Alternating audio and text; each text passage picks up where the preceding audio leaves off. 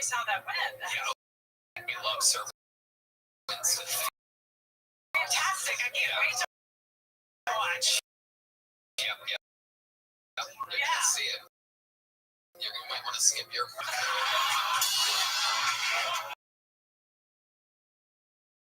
Kelly, last time you were on, you brought an little picture of you and your sister. That's right. Her looked like a cute, normal little girl, and Kelly looked like her. And is your sister Rosie O'Donnell? Comments about that, yeah. Kelly, tell us something we didn't learn about you last time you were on.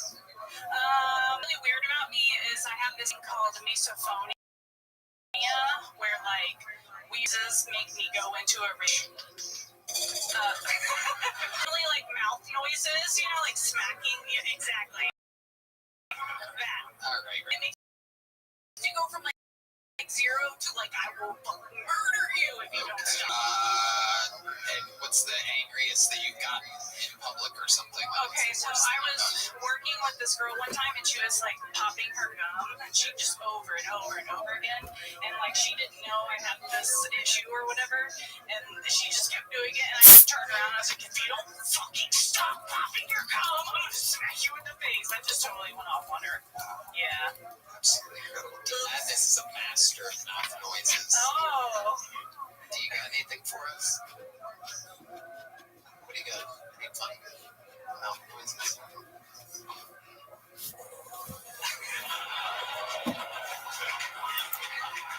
There you go.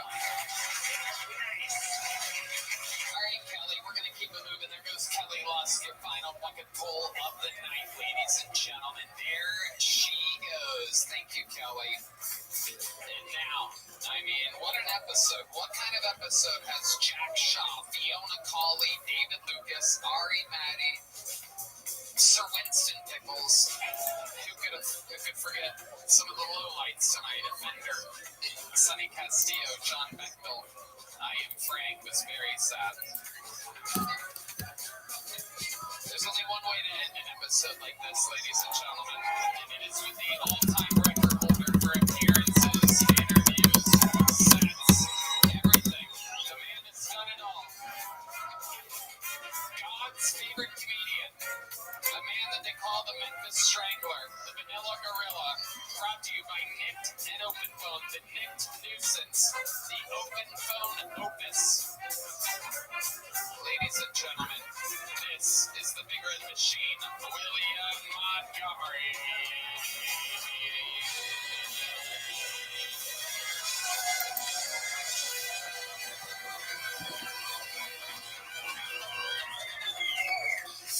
If an alien spaceship crashed right in front of me, I'd probably assume I was about to encounter a female alien.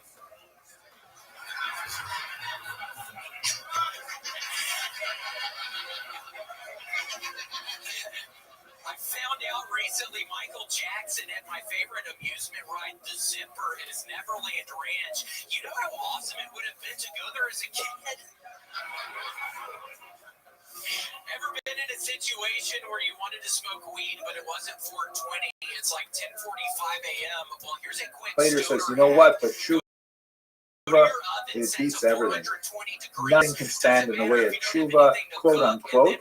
That if you repent, even of the awful things, God will forgive you. This is how. So, saying no, can you rectify tshuva? But later on, he'll talk about it. Because these are things that people don't take seriously. And people do this sin, they don't even catalog it in the brain as a sin. So when they come to do tshuva, they can't think of these things. 5 different things. First, one who eats as a guest at the table of a host who cannot afford the meal. This is a minor form of theft. Says, I didn't do anything wrong. I didn't eat anything that he didn't offer me. So just think about Maimonides, what he's saying here. He's saying that there are times when you take something from another person, and you may not even realize it, because the other person at least superficially offered it to you. What if you, for example, steal someone's time? You're on the phone with them. They say they've got to go. You importune them to stay with you.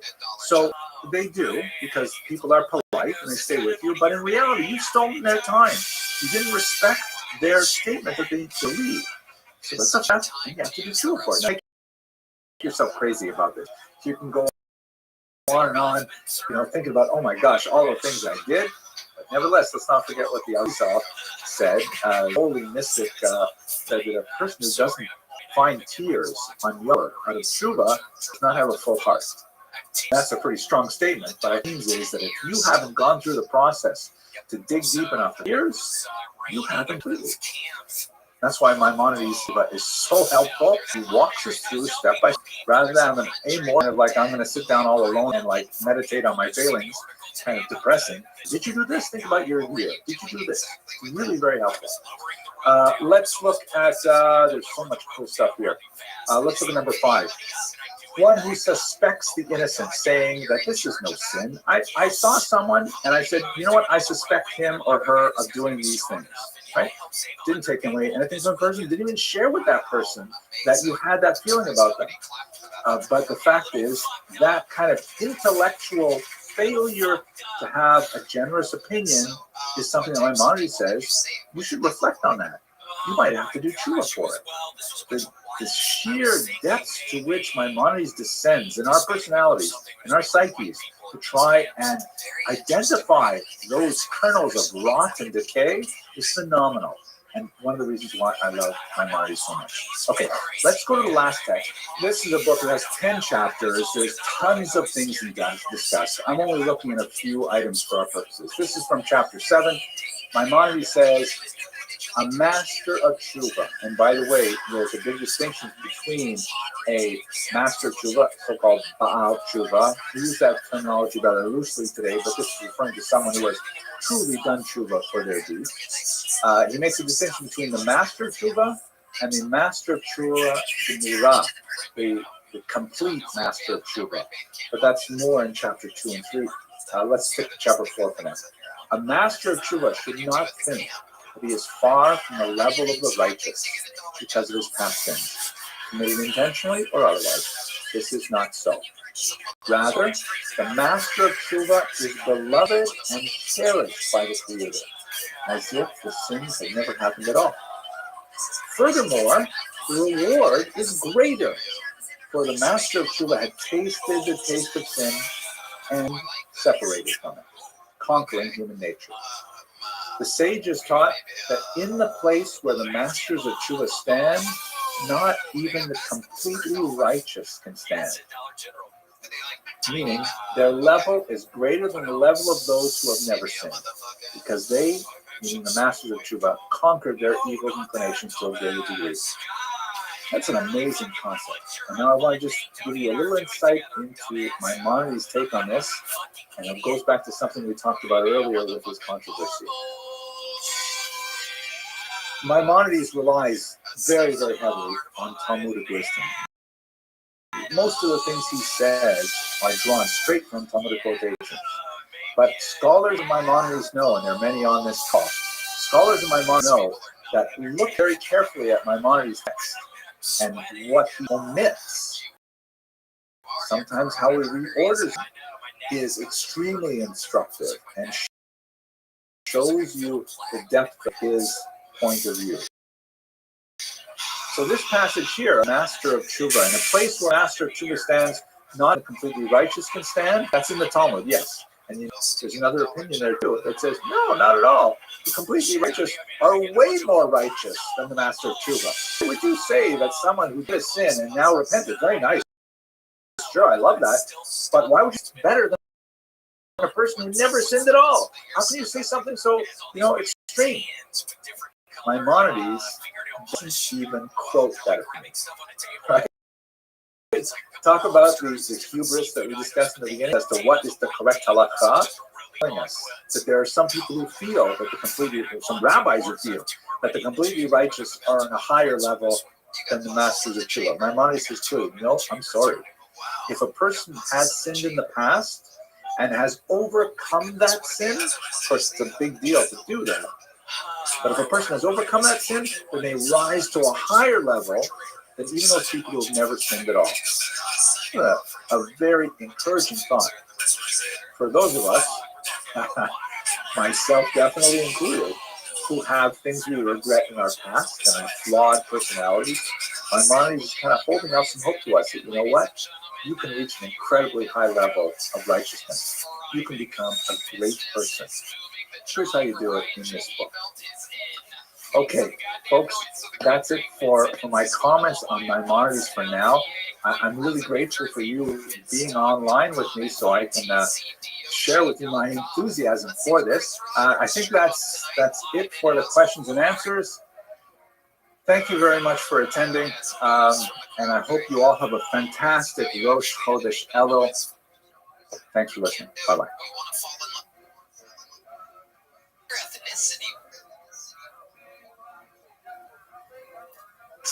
Welcome to Texas. All right, thank you. I've been here 5 years, but yes, thank you for the big welcome. It's nice. Hey, welcome. What are you on? That's the question. Oh, I smell the Halloween. You smell the Halloween. Where do you get this energy from? Good evening. It's a pleasure to welcome everyone. I want to first open by thanking the Adult Ed Committee and Yossi and everybody else for pushing to keep programming even during these complicated times. But again, using the challenges of the day and using them as opportunities to be able to learn and maybe even from speakers that we can't always have in person. We did have Dr. Abramson recently for Shabbos, I think right before the CM Mashas, and that was a fascinating presentation. So it's certainly a pleasure to have him back this evening. Dr. Henry Abramson is the Dean of Federal College in Brooklyn, a specialist in Jewish history and thought, having spoken in many different places. The topic this evening is a very interesting one, and certainly is on many of our minds. A plague and pandemic in Jewish history, perspectives and preparation of the Yom Noraim. As much as we feel like we are in a situation that we have never experienced beforehand, it's not the first pandemic in history, and it's not the first pandemic that has affected Jewish history. And many of the interesting tshuvos that exist throughout the centuries have come up again with Rabbi Kiva Eger and others, Rabbi Salant and Rabbi Purim. There's so many fascinating topics that unfortunately are coming up again, but maybe give us the chizuk that the same way that they arose to and from those situations, and hopefully it was behind them and they were able to move forward, that Yirtzeh Hashem soon we will be able to as well. Thank you so much, Rabbi, and thank you, Mr. Steve, for organizing this talk. I'm really very honored to speak with such a collective island, such an impressive gathering of people. And, I'm a historian, so I spend most of my time thinking about things that already happened, that all are fallen, already over with. What's good, son? Okay. So she wants to ask that question. Ask me what you'd like. I just had one question. Why this server out of a bunch of other Discord servers? I'm in like 12 different servers at once. It's a huge server. Oh, what other servers are you with other than this one? Aiden Ross's, the Fishbowl one, Socialize. I'm in any big server that they'll let me be in. Or do you just choose the bigger servers to get more popularized? Exactly. Oh, smart. That was my only question. Thank you. You're welcome, my friend.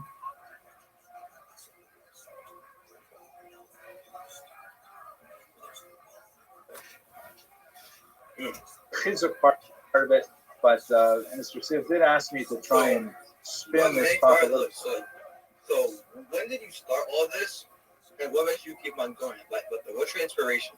Great question. It started during the pandemic.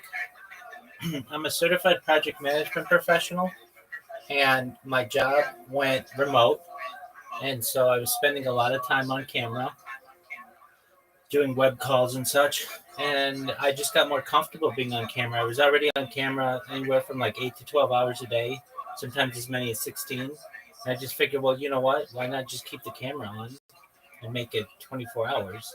And my inspiration is world peace. That's a big one.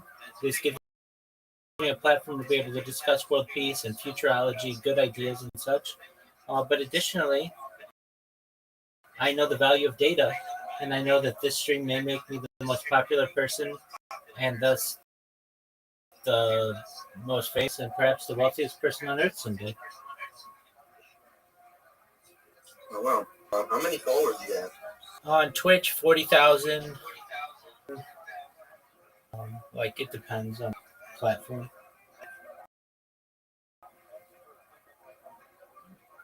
Yeah, that's crazy, man. And how long would this for exactly?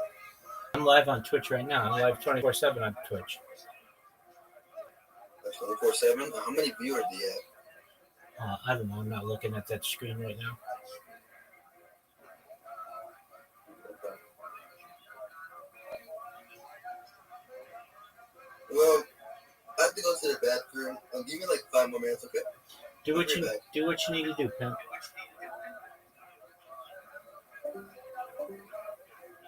Because I too am a. No, relax, folks. It's only jokes. It's only jokes, and that joke is funny. D-Madness. Because I too am a black man. Didn't want to leave him in the dark on that one. No, okay.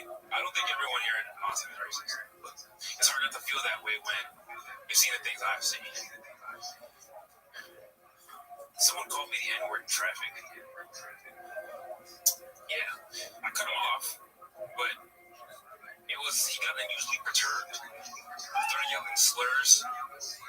Swiped me. He even threw banana peels at my car. That's when I said, I will never play Mario Kart online in the city again. Yes, I have. Okay. Did it go better last time? It went exactly how it was supposed to go. Okay. What does that mean exactly? It went exactly how it was supposed to go. Someone just pointed out that his zipper is down, and that is very sad. We've really taken a turn here. It's very, very interesting what's happening tonight. Some very rugged bucket pools. I don't know if they're underprepared or maybe the nerves are getting to them. How do you feel, Frank, right now? How do you feel? You're looking out there into the crowd. You're staring at them deep in their souls. We're here. We're here. Tony. You are correct. What's up with the wrap around your arm there? Did something happen? Yes. What happened? It's very tragic. What? I donated plasma today. Okay, you do that to make money. From time to time, yeah, I do it. How much money did you get from your plasma today? Not sure. You didn't even pay attention to the amount of money that you got paid strategically for donating plasma, which is what you did to get money today. You know, it's not about the money for me, Tony. I'm in it for the love of the game. All right. Frank, me today. You know, it's not about the money. You didn't even pay attention to the amount of money that you got paid strategically from your plasma today. Not sure. You didn't even pay attention to the amount of money that you got paid strategically for donating plasma, which is what you did to get money today. You know, it's not about the money for me, Tony. I'm in it for the love of the game. All right. Frank, you got a little joke book last time? We're just going to keep it moving, Frank. How about a hand for Frank, everybody? I am Frank. I'm going to fix this. I'm going to fix the momentum in the room right now by doing something absolutely insane. Ladies and gentlemen, I'm going to bring to the stage a man who is eventually going to be a citizen of the United States of America. A man who remains at this moment the Estonian assassin. This is a brand new set from the one and only Ari Matty.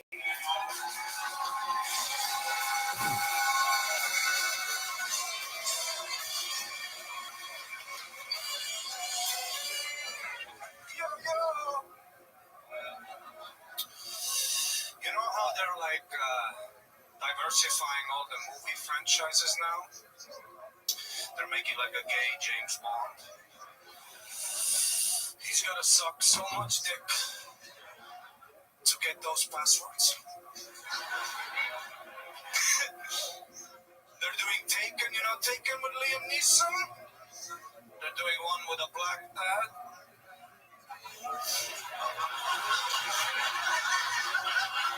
The phone just keeps ringing.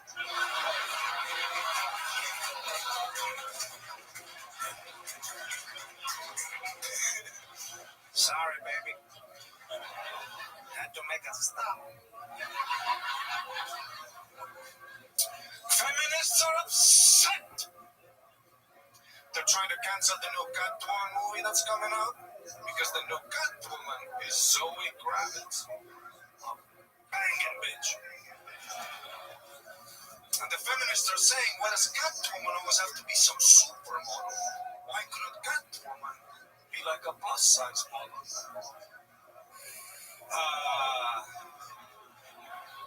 She needs to climb. You ever see a fat cat?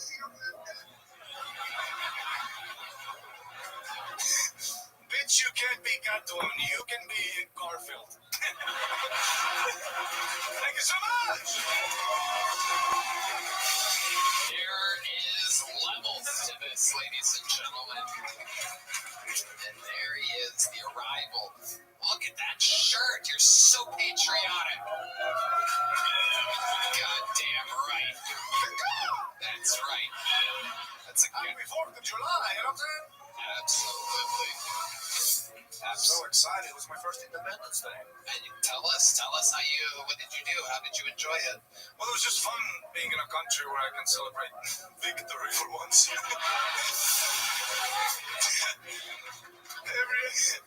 In Estonia, we don't have any of that fucking. We did it! Every one of our holidays is like on this day. 50,000 men, women, and children taken against their will. We got fucked.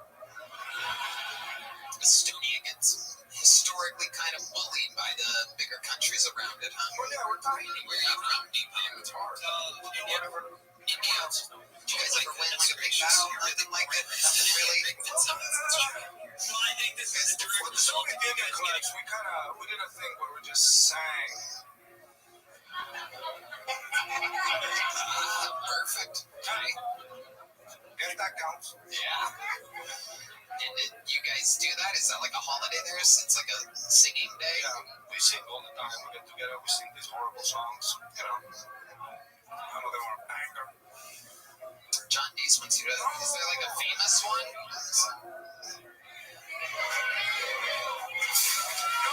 No. You don't want to sing a little Estonian fucking. You I actually don't know any of the lyrics. That's the issue. I've literally just mumbled along my whole fucking life. Okay.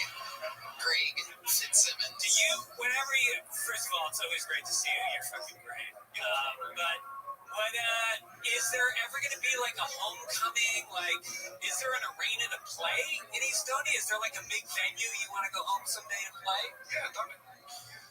No, you have? Yeah. Oh. It's an arena? Not American standards, you know, it's Right. 80 seater, you know. It's Okay. one of the biggest venues we got, you know. Nice. Very Packed it out. Yeah, 81, baby. What do you like to do when you go home? Sauna, you know, dig out sauna. I go to the ball. You ever been to a ball? What's a bog? Ball. What's a bog? You know what a ball is? Nobody knows what a bog is. It's like, see? Oh, a bog. A ball, yeah. Hot springs. It's like, yes, no, not springs, but it's a dirty little spring. It's a dirty spring. Okay. Yeah. But it's quiet, you know. Yeah. Not a lot of ethnic people, it's serene. Nobody talks too loud. Like Shrek wears headphones. He's like Shrek, like Swamp. Like, yeah, Shrek. That was a big movie for us. It was. Shrek is about an imperialistic government taking a man's swamp. It's our Schindler's List.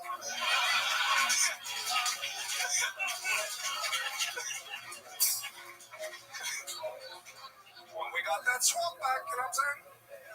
The jokes were just unbelievable tonight. I mean, probably the best set of the night. I mean, absolutely incredible. All of it's so funny. A movie-themed set, because shit is crazy out there. They are really making some movies. Yeah, make your own shit, bitch. Yeah, they're doing some wacky stuff.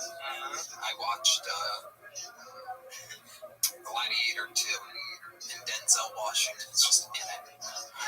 He's just in it throughout, and it just is impossible to not every time just go like, what's going on? What are we doing here?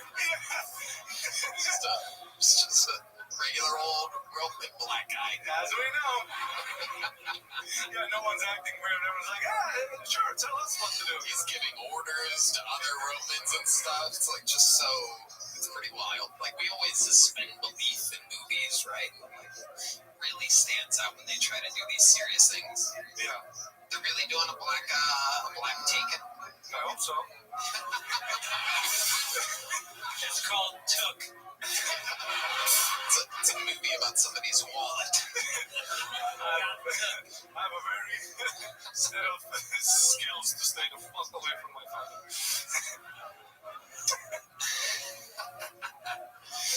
Very fun. Well, Ari, I mean, you absolutely fucking destroyed. You did it again, Ari. Ladies and gentlemen. We're going into overtime here. Let's get one more fucking full up here. Make some noise for Kelly Lusk, everyone. Kelly Lusk. Our 10th fucking full. Hello, everyone. So, I have this gay friend. He's gotten into some pretty wild butt stuff lately. So now whenever he farts, it just goes... Tony has the same thing. You know what I'm talking about, right, Tony? Yeah, he's probably over there eating right now. My friend's name is David, but I call him Anal Cave Dave. I think that's appropriate. And then he recently told me that he started getting into feet. He likes sucking on toes. And I was like, oh man, if somebody was like sucking on my toe, the only thing I can think about is when I go get a pedicure, the fucking cheese grater they bring out to grate the Parmesan off of my feet. It's like an Olive Garden, people. Just tell me when. Okay, I'm done. Fucking disgusting. I know. Kelly Lusk. Getting back to that bucket, we have a demented bucket here tonight. I don't know if anybody's paying attention to it. We've been saved by a lot of golden ticket winners and regulars. Sir Winston Pickles was the highlight of the bucket. How was that? I was You know curious. Sir Winston Well, Pickles? I saw them and I was like very curious how that went. Yeah, oh, it's great. We love Sir Winston Pickles. Fantastic. I can't wait to watch. Yep. You're Yeah. gonna see it. You might want to skip your part. Kelly, last time you were on, you brought an adorable picture of you and your sister. That's right. Her sister looked like a cute, normal little girl, and Kelly looked like That's the Nolan boy. her. Is your sister right there? I should like see like an interview with So many comments about the Rosie O'Donnell. A lot of comments about that, yeah. Kelly, tell us something we didn't learn about you last time you were on. Let's see. Something really weird about me is I have this thing called misophonia, where like weird like noises make me go into a rage. It's normally like mouth noises, you know, like smacking. Yeah, exactly that. All right. It makes you go from like 0 to like I will murder you if you don't stop, like that. You know, what's the angriest that you've been in public or something? Okay, so I was working with this girl one time, and she she was like popping her gum, and she just over and over and over again, and like she didn't know I had this issue or whatever, and she just kept doing it, and I just turned around. I was like, if you don't fucking stop popping your gum, I'm gonna smack you in the face. I just totally went off on her. Yeah. Absolutely incredible. This is a master of mouth noises. Oh. Do you got anything for us? What do you got? Any fun mouth noises?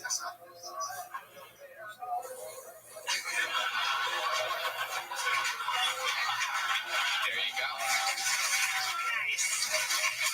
All right, Kelly, we're going to keep it moving. There goes Kelly Lusk, your final bucket full of the night, ladies and gentlemen. There she goes. Thank you, Kelly. And now, I mean, what an episode. What kind of episode has Jack Shaw, Fiona Cawley, David Lucas, Ari Maddie, Sir Winston Pickles? Who could forget some of the lowlights tonight? Offender, Sonny Castillo, John Bechtel. I Am Frank was very sad.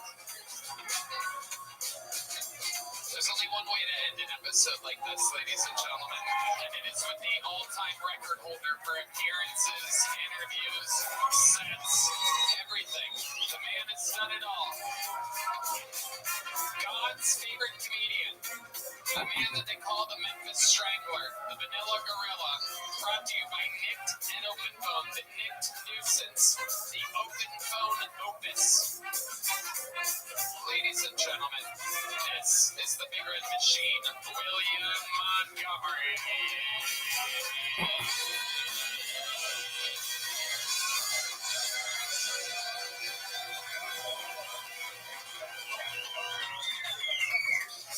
If an alien spaceship crashed right in front of me, I'd probably assume I was about to encounter a female alien.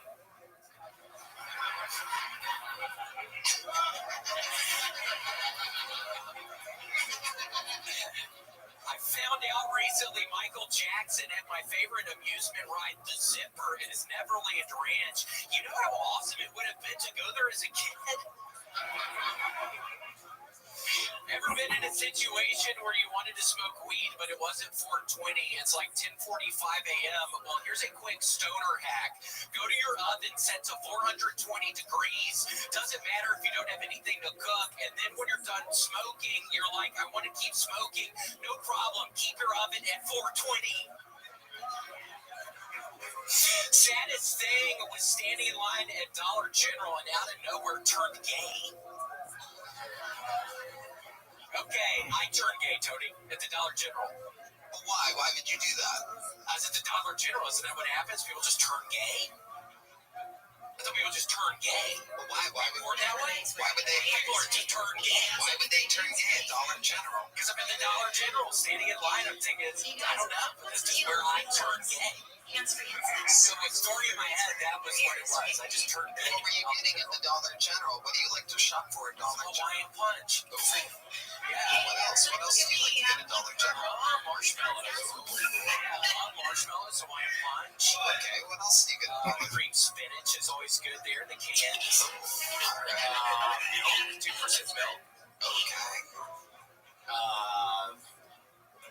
Maybe a toy or something. I don't know, Tony. But yeah. What kind of toys? What kind of toys have you bought at Dollar General? Oh man, you get the little Legos. This guy doesn't want to hear about any of it, Tony. Wow, this shit. It is such an odd time to use the restroom. Take your husband, sir. Oh, you wish. Wow, doing a little crowd work over there. This guy's on fire tonight.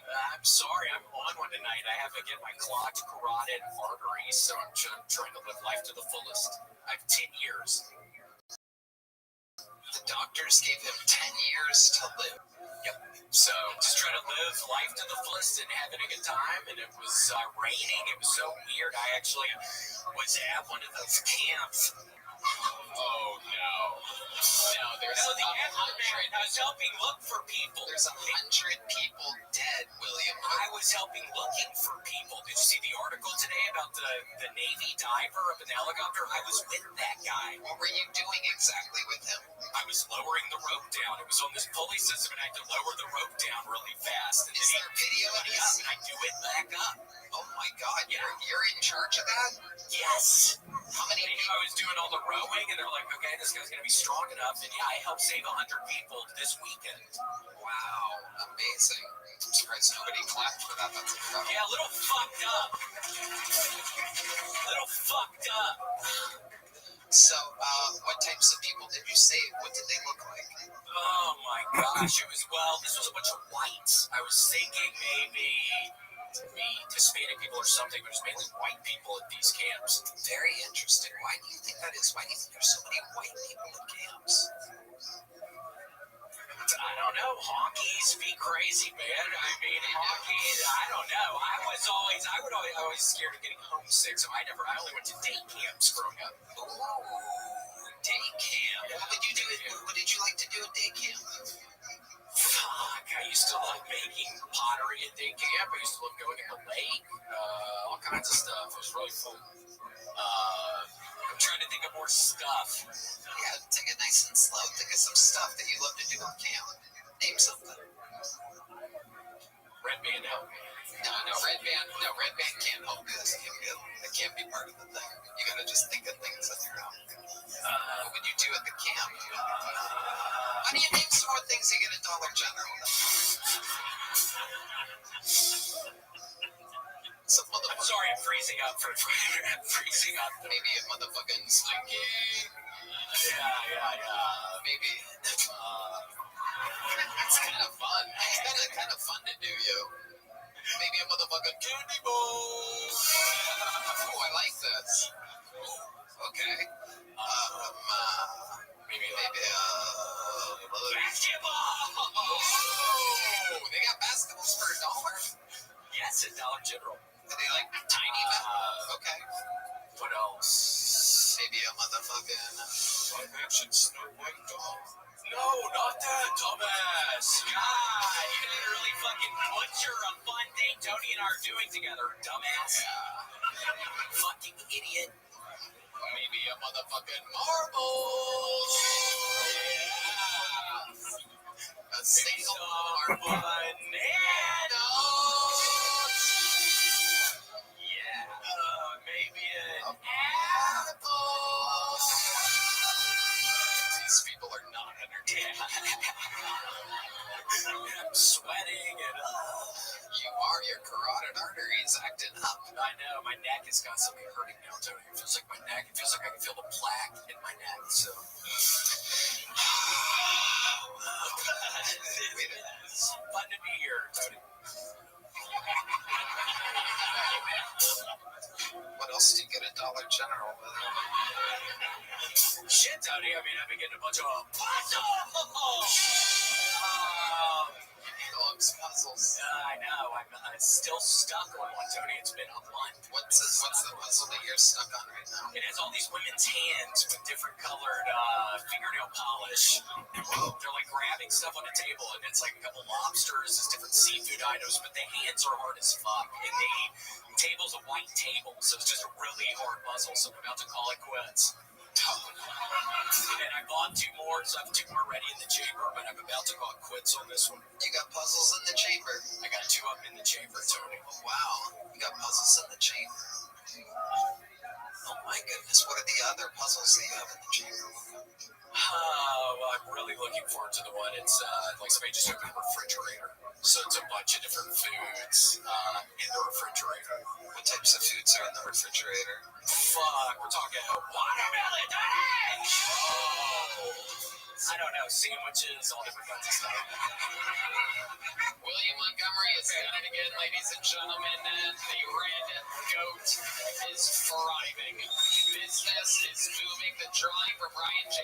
Ebelt is in. Make some goddamn noise to the great Fitzsimmons. He's going to La Jolla, Pottstown, PA, Point Pleasant, New Jersey. Fitstock.com and FITDOG.com. Let's see what Chris Rogers drew up to. How about one more time for the best damn band in the land, huh? Thank you to Nick, Nicotine Pouches, and Open Phone. This was someone. Did you guys have fun tonight? So did we, right, Ann? Check out the Sunset Strip, sunsetstripatx.com. Love you guys. We love you guys. Thank you so much. Good night, everybody.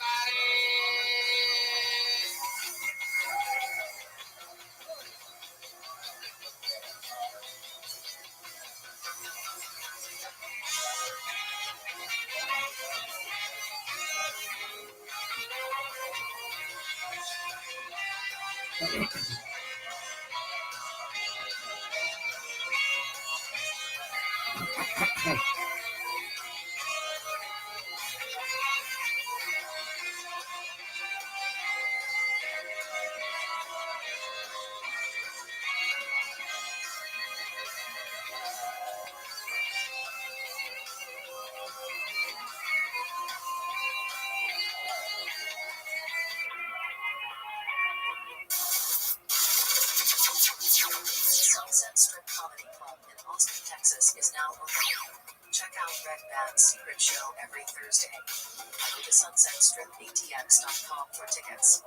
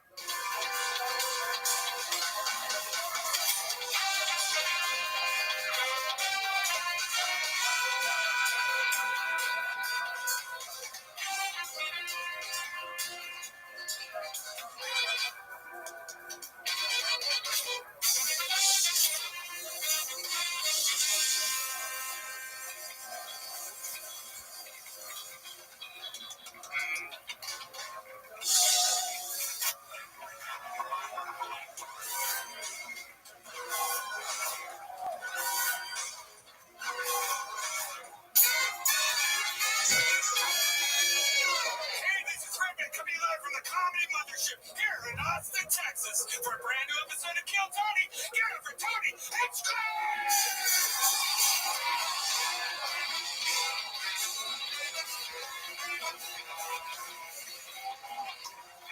Who's ready for the best fucking night of their lives, huh?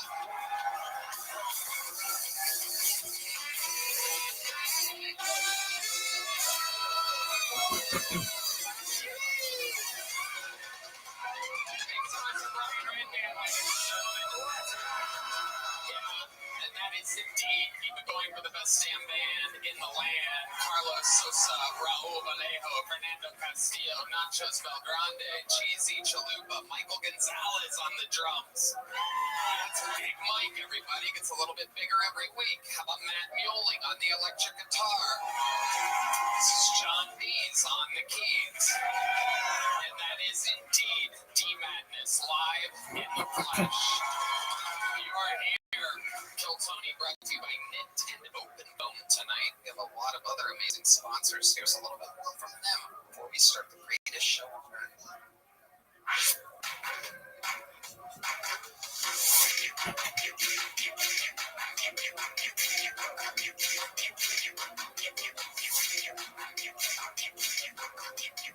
You guys ready to start tonight's show? Every single week, I book one or two of the funniest people in the world to say one guest episode because he's literally one of the best in the history of the show. For those of you that have been watching for the last 12 years, you will probably note that this guy is one of the record holders for all-time appearances as a guest on the show. I grew up on this guy, listening to him on Howard Stern. When I started at the Comedy Store 18 years ago, I realized, wow, without a doubt, one of the best stand-up comedians on planet Earth. 12 years ago when we started the show, he began as a guest. He's back tonight. Ladies and gentlemen, let's see how loud this place can get for the great and powerful Greg Fitzsimmons, everybody. One of the best. One of the best to ever do it. The great and powerful It's a little bit not direct, and so towards the end, hopefully I will share at least what I get feedback from. So I have two things basically to start with. The first thing, as Rabbi Jacques said, we have been here before. We, as a people, have experienced just about everything this world has to offer, and plagues is certainly among them. This is, for example, a fascinating document from the Jewish National Library of Israel that is a prayer composed in Bombay, of all places, in three languages here, specifically regarding a cholera outbreak that occurred in 1896. So we know from plagues, we have a lot of historical memory to relate to this. At the same time, we've never been here before. This is truly an unprecedented era in so many ways, and perhaps the most significant thing about it is the advent of new technologies that allow us to overcome some remarkable challenges associated with the pandemic. In two ways. One is we have the reasons for the plague in the first place, is rapid, inexpensive global travel that allowed the plague to be detected in the closing weeks of 2019, and then shortly thereafter finding it on our own shores. This is something which allows the plague a tremendous vector of acceleration that we haven't had historically, but at the same time, we have never had the internet before. And so while the plague drives us apart as a community, something which is very antithetical to so much of Jewish culture, the centripetal force of Jewish gregariousness drives us back together, and we're able to do it with things like Zoom seders, for better or for worse. What does that mean for us as a society? Zoom definitely has, for example, a potential caustic effect on Jewish civilization, breaking apart those things which we worked so hard to bring together. And although we may right now rejoice in the ability to be connected, including in this very sheer, there are tremendous dangers associated with it. But perhaps with great understanding of the past, we may on our own come up with some better suggestions. So I have three objectives for our discussion tonight. The first is to give a brief overview of plague and pandemics in Jewish history. It's a very cursory, superficial overview, but I think it's an interesting, lesson derived. Second, perhaps some thoughts on our communal responses so far, meaning as far as the pandemic goes, how have Jewish community or communities adapted to our challenge? And finally, at Mr. Sisson's insistence, since we are now in Elul, what does this mean perhaps on a personal level for how we orient ourselves towards the young and selfish. And I'll share with you some own thoughts, and perhaps they may be useful for you as well. So let's go to the first objective, which is to discuss the historic. Sure, we have spent a lot of time thinking about pandemics ever since really Eusebius and Brian. As you can see here from the Golden Haggadah, 14th century Spain, Haggadah, we have enjoyed all kinds of artistic depictions of the plagues in Egypt as part of our founding identity. There's a group of ideas that make up the Jewish self-image. It's so wrapped up with the plagues that affected Pharaoh and the Egyptians and then allowed us to be free. You can see here the depiction of boils is something we certainly, we're trained as children to appreciate what this must have meant. And here's a beautiful Art Deco example from another Haggadah. This is the Eisenstein Haggadah of 1920, and you can see, very evocative, somewhat cartoon-like depictions, but certainly we grew up with these images. These are things that affected our psyche right from the very beginning. And so we are no strangers to plague and pestilence. The vocabulary of contagion will certainly change over time. Beginning with our earliest texts, the Bible in particular, there's a lot of discussion of different kinds of nega, different kinds of plague, sarash, and so on. We have, obviously, when you look at these earlier sources, a lot of supernatural etiologies, meaning the reasons why people receive these plagues are primarily associated with divine punishment. In the case of the Egyptians, obviously, but also in the case of, for example, Miriam with Lashon Hara, the idea of character assassination resulting in a type of plague. So it's not necessarily a scientific model by our contemporary standards, but a lot of scientific responses evolved as a result. The biblical precedent describes quarantining, although not using that term, which was, of course, invented much later to indicate specifically a 40-day period of isolation, hence the word quarantine, and even social distancing, sending someone outside of the camp is something that we find in our earlier sources. We also have a lot of fascinating discussion in our earlier sources about vectors of infection, like homes that are infected, clothing that is infected, whether you can sit on a blanket that has been infected, all kinds of things like this they're rife in the earliest texts and also in the oral tradition that follows them. And I would like to suggest perhaps that this early concentration on plague may have propelled many a young boy into the medical profession and later, of course, young women as well. But if we skip over the biblical texts, which have some very rich depictions of plague affecting both Jews and non-Jews, including some kind of fascinating dilemmas like David's dilemma, which we actually read every day in the weekday Shacharis, when David says to God, he's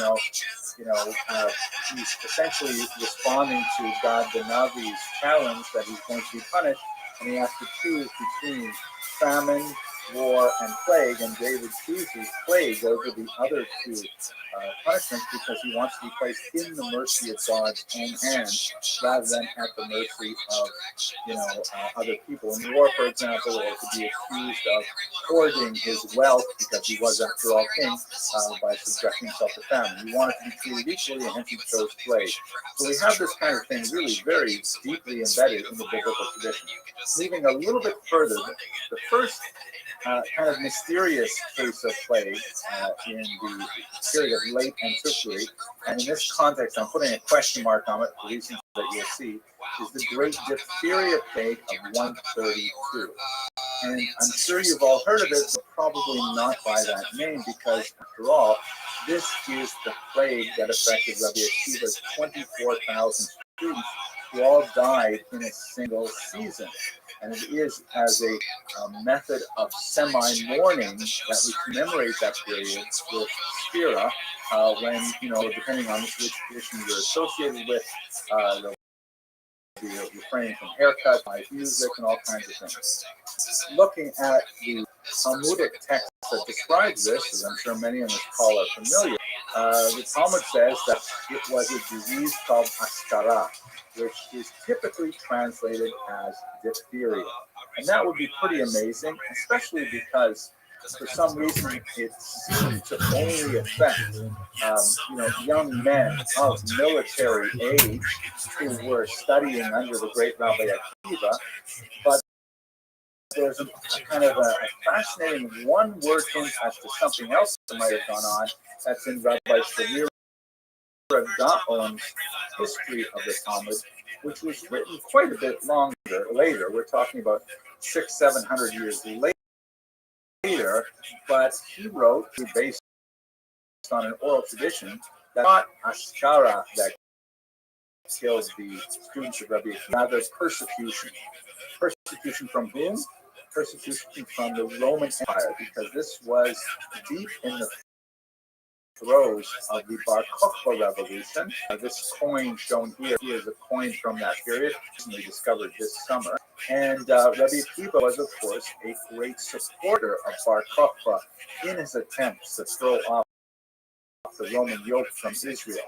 It ended terribly with the Romans, after a hot battle, eventually rebellion and destroying the nation in the province of Judah, and putting Rabbi Akiva to death in a way, the flesh off his bones with the iron rods, the iron rakes.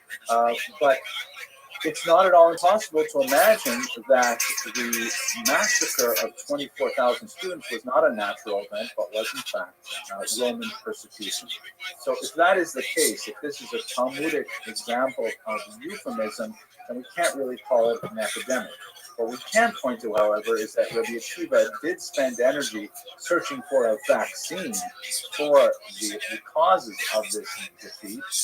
He argued that it was primarily due to the students not showing proper respect for each other, and their lack of collegial respect led to the divine punishment in the same kind of way that we saw in the biblical period, and that's really what was the fundamental reason for their downfall. So we really can't take any hard and definitive lessons from the diphtheria epidemic. And let's look at the 14th century, which is the period which is typically known as the plague, definitive article plague, and that is, of course, the bubonic plague. This is a disease that ravaged Europe and the Mediterranean basin in the middle of the 14th century.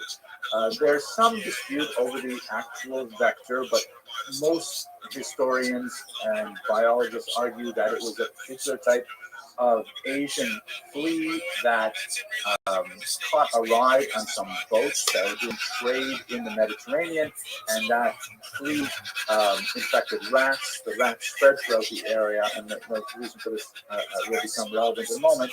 And the mortality rate was incredible, as high as 50% in some communities, until it finally wore itself out. But an absolutely devastating death within the space of just a few years fundamentally altered the trajectory of European civilization and required the development of new technologies. Ironically, in many ways, is very similar to our own time. Let's look specifically at how the Jews encountered this period. So one of the things Jews often believe is that there was kind of Jewish relative immunity to the plague for one of several reasons. It turns out that none of these reasons actually have any scientific basis. For example, the notion that Jews were cleaner. That is probably true because Jews would typically bathe an astounding once a week, which was considered, just unhygienic for medieval standards to bathe so often. But bathing in honor of the Shabbos once a week is certainly not meeting any kind of standard of hygiene that would, successfully repress any kind of contagion. Secondly, Jews wash their hands before eating, at least before eating bread. But this was typically done with water. It was done with any kind of lipid, any kind of soap, which, as we know, is something that breaks down the coronavirus, for example.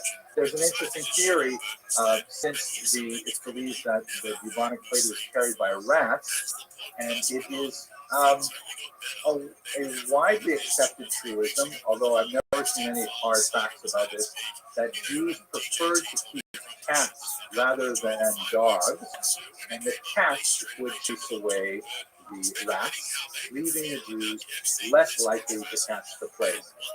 Once again, we do have some passages in the Talmud that say one should not own a bad dog or a dangerous dog. Nothing that I'm aware of that specifically prohibits cats, but it's hard to believe that this is really a significant factor. What was probably true is the opposite, that the Jews likely suffered much worse than non-Jews, because Jews are historically quite urban in nature.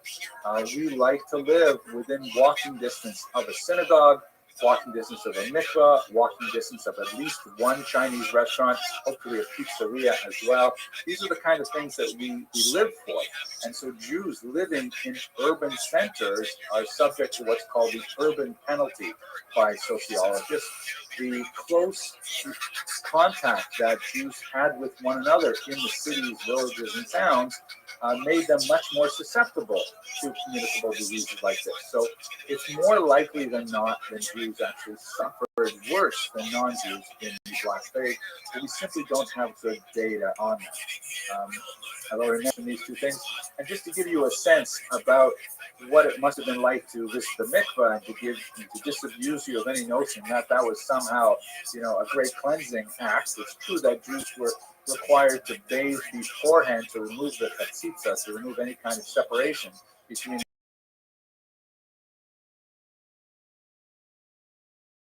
a mikvah, which still exists actually from the 14th century in Carpentras, France. I was very fortunate before the virus to be able to visit this location is, I think, a year and a half ago. And this short video, which I'll show you now, shows you two mikvaot in the basement and the sub-basement of this 14th century synagogue in France. It's on the Rhone River. The upper one, which we'll see first, was built in the 18th century, and that in itself is fascinating. And the second mikvah, which we'll see towards the end of the video, it's only a 2-minute video, you'll see what it must have been like to visit a mikvah in the 14th century. Here we go. The basement of the Carpentras Synagogue houses the original women's section, where women would have gathered for services. Miss Aquarius. Through a vent in the roof. According to a Christian visitor, Miss Aquarius. In 1599, they were. Miss Aquarius. Can you hear me?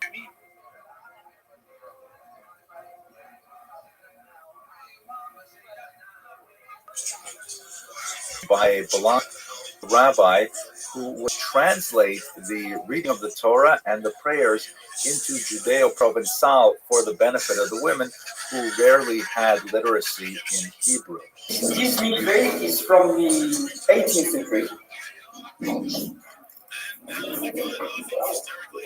Okay, and the mikveh used in the 18th century and onward was more similar to modern-day mikvahot, which would be heated and filtered, and using water in a separate container, which we'll see shortly, that was actually conformed to the requirements of Jewish law, whereas the place where people would immerse was primarily a more comfortable place with heated and clean water. Okay, so this was the 18th century, the water from the mikveh. So you put some wood under, and you make it heat, and then the water goes. In the basement of the 14th century Carpentras Synagogue is the community mikveh, a ritual bath. You can see that the water is still quite clear. It's fed from an artesian well. The light dusting on the top of the water is from the flecks that come off the limestone walls. Originally, of course, you would have descended here in candlelight, which must have really heightened the mood of solemnity associated with the ritual immersion, since no natural light can descend into the space.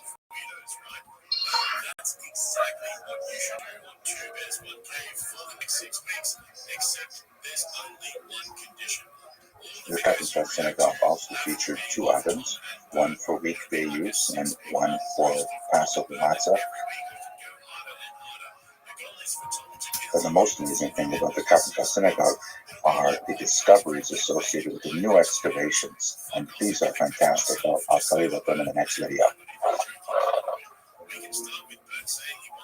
Okay, so you get a sense of what it must have been like to immerse in the mikvah in the 14th century. In no way would it be a sufficient barrier against contagion. Now, what definitely Jews did feel during the 14th century was the social upheaval that went along with the devastation of the Black Plague. All troops of penitents, Christian penitents, who viewed the plague as a massive punishment from God, would travel around Europe. They were the so-called flagellants. You can see here that they're actually whipping themselves as a form of penance for their imagined sins. Here's another example of flagellants from that period. And they would go around looking for, people to repent and to force them to repent. And the Jews were often a likely target, as we shall see. Here's some absolutely terrifying examples of the artwork that came out of the Black Plague. This particular series represents death as a kind of egalitarian marauder who will take people from all levels of society. Here he takes a nobleman in his knight's armor. He takes a wealthy merchant. You can see in the background the hourglass indicating that his time is up. Nothing will help him. Even a young couple out there in Nicopolis. And this particularly terrifying example of a young child being taken away from a poor family. There was no distinction made as to place in society whatsoever, including the Jews. And the Jews, of course, as a result of this, suffered from tremendous violence. The Jews were typically blamed for the spread of the disease because it was widely believed that the Jews had entered into a pact with lepers, had taken their diseased body parts and dumped them into the wells of Europe to poison the water for everyone. This is actually a St. Valentine's Day massacre from 1349 in Strasbourg, France, and the Jews are featured here being publicly burned because it was believed that they were at the center of this. There's actually a lot of connection to modern day thought, specifically in the notion of a conspiracy theory that Jews had found some partners that they could bring into this conspiracy that was deeply misanthropic in nature. This particular example from Joshua Trachtenberg's The Devil and the Jews, a very heroic work on anti-Semitism written right at the beginning of World War II. It shows a sort of oriental turban. Often Christian artists use that to try and designate the Jews as being exotic and different. And on the cross is the victim of a blood libel charge. The argument that Jews used to kidnap and kill Christian children in order to take their blood for various purposes. And in this particular example, in his left, the Jew is holding a little pouch, body parts, the cast-off body of lepers. He's putting well, and out corkscrewing from the water is some kind of devilish demon who urinates his poison back into water, thus spreading the contagion throughout Europe. This is the idea of Jews being blamed for the illness. We see this particular theme of Jews and the illness really from the Black Death all through to the modern period. The Nazis were very fond of portraying Jews as vermin. This example here, Nazi propaganda from Poland, shows that you should be aware of Jews, be frightened of Jews because they carry typhus. There's actually some specific connections with here's something also from the Nazi period that gives across the conspiracy notion that at the center of das Jüdische Komplott, the Jewish conspiracy plan, there are all these groups and they're naming all these, including Roosevelt, Churchill, and none of whom were Jewish, of course. They're somehow connecting Moses' son, who are all involved in this major conspiracy. And just to give you a little chill, I felt this chill. This particular map published in a British paper that also has this kind of like conspiracy feel to it of flowcharts. And although there are the sort of ominous looking silhouettes of Jews, it's clearly labeled as a very Jewish document with Yeshiva University, Sar Academy, Young Israel portrayed as vectors along which the contagion would spread.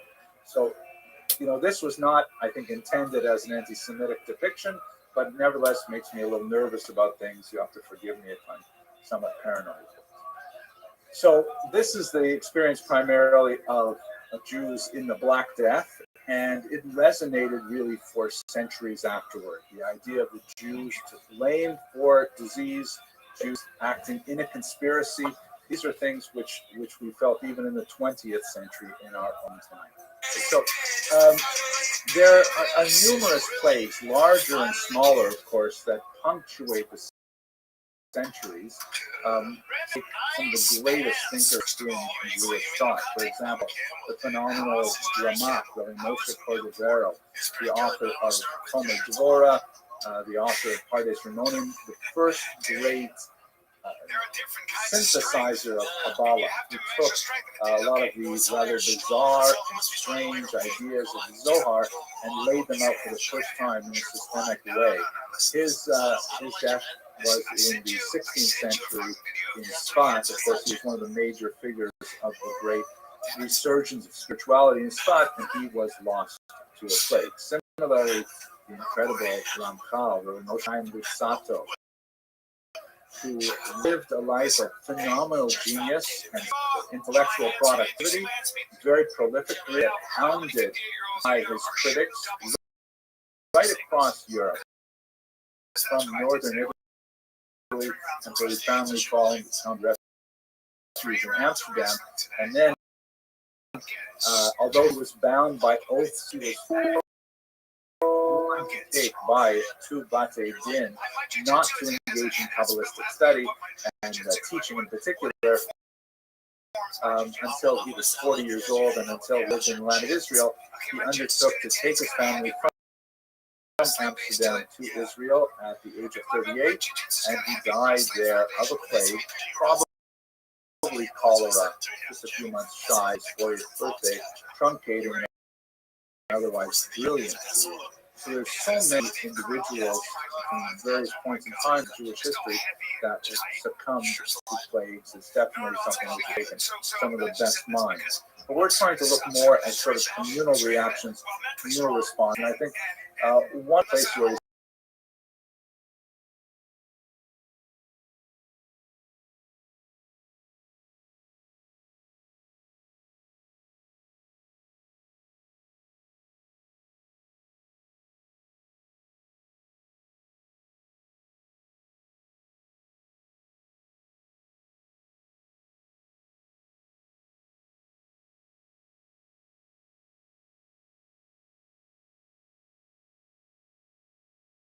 many Jews were turning to these kind of extra-rational Kabbalistic devices.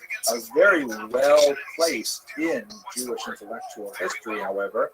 The amulets are pretty much as old as Jewish writing. But people like Rabbi Yonasan Eibeshitz were heavily criticized for creating various types of amulets like this one, which were designed to ward off contagious disease. This is, of course, before we had any kind of an inkling of the scientific basis for contagion, although the Talmud does point to a lot of common sense rules about how to avoid crowded places and avoid certain types of contaminants. Nevertheless, there was no real communal strategy other than sort of isolation and the use of these amulets, for which, by the way, Rabbi Eibeshitz also suffered tremendous persecution. We begin to see real changes in the later 18th century with the scientific innovation of vaccination. Vaccination, you might, if you studied any Spanish, you may recognize the word vaca there, or cow, because many of our early vaccines were based on cowhide. It basically involved, and this is something that, by the way, the Chinese have had for centuries and centuries. They would take, for example, the carcasses of diseased animals, and they would grind their flesh sometimes into dried out powders, and they would inhale the powder to try and give themselves natural or an acquired immunity. This came to Europe in the 18th century as Jenner and others began to experiment with this. They didn't get injections right away. They would kind of like do things like, roughen up the skin on the forearm and then lay on a piece of flesh from some kind of animal to try and develop, or from the diseased skin of someone with, for example, smallpox, which was a tremendous scourge of the era. And as this began to become much more prominent, Catherine the Great, the Tsarina of Russia, mandated the first of wide-scale inoculations. We begin to see that Jews are coming around to this new science as well. In a famous work, the Ale Trufa, a very early modern work of medicine by Rabbi Avraham ben Shlomo Nansif, he specifically argued for vaccination as early as 1785. This is after tragically losing two of his own children to smallpox. And the Jewish rabbinic mindset adopts this very early on. You see very strong leadership, particularly in Germany. The Sefer Israel, a very, really the premier example of kind of Yekish values of modernity and Torah simultaneously, strongly urges Jews to adopt this methodology. And of course, we have great figures like Jonas Salk, shown here, an American who discovered the vaccine for polio. And this is something that is very entrenched in Jewish thought, and I'd like to come back to it a little bit later, but the adoption of science and data-based approaches to contagion and to disease becomes very prominent in the early modern period. Jews are early adopters of this, and they believe in science, and the background of Jewish culture is really quite amenable to the adoption of science. All of the Kabbalistic remedies and things like that are not necessarily invalidated by science, but they can, sort of support science or vice versa. But there's no question that Jews begin to believe in science as a valid reaction to representation. At the same time, you have more standardized responsa literature that clearly indicate that social distancing techniques should be employed. In the infamous cholera epidemic of 1831, and this is, by the way, before it was discovered that cholera was a waterborne disease, and if you could track down the source of the bad water, you could really take care of the disease as a whole. When people didn't know where it was coming from, Rabbi Akiva Eger put out some really fascinating social distancing regulations. He argued that minyanim should not be larger than 15 people at a time. And amazingly, he also argued that if necessary, and this would be Congress Pullman at the time, the non-Jewish police authorities should be brought in to enforce maximum minyan size. Can you imagine, calling the police to make sure that we don't have more than 15 people in a given minyan? But that is precisely what Rabbi Akiva argued for. He also introduced a fascinating chiddush, which I didn't realize until I started doing research for this, which has become the de facto custom of Ashkenazi synagogues. The custom was, and of course if you read Shulchan Aruch and the Ramah and so on, there's a lot of regulations about this that seem kind of strange when you think about our current practice. But the custom was, particularly in the Posen region, that only one person said Kaddish per davening. And that meant that if you had multiple people who were in a velus, they had to, figure out Kedima. They had to figure out who had priority over the other. But according to the questions that were put to Rabbi Eger, the demand was so significant after the cholera epidemic that he ruled that many people can simultaneously recite Kaddish. And that is, in fact, the dominant minhag in Ashkenazi shuls today, that everybody who is an Avo says the mourner's Kaddish together. And you can have, Rahman al-Islam, 20, 30 people saying Kaddish at the same time, and that's largely because of this cholera epidemic and Rabbi Akiva Eger's response to it. Also very well known, although somewhat disputed in its details. There are a few different accounts, and it's hard to exactly tease out what are the particulars. But apparently, the most popular version of this is that on Erev Yom Kippur, which is of course a fast day, Rabbi Yisrael Salanter got up, and because of the cholera epidemic, he made kiddush in front of the entire congregation and ate in front of everyone in order to indicate that the impetus to preserve one's health actually overrules the laws of fasting and Yom Kippur, and he demonstrated it with his own body in order to make sure that no one would have any questions about it. And perhaps here I should return to really something I wanted to say earlier about the Jewish mindset that I think predisposes Jewish civilization towards a science-based approach. It's very clear in my reading, at any rate, of halakha, that we have this concept of Tamira Sakanta Misura. I'm sure the Rav, perhaps in the question and answers, he can give us much more enlightenment on this. But the concept is that danger is more serious than prohibition. In other words, a physical danger to life or health takes priority over a religious injunction. There's a whole simon, a good chunk of a simon in Yoreh Deah, in the Shulchan Aruch Code of Jewish Law, that goes through all kinds of bizarre practices that would normally be forbidden. But if they have a chance of being an effective therapy for an illness, then they should be adopted, because of this concept that a danger to health is more serious than a religious injunction. I think, it reminds me very much of my own grandparents and my own parents. I think this is kind of drilled into our Jewish psyches from our childhood that you got to take care of your health first. And I believe they were probably, channeling hundreds and hundreds of years of Jewish intellectual tradition when they were teaching them. Anyway, we see this very clearly with Rabbi Yisrael Salanter's activity, Rabbi Akiva activities, and other things.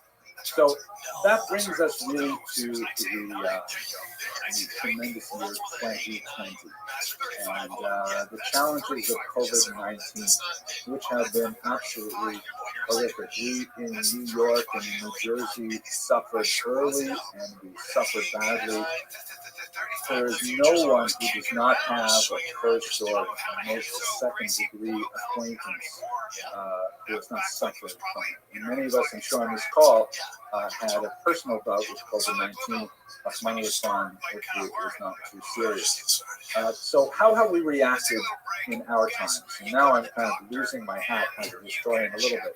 I think one of the most fascinating aspects of COVID-19 in Jewish history is that the prevalence of worldwide rapid communication allowed posting like Rabbi Herschel Schachter shown here, an extremely important American posting, to not only respond to questions related to this illness, but to even proactively legislate, which is, by the way, something which is not typically the way halacha works.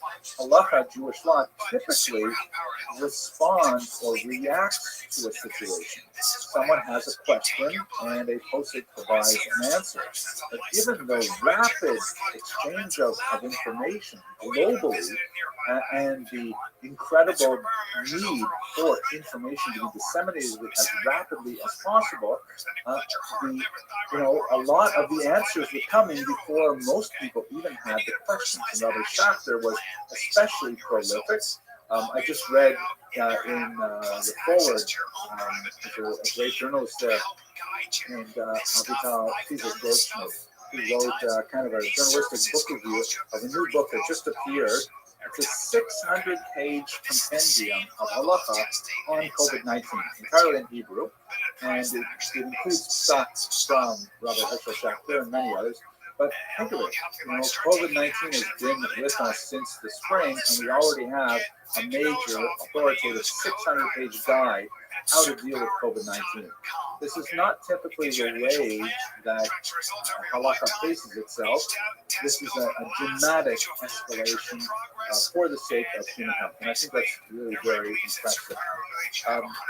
And in that, of course, there are many surprising leniencies and for many surprising stringencies.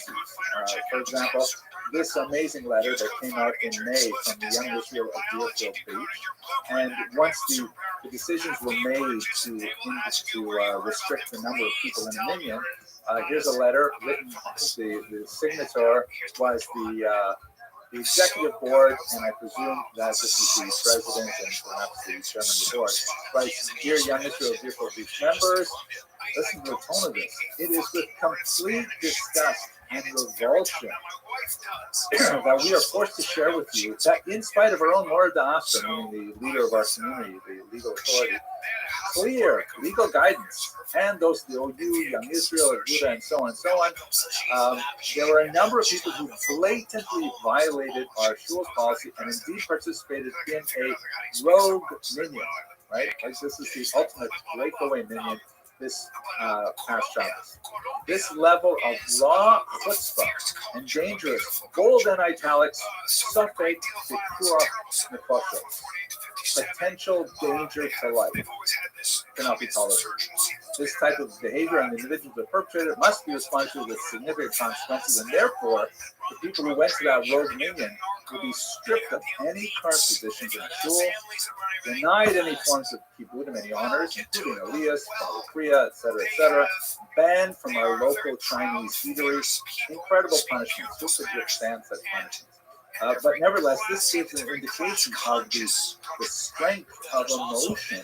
But on the one hand, people here who went to the rogue minyan, after all, they are thinking that they are fulfilling God's word by attending a prayer quorum, but at the same time, by violating the community standard as set down by the Rav, they're crossing a red line that incurred such a public rebuke that was posted all over the internet. So these are some of the social challenges that we are facing in our own society that may have, some political background to them, but I do believe that this concept of a health danger is more serious than a religious prohibition is ultimately what's going to drive us through. So what I'd like to do now, and now I'm definitely, my historian hat is almost completely fallen off my head because I'm going to address Mr. Steve's suggestion that we see if we can derive some direction for ourselves going into the Yom Noraim.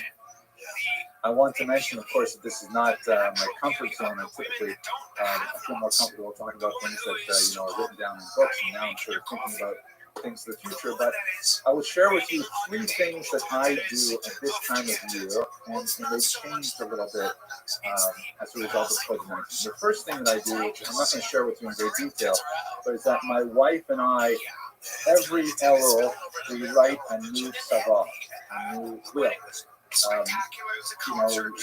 This is not specifically the last will and testament for the disposition of our property and assets, but it is an ethical will. This is a very old tradition that many Jews have. It goes back easily to the Middle Ages and beyond, of writing a letter to your children about what you value and hoping that they will continue. And we write a different letter for each of our children and our children-in-law and our grandchildren, trying to say something meaningful before them, because Rabbi, who knows what's going to happen in the coming year. By the way, just a small side point, I can't help mentioning it to you. Perhaps the most famous tzava of all time, the famous ethical will of all time, is that written in around the 12th century by Rabbi Yehuda HaChassid, very important Ashkenazic figure.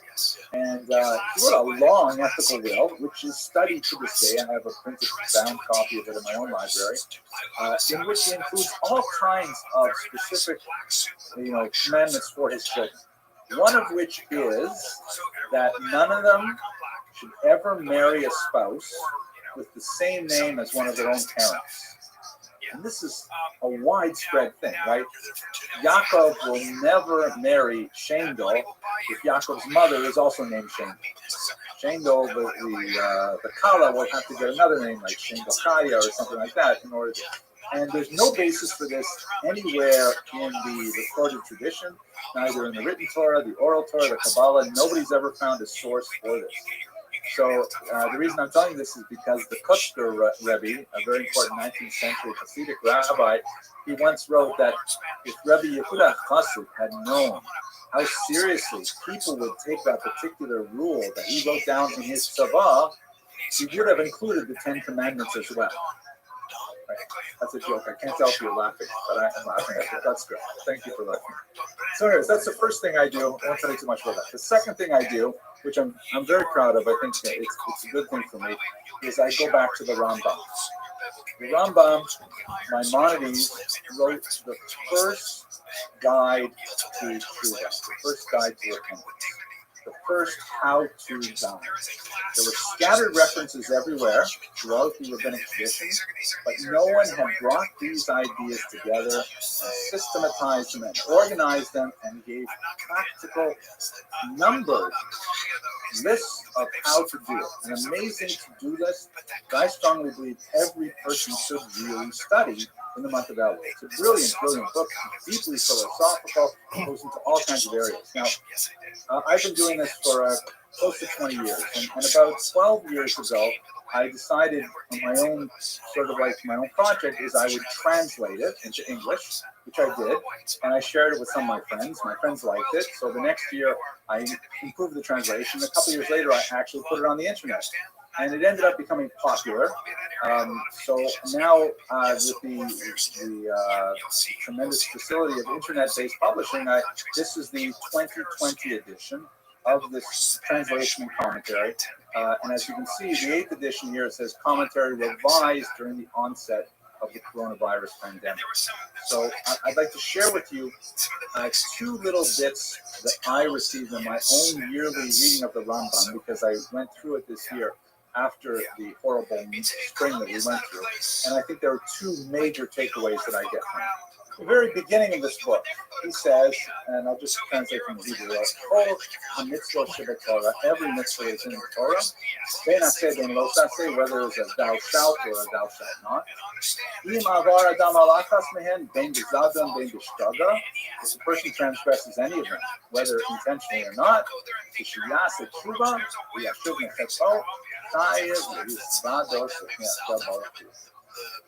the first thing a person has to do is confess to those things. The first thing you have to do is you have to take stock. This is really the beginning of Tshuva. Take stock of your year and figure out, where did I go wrong? What did I mess up? Now, I mentioned I do three things in the month of Elul. The first thing is the tzavah to my children, with my wife. The second thing is I go through the Rambam a little before Elul, obviously. The third thing is I have my Musar checkup with Rabbi Yaakov Trump. No relation. This is my Rav at the Young Israel of Lawrence Cedars, and I usually make a good hour, 90-minute appointment with him to say, okay, Rabbi, time to give me Musar. I messed up so badly over the years. So I went through some things with him to try and work out some of my own ideas and try to work through some of my own conflicted attitudes. And the one idea that came through as we were talking this Elul was something that I've really been thinking about a lot.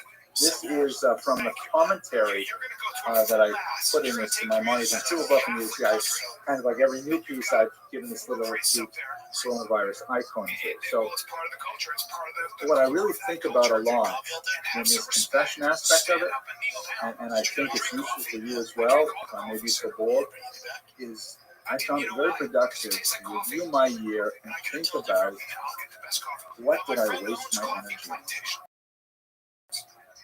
Was it something important?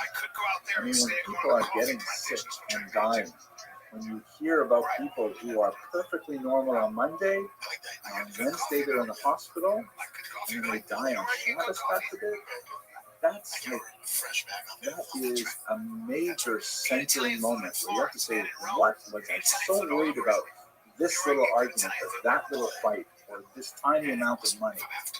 And I think the confession that I'm really going to focus on when I go into Yom Yom this year is to think, was I thinking about Narish guys in the face of such tremendous events going on?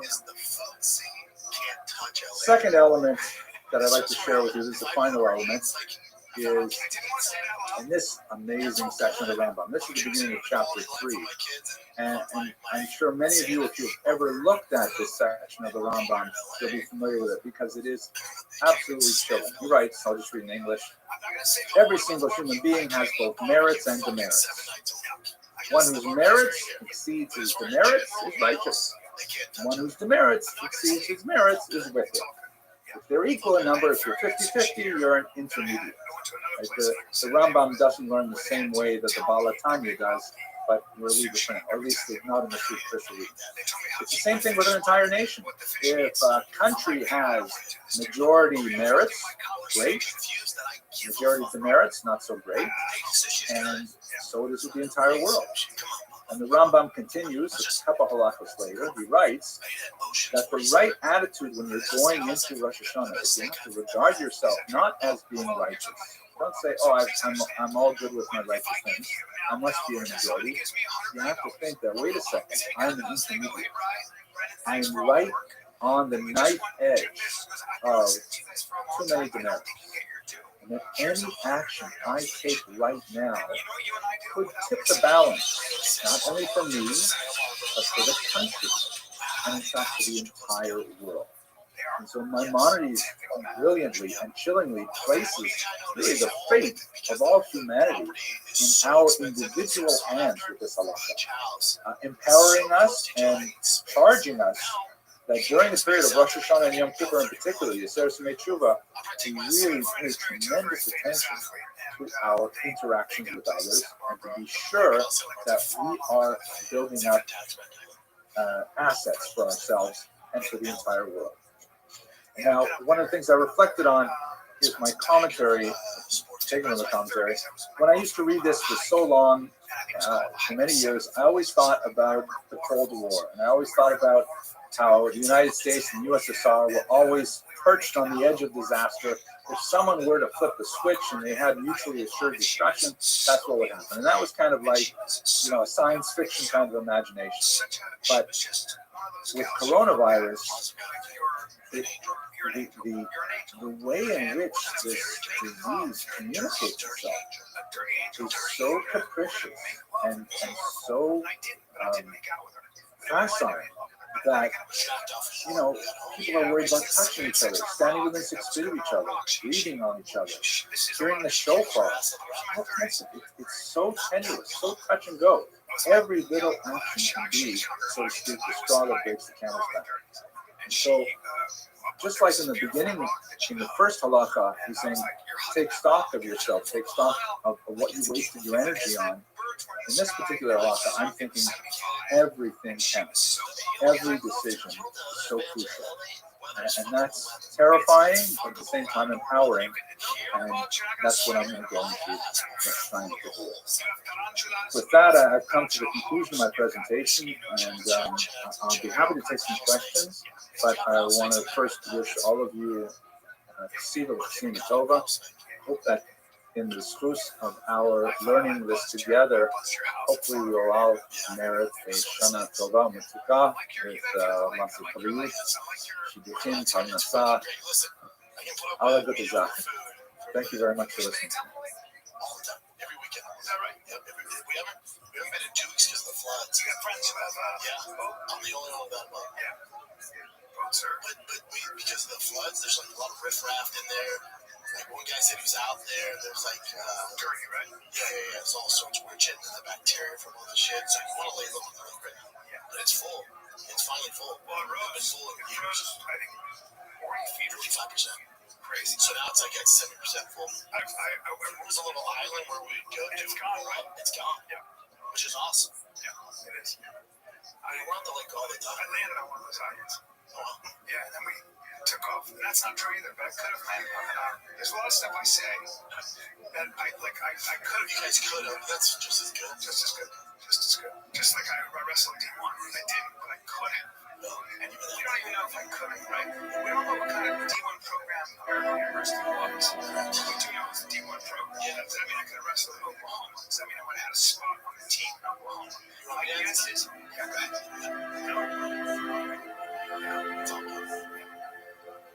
That's right. It's all good, man. That's right. Did you see Shane Gillis on that? He was so good. I watched Shane preparing for it. So I watched him trying on those jokes, and they were great. That Hall of Fame. He's so great. He's so fucking good. When he just give it up, applause, blah, blah, blah, WNBA, starts clapping this. I'm just kidding. That's my friend's wife. Give me a best clap for that. Yes. They were so good. That's what he is. I saw him with the deal.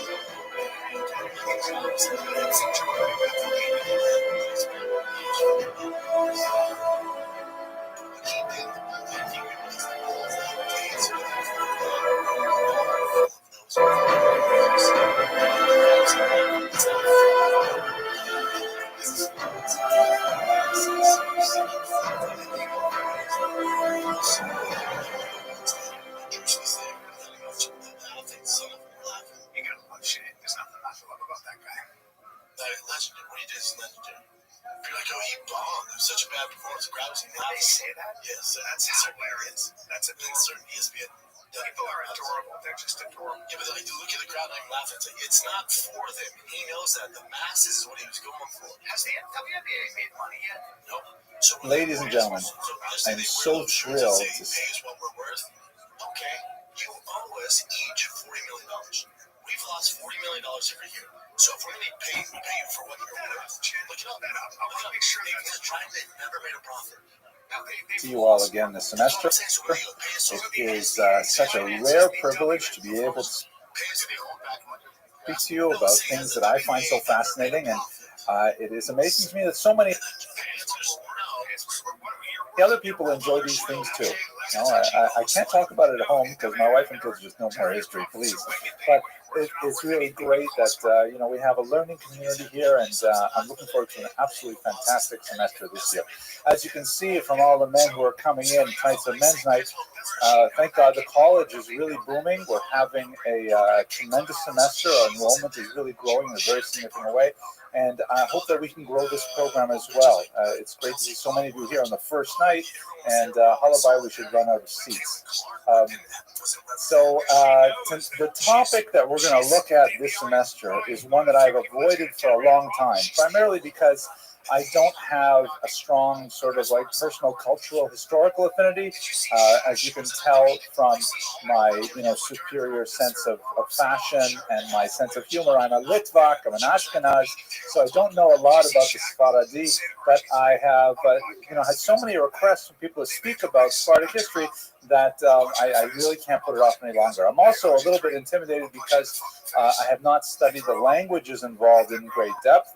My Spanish is pretty weak, and my Arabic is almost non-existent, but I'm going to challenge myself and push myself to be able to say something with some intelligence, I hope, this semester. Luckily, today is not so bad because we're going to be in the Roman period, so Greek and Latin are languages that I had the merit to study in my undergraduate days, so it's a little bit easier. But with that said, let's go straight into the material, and I'll give you an overview of what we've planned. So the topic is the Jews of Sfarad. Sfarad is a term we'll explore its etymology shortly, but basically it refers to the Iberian Peninsula, which is, for our purposes, basically Spain and Portugal. The Jews of Sfarad have a very distinct identity that is perhaps stronger than any other Jewish subgroup in our entire history. Maybe perhaps the Baghdadi Jews have a stronger sense of identity, but really the Sephardim have maintained their identity despite 500 years of exile from their homeland. So an exile within an exile, a Sephardic exile within a Jewish exile, it's really kind of an amazing thing. And so what we're going to do is, over the first half of this academic year, the fall, we'll look at the history of the Jews of this region up until the Great Expulsion of 1492 and the Portuguese events of 1497. And then in the spring, we'll continue with the Sephardic diaspora, which then gets more confusing because they intermingled with many of the populations of the East, the Mizrahi communities, and we'll tease that apart over the next few semesters. We are very grateful to our sponsors, the Jewish Pro-Life Foundation, who donated this lecture in memory of David and Dorothy Routman. And to let all of you know, but of course to let the internet audience know, which by the way has grown significantly. We hit the 1 million views mark a few months ago, and thank you.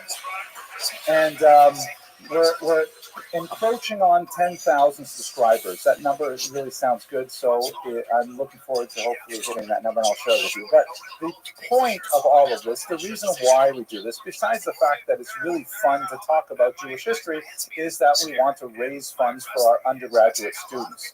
It's all, well and good for us. We're all adults, and we have some free time to spend studying these things, but we have to give our young people the wherewithal to be able to complete their degrees and achieve enough disposable income to be able to get away for a Monday night. So our scholarship has raised so far $7,096. I have a goal of $100,000. It's a little bit away, but don't worry, we have a few weeks to hit that goal. You can certainly donate online. Sponsorship of a lecture is $250. Your presence here is sufficient sponsorship for me. I'm very grateful to have a live audience, but if you'd like to help out our students, that's really very worthwhile for all of us. Okay, so as I mentioned, the fall lecture series is going to be associated with the Jews of the Iberian Peninsula, the Jews of Sfarad, from the earliest times, which is going to be our topic today, until the expulsion of 1492. Just to give you a sense of this period, we're going to concentrate especially on the Jews of the Muslim era. And by the way, I should also take note that tonight, of course, is the anniversary of the terrible attacks on this country of 9/11. we live in very heightened times of great tension between most of Western civilization and Islamic civilization.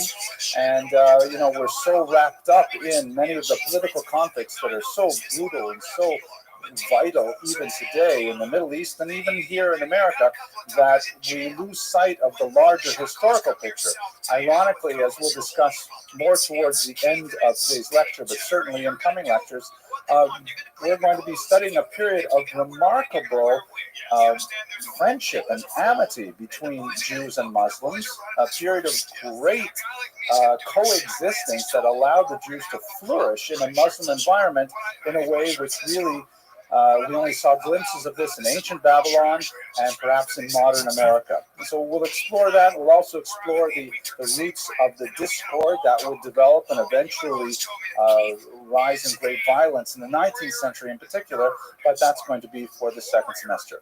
But we're going to concentrate on the Jews of Muslim Spain, Al-Andalus, which goes from the conquest of 711 to the full expulsion of the Jews from Christian Spain in the 15th century. Just to give you a sense architecturally of the feel of this culture, this is the Gate of the Lions. It's a plaza inside the Alhambra Mosque, which is associated with one of the greatest Jewish figures of the period, Shmuel Hanagid, also known as Samuel ibn Nagrela, who is one of these remarkable figures, unique in Spain in many ways, who achieved excellence both as a secular individual, active in politics, active in the military. He was the commander of the armed forces, and at the same time a Talmud Chacham, a person who was regarded as a great Talmudic scholar as well. And he's associated with this particular Plaza of the Lions that shows some really beautiful Arabic style architecture. Here's another view of the lions themselves. You can see that it's really quite a distinct and beautiful culture that has lasted. This dates back about 800 years. Just gives you a sense of the beauty and power of this unique Jewish Islamic civilization that we will be exploring. The plans for the spring, of course, are going to be quite different, because then we'll be looking at the Sephardic Jews in exile as they were dispersed from the Iberian Peninsula throughout the Mediterranean basin, into Central Asia in some cases, and then, of course, up into Northern Europe, places like Amsterdam, where they had a huge impact, people like Spinoza and so on, and also out to the New World. We'll look at crypto Jews, we'll look at the Jews of New Mexico, and the all kinds of fascinating consequences of this 500 years ago event. So that's basically what we're planning to do for the entire academic year. Any questions or arguments at this point? Not yet. Good. I'm really excited. So let's get straight to the material. So why is there an exception for the Spartan? Why is there an Iberian exception? I don't know. Hopefully by the end of this term, we'll be able to determine some thoughts for ourselves. But let us understand what is unique about Spartan Jewry. I would like to, at this initial moment, point out two very distinct things about Iberian Jewry that make them stand out in high distinction from Ashkenazic Jewry in particular. Shown here, of course, is a statue in Cordoba of the great eagle, Hanesher Hagadol, the Maimonides, who was one of these uniquely Sephardic figures who was elevated to a position of world fame for his philosophical thought. Also at the time, of course, he was a very famous physician, serving to the royalty in Cairo at that time. But his roots were in Spain. He referred to himself as As-Safaradi, the Sephardic one, because he was very proud, like many Jews for hundreds of years, of his Sephardic heritage, even though he was exiled as a result of a brief but powerful period of Islamic extremism. So he's an exceptional figure, but he's not exceptional within Spain. Why is that so? There are really a number of figures that are associated with this unique confluence of secular and religious authority and capacity that we find in Spain. We definitely find, I think, do I zoom in? Yes. Here, this is, for example, the Spanish government, even though they had expelled the Jews, they're still proud of the Rambam. They still put him on their stamps like this to indicate that, there's this unusual aspect of Sephardic Jewry that they're able to excel in both of these areas. They're able to find a unique balance between the secular and the religious that is a very hard balance to strike anywhere else. In Ashkenazic lands, you do find Jews who excel in the secular, particularly when you get to the early modern period, the Enlightenment. Then you find an explosion of Jews who are very prominent in the sciences, in all the humanities, the arts, and so on. But you don't find those people, those Einsteins, as it were, also being Rosh Yeshiva. You don't see them leading major congregations, writing works of religious significance, and so on. But you do find that in Spain. That's a very special thing, and we'll look at many of these figures, such as the Rambam, Shmuel ibn Agrela, Yehuda Halevi. We can go on, looking at these figures who excelled in both. And it's also interesting and not so well known that sometimes their exploration of secular culture was quite surprising by religious standards. For example, the aforementioned Shmuel ibn Agrela, one of the things, by the way, in Islamic Spain, poetry was something that was valued with tremendous status. Like today, we tend to value movie stars, right? Matt Damon, his face.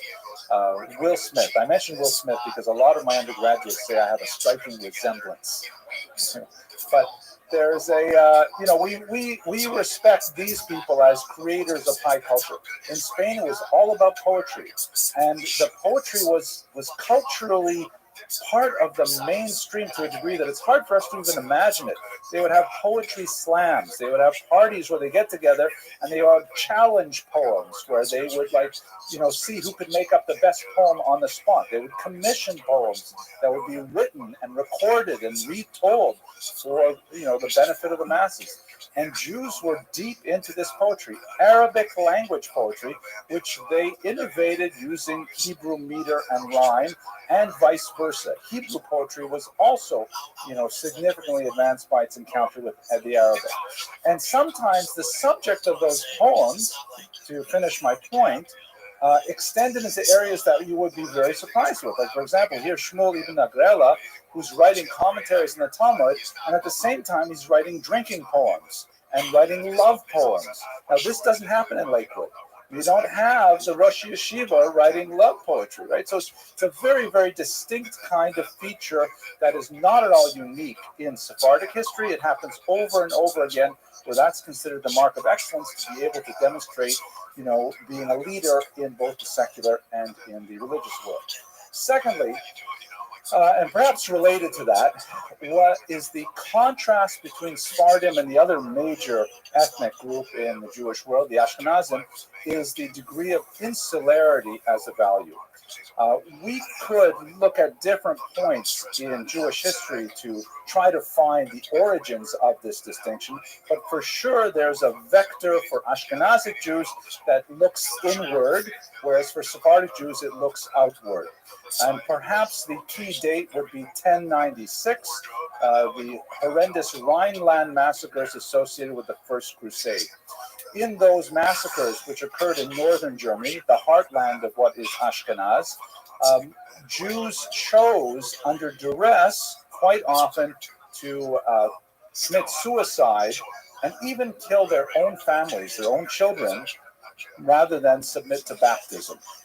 And this was kind of like a turning point, as many scholars have identified, Robert Chazen first among them, as, this is a cultural marker for Ashkenazi Jewry, that when stressed, we will go to the max, even to the point of giving up our lives. Horrible chronicles from that period continue to be remembered in synagogues today. We read the Av HaRachamim prayer every Saturday, which memorializes those martyrs of the 1096 massacres. So Ashkenazic Jewry, certainly from 1096, but one could arguably say earlier, begin to look at the outside world as fundamentally toxic, as dangerous, and that all things of value must be inward focused, and that Ashkenazic culture begins to fold within itself, writing commentaries upon commentaries, so that we look sort of like as an inward turning helix of some kind. That's a bad metaphor, but maybe I'll edit it out of the the internet version. Sephardim don't do that. Sephardim, on the other hand, when pressured, and their pressure was to an extreme degree, they begin to find ways of accommodating that pressure. They say, rather than giving up our life, we will find ways of persevering in hiding. And of course, the greatest example of this is the Inquisition, which ultimately, found its endpoint in the expulsion. This is a picture of a Jew in the Inquisition being forced through a ritual of humiliation, wearing the San Benito and the large dunce's cap, which was a hat worn to humiliate people who were accused of Judaizing. We'll obviously have more time to speak about this towards the end of the term. But for Sephardic Jews, the idea was when we're pressured like this, to commit suicide would be a complete denial of all of our values. We must find ways to cope with the threat by becoming crypto Jews, by hiding what we need to, by maintaining perseverance for generations upon generations, a tremendous level of spiritual heroism in its own right. But that's a strategy of coping with the outside threat.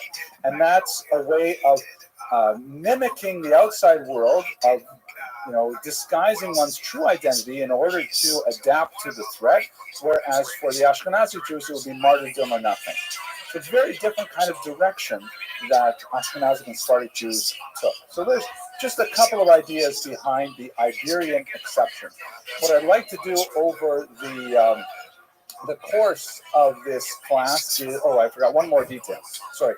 Another difference that is extremely important to remember when we're talking about Sephardic Jewry is the fact that for most of its history, Sephardic Jewry was on the periphery of the Jewish world.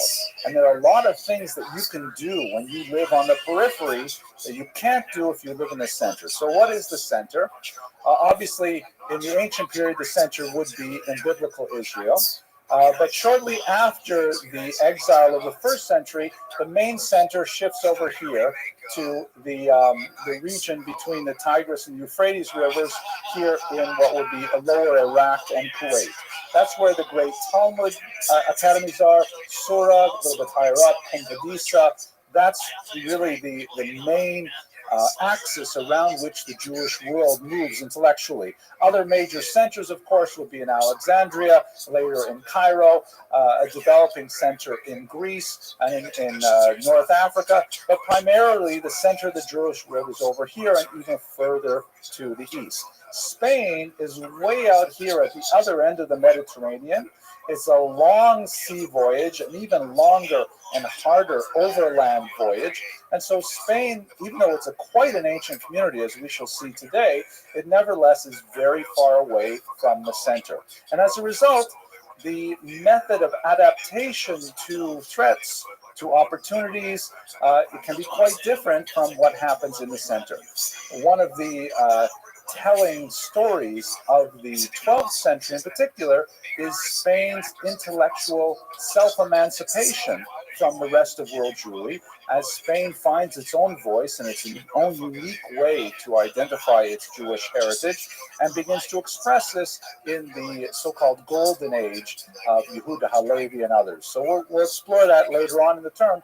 But it's very important to remember that for most of its history, Spain was in the periphery, far away from all of the activity in the rest of the Jewish world. Jews evince a remarkable degree of consistency. The legal code is, it's hard to say universally maintained, but nevertheless universally respected throughout the entire Mediterranean basin. But if you have a shaila, if you have a question, and this is a few years before email was invented, you have to send a message. When there's no official postal service, you have to essentially leapfrog it from one Jewish village to another, and you have to wait years till the message gets to the academies in Babylon and then gets back to you in Spain. So it made sense that Spain would slowly develop its own intellectual tradition. Yeah, okay. So what are the major periods that we're going to explore? Here's our historiography.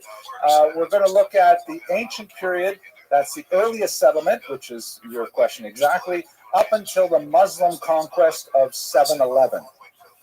which is a date which has been enshrined in American culture. You probably didn't know this, but all of those fast food places went across the continent, named after the Muslim conquest of Spain. And who knew?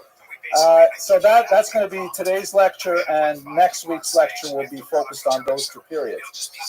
Then we're going to look at the Muslim period, which goes from the early 8th century to a period called the Reconquista, which is broadly defined as several centuries worth of Christian reconquest, hence Reconquista, of the Iberian Peninsula from the Muslims. And it takes place over a series of centuries as they're slowly driven to the south. And then we're going to look at the Christian period. We're looking at the Jews primarily in northern Spain from the 13th century, when the Reconquista really gets moving, until the expulsion of 1492. That's our periodization for the semester. Okay. Oh my gosh, now we'll get to the real history here, the earliest settlement. Okay, when did these Jews get there? So, this entire class is almost completely based on the work of this scholar, Solomon Katz, a native of Buffalo, born in 1909, a war hero. He won the Bronze Star for his service in World War II, and he was, for most of his life, a scholar at the University of Washington. I read for this class, reread actually, a book he wrote in his early 20s, which was all about the Jews of Visigoth and Gaul. And I have to say, I nearly cried at some passages. That shows you how strange I am, that I would really cry. It was so good, so amazing. It was written, 80 years ago, and it was so brilliant. And it showed me what we call in Hebrew Yerida Hadoros, the decline of the generations. Because he wrote this thing in his 20s, back in the 1930s, and it was no problem to write a scholarly monograph and just, quote passages in French, German, Greek, Latin, whatever, and not translate them. Because he figured everybody who's reading these knows these languages. You can't get away with that anymore. Scholars must translate into a major language like English or something like that. So it was really a pleasure to read a work of great scholarship from an era when this kind of polyglot scholarship, and he's American born too, but this polyglot scholarship was valued. Anyway, it was a brilliant book. And almost all the research that I'm going to talk about today comes from that book. First of all, when did the Jews come to Spain? So we have a series of fascinating legendary origins, meaning that Spanish Jews like to say these things, but we have no real good historical basis to validate them. Here's one. It comes from the book of Obadiah, the biblical book of Obadiah, where there is this passage here that refers to Sarfat, which normally we translate as until France, the Galut Yerushalayim, and the exiles of Jerusalem, meaning those Jews who were exiled from Jerusalem, Asher Bisfarad, who are in Sfarad. Wow, that's it. It's all over, right? There's a reference right there in the Bible about the Jews being exiled from Jerusalem. You can place this because we know the author of the book of Obadiah. We're talking about the first temple. We're talking about 6th century BCE being exiled from Jerusalem to Spain. My gosh, that is an amazingly early source. What's the problem with this source? Very good. Who says that Sfarad refers to Spain? Right? That's the word we use now for Spain, but who says that's what the biblical book of Obadiah refers to? There are lots of words that can change meaning over time, and as Jews began to explore Europe, they applied words, place names from the Bible to various places for who knows what reason. There's no reason to say specifically that the Sfarad referred to here refers to the land we call Spain. So we know that the Jews, from Obadiah, we do know that the Jews who were exiled from Jerusalem went to a place called Sfarad, but that could be, I don't know, the island of Cyprus. It could be Boca Raton. We don't know. It just says Sfarad. So the problem is etymological. Who says that Sfarad refers to Spain? Hang on a second. I'm going to show you one more example. Here's an example from the Talmud, the same kind of problem. This is Tractate Yevamot. It's a little better. It says here, Afilu sfinot, even boats, habaot migalia, that come from a place called Galia, Le Aspamia, to a place called Aspamia. So Aspamia sounds even better because that there is a place name that sounds much better called Hispania, which would be Spain. And we'd like to say that Aspamia is Spain. But as Dr. Katz demonstrates with absolute clarity in his book, you can find about 8 different place names that are very similar and actually are more logical, closer, more closely related geographically. So there's no real way to tie either of these kinds of places to Spain. They may be etymologically related, but not necessarily historically. Please. So we don't have good connections. But here's one fun one, by the way. The Spanish term don, which means like Lord, sounds a lot like the Hebrew term Adon, which also means like Lord or Sir. So you have these kind of fanciful things, which is interesting, but no real proof. Let's go to something a little more serious.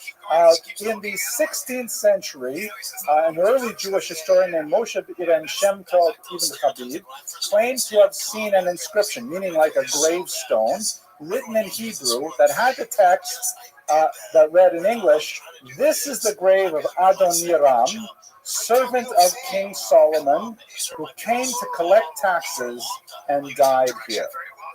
Now, that would be an amazing inscription that would really help us date a Jewish community in Spain to the reign of King Solomon, because if he is collecting taxes in Spain, and so much so that we have this rather unusual name, Adoniram, who is actually acting as an envoy, it sounds like it's a really good proof. And in fact, Moshe Ben Shem Tov believed this inscription, and he wrote about it. The problem is we've lost the inscription, and there are a lot of doubts about the veracity of this account. So it's hard to rely on this sort of statement.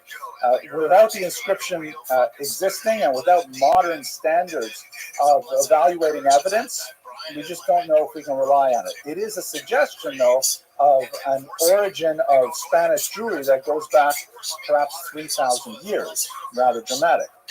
Finally, this is our scientifically best and earliest example of the Jewish settlement of Spain, and it goes back to a little baby girl in the village of Adra, where an inscription was found in Latin that read, that was discovered in the 18th century, and that's already in the Age of Enlightenment. We have a lot more confidence in the scholarship that happened then.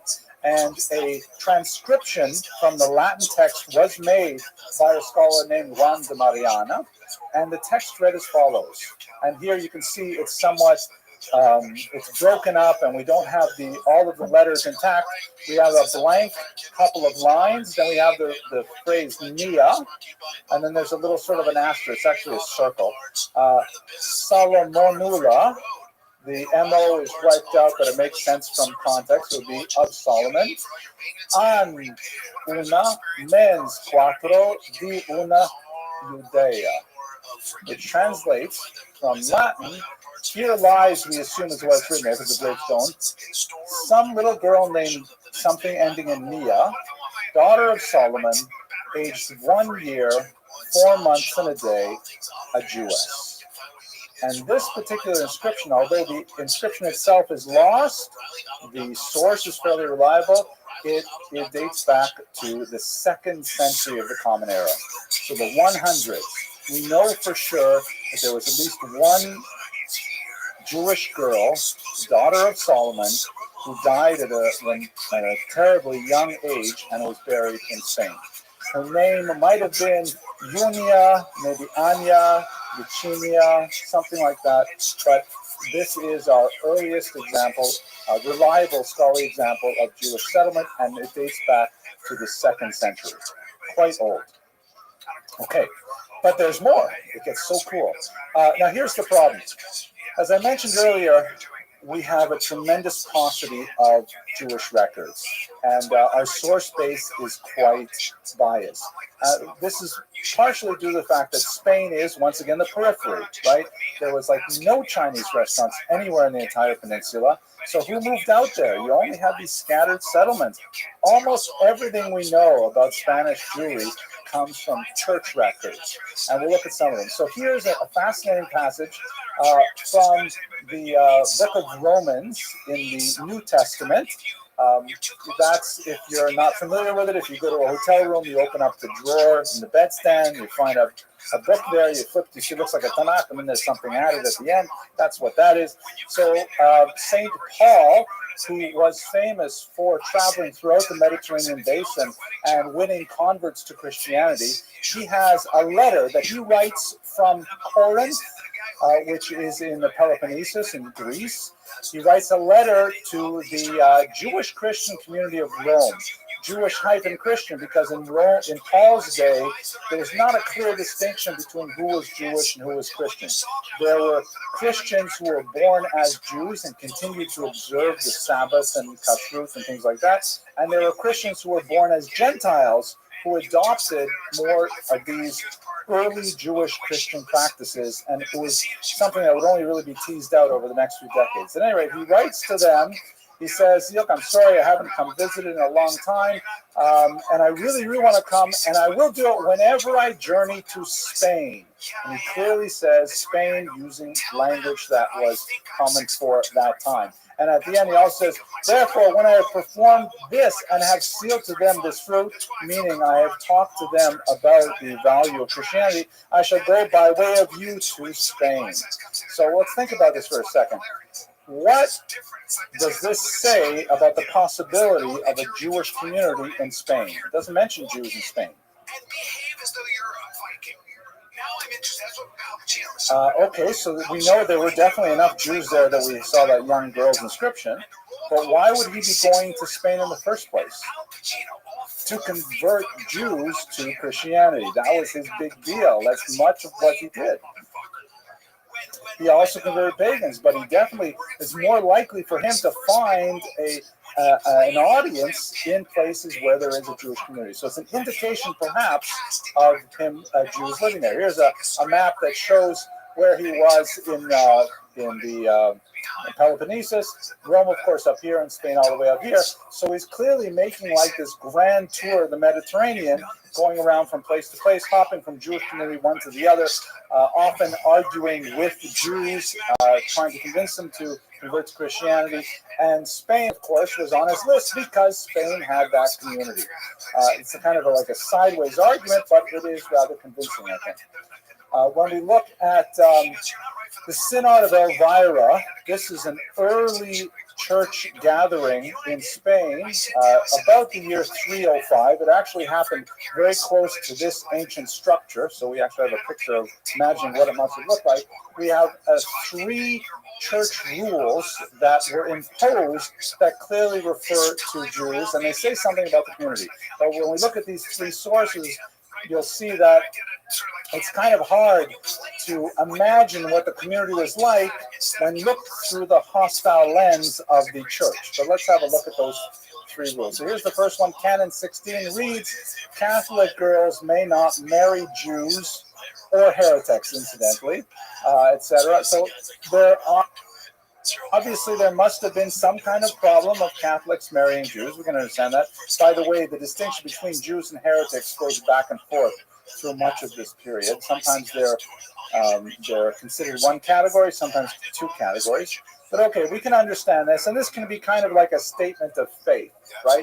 Even if there are no Jews there, you could still say, like in Japan, they sometimes have anti-Semitism. There are hardly any Jews in Japan, but you can still be anti-Semitic, as they say in Japanese. Here's another one, though. Look at this.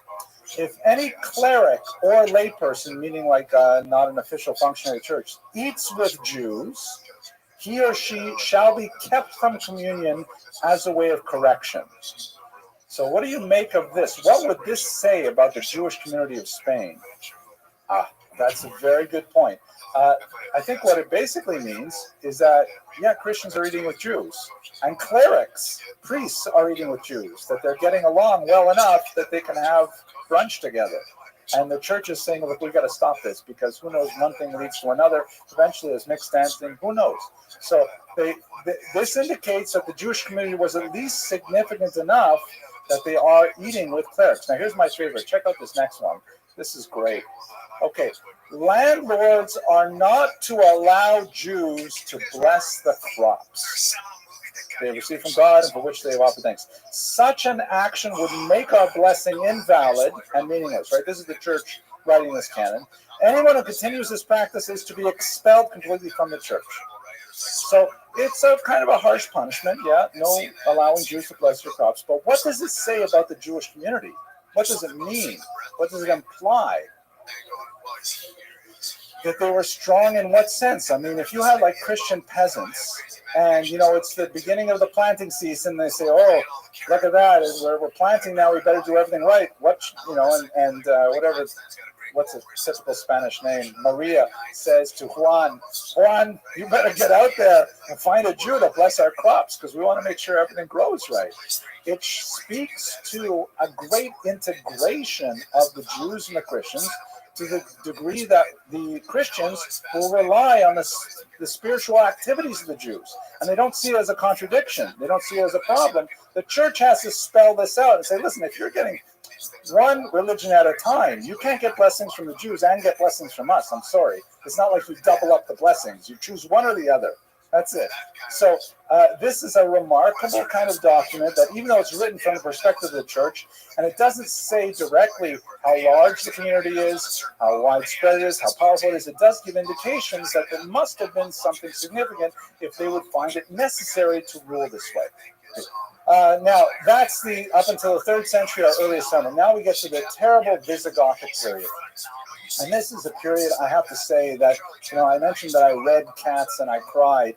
I actually cried for 2 different reasons. Sometimes I cried because I saw, you know, how scholarship had changed so much in 100-odd years. But I also cried sometimes because this is a very, very sad period of Spanish-Jewish relations. And in fact, we shall see that one of the reasons for the beginning of the rapprochement between Jews and Muslims was primarily because of the absolutely incredible persecution that the Jews suffered under the Visigoths in the 7th century, as we shall see. So what exactly is the Visigothic Empire? Spain at this point was part of the Roman Empire.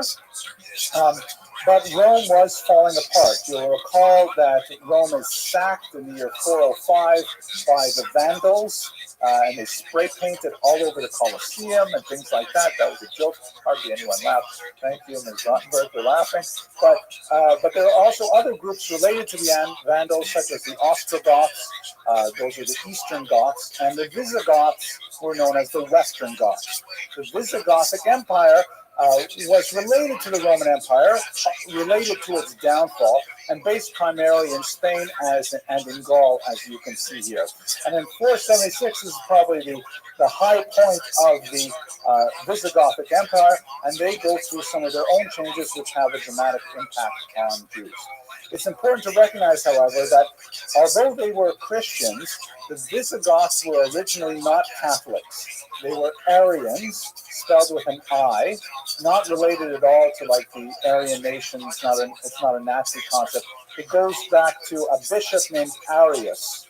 The Bishop Arius from North Africa argued a different relationship between God and Jesus than the Catholics did. The Catholics wanted to maintain that they were somehow united in a Trinity together with the Holy Ghost.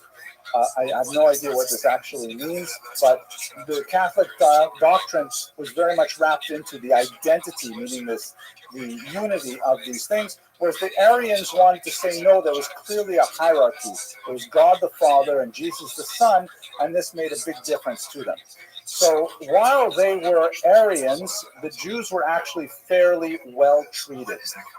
It was considered a heresy by the Catholics, and in 325, at the Council of Nicaea, Arianism was officially decried as a heresy by the Catholic Church. But Jews did fairly well under the Visigoths. We have no instances of any specifically anti-Jewish legislation recorded by the Visigoths, who basically maintained Roman law. So to the degree to which Roman law has some anti-Jewish discrimination, and that will be a larger discussion than we have here, we have time for here, but the Visigoths essentially just kept the same legislation. So Jews would not have been treated differently in Spain than they would have been treated, let's say, in the Italian peninsula, because they're under the same body of law. But things change dramatically when the Arians decide to abandon the heresy and become Catholics. And that happens in the year 589, when Recared I, shown here in this 19th century painting, decides to convert to Catholicism. And at this point, the Jews of Spain go through 122 years of incredible, increasing persecution to a mind-boggling extent that makes it much more understandable why the Jews would look to the Muslims as their deliverers from the newly Catholic regime. To be sure, the phenomenon known as the zeal of the convert is at play here, that because the Visigothic kings had for several hundred years flouted the Catholic Church and maintained a heretical movement, when they decided to return to the fold, they wanted to demonstrate literally their bona fides, their good faith, by showing just how Catholic they were. And in their interpretation, the way to do that would be to really persecute the Jews badly. And this is in fact what they did. Through a period of increasing legislation against the Jews, it's hard to even imagine how it was actually implemented, but implemented it was. Montesquieu, the French philosopher, wrote, and his insight is brilliant here. He says, tous les maximes, tous les principes, tous les vues de l'Inquisition. That all of the maxims, all of the perspectives, everything was similar to the Inquisition itself. I said that in French because I really like how sounding like cats did everything in different languages and stuff like that. But basically, you can read that because it's almost totally English, right? But essentially, it's true, you know. And in fact, if we jump much further in history, the great Holocaust historian Raoul Hilberg traced the development of Nazi ideology to the Spanish Inquisition, which can really be brought back to the Visigothic period after the conversion of Recared I. The period that we're going to look at now extends from 589 with Recared's conversion to 711, and it is just incredibly hard to imagine how this actually happened.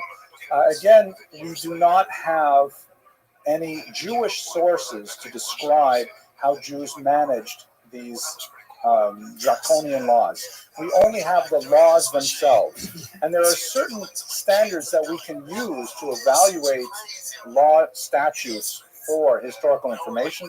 For example, if you see, like, I think if we were to go back over 500 years in time and look back at this period and say, wow, look how often America had to pass drug-related legislation. Look how many times they had to reiterate extreme jail sentences for people who abuse drugs. What would you say about the legislation? If you didn't know anything else, didn't read any newspapers, didn't get any social history, all you had was the laws on the books, what would you say about drug use in America? That it was exploding, right? That they had to keep reiterating these laws because people were flouting them. So we see from the laws some sense of how society must have existed. In the case of the, well, we'll see.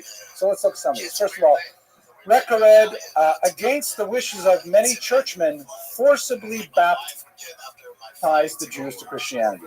Now, many churchmen, Gregory the Great among them, for example, indicated that it was against church law to forcibly convert Jews to Christianity. And in fact, it defeated the whole purpose of the existence of the Jewish people in Christian thought. Under a bull known as Sicut Judaeus, which means given that the Jews live, the idea in medieval Christianity was that the Jews were to be preserved in a subordinate state in order that when Jesus came in a second coming, then Jews could recognize Mashiach, recognize him as Messiah, and that would validate what Christians had believed all along. If all the Jews were to be killed, God forbid, then there would be no one around to validate that, to act as a witness.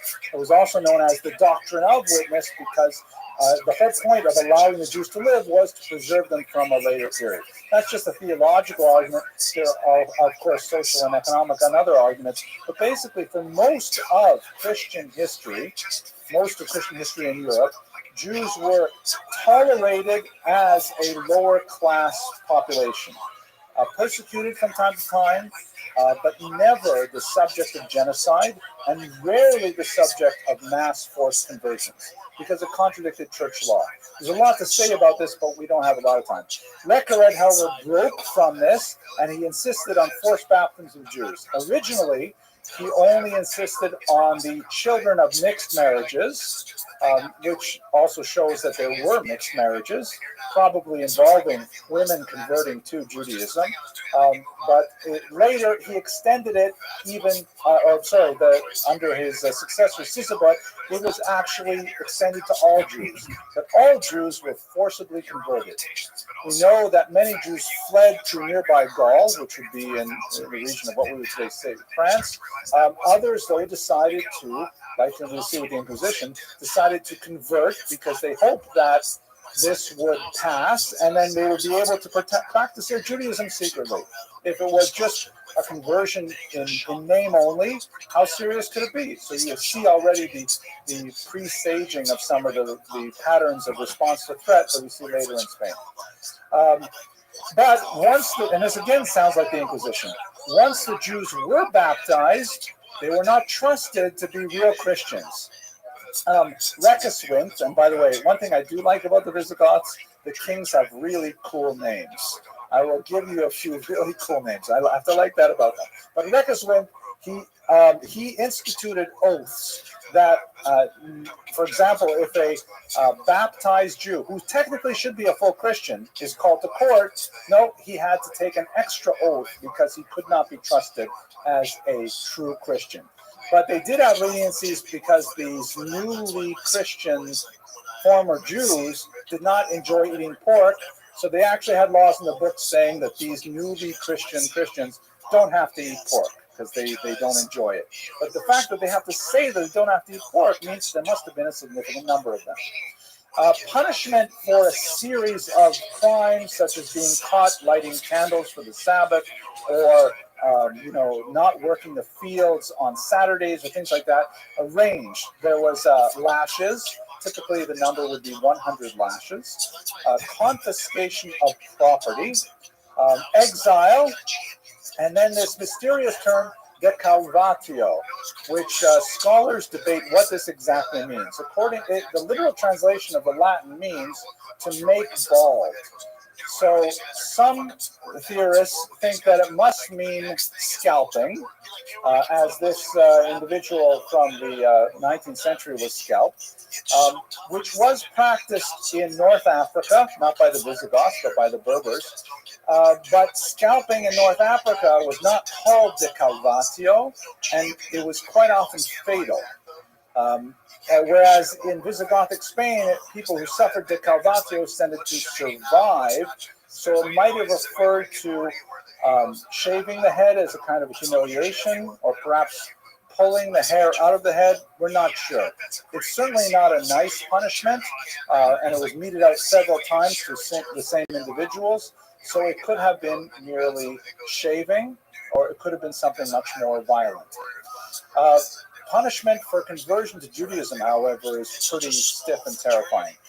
Typically, conversion to Judaism happens in the relationship with marriage, and the punishment for such conversion for males, to use the term that Solomon Katz refers to, would be amputation of the virile member, and for females, it would be amputation of the nose.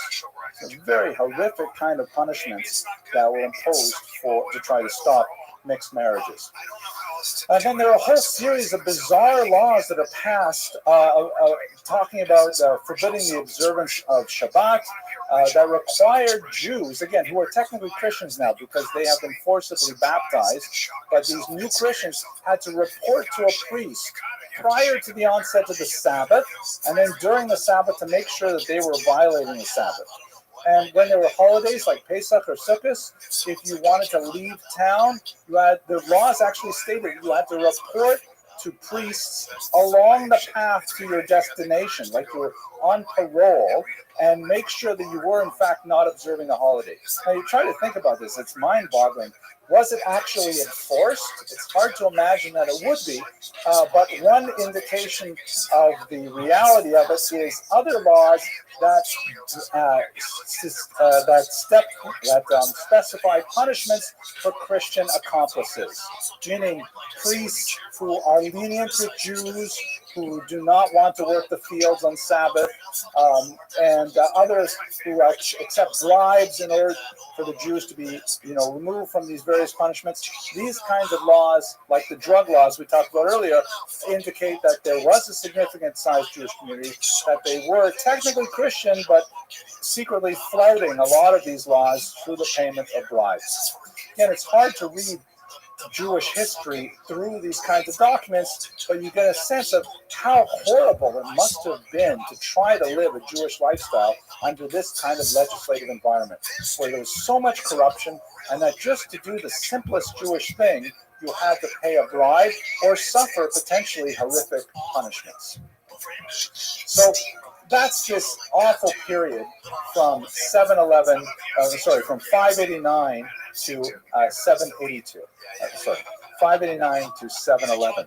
And that's the point when Jews call out to Muslims south of the Iberian Peninsula in North Africa and actively assist in their conquest of Spain. That'll be the topic for us next week, but before we go there, let's just look at the few little bits of information we can get about their culture and their economy from the tiny amount of scattered sources we have from this period.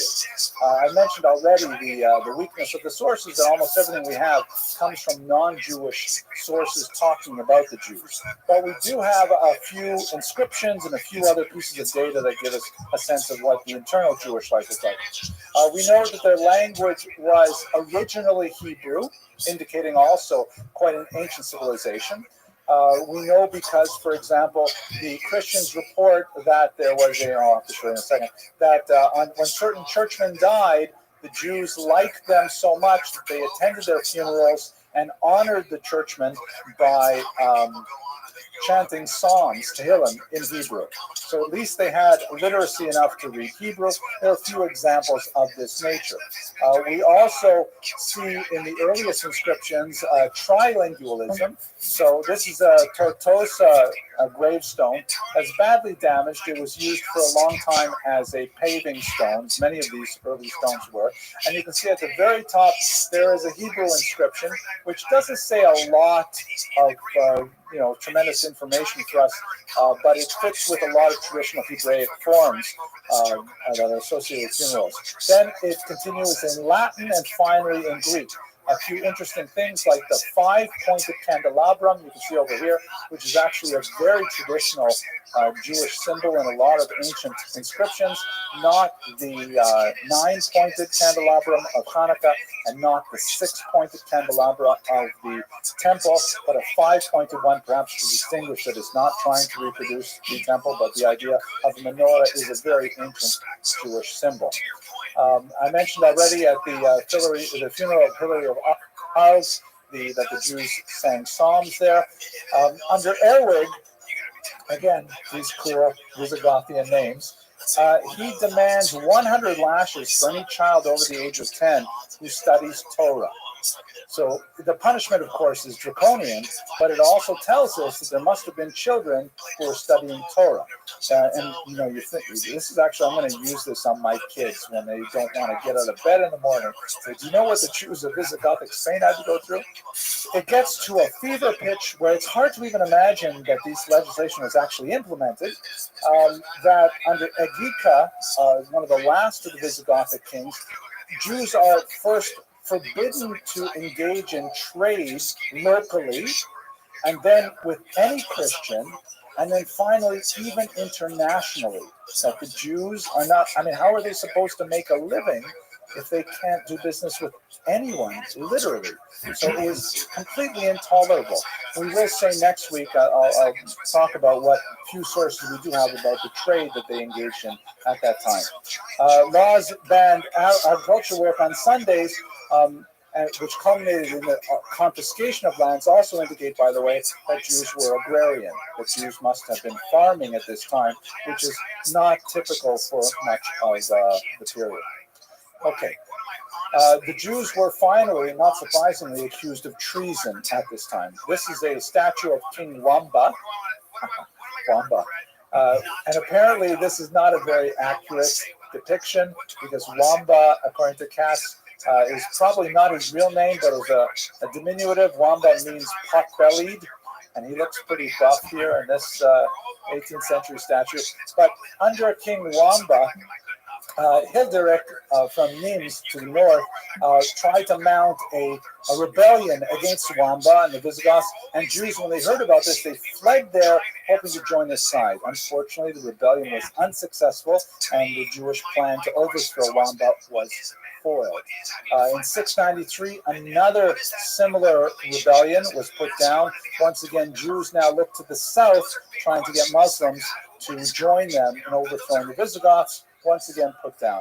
It was only in 711 that we finally have the Muslims coming across the Straits of Gibraltar into the region, where they were welcomed by Jews, and it was the Jewish participation in that conquest of Spain is something that we will spend our time on next week. But once again, ironically, of all days, is 9/11, when we explore a period when the Muslims actually came to the rescue of the Jews, and the Jews lived for 500 years in relative stability with them in Spain. It gives you just a sense of the scope of Jewish history, and that we should try to understand things within this larger culture. I thank you very much for your attention and your endurance, and I look forward to a fantastic semester with you. Hello, everyone. I hope you enjoyed that lecture. I myself had a fantastic time preparing the research for it, and it was great to see so many of you in the live audience again after the hiatus of the summer. And for all of you out in internet land, I hope you found that a very satisfying intellectual experience. It's an important time of year right now. I'm recording this in September of 2017, just before the new year. And it occurred to me that I should probably stick some kind of call to action on the end of this video, because we're living in very difficult times. And my small contribution, which I'd like you to share in, is to try to spread a little bit more knowledge and a little bit more awareness of the fascinating aspects of Jewish history that made such a huge contribution to world culture. And I hope they're useful for you and useful for your friends. So here's 3 quick ideas how you can take this to the next level. The first is, don't keep this video to yourself. I mean, I assume you're watching it on some kind of social media, so please hit that share button. And more than that, why don't you just write a little blurb at the top that says something like, "This guy is such a jerk, but I love his times," or something like that. But say something, share it with your friends, and let them see it. Maybe it'll help spread goodness in the world, or at least knowledge. Second, if you are in the greater New York, New Jersey area, why don't you come on down and visit us and attend the live audience. The lectures are free, open to the public, and I'd love to have you in the audience. You can ask some really hard questions. I may not answer them, but I'll probably edit them out of the internet version. And third, this is perhaps most important, why don't you consider supporting our undergraduate students? A big part of the reason why we give these lectures is because we want to try and promote the study of Jewish history here at Touro College, and we need your help. So please click on the link that's provided and consider donating to our scholarship fund so we can make it easier for our students to attend college here. And I guess that's about it. I hope you all have, as the reading goes, may you be written and sealed for a good new year, and I look forward to speaking to you next week. Take care. What is the resurrection story? That resurrection story is played out everywhere. It's because we believe that inside of us, this is not all that there's. I have more in me, and it's going to take courage. And I'm going to be in the middle of the fucking ocean without a paddle, and I'm not going to know how to get back. And everything I got ready for, my cauliflower ears and all my armor, the challenge, the dragon, I've never seen before, and I have no armor for the dragon. I didn't get ready for that. All my technique doesn't work against that fucking dragon. I gotta figure it out. I'll see the story. I also think when you're at Academy writing jokes, my first okay, ladies and gentlemen. The first question I'd ask It's so great to see you again. I am so pleased to be continuing this series on the Jews of Sfarad. Tonight we're going to look at another period of Sephardic history that's not very well studied. I was pleased with the response to the Jews of the Visigothic era. We're going to look at a foundational couple of centuries when the Iberian Peninsula population of Jews began to move from being a peripheral and minority and highly dependent culture to becoming eventually an independent and distinctive and ultimately one of the high points, one of the golden ages of all of Jewish history. So these 200 years, which are going to extend from the year 711, which is the date of the Muslim conquest of the peninsula, to about 910, which is the birth of Kastai ibn Shaprut, a truly remarkable character that we will speak about next Monday night, next week, God willing. That's what we're going to focus on today. And I'll also draw to your attention that the format of the class is a little bit different today as it was last week. For the past several years, I've tried to focus my presentations around the life and works of a particular individual. Not so much because of my training or inclination. In fact, I would rather not do that. I was trained as a social historian that tends to look at like movements and masses of people and things like that. But people like to learn about individuals. They like to attach the grand arc of history to a particular life. And so that's what we've been doing, and thank God for many years with some success. So this is another week where we're just going to speak in episodic points about several individuals, but primarily we're going to concern ourselves with the development of an entire population over 2 centuries. Next week, we'll go back to our regularly scheduled programming. We'll ask the question, who was Kastai ibn Shaprut? And I'm confident you'll find that the answer is completely fascinating. Okay, so let's go straight to our material today. First of all, the good and welfare. Tonight's lecture is sponsored by my good friends Vic and Catherine Crespin. Vic and Kathy were my students when I lived in Florida for quite some time, and they're personal friends as well as lifelong students. Vic in particular is very attached to Sephardic history, and so he is especially motivated by this series. They, like actually the Brays, who also made a donation to our Student Scholarship Fund, did so in connection with Hurricane Irma that affected Florida so badly, and everyone there should recover from the storm as much as possible, as quickly as possible. And so in gratitude to Hashem for protecting them from the dangers of Hurricane Irma, they've dedicated this class. Just for fun, Vic and Kathy run a construction company, KVC, and I'm putting a little plug for them because I think their work is absolutely fantastic. This is a car dealership. For those of you who are native to New York City, this is what a car dealership is supposed to look like. Right? This is in Miami. It's got a Miami sort of vibe to it. That's the way it's supposed to be.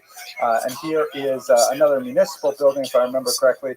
They do really amazing work. The lecture last week, I am really surprised with how well it did. I mean, again, once again, it's the Jews of Visigothic Spain. Who knew that would be as popular as, like, videos about kittens who fall off chairs and things like that. But over the span of 1 week, I thought I'd share with you the statistics. We got over 1,800 views, 99 likes, 50 shares, and the average watch time, which is usually a measure of the degree of penetration you have into your audience, was over 20 minutes, which is about 5 minutes longer than my videos on average.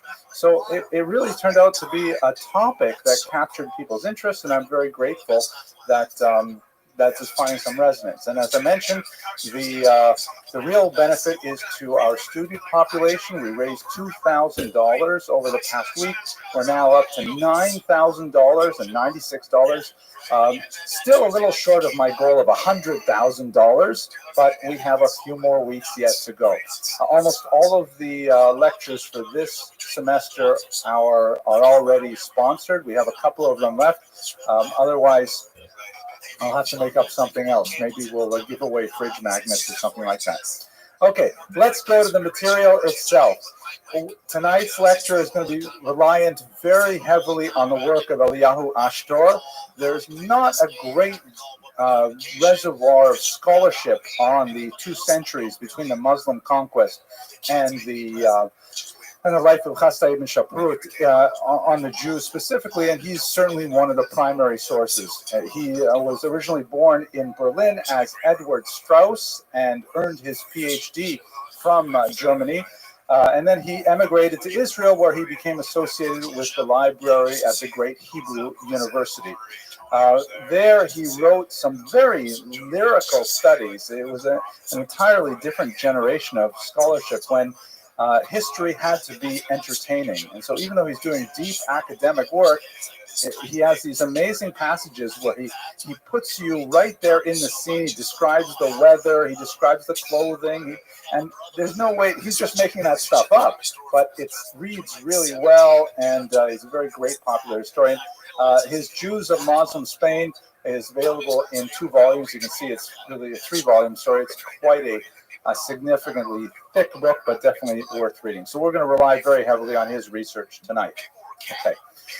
So let us begin, first of all, with a sort of a reset on our thinking about Islam, because the relations between Jews, especially Israelis, and Muslims over the past 200 years has been increasingly fractious and difficult. The reality is that much of this is occasioned by the nationalist movements that first arose among Eastern Europeans and Jews among them, and were ultimately expressed in Zionism, which is fundamentally a nationalist movement of the 19th century, even though it obviously has roots going back to the biblical period. And then in the 20th century, the burgeoning Arab nationalist movements as well, which naturally came into conflict with Zionism.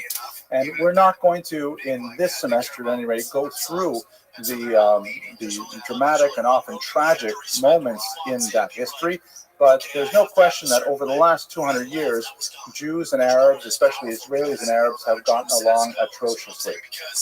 When we take a broader historical viewpoint, however, Jews have actually fared, on the whole, much better under Muslim lands and under Muslim control than they have under Christian control, for a whole series of reasons that I'd like to explore in the next 2 slides before we get to Spain. So we have to understand that the period that we're going to be discussing today, and in fact for the next few weeks, is a period when Muslims and Jews were actually quite close. Not to say that they were beloved of each other and that they were tolerating each other's differences without the occasional punctuation of violence or polemic, but compared to the experience of Jews in Christian Europe, it was actually much, much better, and allowed for the flourishing of Jewish culture at a few key points in Spanish history in particular. Let us examine some of the factors that would lead us to this conclusion. First of all, we should bear in mind, and this is especially true in Spain, that we have 3 cultures in a triangular conflict in the Iberian Peninsula: the Jewish, the Christian, and the Muslim. And when you look at the 3 points of the triangle, it's not like, what do you call it? Is it isosceles when they're all identical? Equilateral. It's not an equilateral triangle. Islam and Judaism are structurally much more similar than Christianity and Judaism, for one point. Islam and Judaism both place emphasis on orthopraxy rather than orthodoxy, meaning both of these faiths are very much behavior-oriented. They have codes of law. The Jews have Shulchan Aruch, Halakha. The Muslims have Sharia, also codified in 4 distinct traditions. There are ritualized, actually there's very little distinction between ritual law and civic law and criminal law in both faiths. They're all part of one whole. There's much less emphasis in general on specific articles of faith, of creed, whereas in Christianity, creed is incredibly important, and fine distinctions of as we saw last week, the Arian Christianity versus Catholic Christianity, and later versus various denominations of Protestant Christianity. These become very significant seams between populations. Islam does not have that same distinction, nor do Jews. Both the Abrahamic faiths that existed in the Arabian Peninsula are much more focused on how one behaves, how one dresses, how one eats, how one does business. So structurally, they have a great deal of similarity. Furthermore, to a large degree, many of these similarities are actually imitations. I mean, Islam, which began in the 7th century, borrowed openly from Jewish practices in a lot of different ways. The idea of orienting oneself towards a particular direction while praying, the number of times one prays is ritually codified. The idea of tzniut, of modesty in dress, particularly female dress, the idea of a dietary code, kashrut, or halal, all of these things are mirror images of each other. So in other words, Muslims and Christians in many ways have a shared cultural vocabulary. Makes it much easier for them to communicate with each other. Christianity, on the other hand, developed in an entirely different direction, focusing much more on ideas of belief over very fine historical and theological points. The status of the Virgin Mary, for example, the status of the Immaculate Conception, all kinds of theological debates that often are dizzying for the average person, not easy to pin down, but very easy to associate with heresy and apostasy and things like that. So in other words, structurally speaking, Muslims and Jews have a lot more in common with each other than Christians and Jews. Second very important point, the familial relationship is much closer chronologically and philosophically between Jews and Christians than it is between Jews and Muslims. What do I mean by that?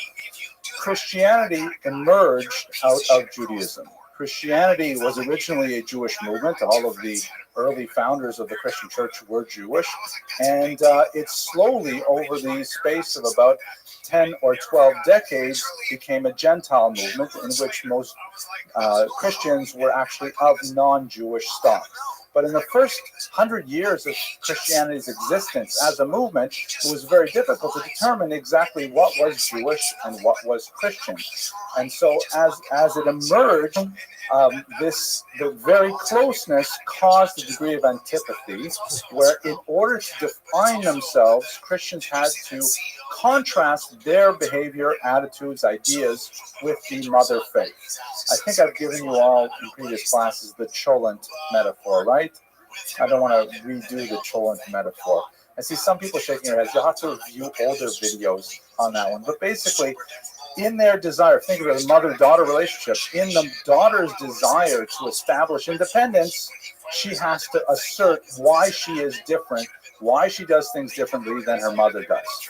And that sometimes creates a certain kind of negative tension. As the very perceptive and heroic theologian Rosemary Radford-Ruther once put it, anti-Semitism is the left hand of Christology. And what she meant by that was, in an attempt to elevate Christianity as a faith with the right hand, it was necessary with the left hand to denigrate Judaism. So that's by nature of the very closeness of Judaism and Christianity, they have a much more negative relationship with each other. Islam, on the other hand, which was born 6 centuries later, is like a grandchild, and the grandchild does not necessarily have. Put it like this. Put it like this. Let's say the Zaidi comes over from Daheim. He comes over from Europe, the grandfather, and he's very observant and keeps the Sabbath and keeps the dietary laws and things like that. And the son, who was born here in America, has already tossed a lot of those things overboard, like he tossed his tefillin overboard. And so, he's constantly irritated by his father's piety, and his father, of course, is nonplussed by his son's irreligiosity. But the grandson has no inbred hostility to religious behavior, and he looks at his Zaidi and says, "Oh, isn't that cool? Look what Zaidi does on Shabbos, and look what Zaidi eats, and look how Zaidi prays." So the grandson doesn't have the same degree of hostility to the Zaidi the way the son does. So Islam in this relationship is like the grandson, who looks to Judaism and doesn't see it as a threat to his own identity. He sees it as possibly, hey, maybe we could get something from them. And so the possibility of a synergy between Islam and Christianity and Judaism is actually much more possible, both for the structural reasons and for the chronological reasons. And in fact, later on in this course, when we look at some of the interesting blends of Sufi thought with Jewish thought in surprising places, like, for example, the influence of Sufism on the Rambam's own illustrious son, Abraham, be fascinating. So with these two factors in particular, Jews actually had a much more of a possibility of achieving some kind of modus vivendi, if not even a rapprochement with the Muslims. Made it much more possible. Not to say that there were not moments of violence, not to say that there were not moments of discrimination and persecution, but on the whole, it was definitely much better in Muslim lands. I recall a few years ago, I was looking at a bibliography of anti-Jewish polemics, and it was for much of the medieval period. I wish I remember the title. And I was amazed because about 4/5 of the book were listings of various anti-Jewish polemics published in Christian lands, and the remaining fifth was the index, the table of contents, and a tiny little section on Muslim anti-Jewish polemics. How you live, it was just not a big industry. They didn't have a readership. They didn't have the same kind of appeal. Masha Ainkain, which is not the case. You changed your PFP. How you living, baby? I didn't change my PFP. Well, it looks different. It looks like it's not your dog anymore. It's Proto. I didn't change my PFP. I changed my account. Okay. Well, are you ready to play? Yep. Excellent. How are you?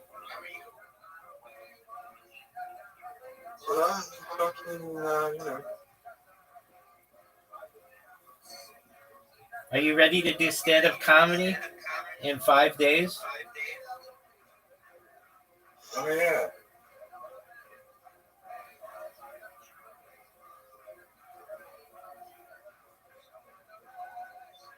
Yo, you remember that time I sent you an invitation? Remember that time I sent you an invitation? Yeah, that's what I just asked you, dude.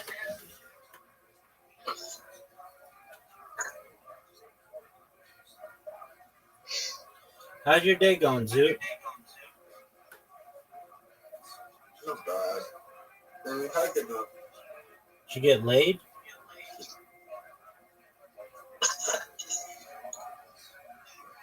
Well,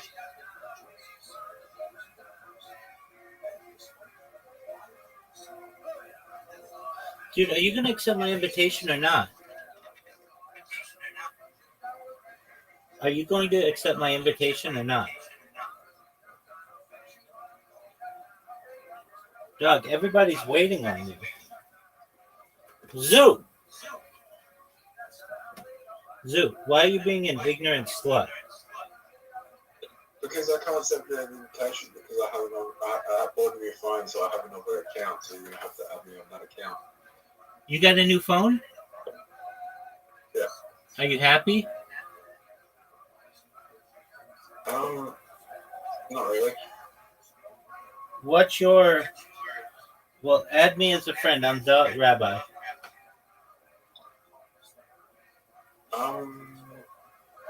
Yeah.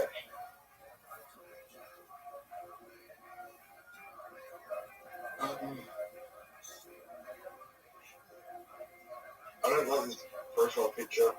Okay, no one cares. The only thing about which people care... The only thing about which people care is that you send me a friend request. Have you done so?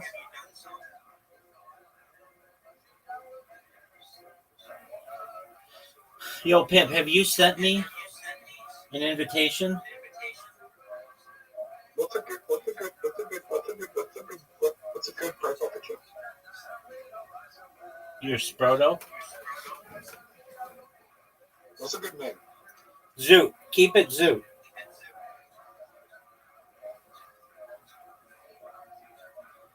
You were Zoot 1, be Zoot 2, or Zoot 69, or Zoot 100, or Zoot_1. Just be Zoot because I'm not gonna fucking think about it. I just want to know it's Zoot.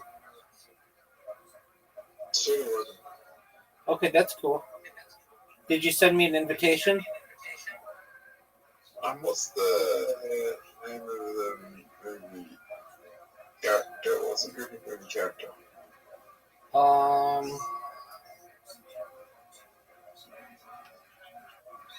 Darkwing Duck.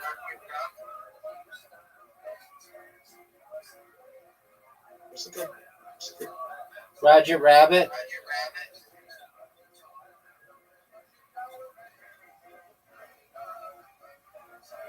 Mickey Mouse. Do you remember Neopet? A what? Do you remember Neopet? Neopets like Tamagotchis? Yeah, do you remember Neopet? Fuck yeah, everybody remembers Tamagotchis. No, Neopet. No one knows what the fuck that is.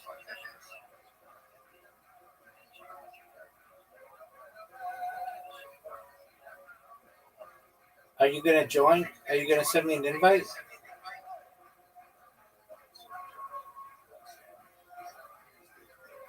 You're Zoot11.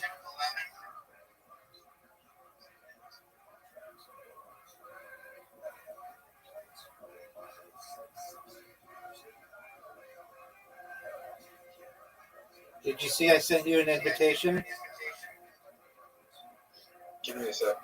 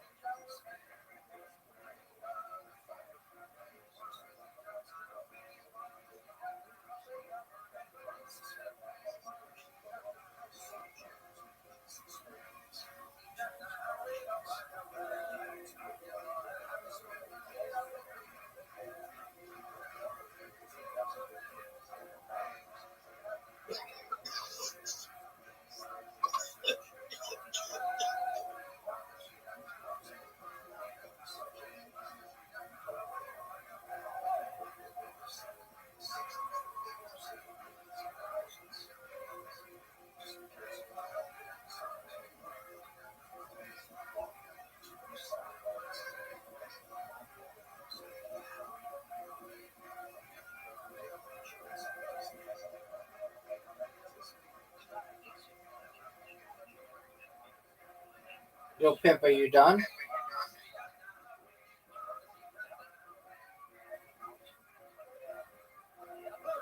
Pimp. Pimp, are you done? Pimp.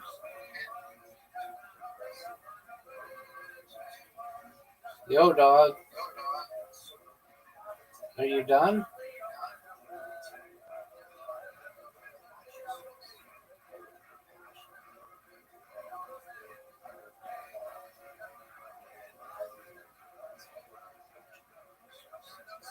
Yo, Pimp.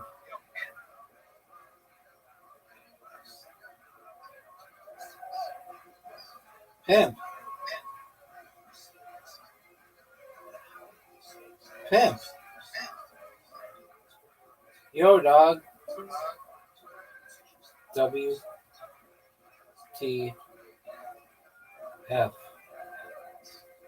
Zoot.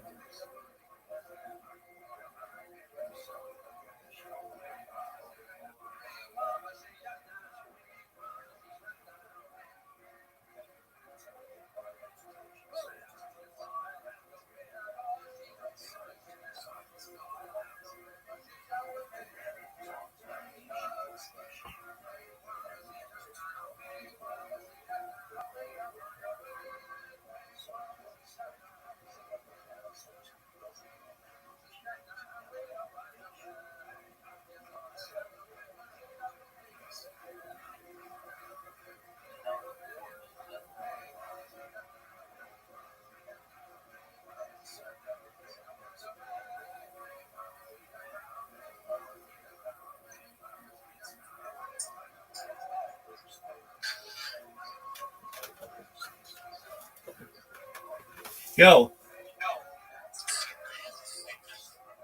Come to my Discord. Why? We'll download it.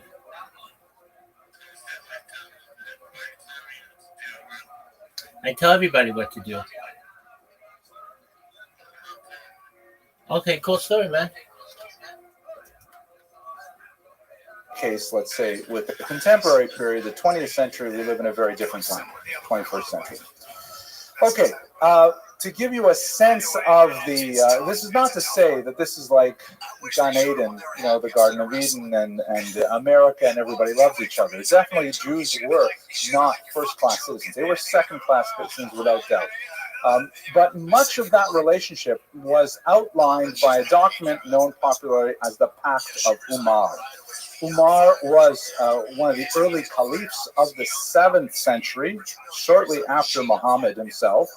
And according to tradition, he answered a series of questions posed to him by non-Muslims, most likely Christians, about, well, okay, so now Islam is the dominant religion and we live in Muslim lands. How are we supposed to behave?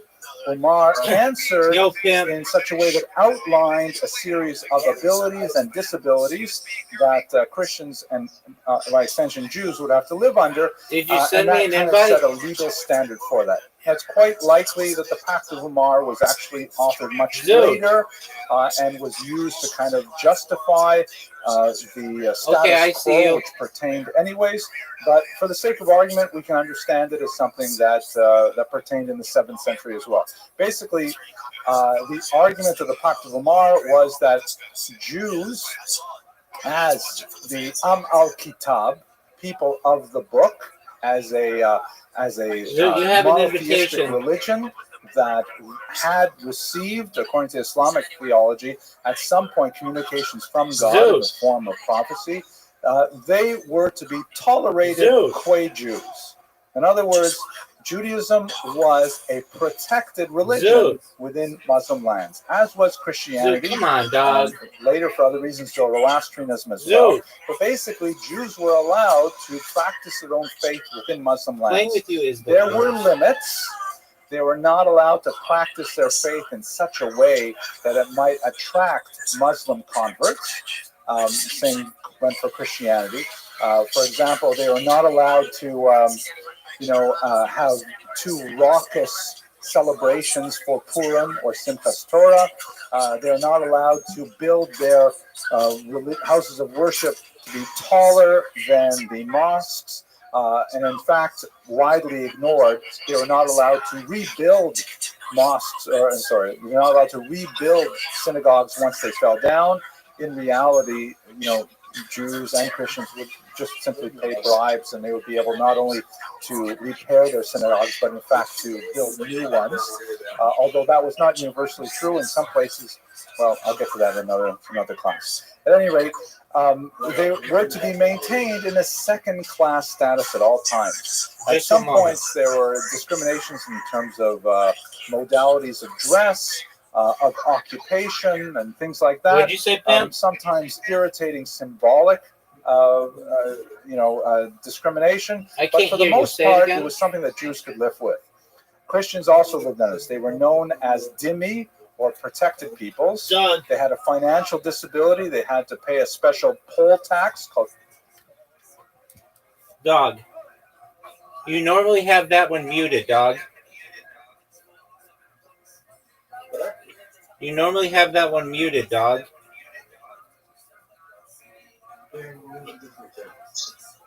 Okay, well, get your shit together.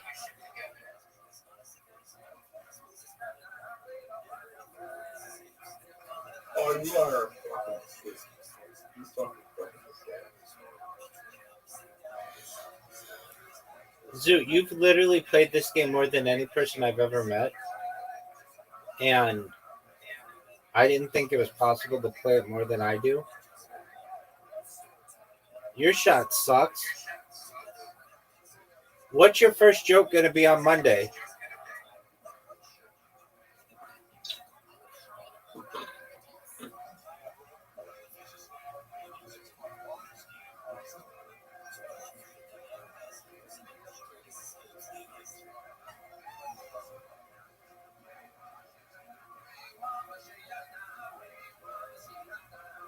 Zoo, what's your first joke going to be on Monday?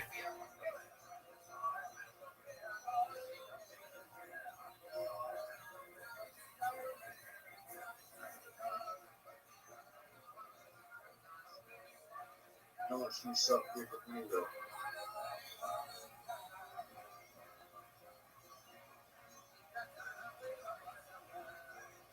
Are you fucking serious? Shit. Rabbi, Don't you do it.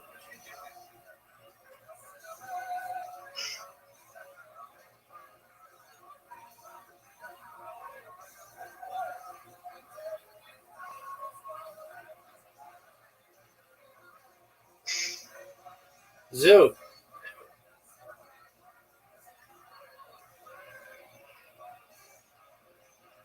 Zoo.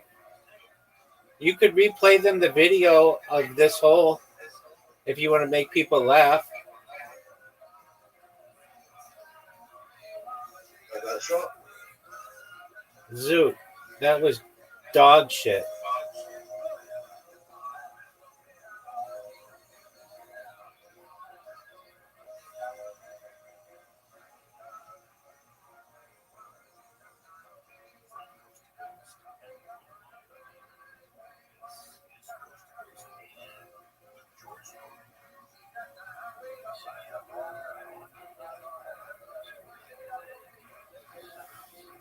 Zoo, did you know that Malcolm Jamal Warner died?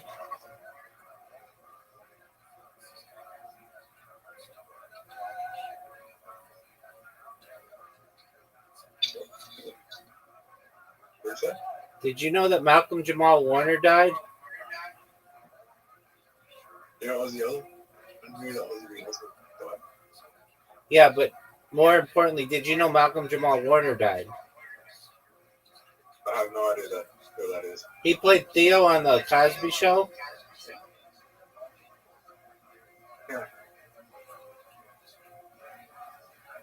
What's your favorite Osby from Black Sabbath song? Crazy Train.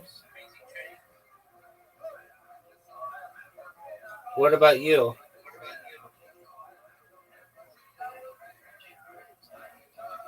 Isn't gonna sound bad, but I don't know a single Osby plays Black Sabbath song. No, that doesn't sound bad. I knew who he was as a third player. I actually watched like some of the Osby on TV. Just didn't get to Black Sabbath.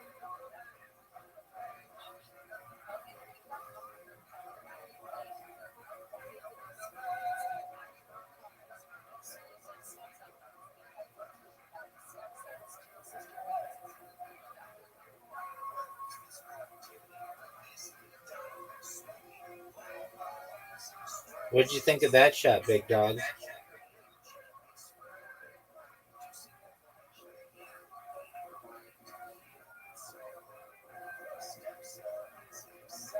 That's in trouble.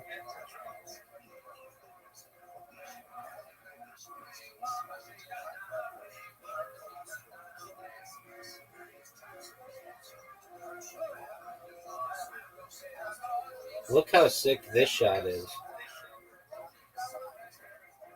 You can't hear a rabbi. I know I'm a rabbi.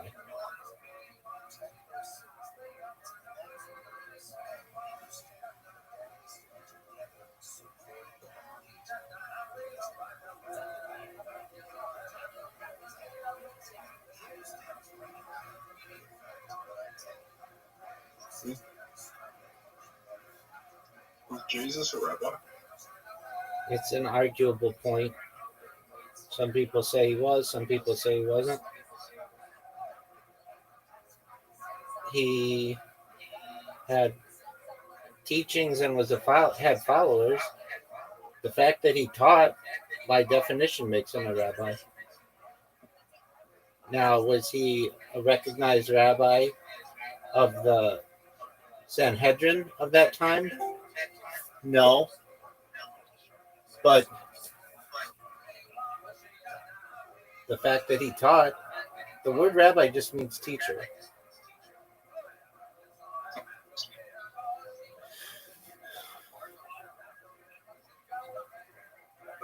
Canada, but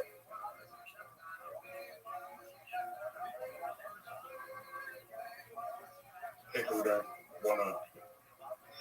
If you can't even use it, the Jewish people don't want to know you. Yeah, because we didn't term him that. The Romans termed him that.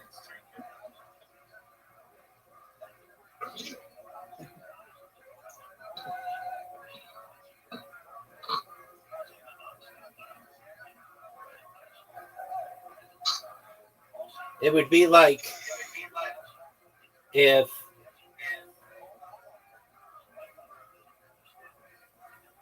the I just feel like the French termed Mel Gibson King of the Australians when he's not even Australian. He's American. You would be like, he's not even Australian. Mel Gibson is.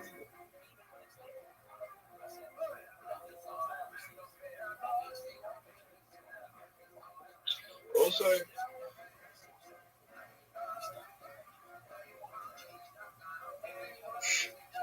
what is it better about Max, Tom Hardy or Mel Gibson?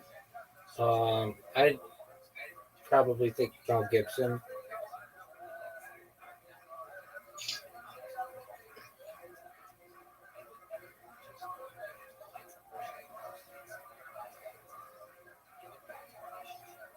Do you like Tom Hardy?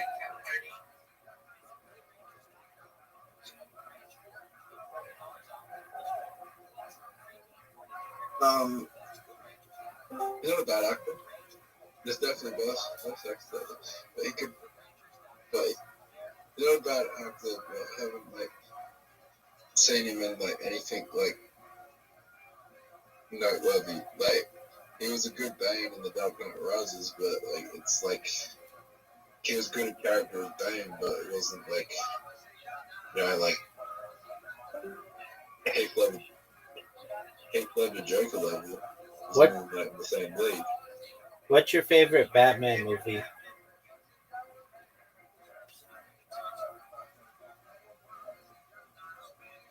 You know, it's a tie between the Batman, which is Robert Pattinson's Batman, and Matt Reeves' Batman, and the Dark Knight.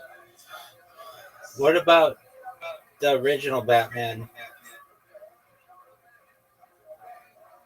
You mean Tim Burton's Batman? Michael Keaton, yeah.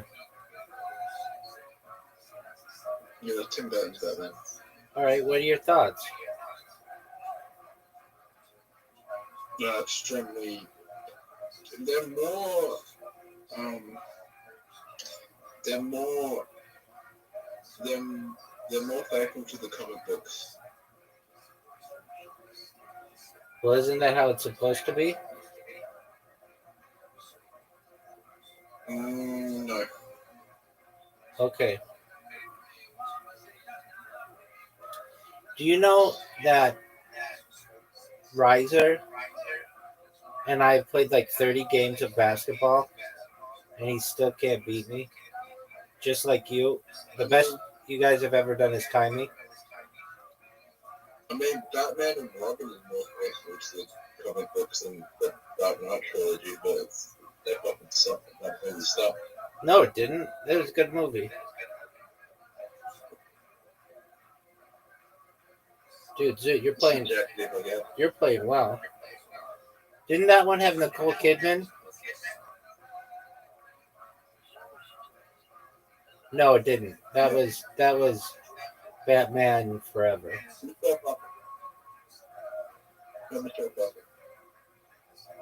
No, it didn't. Michelle Pfeiffer was Batman Returns. It had Alicia Silverstone. Okay. Batman Returns had Batman Returns Danny. It had Michelle Pfeiffer as Catwoman, Danny DeVito as the Penguin. That's a miss. That's a miss. That's a miss. That's a make. That's a miss. That's a miss. That's a miss. That's a miss. Who do you think the best Catwoman was? I don't know if I saw the Anne Hathaway one, but she's hot as fuck. But and I don't think I saw just the regular Catwoman with Halle Berry. But Michelle Pfeiffer, she knocked that shit out of the park. She's hot as fuck.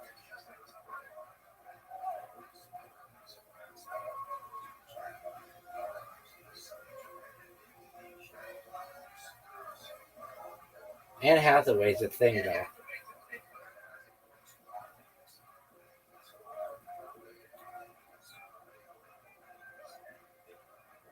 Are you gonna go? Are you gonna go? Yeah. Why didn't you go? Why did I think Katie Holmes played Catwoman? Did she? No. Are you sure?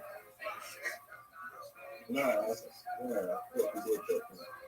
She played something.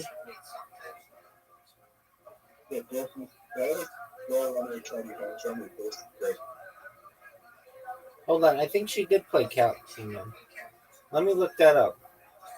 I think she did in like one of the Christopher Nolan ones.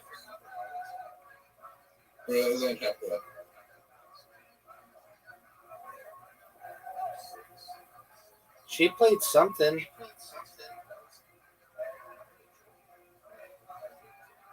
Katie Holmes portrays Rachel Dawes in Christopher Nolan's Batman Begins. She was replaced by Maggie Gyllenhaal in the sequel. So she plays Rachel Dawes in Batman. I don't know. Who is that? We have to look this up. In 2005, Batman Begins set the foundation of DC's mega hit The Dark Knight that would eventually become one of the greatest superhero trilogies of all time. Though one key actor didn't return in the movie's cast, initially played by Katie Holmes, Rachel Dawes was an original creation for Christopher Nolan's Batman Begins. Pardon me. Appearing in two of the three parts of the iconic Dark Knight trilogy. She was Bruce Wayne's childhood best friend and romantic interest throughout Batman Begins and The Dark Knight, ultimately playing one of the most significant parts of the franchise. Rachel Dawes didn't make it past The Dark Knight's ending, as her death sent reverberations throughout Gotham, prompting Bruce Wayne to contemplate his place as the city's protector and starting Harvey Dent down the path that would turn him into Two-Face. Despite portraying Rachel in Batman Begins, Katie Holmes had reservations about continuing to place the career beyond that. Ultimately, she was recast and didn't return to The Dark Knight. She's hot as fuck. Katie Holmes was recast in The Dark Knight because she wanted to explore other roles. She told Business Insider in 2016 that she really enjoyed working on Batman Begins and that her choice to return was not a decision that she made at that time, and it was right for her that at that moment. However, that was a really dumb choice for her not to come back.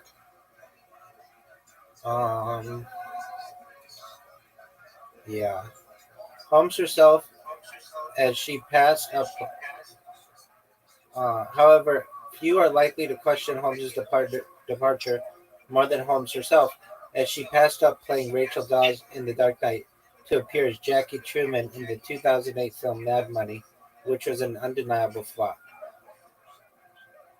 Are you ready to play Literati? It's not as bad as Matt Damon turning down Avatar. Why did Matt Damon turn down Avatar?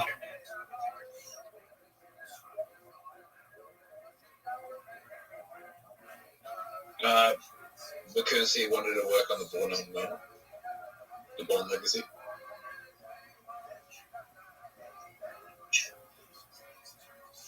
He chose to work on the Bourne, to finish the movie the Bourne Legacy, the Bourne. Yeah, but that's like his. That's like his movie.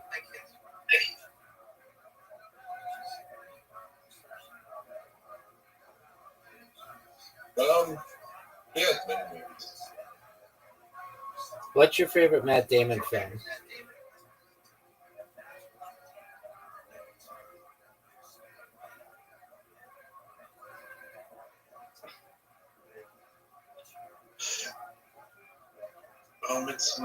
It's not the one with Robin Williams. Good Will Hunting? The Palm things. It's not that. It would be. That's too basic. That's a good movie, but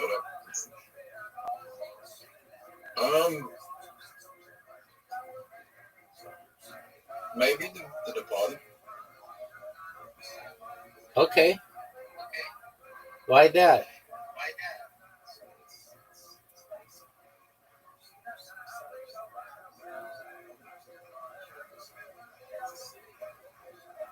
Why the Departed? Why The Departed? Because it's just like it's a good crime movie. Okay. You I know, don't remember a single thing that happens in the movie, but it's a good movie. yeah. I remember one scene kind of creeps me out. There's this scene with Jack Nicholson. It's right at the beginning, and he goes up to like this chick at the store and asks her if she got her period yet. I think that's disgusting.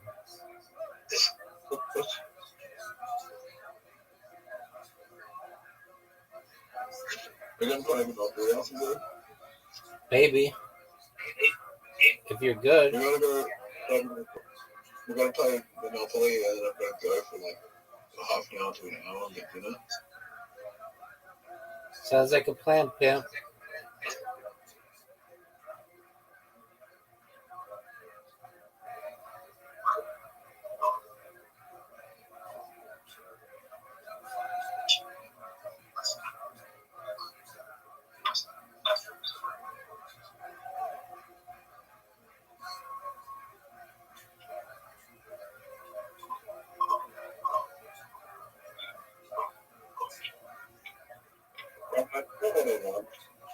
What do you want, big dog? We want to help people with coordination issues. All right. What does that mean? I want to help people that have coordination issues like me. Okay, what does that mean? Like coordination therapy, like people that helping people get better coordination, like helping people get jobs that are suited to their lack of coordination, that should help people with jobs who have coordination issues. Physical coordination or mental coordination? What? All right, pimp. What's mental coordination? Like, isn't that like disorganization? Isn't that what ADHD? It could be.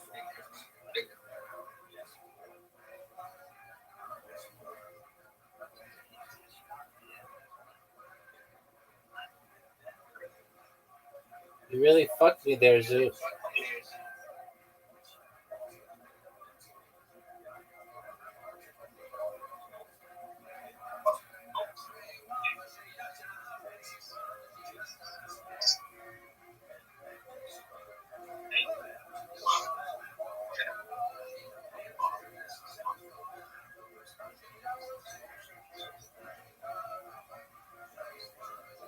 Yeah, I'm going for one of the hardest periods of my life right now. Why do you say that? I feel like I know like a major issue of what's going on in the world, but no one wants to listen because of how much profit is going into how much profit is going into the awareness of something else? How do I say this? I feel like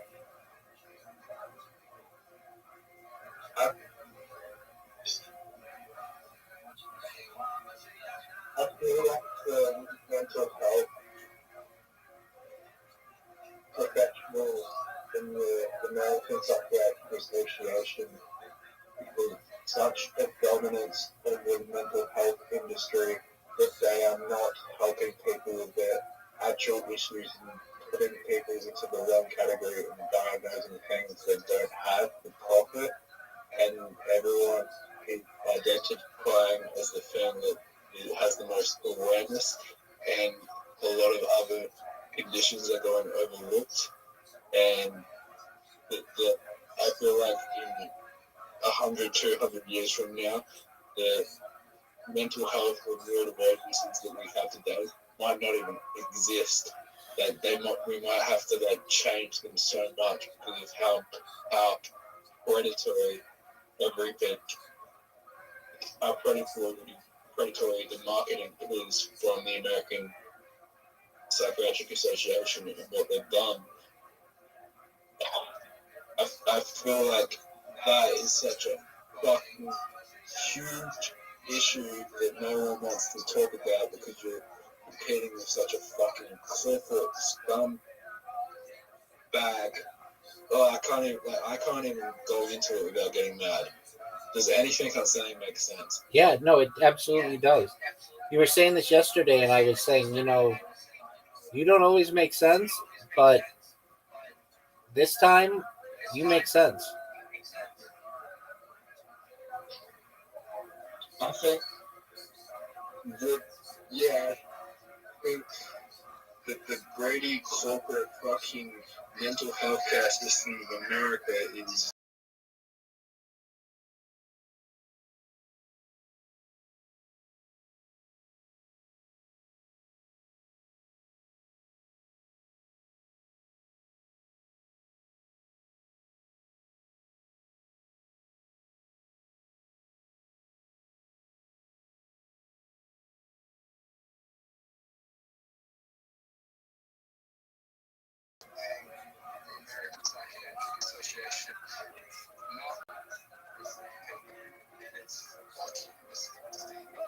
but no one wants to fucking compete with these greedy fuckers. I feel you, dog. Look, I hope these fucking scumbags go in hell, but I can't do anything because at the end of the day, right, these people study mental health they worked in the mental health industry for years and they claim to be the experts, but the truth is, they were just in the right place at the right time. They saw an opportunity to sign a fucking non-disclosure agreement, make investments, and had inside information of what was going to happen after the book they helped write was made, and they invested in all these things. And they invested in pharmaceutical companies, they invested in therapy clinics, everything was all for fucking. It just makes me mad that these people decided, well, we didn't make much money as during our mental. We didn't make money during our medical science careers because now we're old and mental health wasn't taken seriously. So let's just make as much money as we can off this book, and that's what's happened.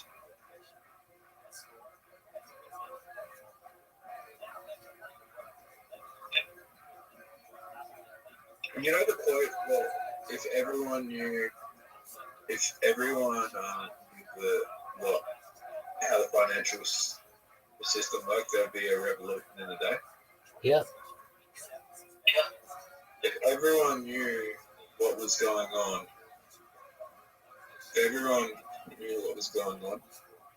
with the mental health,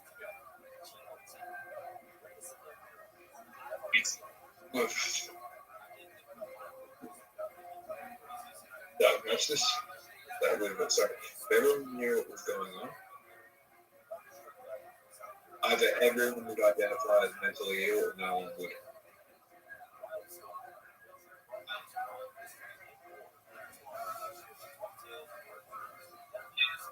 Actually, let me go very clear.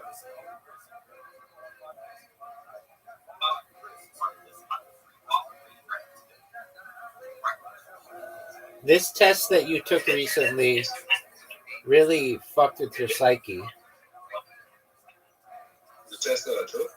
Yeah. Well, imagine you got 29 years of your life. You've been told you have this. You've been told you have this condition, right? You've been told you've had this condition that doesn't have a lot of awareness and everything. You have every symptom, right? You have every single symptom. Right? And then they put you into, you go and take another test and they put you into that category because it's more profitable and they don't give a shit about your other fucking condition, that the one that really affects you the most and impacts your life the most. Imagine caring, no, you don't have that one, you have the one, we're just going to put you into the category that's the most profitable. How mad would you be? I'd be pissed, dog.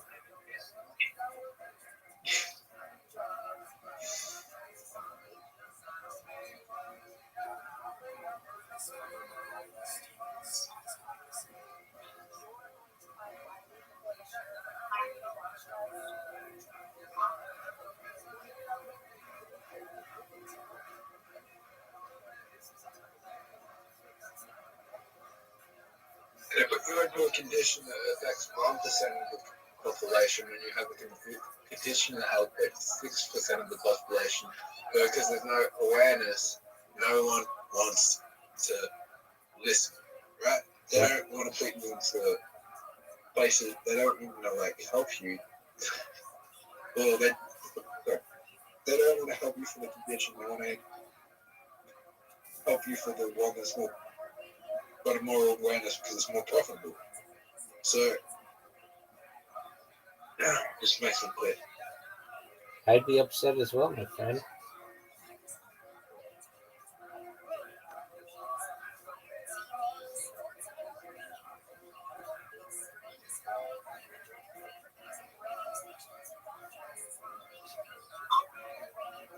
And how do I fucking make awareness and make a lot of money so these fucking greedy fucks don't fucking profit from that?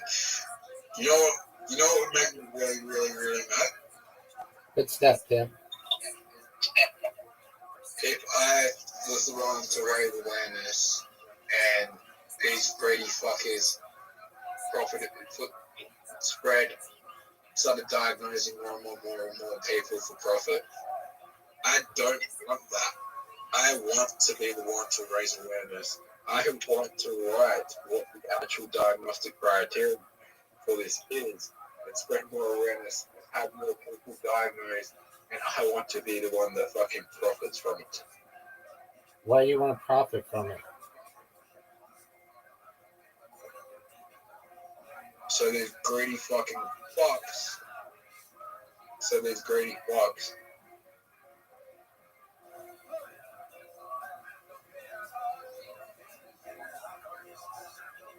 What? Yeah. Why do I want to profit? Right. Because I'd rather money go to me than these greedy fucks, because I'll do things to help people with the condition. Okay.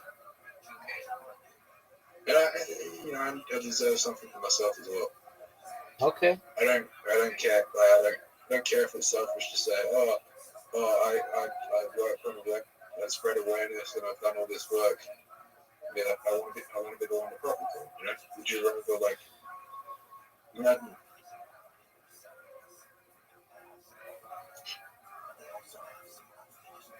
I get what you're saying. I think you should be able to benefit from it.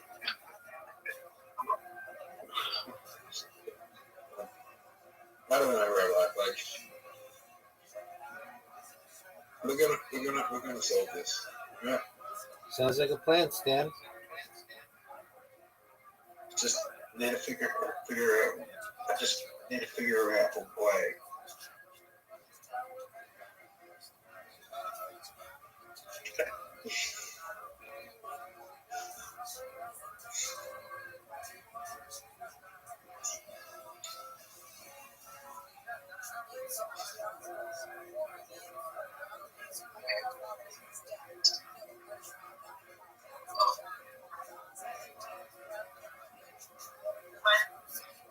How about listen to you for half an hour, what problems would get solved? If they listen to you for half an hour, If the whole world listened to you for half an hour, what problem would get solved? we'd have a lot of awareness on what's going on in the world. And we would recognize that we're all not that different. And we'd recognize that there's a treasure trove of data out there, perhaps from which we can all learn. And we'd learn about futurology and things like quantum computing and artificial general intelligence and artificial superintelligence and mind uploading technology and life extension technology and de-extinction and things like teleporting and invisibility cloaks, all kinds of future shit.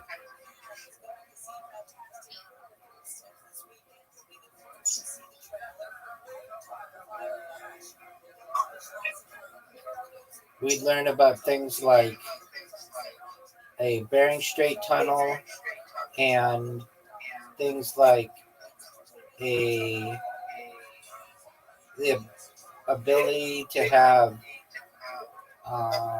perhaps like an acne vaccine and things like perhaps a way to stop war globally. I'm not saying I can guarantee it, but I think that we could definitely come together more than we currently do. I don't think we can stop them. Well, it's inevitable that war will stop if we're ever to get off of this planet.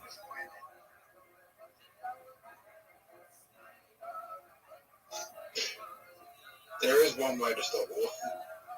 What's that?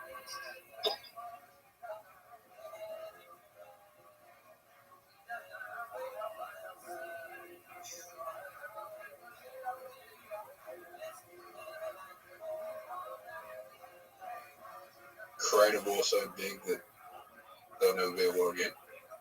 That's what they tried to do with World War II.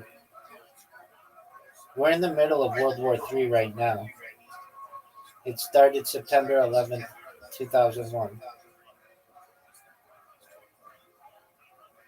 With what? The war on terrorism, just this vague term that nobody really knows what it is. And you're always trying to find the boogeyman. And it always seems like they're in these caves. And you have to spend not millions, not billions, but trillions of dollars to be able to kill them.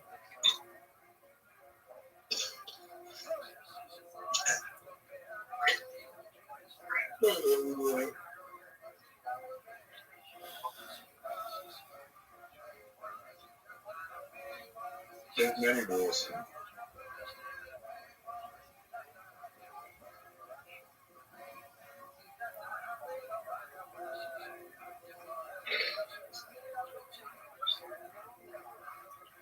What? How we evolved since 2001? Well, not much because we've only had like one generation, arguably, to be able to do it.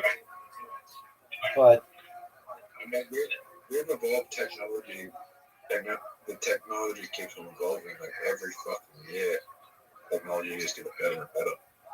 that's correct. As you would expect it to. Do you think that technology will ever stop evolving? No.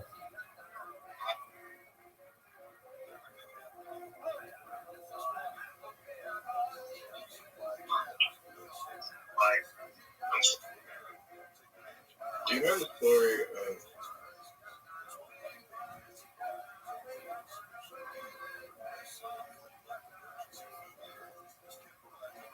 know the story of William Graham Siddis? Enlighten me, please.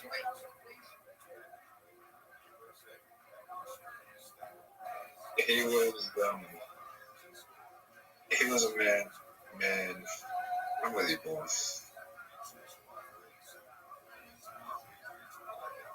Right. William James Siddis was born 1898, and he was recorded as a child to have the highest IQ ever. Okay. Yeah. Okay. He was a child prodigy who completed like school in 1 year, and he completed university very early. Right. Okay.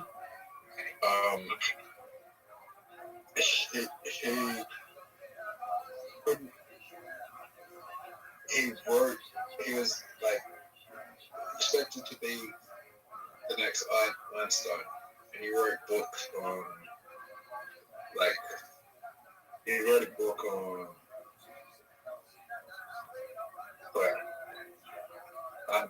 he wrote a book on like backward force. Okay. And it made no sense. Okay. Like it made no sense. Okay. No one could understand what he was saying. Okay. Like he was trying to be the next Einstein, and no one could understand what he was saying. He had high expectations from him, and then he worked like normal jobs and lived in poverty. He tried to work normal jobs, but he couldn't. Like he was never good at any of the jobs he did. He lived in an apartment in poverty. Like he had high expectations and Okay, Zoot. ended up dying. Zoot, go, or you're gonna forfeit. Yeah. Okay, so he ended up dying. Like that sounds a lot like Nikola Tesla. Yeah, but Nikola Tesla actually achieved things. Yeah, that's true. No one cares about his work because his work makes no sense. This kid you're talking about? Yeah, but the book he wrote doesn't really make much sense. Why doesn't it make sense?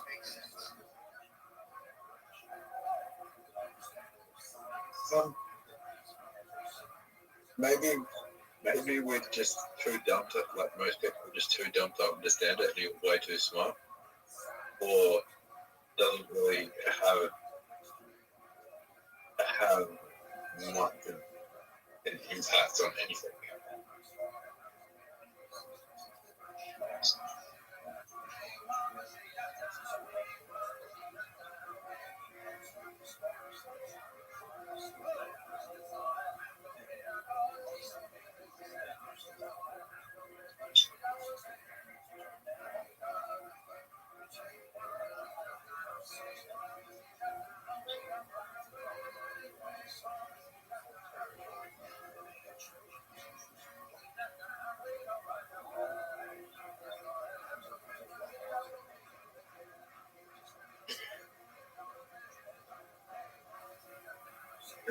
The book details his thoughts on the origins of life, cosmology, and the potential of reversibility of the second law through Maxwell's demon, among other things.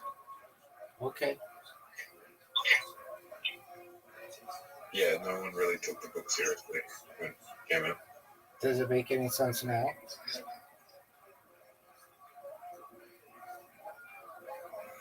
Not really. Are you gonna go?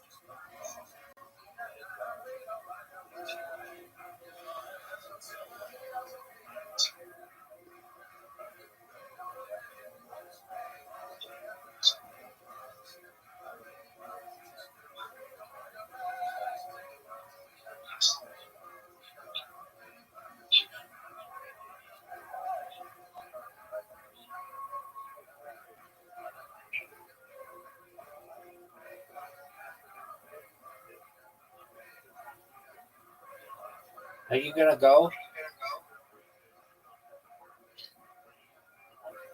Go get dinner? No, we're gonna play Monopoly. Dude, put something down.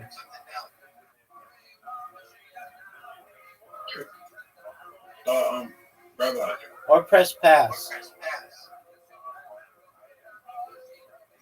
There you go. What's up, pimp? I might go to California soon.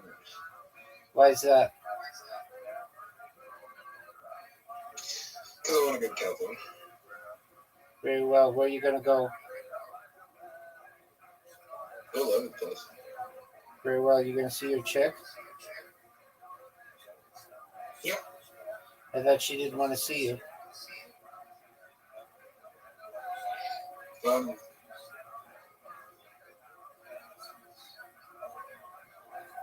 She does. So now she wants to see you?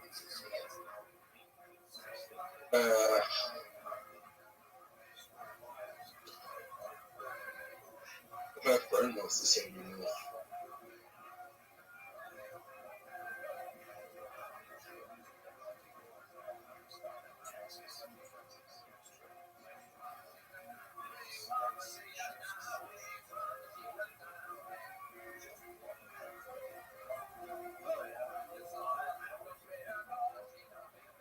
Don't you feel bad that you like spent all this time with this chick and now you're basically like gonna cheat on her? How am I cheating? You want to go see her friends? Yeah. That's like cheating on her. Not if she's there with me. Not if they're both there. Okay, but I thought she didn't want to see you. No, she does. She does. I thought she stopped talking to you like a week ago.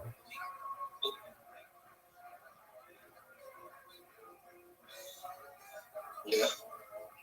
Have you spoken to her since?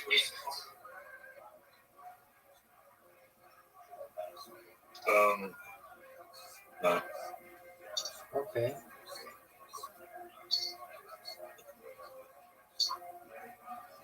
I'm sure if I go over there, she'll be giving it up.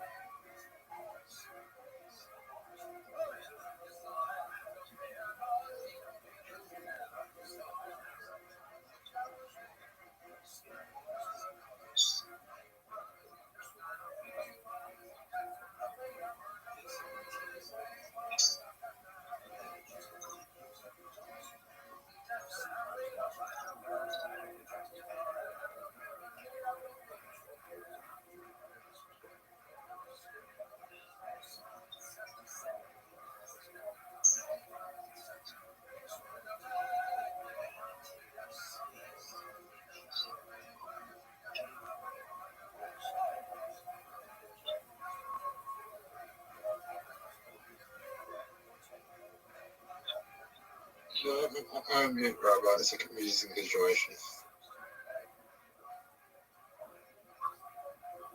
Where could I put a U?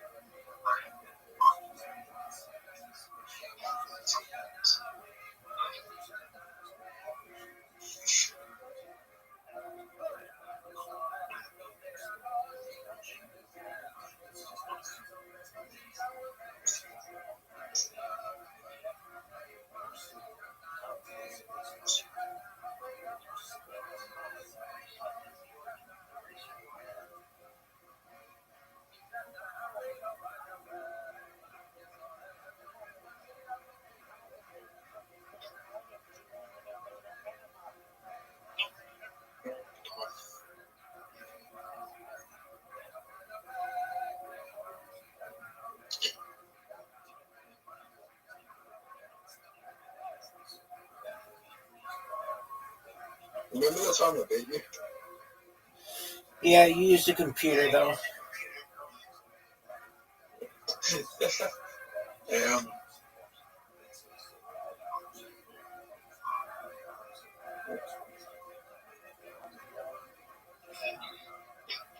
was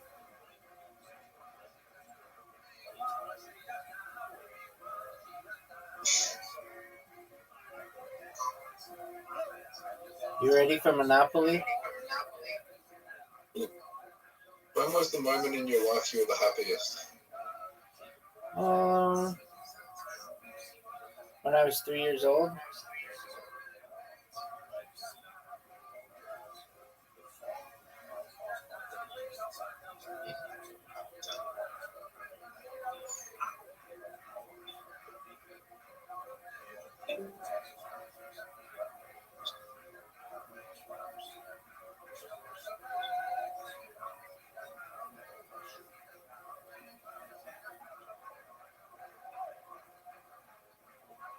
Dude, you're balling.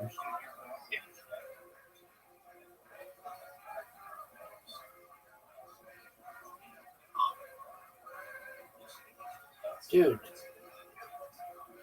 you keep getting all these big ones.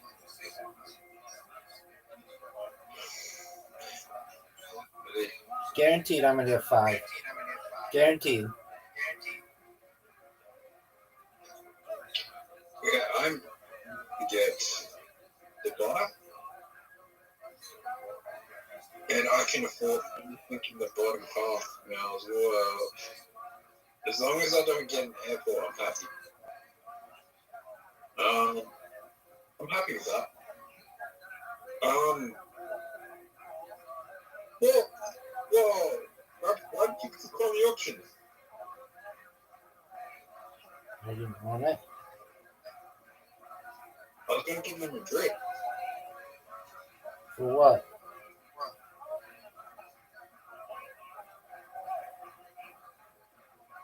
For anything more.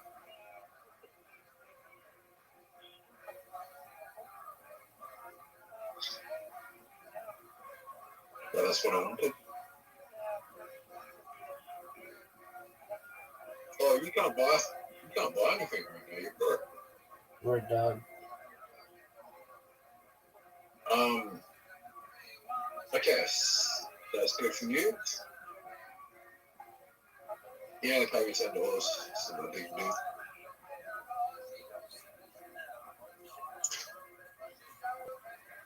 That's big. And I can buy deli now. Yeah, it's not a big deal though.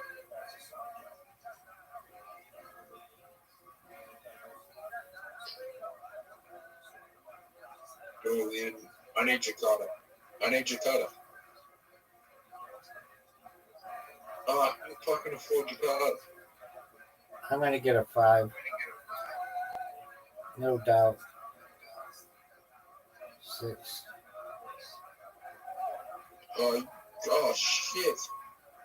Oh no. What property do I sell here?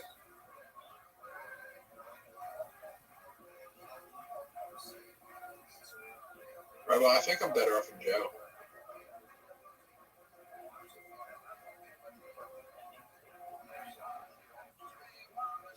Thank you. Rabbi, What up, pimp? you're winning. I don't think so.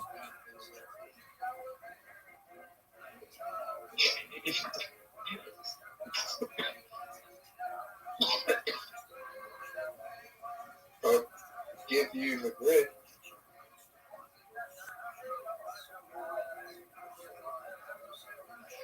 You want?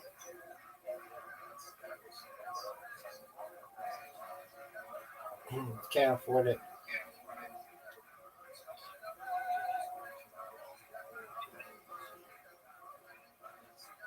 Hey, Rabbi, Yo, pimp. I want you to think about this question. What? I want you to think about this question. Okay.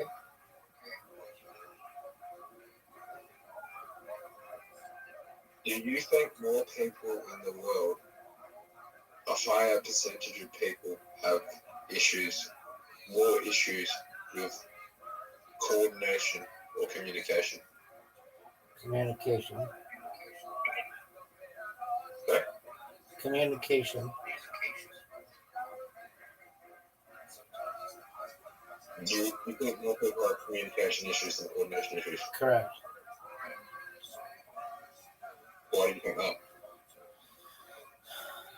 Well, firstly, we're not all in the same language, so we have an issue communicating with each other.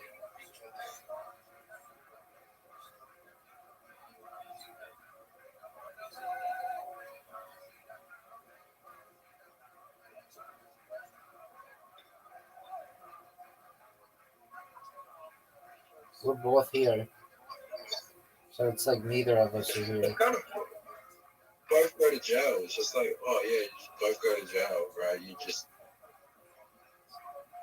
know the worst part about me being in jail is that I wrote a fucking 6.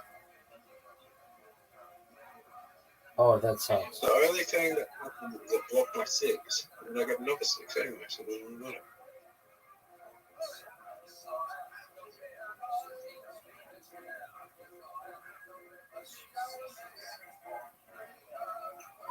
We can't afford anything.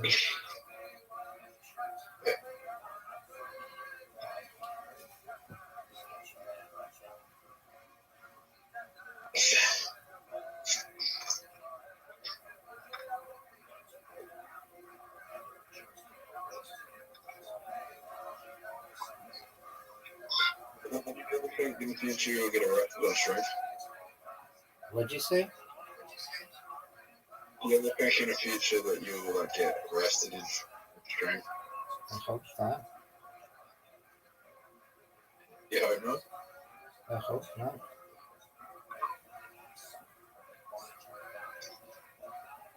Not for like anything like a misdemeanor.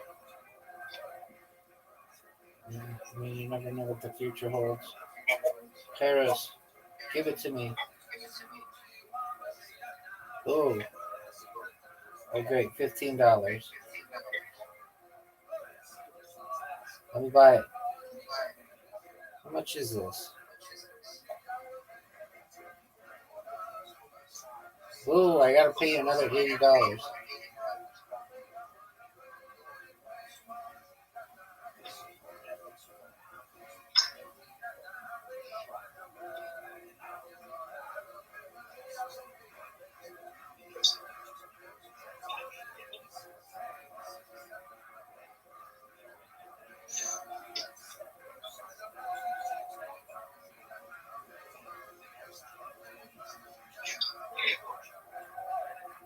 No.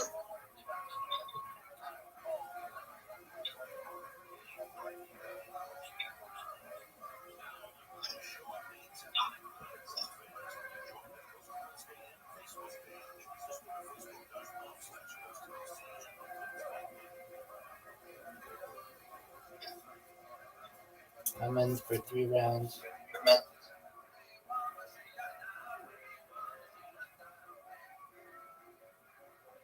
Big one.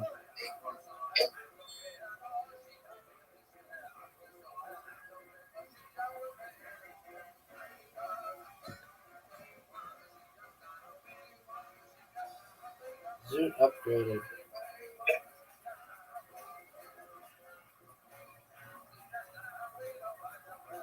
Did you know that Malcolm Jamal Warner died? You said this numerous times. Oh, I'm going to continue saying it. It's going to be my new thing. Friends, I feel like the fact that Ozzy Osbourne died is kind of a big deal. It is. That's why I think it's funnier. Not that it's funny that he died, that either of them died, but that I care that this one guy died when nobody else does. Well, his family was a friend of Upper.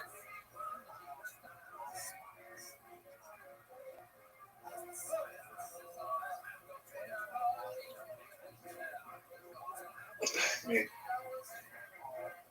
they're all gonna die one day.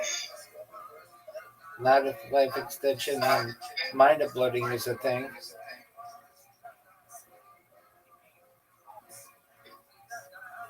Like, I hope that works out. But As do I. there's also a chance that it won't work out. That's true.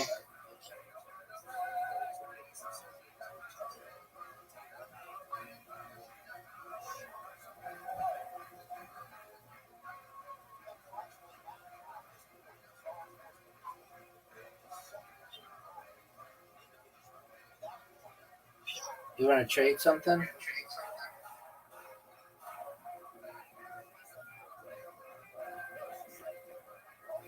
You don't have anything I want. I'll give you Cairo for New York.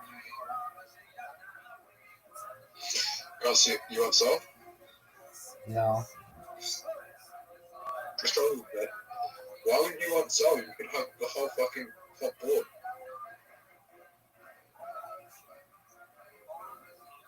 Where is Seoul? I mean, I've nearly got the left side of the board. I don't know. Where's Seoul? Oh, The top right. I see. Dude, you got another 60? Another 6? Do another one. Dude, you How keep many doing times that. do I go to fucking jail? Have you seen anyone go to jail as much as me as I has it? Like, Yeah, unfortunately. Rabbi, Yo, dog. am I like committing tax evasion right now? I don't know, big man. Why do I keep on getting arrested? Why me? I don't know, big dog. Now's your time to roll a 2.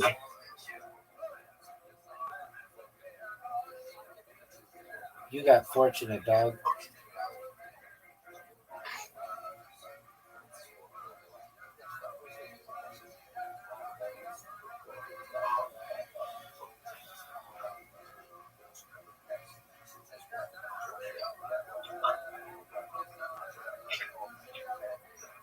No, Monopoly teaches you a good lesson.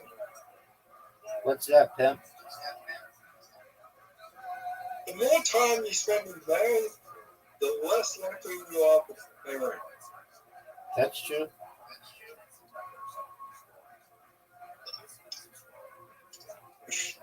Give me a 1. Whoa.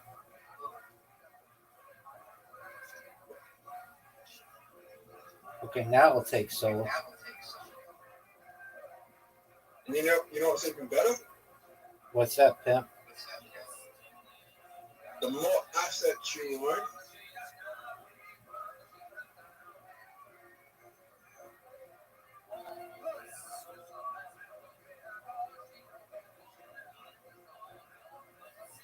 Okay, trade me for Soul, whatever you want.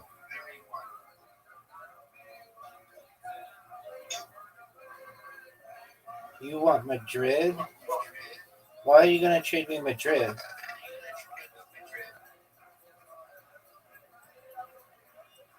I want Soul. fucked up. Yeah, you did.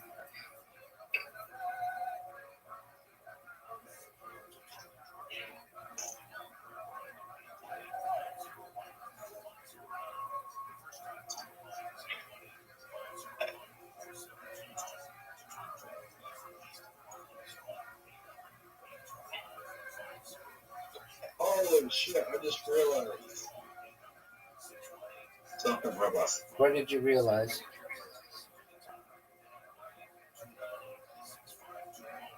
That if I gave you Soul, there's not a time I'm not going to give you money.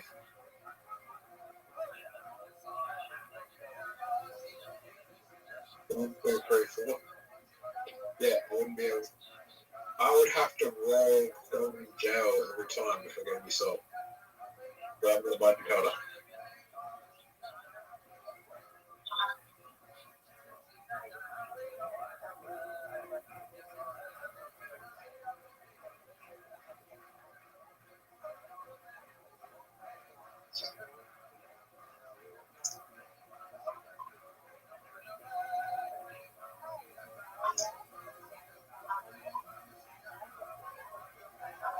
Guaranteed I'm going to get a 1, 2, 3, 4, 5. Guaranteed I'm getting a 5. No way.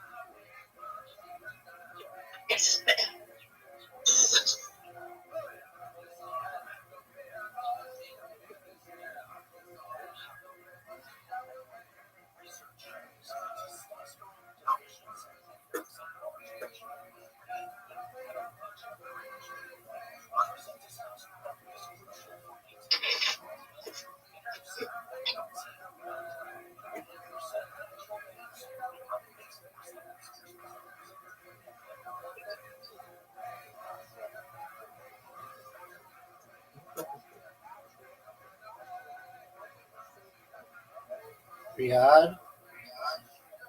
Cool.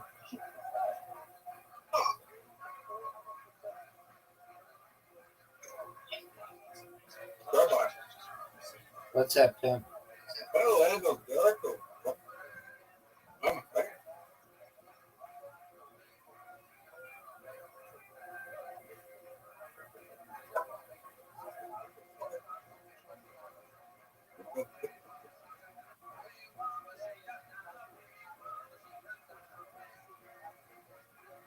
Ready to send bigger risk.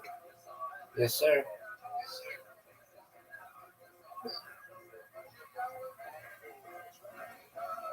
This might be a dumb move.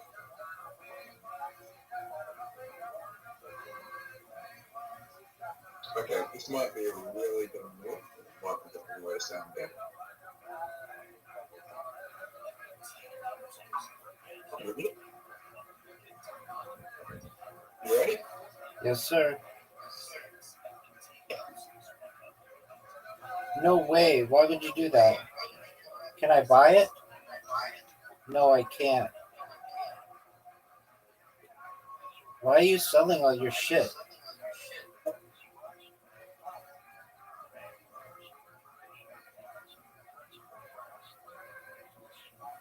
Why are you selling all your shit?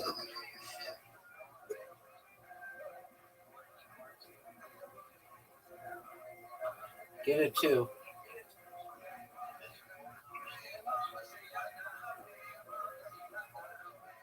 Dude, you fucked up. You sold that too?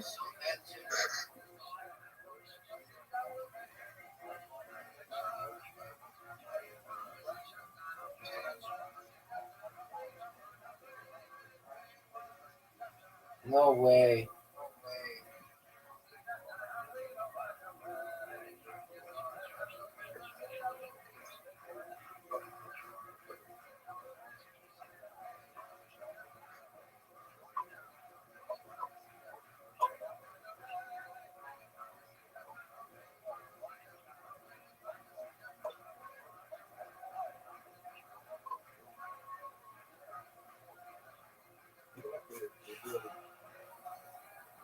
Yeah, this is not so bad.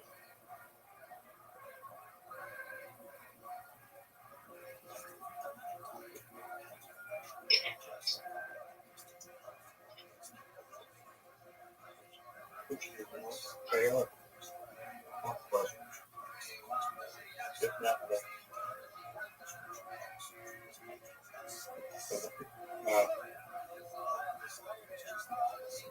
yeah, this is good. That's all good. Yes. Roll one. Roll one. All right, another one.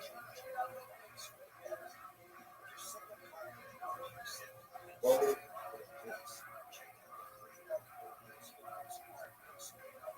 Bye-bye.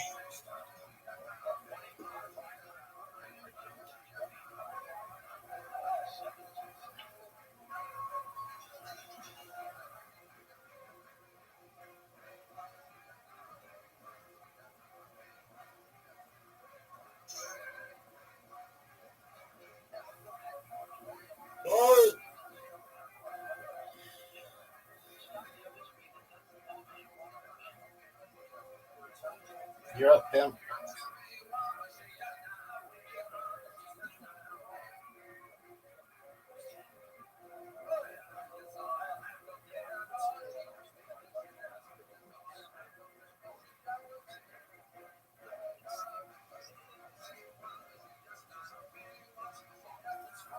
Yes.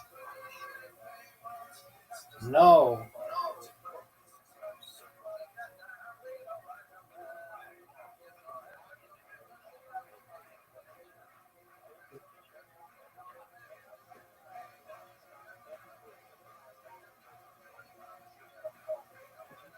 Normal. Wow.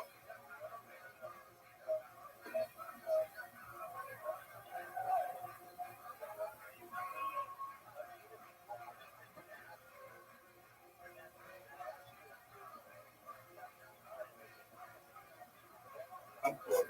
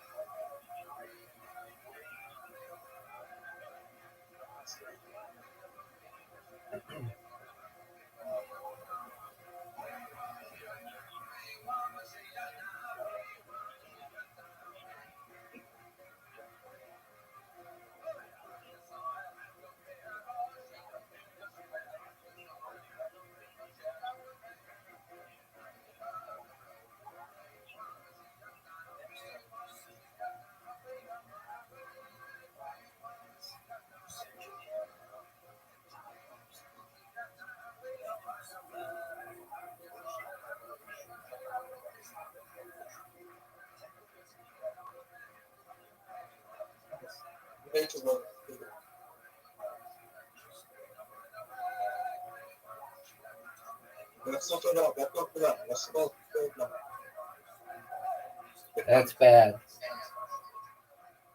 Gotcha.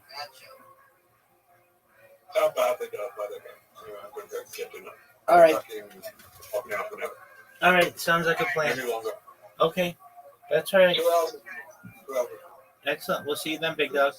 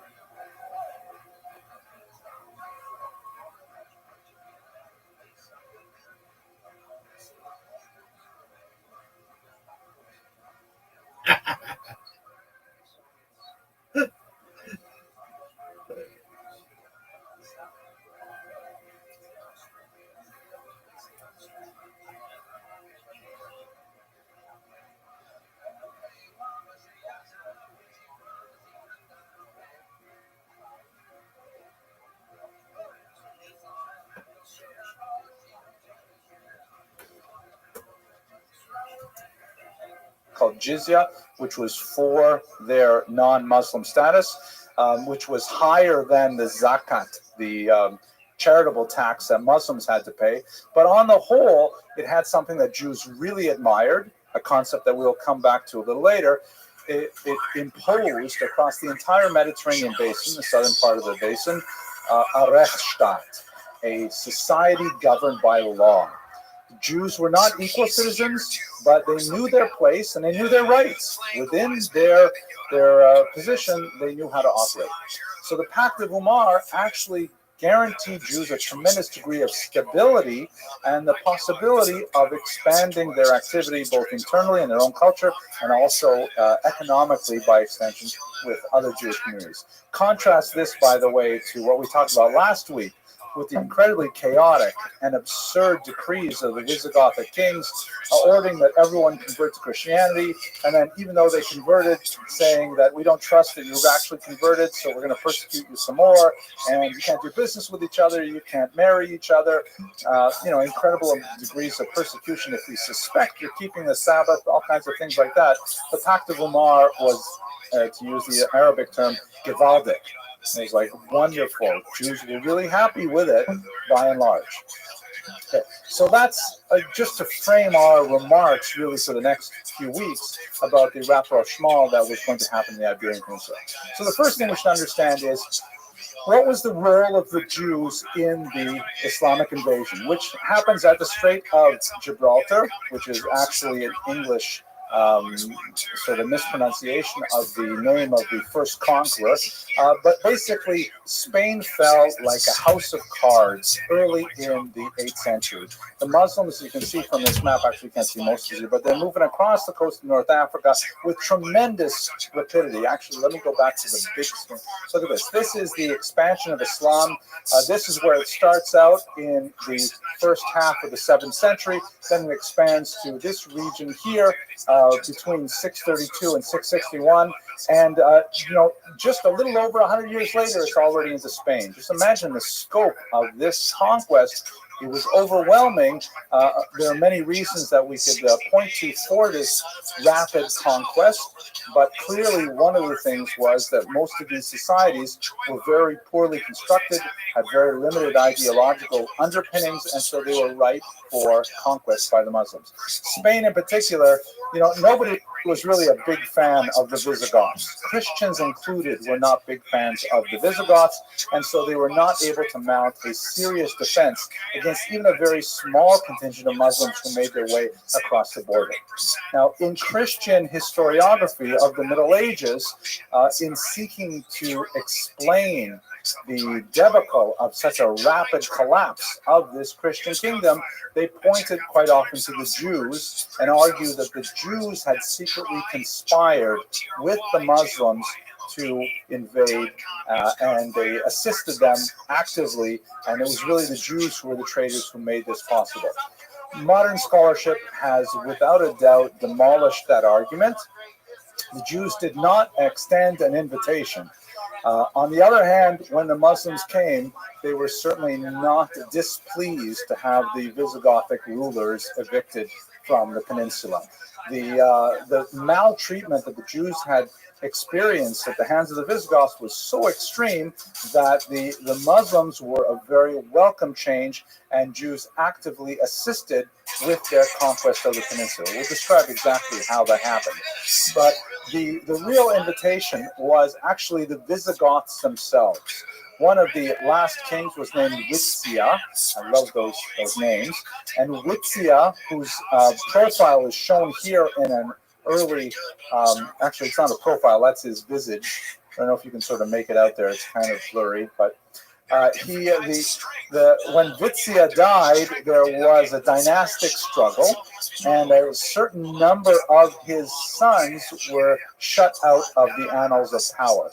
And so they conspired with each other to invite the Muslims to take over the peninsula and to support them in the reestablishment of the Visigothic rule. Of course, they were quite surprised that when the Muslims came and they saw that it was actually a very nice land and very fertile and the climate was great and so on, that they were loath to relinquish control to the Visigoths. But it actually came from Visigoths themselves who were displaced from power. They were the ones who invited the Muslims in. The Christian chronicles that describe this, describe them as traitors, that they were coming in, bringing in Muslims in to try to establish their own hold to the throne.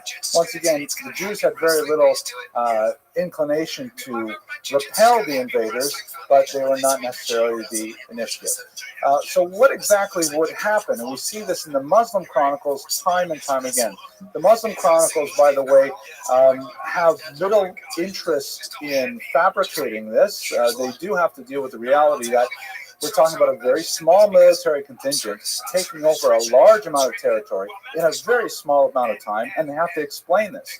And basic military strategy indicates that one of the most fundamental aspects of winning a war is not necessarily the bravery of the soldiers, not necessarily the high technology of the weaponry and things like that.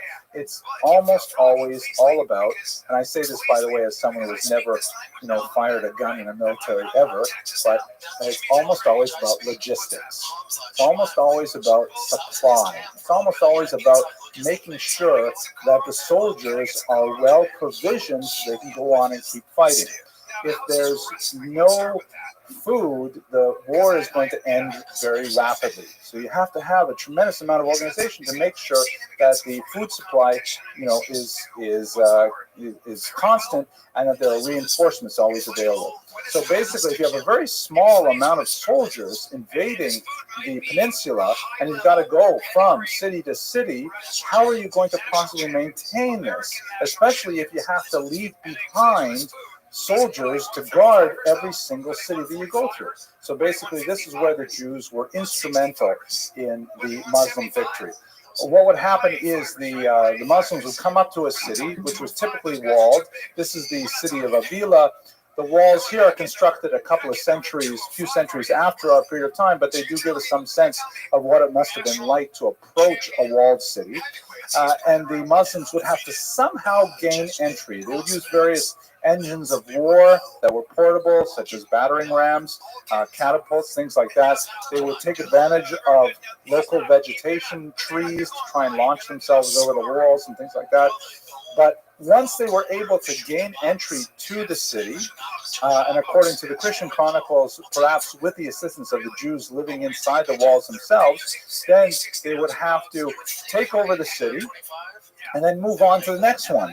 How can they retain control of the cities they conquer unless they have allies and assets that will maintain the new Muslim status quo? So the Jews were very happy to act in this capacity.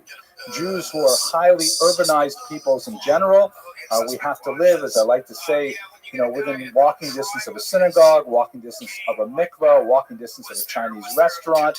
So there are lots of Jews in these urban areas. It always amazes me that people laugh at that joke, no matter how many times I say it.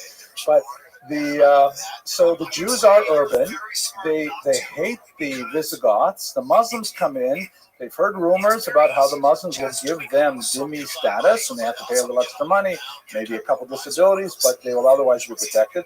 And so they essentially act as the loyal guardians of the city for the Muslims as they go on in their conquest. And so this catapults the Jews to positions of municipal power, allowing the Muslims to continue their conquest, guaranteeing their loyalty to the Jews, and it really works out really well for both the Muslims and the Jews. Not so well for the Christians. Let us also remember that Christians, even though they may be, struggling with the Visigothic yoke, if they don't like what's happening in Muslim lands, they can always appeal to Christian populations on the other side of the Pyrenees. Jews, on the other hand, are a minority everywhere. It's not like they can make a short boat ride or take a short hike and they can find other Jewish communities that will come and rescue them.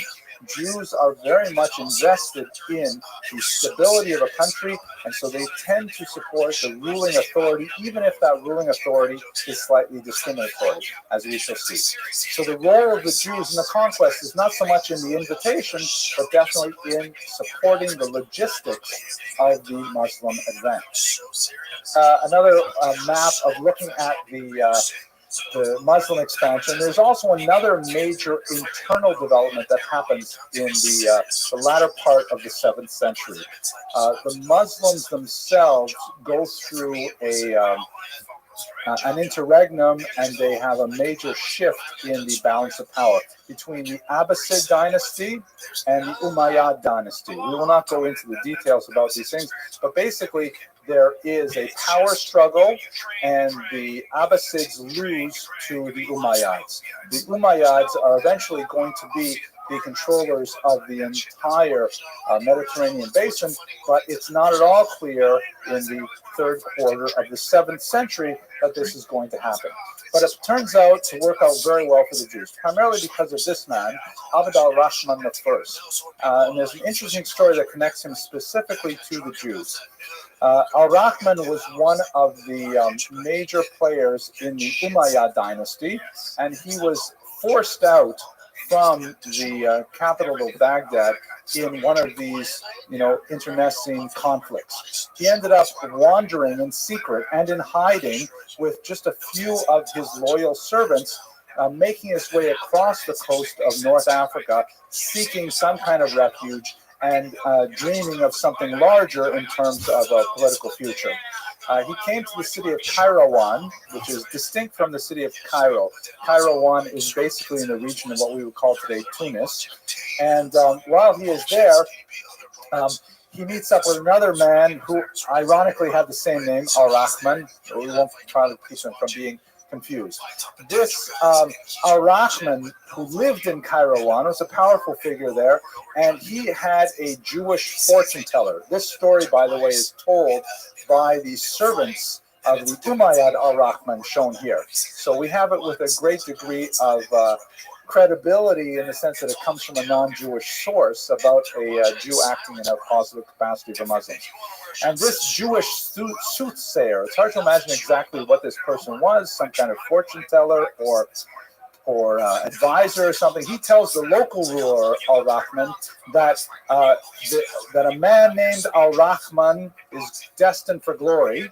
And Al-Rahman says, great. He says, it's not you. It's someone else with the same name. And you will be able to recognize him because of his distinctive hairstyle, which I have to say, I was very disappointed. I looked all over the internet. I could not find a picture of this distinctive hairstyle, but it involves side locks. Apparently, he grew his hair long at his temples. I know that sounds a little spooky for Jews, right? Sounds like payas. But apparently, this Al-Rahman had very distinctive side locks. So the Kairouanese Al-Rahman says, okay, well, I guess that's what it is. And this new guy from the Umayyad dynasty comes into town, and the first Al-Rahman recognizes him, and at first he wants to attack and kill him, but the Jew says, no, you can't, because it's destined by God. You will have no power over him. So he says, all right, I guess I have to make my peace with him. And he shelters him and he gives him support. And ultimately, the second Al-Rahman, the one shown here, goes on to cross the Straits of Gibraltar and conquer Spain and become the first Umayyad emir, meaning ruler or king of Spain. So what's really important here for our purposes is that one of the early envisioning of the Jews in the idea of an Islamic Spain is of the Jew as a loyal servant, as a moral advisor, and we'll see that over and over again as a kind of trope in Muslim historiography of the period. When he established himself in Spain, he was really quite a brutal individual, engaged in putting down rebellions. Don't forget, there are still Christians living in Spain, and they're not entirely happy with this new Muslim rule. So he was very brutal and definitive in putting down these rebellions. But at the same time, he established something that Jews tend to love, which is this term I used earlier, Rechtsstaat. Let's just take a quick moment to explore that idea. The word Rechtsstaat is German, and as I say it now, I realize it's such a guttural Rechtsstaat. It sounds like you're about to spit, right? But Billy Crystal says famously, Yiddish is German with phlegm. 129. Anyways, the Rechtsstaat means a state governed by law, Recht.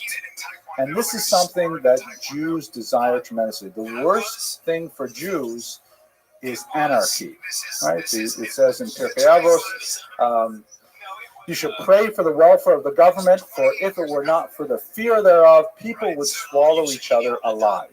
The idea is, since Jews are perpetually a minority, with the exception of biblical times and, of course, modern times in the state of Israel, the worst that can happen to Jews is if you live in a state where the rule of law means nothing.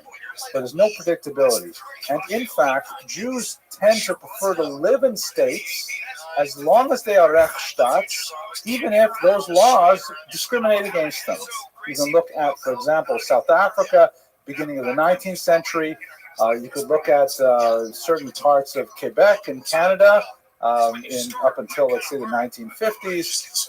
In many, many countries, Jews are very happy to live, even if they have some disabilities, social or otherwise, as long as they know that, nobody can break their store window with impunity. That a Jew can sue a non-Jew in court and expect the laws to be applied fairly to them, even though they have disabilities, legally and civilly and socially. As long as it's predictable and you can live within those boundaries. So essentially, that's what happens. The Abd al-Rahman sets up something which is fundamentally a Rechtsstaat, and that allows for a tremendous flourishing of Jewish culture. Spain is a Rechtsstaat. All of a sudden, you have this new phenomenon that takes place over decades, that Jews start migrating to Spain. Think about the tremendous reversal here. Jews are being expelled from Spain in the Visigoth period. Nobody wants to live in Spain. And all of a sudden, it's slowly picking up more and more Jews who are moving through North Africa from the Middle East, and they're making their way to this pioneer frontier country. It's kind of like, if you will, Florida after air conditioning was invented. And I mean that, half seriously. No, more than half seriously.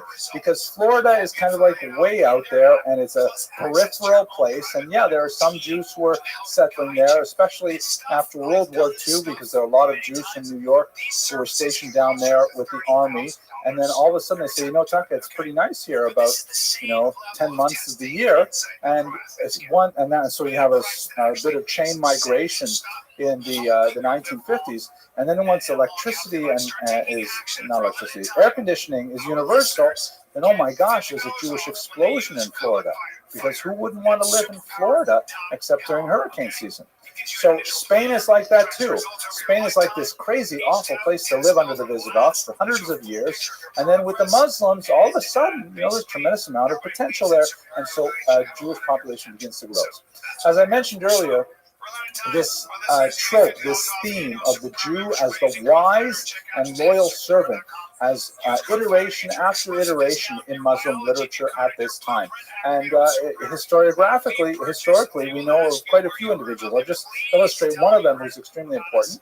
There is a court musician in the late 18th century whose name is Abu ibn Nasr al-Mansur. That's a Jewish name. He's a Jewish court musician. And it happens that in one of these, disruptions that happens in Baghdad, a non-Jewish musician named Ziryab is wandering through the region.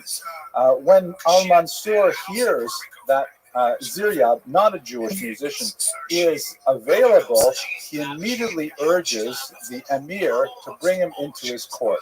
It happened that the emir at that time agreed and then promptly died, but the al-Mansur's loyalty to the advancement of culture and even caused him to argue this with the new emir, and so they brought in this person Ziryab. Now this is remarkable on many levels, but one of them is that he would naturally have a rivalry with Ziryab. I mean, if you were the court musician, why would you invite another musician to the court?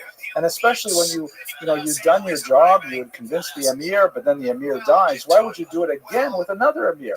And the Muslims, who at this time are great lovers of poetry and music, and we will explore this much further in the next two lectures, they were amazed with al-Mansur's dedication to the sheer genius of this man Ziryab. Ziryab, as it happened, was actually a genius who made a tremendous impact on the Muslim court by bringing a lot of Baghdadi influences to Spain. Everything from modes of dress, to etiquette in gatherings, to how food was eaten, literally how food was served and how food was consumed. These are all innovations or introductions from Eastern culture that Ziryab had brought to Muslim culture.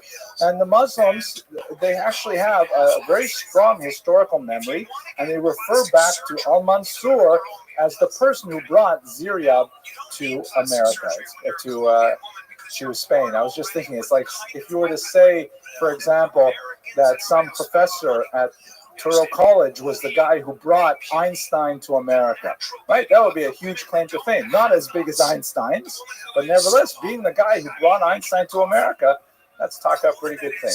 So there's over and over again this idea of the Jew as someone who cares about the welfare of society as a whole and acts on behalf of the society is something that you see over and over again during these 200 years. At the same time, we have to contrast this with, the only word I can use is mishigas, that Christians were engaging at this time. The 9th century in particular, when you read these things, it's hard to believe that people actually did this. But apparently, there was this whole wave in the 850s of suicide by martyrdom that Christians engaged in. The only thing I can say that's positive about it is that they didn't take anyone else with them. You know, this was not like, God forbid, a suicide bombing where other people were hurt. This is a case of suicide through martyrdom. Basically, what would they do? They would, Christian zealots, typically monks, often eunuchs, would go to, they would dress up in Muslim clothing. They would go to mosques for the Friday prayers. And just when the Muslims were at the high point of the prayers, they would stand up in the middle of the crowd and they would start reviling Muhammad. And Muslims have a tremendous allergy to this kind of speech. And they, the crowds would be enraged, and sometimes they would be murdered on the spot. Sometimes they would be dragged away. In one particular case that happened in the Grand Mosque of Granada, if I remember correctly, the two monks who had committed this act had their feet and their hands and then ultimately their heads removed and their bodies displayed outside the city gates for some period of time thereafter. But can you imagine what this would be, where you would go to mosque on a typical Friday and you expect to just go home and have cholent and so on, and not cholent would be Saturday morning, but you'd go home and you'd expect to have a regular day, but then all of a sudden there's some crazy guy who gets up and starts saying terrible things about Muhammad and Allah and things like that. This was a really bizarre phenomenon. So contrast the idea of these suicide, I don't know what to say about them, with the loyal and trusted Jewish servants. I mean, the Jews really were leveraging the contrast in a very positive way.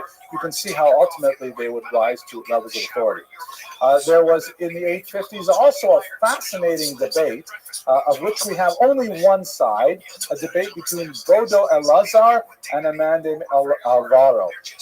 Bodo was a man who was actually very high up in the Gaulish court in what would be today France, and a Christian, and he ultimately forsook his faith, joined the Jewish faith, and migrated to Spain, where he ended up living in a Jewish community, marrying a Jewish wife, and so on. He took the name Elazar.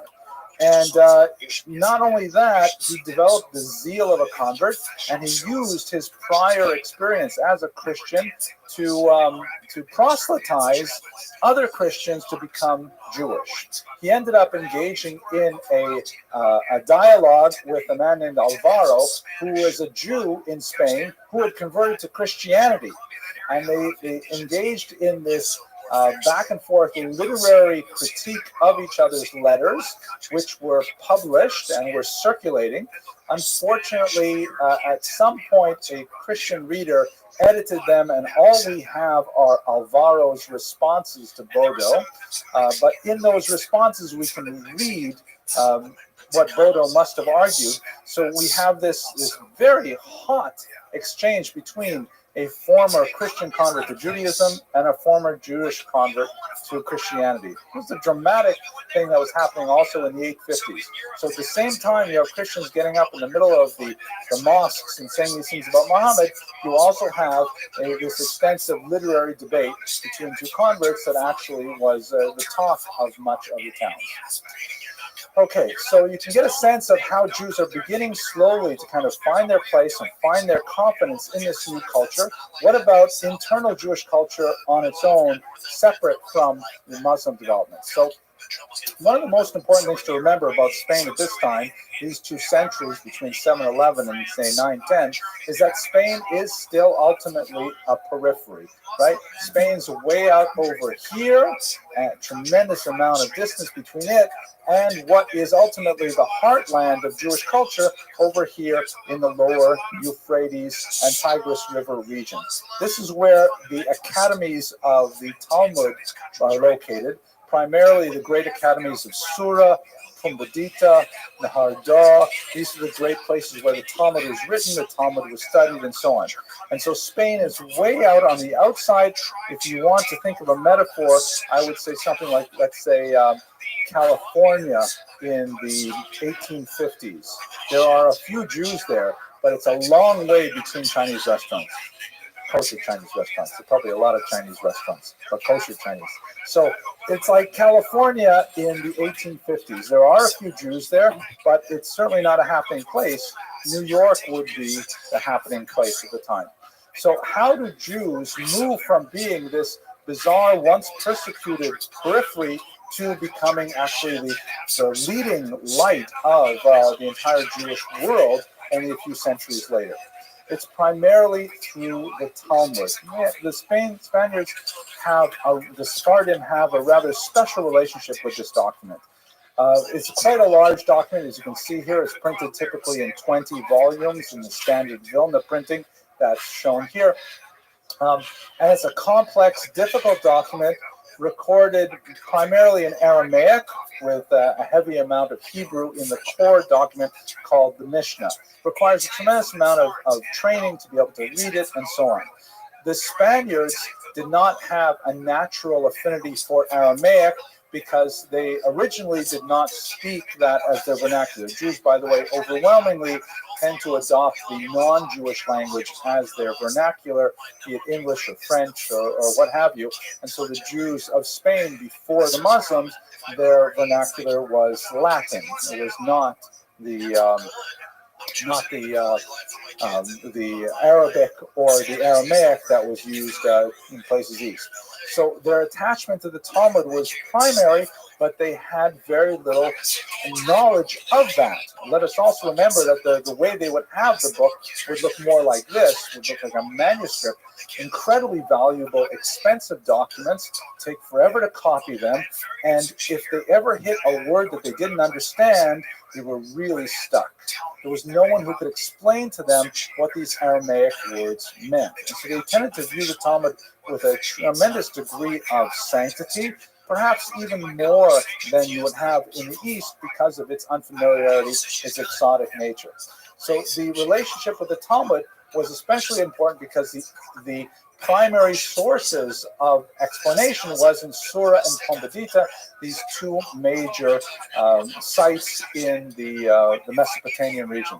And Spain's original relationship with them, especially immediately after the end of the Visigothic period, when they're able to engage more freely in correspondence, is asking questions of the Talmudic experts in Sura and Pumbedita. This was something that's known as the responsa literature, or Shelot and Tshuvot in Hebrew, in which the congregations of Spain would ask questions, written questions, which would be sent first to Kairouan, again in North Africa. I don't want to show you a map right now, but basically in the kind of hump in the middle of the Mediterranean, that would be where they would send the letters, and they would sit there until there was someone traveling from Kairouan to Baghdad, and then down from Baghdad into the Talmudic regions. And then they would wait a year or 2 or 3 years for a response. When the response came, it was an occasion of tremendous celebration. And Ashtor describes with tremendous detail how the entire community would gather and they would sit cross-legged on the floor and they would wait as the letter would be brought in, and it would be held on a special silk pillow, and then the head of the community would take that letter and everyone would be silent as they would open it up and they would read with tremendous zeal what this letter said. And it could be the answer to a question like, if you check the chicken and the gallbladder is unusually green, is that chicken still kosher? And for years, they had been wondering, can we eat these chickens or not? And now finally, here was the answer. Or more seriously, it could be something like, this woman's husband went off on a business trip. He said that he'll be back in 60 days, and he hasn't come back yet. Can we declare him dead so that she may remarry? And it can be extremely important issues like that. The chicken is also important, but the naguna issue is incredibly, important and painful. And so these missives coming from Surah and Pomodita would be like occasions for huge celebrations. They would typically read it very fast the first time because everybody wants to see what exactly is in the document, and then afterwards they would pour over it for years and years and years. And in return, of course, there would be an economic relationship with Surah and Pomodita, where they would send sums back to the yeshivas for charitable purposes that cemented this long-distance relationship in an economic as well as religious manner.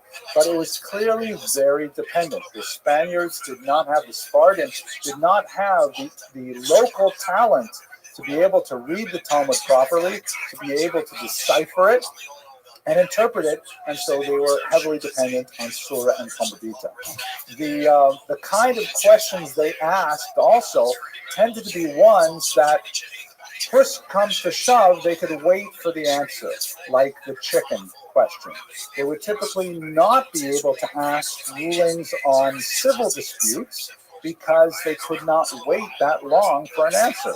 If there was a dispute between Reuben and Shimon over, some property damage, they couldn't wait 2 years to decide who had to pay. So they would have to sort of judge based on local standards. So they really needed some local talent to be able to do these things. That local talent appeared for the first time in the person of Nachmanai Bar Habibai. Nachmanai was someone who was from the Tigris and Euphrates region, and he was considered for the position of exilarch. Exilarch is a fascinating role. That's a translation of the Aramaic term Reish Galuta, the head of the exile. The Arabs, actually, it goes back even further, the Babylonians, would recognize as the titular head of the Jewish communities of the world, hence Reish Galuta, the exilarch. The archos means ruler in Greek, so the ruler of the exile, all the Jews in exile. They would recognize one person as essentially the king of the Jews. He had to be from the Davidic dynasty, and he had to have some level of support among the Jews, but he would be recognized by the non-Jewish government as the official head of the Jewish communities. This is something separate from the heads of the academies, the Geonim, and occasionally the exilarchs and the Geonim would have disputes over one thing or another. But basically what happened in this particular story is Habibai was backed by one particular supporter named Malka. It was a man, it's not a woman's name in this case, to become the exilarch. And in fact, he did become the exilarch for a very brief period of time, and then Malka died, and he was usurped from his position and forced to wander. So like Abd al-Rahman that we saw earlier, he made his way across the coast of North Africa, and he ended up in Spain. There in Spain, he met with tremendous welcome because here was someone who knew the Talmud. And in fact, he wrote down the Talmud for the Sephardim by heart. He wrote down it, which is an incredible intellectual achievement. He's not the only person who has been associated with this skill, but you can imagine 20 volumes of material. It also speaks to the oral quality of the Talmud at that time. People would quite literally memorize pieces of Talmud.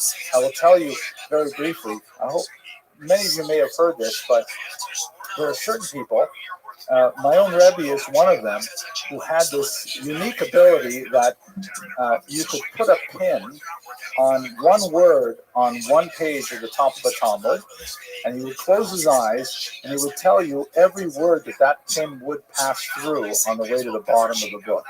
You know, it's what they call an eidetic memory, where he's able to visualize the page. And there are people with this kind of talent. Some of my own study partners would memorize pages and pages and pages of Talmud. I myself, I didn't have the Sitzfleisch or the intellectual ability for it, but at any rate, he came and he gave them the Talmud, and they were so thrilled to have someone local who could actually work with these texts. And his particular involvement was so significant that over the course of a few centuries, ultimately they were able to develop their own students. And one of them, a man named Elazar ben Shmuel of Vicenna, made his way back to Sura, to the Babylonian academies from Spain, to be able to study at the masters there. And he was extremely useful to them because he knew much of Latin culture and was able to explain a lot of references in the Talmud, ironically, that the Babylonians did not understand. So by the end of the 8th century, you slowly begin to see, the 9th century, you slowly begin to see the Spaniards developing their own Talmudic studies, initially quite limited, but you see the trajectory is going to be positive. And that's going to come to a culmination next week when we get to Chas Tayyib and Shavuot. And I'll just give you a quick teaser here. This is an individual who really cemented the advancement of Jewish studies in the Sephardic lands by himself being one of these great scholars, and also by attaining tremendous wealth and power in the government. He supports scholarship to a tremendous degree, brings over many precious Talmudic manuscripts, and he ends up becoming a very important figure in the government, such that he engages in widespread correspondence, the most fascinating of which is his correspondence with King Joseph of the Khazars, this amazing community that we'll spend more time talking about next week. But at this point, I want to thank you for your endurance and your patience, and I look forward to seeing you next week. I hope you have a Shana Tova U'Metuka.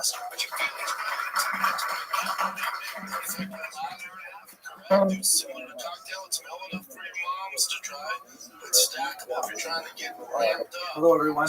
I hope you enjoyed that lecture. That was really a lot of fun for me doing the research, and I'm especially looking forward to next week when we're going to get into the more traditional structure of our topic for Chas Tayyib and Shavuot. I just wanted to offer a small call to action and wish you the best for the new year.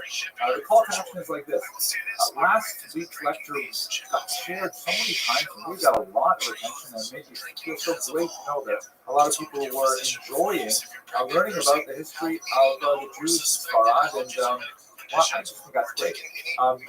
In terms of the comments, most of the comments were great, and very supportive, and I enjoyed them, and I learned a lot from the comments. I made a few mistakes, and people pointed them out, and that's always very helpful. So it's always a good idea to scan them to find out what I did wrong from the comments. But I just want to kind of lay out there my sort of rules for commenting, because I do have some power to delete comments and even to ban users from the channel, which I rarely do in both cases.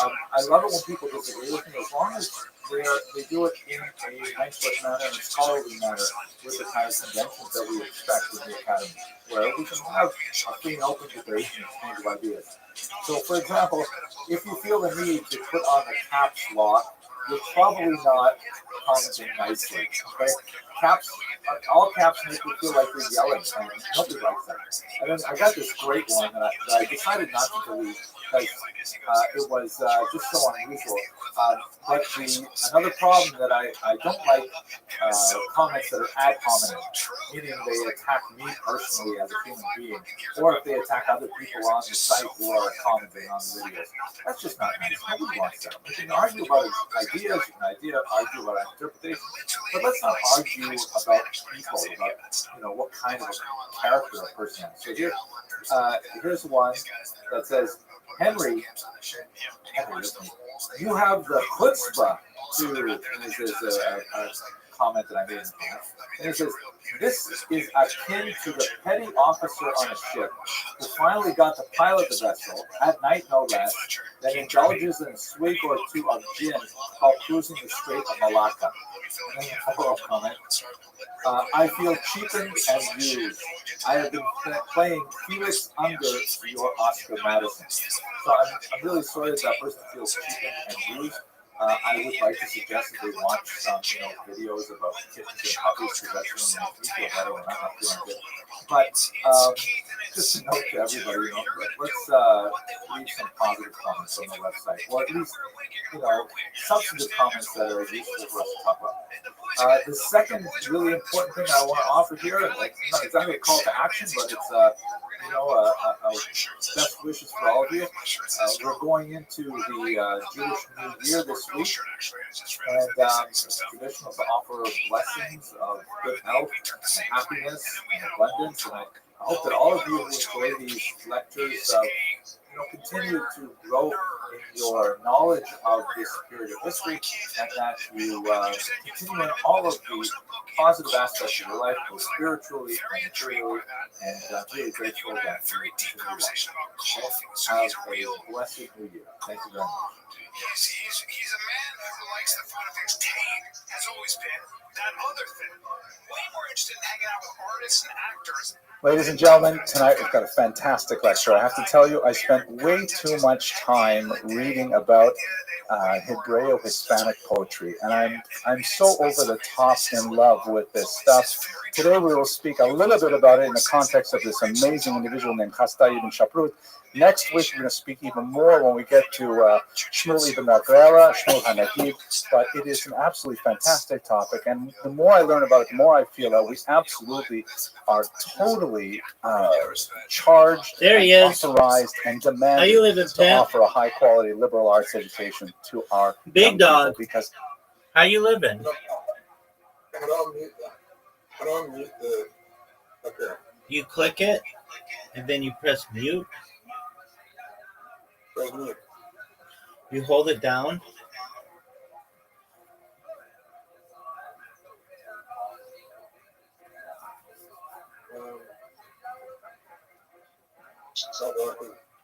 Do you have an Android or an iOS? Android. Okay, click on it and hold it down. Okay, I click on it. Wait, say what you mean. How you living? I want to go down. Okay. Can you mute? Now you should have options that say mute.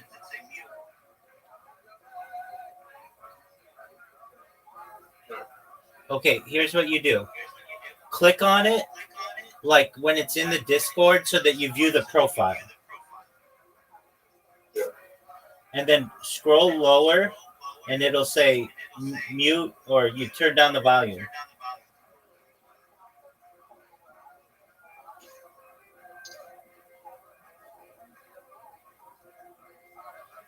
Dog, do you see it? Okay. Here's what you do. Do you see that it says 24/7 live stream and I have 2 accounts in here? Click on the account that... Otherwise, I can't hear it, so it doesn't matter. Well, because I muted it here. If I turn it on, now it does. Because how could you go through life without encountering poetry of this nature? I made it so far into my 50s and I'm amazed. Now I see that life is going to be totally different, as we shall see shortly. Right. So anyways, tonight's lecture is on Chasdai ibn Shaprut, who in many ways is the foundational figure in the famed Spanish Golden Age. Chasdai ibn Shaprut himself was not a great creator of literature or of scholarship, but he set the motion. He set the pieces in motion to allow for this efflorescence of culture that would take over the entire peninsula and, in fact, would inspire Jews for centuries to come. So his role is pivotal in understanding the development of the Golden Age, and I hope to outline for you the various ways in which his activity was so important. So let's start with some of the good and welfare information. Dog. Did you find it? Yep. You found the mute?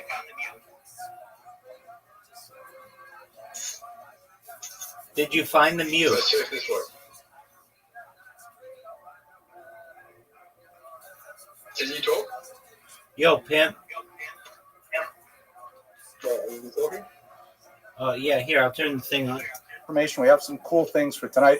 First of all, tonight's lecture is sponsored by a major in the U.S. Armed Forces and the Navy, the Air Force. Were you able to mute it?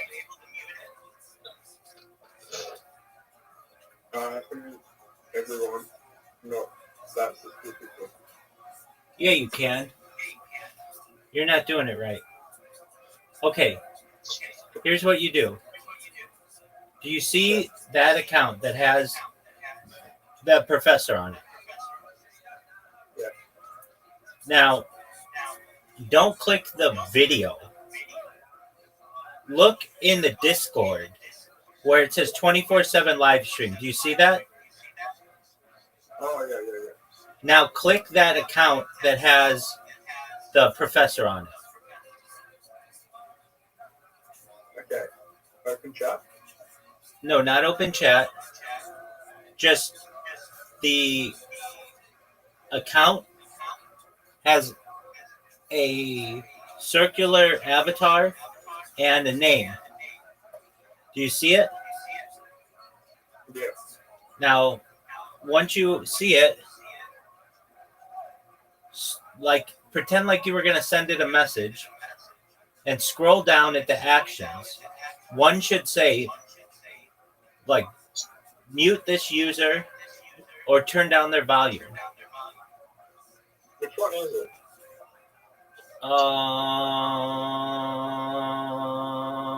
I think it's the one with the 2 exclamation points. Okay, I think it's this one. 2 exclamation points. Is it? Okay. And I can go mute? Yeah, so you have to scroll down once you look at the profile. Yeah.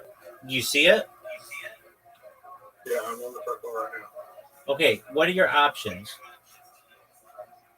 Message, voice call, video call, pending. From the rest. Let me see. Just one moment. You're gonna make me do this on a fucking Android device, aren't you? Just one moment. Why did that make it so annoying? That's a good question, Zoo. Do I block? No, you don't block. Put on mute. Just calm down, dude. I'll find it.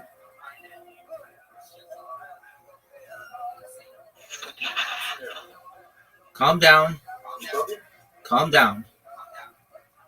I just muted it. Oh, you figured it out? I think I just muted it. Did you mute it? Yeah. Well, let's test it.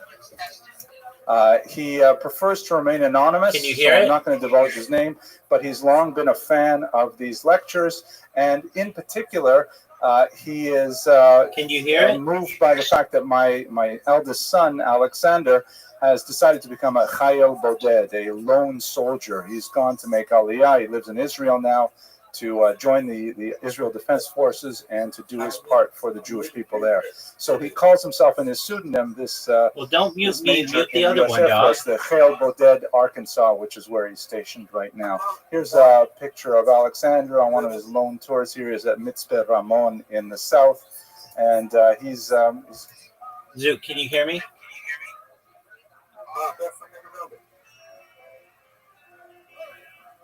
The 2 exclamation marks. That's what I just muted it. That's what I said like 15 times. I just muted it. Okay, are you ready to lose at mini golf? Yeah, put things down in the town. Dude, is that my fucking fault? Yes, it is your phone. You have to take as an account. Why did you lose access to your previous Play-Doh account? Why did you lose access to your previous Play-Doh account? Because it's on my phone. You can't log in. Why can't you log in? Any? Yeah, you just do it through an email. Oh. Do you want me to walk you through it? Yep. Okay. Yeah, because you want all that other backed up data. Okay, do you have your other phone with you?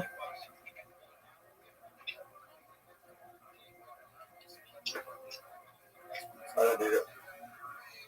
Okay, are you ready to lose at mini golf? I don't know what fucking email I use this one. You might not have signed up with one. That's what I'm saying. Zoot, go get your other phone and go look, and you'll be able to look in your settings if you used an email address. Do you understand what I'm saying? Yeah. All right, I'll wait on you. No, I'm gonna put my own account. Okay, so do I send it to your original one? No, my new account. Why aren't you using your original one? Because I'm my new phone. I know. Why don't you log into your old Play-Doh profile on your new phone?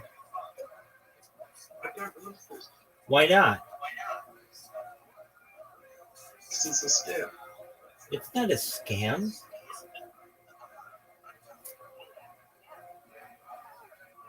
To whom?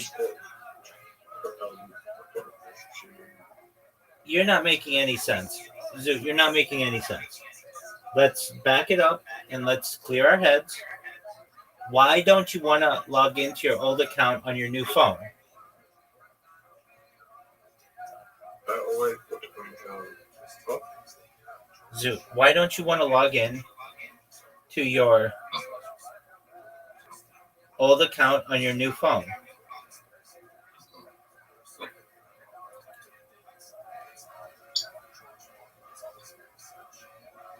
Zoot.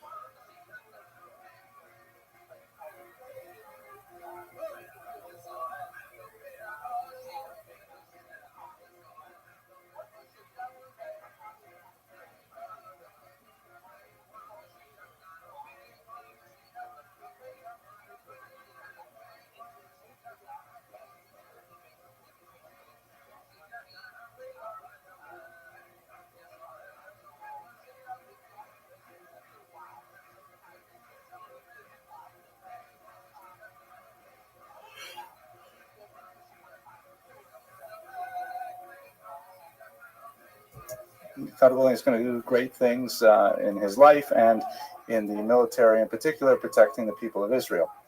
Another cool thing is that as of just about 2 hours ago, all of the lectures of this series are sponsored.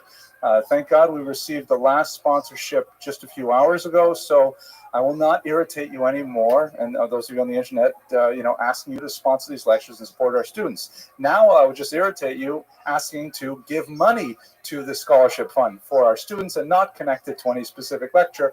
But thank God there's been a really positive response. I want to share with you this chart, which YouTube sent to me the other day. This is the number of likes I received on my most popular lecture in the last 6 months over the first week.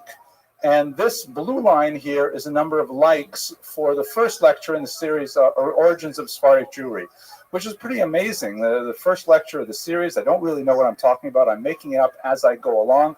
But thank God there are obviously a lot of people who are enjoying learning about Sephardic Jewish history, and I'm very grateful to be the vehicle for that.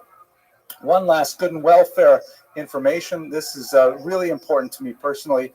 On Monday, October 30th, that's in our regular schedule, we are going to interrupt our lectures for a book launch. I'm really happy to announce that my next book is going to be coming out, God willing. It's a really special book. I'm going to present a lecture on the subject, and copies of the book will be available for sale if you want. Proceeds will go, of course, to the scholarship fund. It's about the writings of a rabbi named Kalonymus Kalmus Shapira, who lived in the Warsaw Ghetto.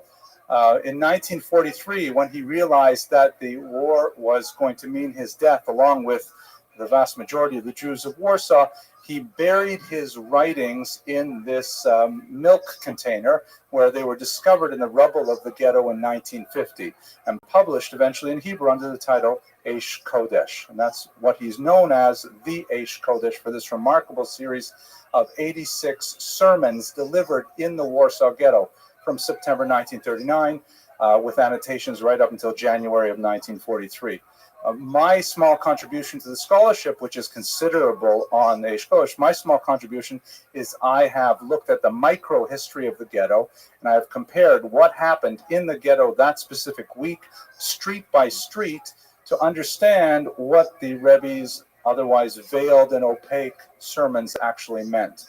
And I've found that a very positive response to these, and I hope to share more with you about that later. But that's it for the Good and Welter. Monday, October 30th, I hope that you all come. There will be free food, so I hope you'll join us. All right, let's go to our subject proper, though. Chastai Ibn Shaprut.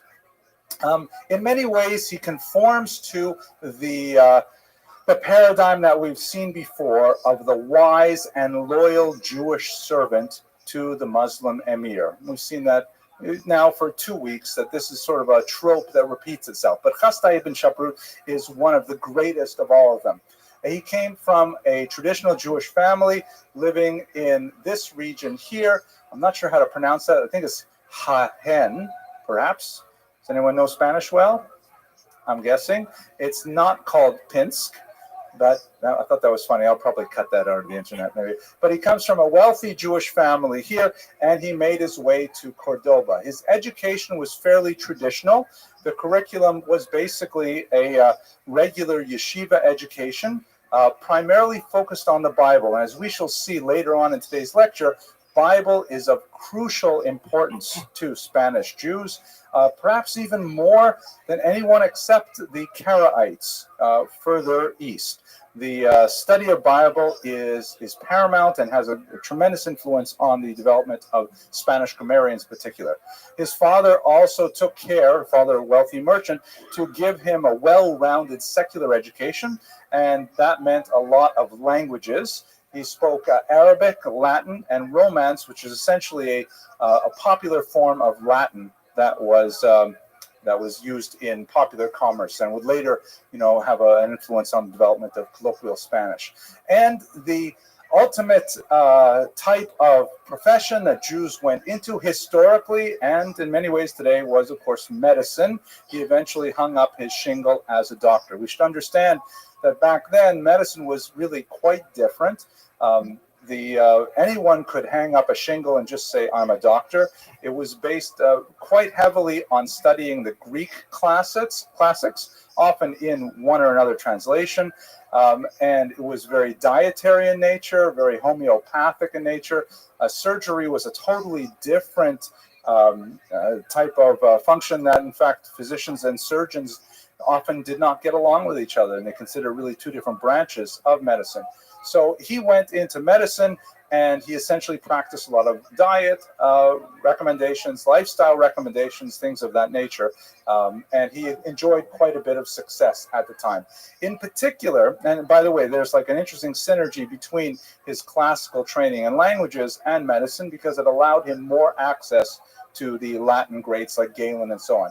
In particular, he is associated with the discovery of the secret ingredients in something called teriaca, which is this medieval potion, actually goes back really to the ancient times, the 1st century, which was this complicated potion that was supposed to be a panacea that would take care of everything from hemorrhoids to acid reflux to you name it. Everything you can imagine, you would take care of it with this teriaca.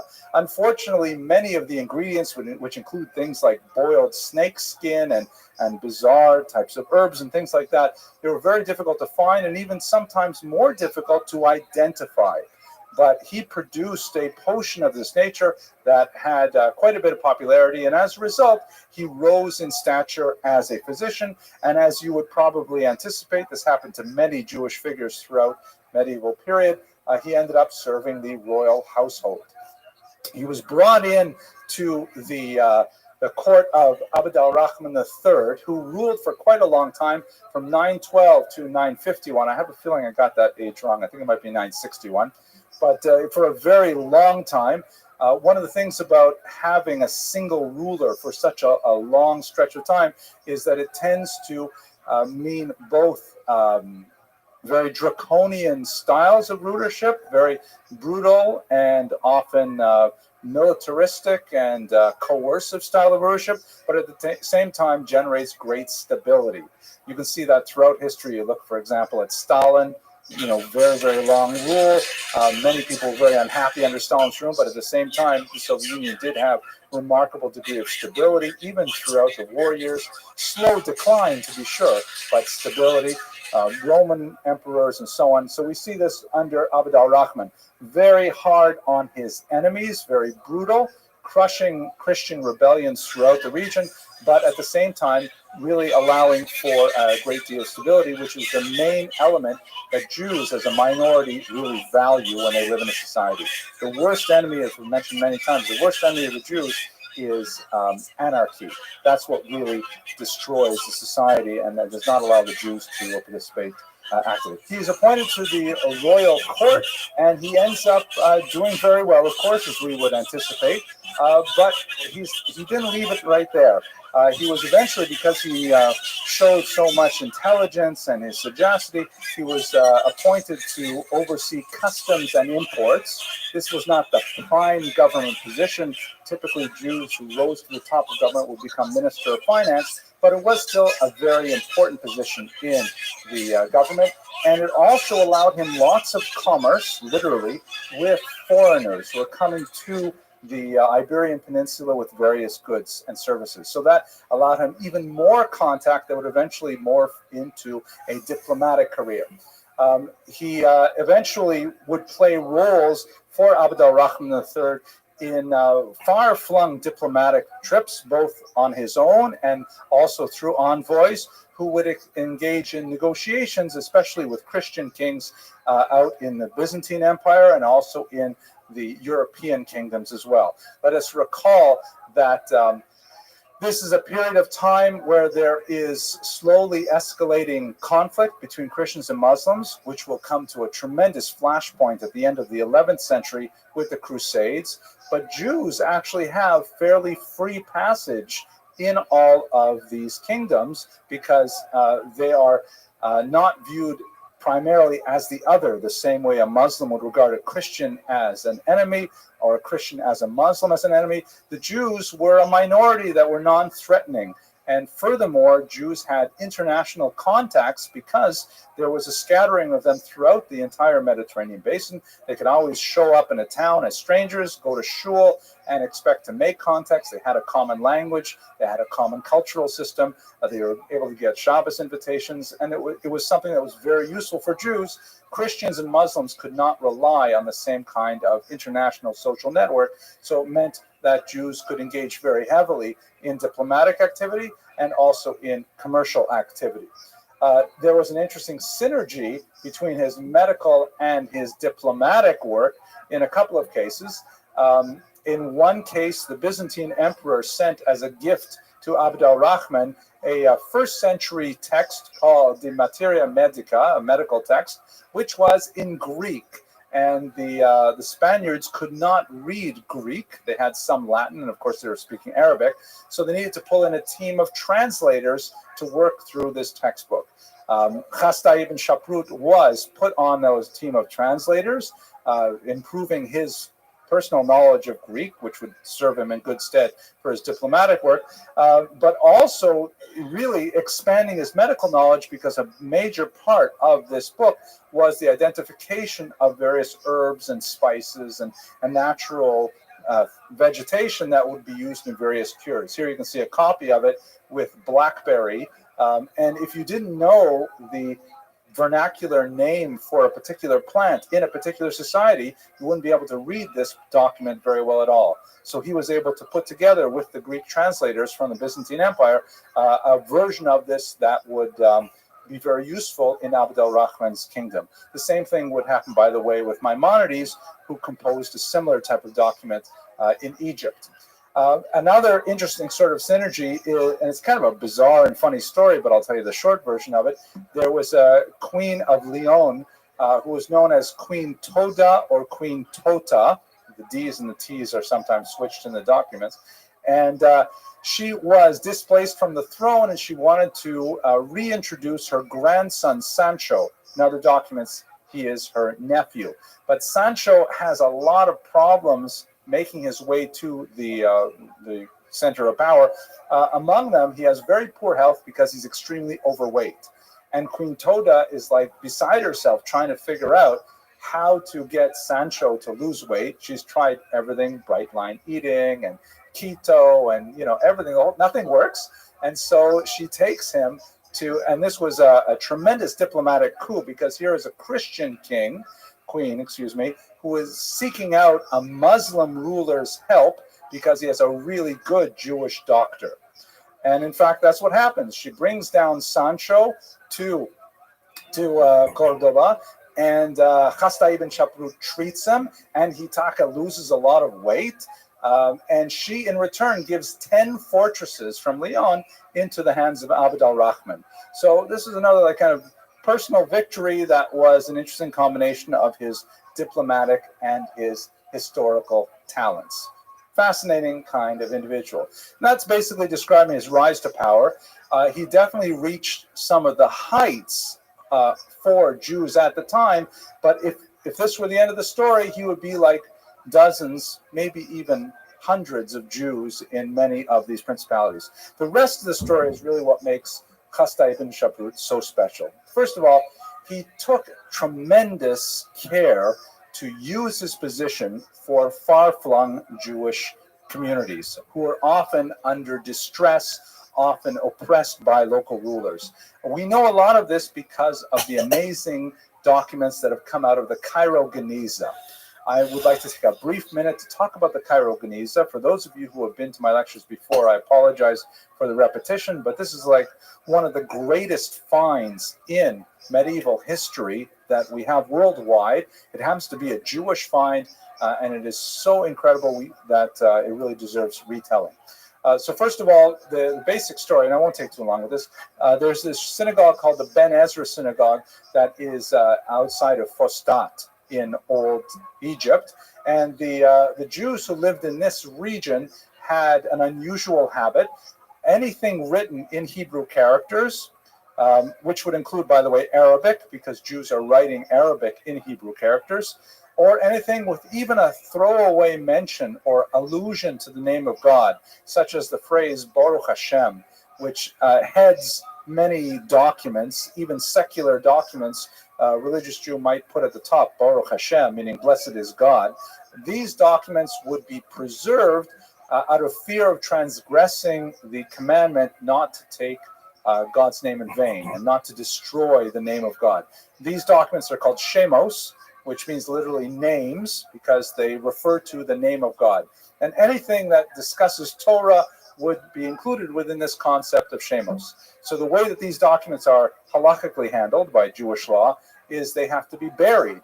They have to be placed in a Jewish cemetery, and from time to time they're all collected up and put away like that, just as Torah scrolls are and things like that. So in this community, they were very, very strict about this for about 500 years.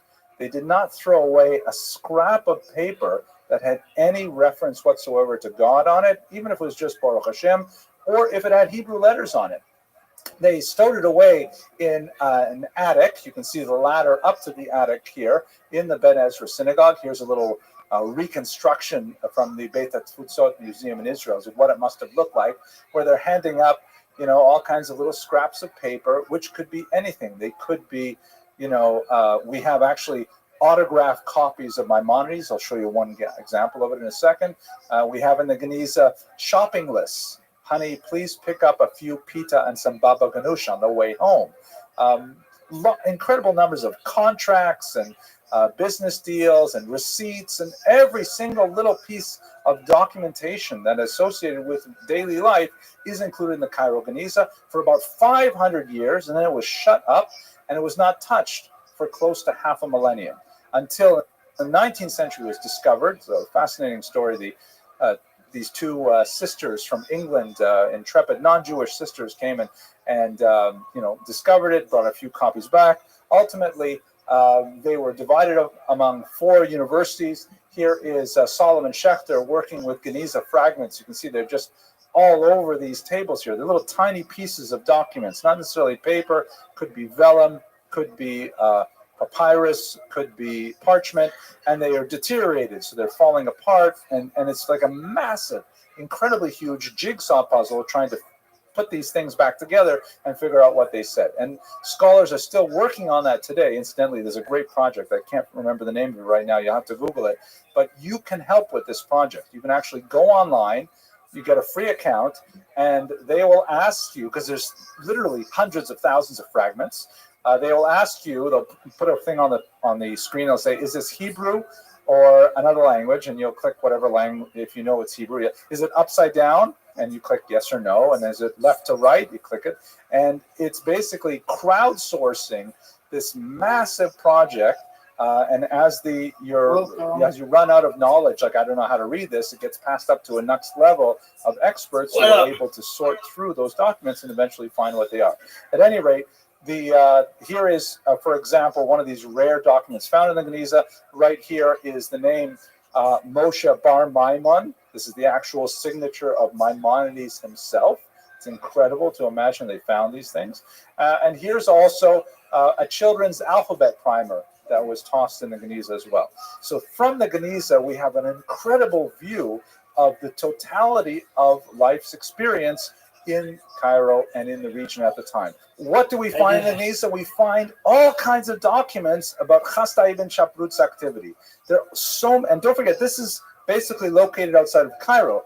He lived in Spain, but we have documents there, people bringing documents from Chasta ibn Shaprut saying, hey, take this to this particular local noble or this particular prince or king and tell him that, we here in Spain are very unhappy with how he's treating this Jewish community, or he sends advice to these other Jewish communities, or there are letters that may have been intercepted and left there in Cairo. People are asking Chasta ibn Shaprut for help, but we know that he was like an incredibly major international player of the 10th century because there are all these documents in the Cairo Geniza attesting to his activity on a micro scale, but over the entire range of Jewish settlement. So this is a person who is, heroic in his indefatigable, that's a good word, he is heroic in his tireless efforts to rescue Jews all over the world. He was like a Moses Montefiore type of person, several hundred years before Montefiore lived. And that's what we see primarily from the Cairo Geniza. And it says a lot about what kind of person he was. Among his great interests on the status of Jewish populations throughout the world was the unusual story of the region called Khazaria. And this is perhaps where he is best known as a diplomat. We're not exactly sure how these diplomatic missions really turned out. As you shall see from the story that I'll describe to you, they sort of end in dead ends, but they are tantalizing in their details. Basically, what is Khazaria? It is this region north of the Caspian Sea over here that apparently converted to Judaism en masse in the 8th century. A phenomenal story, hard to believe, but in fact, we have so many documents from many different societies attesting, without, remarking on it in any particular way, that, yeah, there's this Jewish kingdom called Khazaria.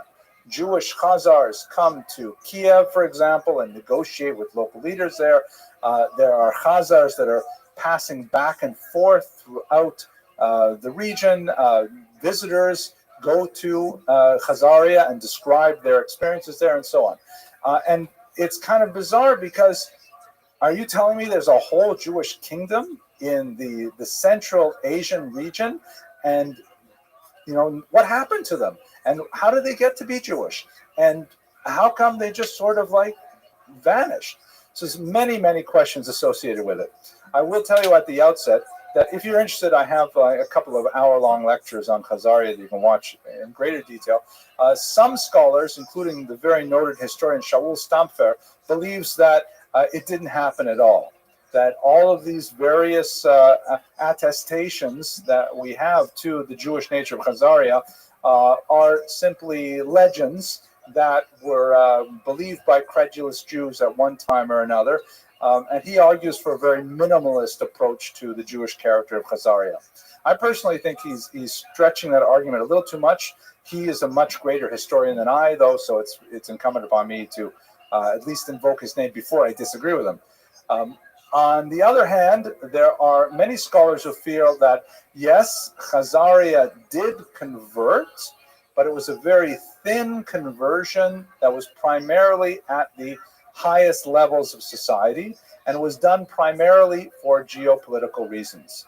The Khazars were a Turkic tribe who were polytheistic, and in the 8th century, they were hard-pressed by the advance of the monotheistic Muslim movement from the south and the already existing Christian movement to their west. And according to this line of thinking, which you'll find many older scholars like Dunlop would purport to believe in, the reason the Khazars converted is because they felt that by adopting Judaism, they could attain some level of independence and would not be swallowed up in the Muslim or in the Christian worlds. The idea was that by maintaining their own faith, they would be able to, establish themselves as distinct. Hopefully, the Christians didn't hate the Jews as much as they hated Muslims. The Muslims didn't hate the Jews as much as they hated Christians, and so on. And they felt that they could attain some level of normalcy. And we also don't know, by the way, what kind of Jewish were they? It may have been only at the top strata of society, but were they Rabbinites or were they Karaites? We'll come back to this idea of who the Karaites a little later, but were they like traditional Talmudic Jews, or were they some kind of sectarian movement that rejected the Talmud?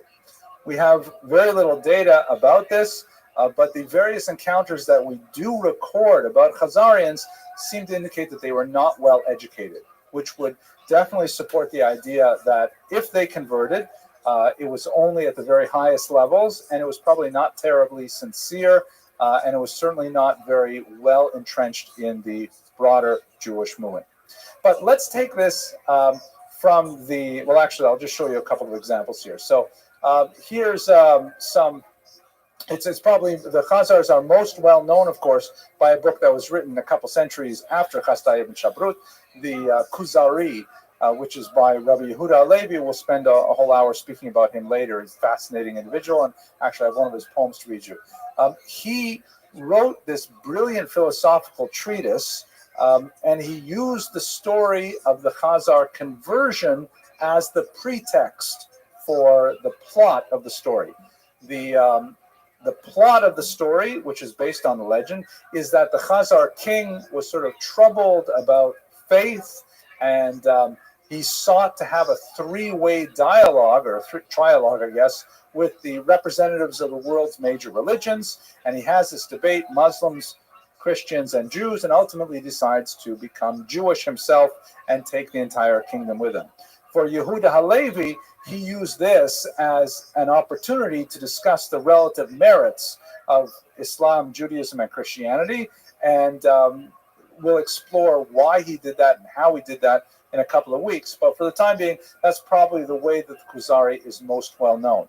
It is interesting to point out, however, that the people of Rus, Kievan Rus, who were later the Russian Empire, considered that their foundational empire. Also, the Belarusians and the Ukrainians claim Kievan Rus as their mother culture. They have a very similar story in their primary chronicle called the Povest Ramen Yechlet, in which the King Vladimir, he also has, representatives from all the world's great faiths come speak with him.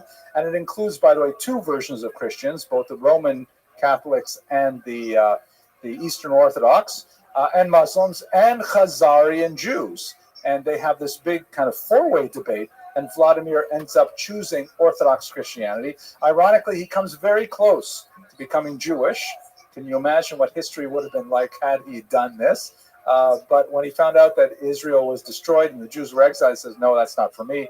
He also came not quite as close to Islam, but when he found out that Muslims forbid alcohol, he said, no, not going to happen here. But he ended up choosing Orthodox Christianity. Now, that particular version of the story, again, it's the core legend of the conversion of the Ukrainians, Russians, and Belarusians to Christianity in the year 988, but it's clearly modeled on the Khazarian legend. These are kinds of things that lend some credence to the concept, if you like. But when we look for any more evidence, it's very hard to find. Like, for example, there's this pendant found there, which has a very clear Star of David on it. But the problem is the Star of David was not a well-known Jewish symbol at all until several hundred years later. So we read this six-pointed star anachronistically and say, oh, look at that, Jewish. But in fact, it's an unreliable symbol. And in fact, when we look at the various stones found from Sarkel, which is a Khazar region, all of these are pretty typical Turkic kind of icons. Here's the umbrella icon, for example, spiderweb icon. That looks a little bit like a menorah over there, but it's hard to identify anything that is indubitably Jewish in all of these pictures. But at the same time, to close this argument, we do have from the Geniza some amazing documents that really speak to the Khazar kingdom. For example, this letter here, called the Khazar document, because or the Kievan document, excuse me, it's written in Hebrew, and it is essentially a letter of introduction for a charity collector, a tzedakah collector, known colloquially as a schnorrer, in Kiev, asking for money for his family, his Khazarian family, back home in Kiev. And it is perfectly similar to ones that we have even in the 21st century, talking about his qualities and how deserving he is of charitable support from local Jews. And it's signed by a whole bunch of authorities from the Khazarian Jewish community in Kiev, including this interesting signature, which is blown up at the top, that is written in Turkic runes, not in Hebrew, meaning the leaders of the Jewish community there, some of them were so ignorant in Hebrew that they had to sign their name in runes rather than in Hebrew letters. They could not even put their own name on it. There it says, by the way, we have read it in runic. So it doesn't say his name, but the literacy level is low. So obviously they must have had a scribe to write this, things like that. Nevertheless, taking this all together, let's go back to Chastai ibn Shaprut. And when he first heard legends about Khazaria, Chastai ibn Shaprut was fascinated. We're talking now about the 940s. And he was just, the concept, here he is, a high-ranking minister in a Muslim authority, a Muslim court in Spain, and he's always working hard to help this Jewish community over here in France, and this one in Italy, and this one in North Africa. But wouldn't it be amazing if there was a Jewish community that was all Jews, that was ruled by Jews, that Jews had sovereignty? Would it not mean perhaps that the Messiah was at hand? And so he would always ask travelers and diplomats coming to Spain, hey, especially those coming from Constantinople, have you heard of this country? What do you know about it? Are they really Jewish there? And in fact, he collected a lot of information based on simply being in charge of the imports and the ports. At one point, he eventually wrote a long letter to the Khazars, hoping to get a full response from the leaders of the Khazar nation themselves, and he sent it all the way to Constantinople. Let's look at the map here to understand it. So here he is in the Iberian Peninsula here in the southern part in Cordoba, and Constantinople is right over here at a strait called the Bosporus, which separates the Black Sea from the Mediterranean here. So what he did was he sent this long letter. It went throughout North Africa, and this is very primitive kind of postal system where you have to know people there, and you have to hope that a letter gets to where you're sending it. It might take years to travel along these sea routes, and eventually it got to Constantinople with his messenger Isaac Bar Nathan. He had enough money that he could actually send a messenger all the way out to Constantinople. However, Constantinople at that time under the Byzantine Empire was they had very testy relations with the Khazars, and they were very concerned that perhaps this letter might have led to a political alliance between Spain and Khazaria. And so Constantinople would not allow, the Byzantine emperor would not allow Isaac Bar Nathan to make his way to Khazaria, to their capital, which is supposed to be on Itil at the northern part of the Caspian Sea. They sent him back. And so he carried the letter all the way over there and then had to bring it back. Luckily, while he was there, Isaac Bar Nathan did interview many Jews who were travelers and got the whole story in Khazaria from people who had been there. And although he never got the word itself from Khazaria, he was able to at least bring back much more detailed responses to Hasdai ibn Shaprut, who was delighted to hear what he could and fascinated even more. So Hasdai decides he's going to try again. And this time, he's going to avoid the maritime route. He's going to go overland. And he sent another set of documents, this time with messengers going throughout Europe. And we don't exactly know what happened with that second mission. A couple hundred years later, an account circulates in Europe of a response from a King Joseph of Khazaria. The only problem is because there's a gap of a couple hundred years, we don't know if that response was a later forgery or whether it was an honest copy of what King Joseph replied.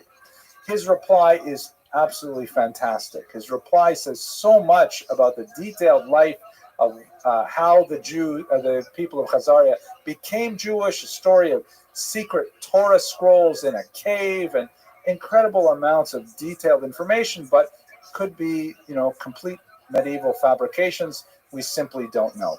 Nevertheless, it tells you a lot about Hasdai ibn Shaprut's personal nationalistic leanings and his desire to be associated with this kingdom in the Far East. I will also mention at this point that we have very authentic documents of Hasdai's questions to Khazaria, recorded by his personal secretary, that clearly indicate that he has been collecting these legends and bases his questions on what he's heard about the legends, and he's very interested in their national status, in their political power, in their economic reach, a lot of things that could lead ultimately to a much larger involvement of Spain and Spanish Jews in Khazaria, would those documents to have been responded to appropriately.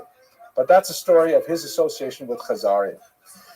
I'd like now to turn to the part of this lecture that just took way too much time to prepare because I was having so much fun, and that was his specific association with scholarship. There are a couple of areas where he made central contributions. First of all, as a very wealthy man, with many contacts throughout the region, he paid a special care to purchase as many manuscripts of Hebrew documents that he could find. And we have a lot of documentation in the Geniza that are receipts for things that Chasdai ibn Shaprut wanted to buy, manuscripts he hoped to collect, and things like that. They eventually made their way to Spain. And recall that Spain is emerging from its peripheral status at the far west of the known world, and so he's trying to seed it with the essential texts of scholarship. He also, besides pulling in documents to Spain, he sent a lot of funds to the central communities in the Mesopotamian region, in particular Sura and Pumbedita, the great yeshivas, and they were heavily dependent on Spanish funds at this point. It shows you how the economic relationship had changed so dramatically in just a few hundred years that, the Visigothic era, when the Spanish Jews, the Sephardim, were really, in the far outreaches of society and had very little to contribute and were rather helpless. And now it is 400 or 500 years later, and Chasdai ibn Shaprut is one of the main contributors to these central institutions. And in fact, they're staying alive primarily because of Chasdai ibn Shaprut's contributions. But he also sponsored scholarship close to home, the most important scholar of which was a man named Rabbi Moshe ben Chanoch, who was a rabbi from southern Italy whose ship was captured by pirates. He's often referred to in the legend of the 4 shipwrecked rabbis, because there were 3 other rabbis on the boat with him, and they ended up being dispersed throughout the Mediterranean. What ended up happening, they were captured by pirates, and the pirates demanded ransom from them. This was, by the way, a very common thing throughout the medieval period, in some places really up until the 17th and 18th century, where Jews would be taken captive, and the surrounding Jewish communities, wherever they would surface, would be duty-bound by Jewish law to redeem them. It's a very big mitzvah called Pidyon Shvuyim, a very large commandment called the redemption of captives. And in fact, the Talmud says that, you can sell a synagogue to redeem captives. It's like a very, very high priority to take a Jew out of slavery. When Chasdai ibn Shaprut heard that there was this, distinguished individual, his son as well, who were taken into captivity, he immediately expended great effort to redeem him. And then when he heard of what a scholar he was, that this was a very educated Talmudist, far beyond Chasdai ibn Shaprut's own abilities, he immediately installed him in Cordoba, where the local head rabbi immediately gave up his seat in favor of Moshe ben Chanoch, and Moshe ben Chanoch ended up becoming the primary teacher of the Jews of Cordoba and really establishing it as a major Jewish center of learning afterwards. So these are, in many ways, he was responsible for that initial seed of Jewish learning in Cordoba in the 10th century. But here's my favorite part now. Without a doubt, the most heated scholarly debate that went on in the 10th century and continued to some degree for a couple centuries afterwards was the debate between Menachem ben Saruk and Dunash ben Labrat. These are 2 Hebrew grammarians who had close association with Chasdai ibn Shaprut, even though for one of them it would end in disaster. Menachem ben Saruk came to Cordoba at the invitation of Chasdai ibn Shaprut to become his personal secretary. He composed a lot of his letters, including the famous letter to the Chazars. We know that it was Menachem ben Saruk because it's very common custom that the first letters in a Hebrew missive would form an acrostic of the name of the author. So some of them say Chasdai ibn Shaprut, Menachem ben Saruk immediately afterwards, his own, and it was, a huge, almost poetic kind of letter. He was a scholar who spent most of his energy focused on the Hebrew language. And one of the features of Hebrew that he pioneered was the idea of a common shoresh or root to Hebrew words. The vast majority of Hebrew words have a 3-letter root, a trilateral root. And these 3 letters can be combined with infixes, prefixes, and suffixes to inflect the verb and put it into various tenses, numbers, and various levels of, well, I'm not sure what the right word in English is, but they can change the word, the three-letter root, to mean all kinds of different things that are somehow related to the core meaning of that word. So Menachem ben Saruk, he opined that there was as few as one letter in these roots and as many as 5, even though the vast majority of them are 3. And he began to create a grammar around his basic analysis of the Hebrew roots. We should recall this is incredibly important. I mean, we should recall that Hebrew had ceased to be a living language now for about 800 years. It was a language only of scholarship, and there are all kinds of phrases in the Bible whose meaning was simply lost. In particular, the so-called hapax legomenon, words that occur only once in the Bible. So when you have a word like that, and you're not sure what it means, you have nowhere else to compare it. You have no passage to say, oh, it means this over here, it means that over there. It must mean that they're related to each other. So Menachem ben Saruk devoted tremendous energy trying to figure out each one of these words' meanings based on the roots and so on, and he achieved really quite a bit of success. He also was a poet of some note, but in the traditional Hebrew poetic style that we will explore shortly. His younger rival was a man named Dunash ben Labrat, who was a vicious opponent of Menachem ben Saruk. And he ridiculed him openly and with a very biting poetic style, such that a huge controversy swirled between the two of them over, literally, how many letters form the root of a given Hebrew word. And Dunash ibn Labrat actually wrote a book detailing 80 mistakes in one of Menachem ben Saruk's first works, with the intent of dragging his name through the mud. It was a really bitter, scholarly, personal animus between these two great grammarians that went on literally for decades. Perhaps the hottest part of it, though, was not about grammar, although I've given you kind of an overview of that, but it was about poetry.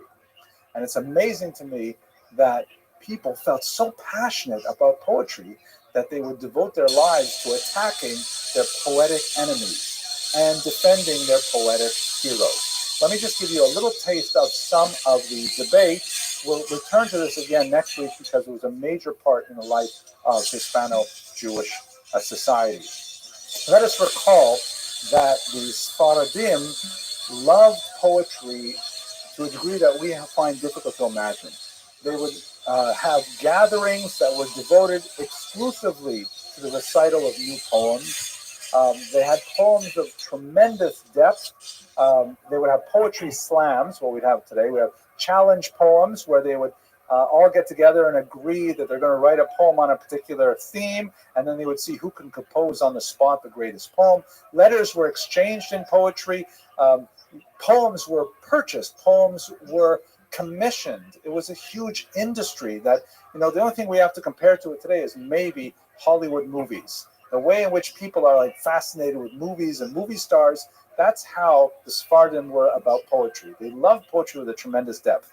And the greatest controversy in poetry in the 10th century was between Menachem ben Saruk and Dunash ibn Labrat over whether or not to adopt Arabic meter.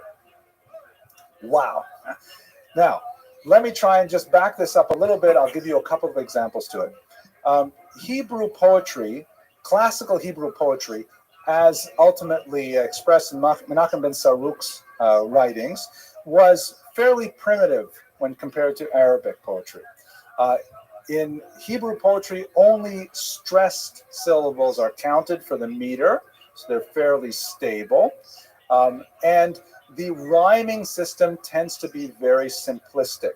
It's called a monorhyme, if there is a rhyme at all. Quite often it's just prose poetry, but a monorhyme is pretty much the only traditional form of rhyme. Let me give you an example of that. And I'm going to take you a little bit out into secular culture. I hope you don't mind. Here's a song by Bruno Mars. He's a contemporary Sephardic poetry. No, not Sephardic. He is Spanish, but not Sephardic. And the lyrics go, I'd catch a grenade for ya. For ya means like for you. Throw my head on a blade for ya. I jump in front of a train for ya. You know I'd do anything for ya. Right? Like all of these lines have this same ending for ya. If it was only for ya, it would not be a rhyme because anyone can stick the same word to the end of a sentence. But the syllable immediately preceding it all rhyme. So you have to stretch a little bit. Thang, train, blade, nade, right? But that's the idea of it. Now, this is a part this is a bonus for you. We're going to actually listen to Bruno Mars sing it so you can hear the meter. In the internet version, because of copyright rules, I can't just put his video on my video. Like, I often take Stephen King books, put my name on it and my address on it. No, I can't do that. So I'll put the link in the YouTube though. So here's Bruno Mars singing Grenade. You get the sense it's a fairly common rhyme. Now it can be extremely beautiful. I'm going to read you another example. This is from Yehuda Halevi, one of the greatest poets of all time, certainly of the Jewish world. And this is an extremely powerful poem called On the Death of a Daughter. They didn't actually have titles of the poetry in the Andalusian period. They used the first line as the title. And so this is kind of the translation of, by the way, brilliant translation by Hillel Halkin, who also wrote a great biography on Yehuda Halevi. And here you can see at the end of each line, by the way, I should also tell you that this poem, typically poems like dirges like this were commissioned. In fact, one of the reasons why Chasdai ibn Shaprut was so attached at first to Menachem ben Saruk was because when Chasdai's mother died, that night around midnight, 1 a.m., he made his way to Menachem ben Saruk's home to hire him to write an elegy for his mother, and he found Menachem ben Saruk hard at work at his desk, writing exactly that poem for Chasdai's mother. And he said to him, your kindness will not be forgotten until it was forgotten, as we shall see. So this could easily be one of those funereal poems that was commissioned, but it's quite likely, argues Hillel Halkin very convincingly, that this is probably something he wrote for his own daughter who passed away. So I'm just going to read the first stanza here. Listen to the rhyme at the end. Listen to the meter, which is fairly even. Ha biti hashachat mishkanech, ki lish'ol nasu nosei aronech, ve'en chalki mimech rak zichronech, va'achonen es afrot tziyunech, et asur lish'ol shlomech ve'enech, ki amavet yafrid beinei uveinech. And it takes advantage of the way that Hebrew is inflected. At the end of every word, it's in the second person singular possessive. Eich, mishkanech, aronech, zichronech, tzionech. And it allows the inflected nature of Hebrew to really express its full beauty. But the meter is perfect. It's every stressed syllable and so on.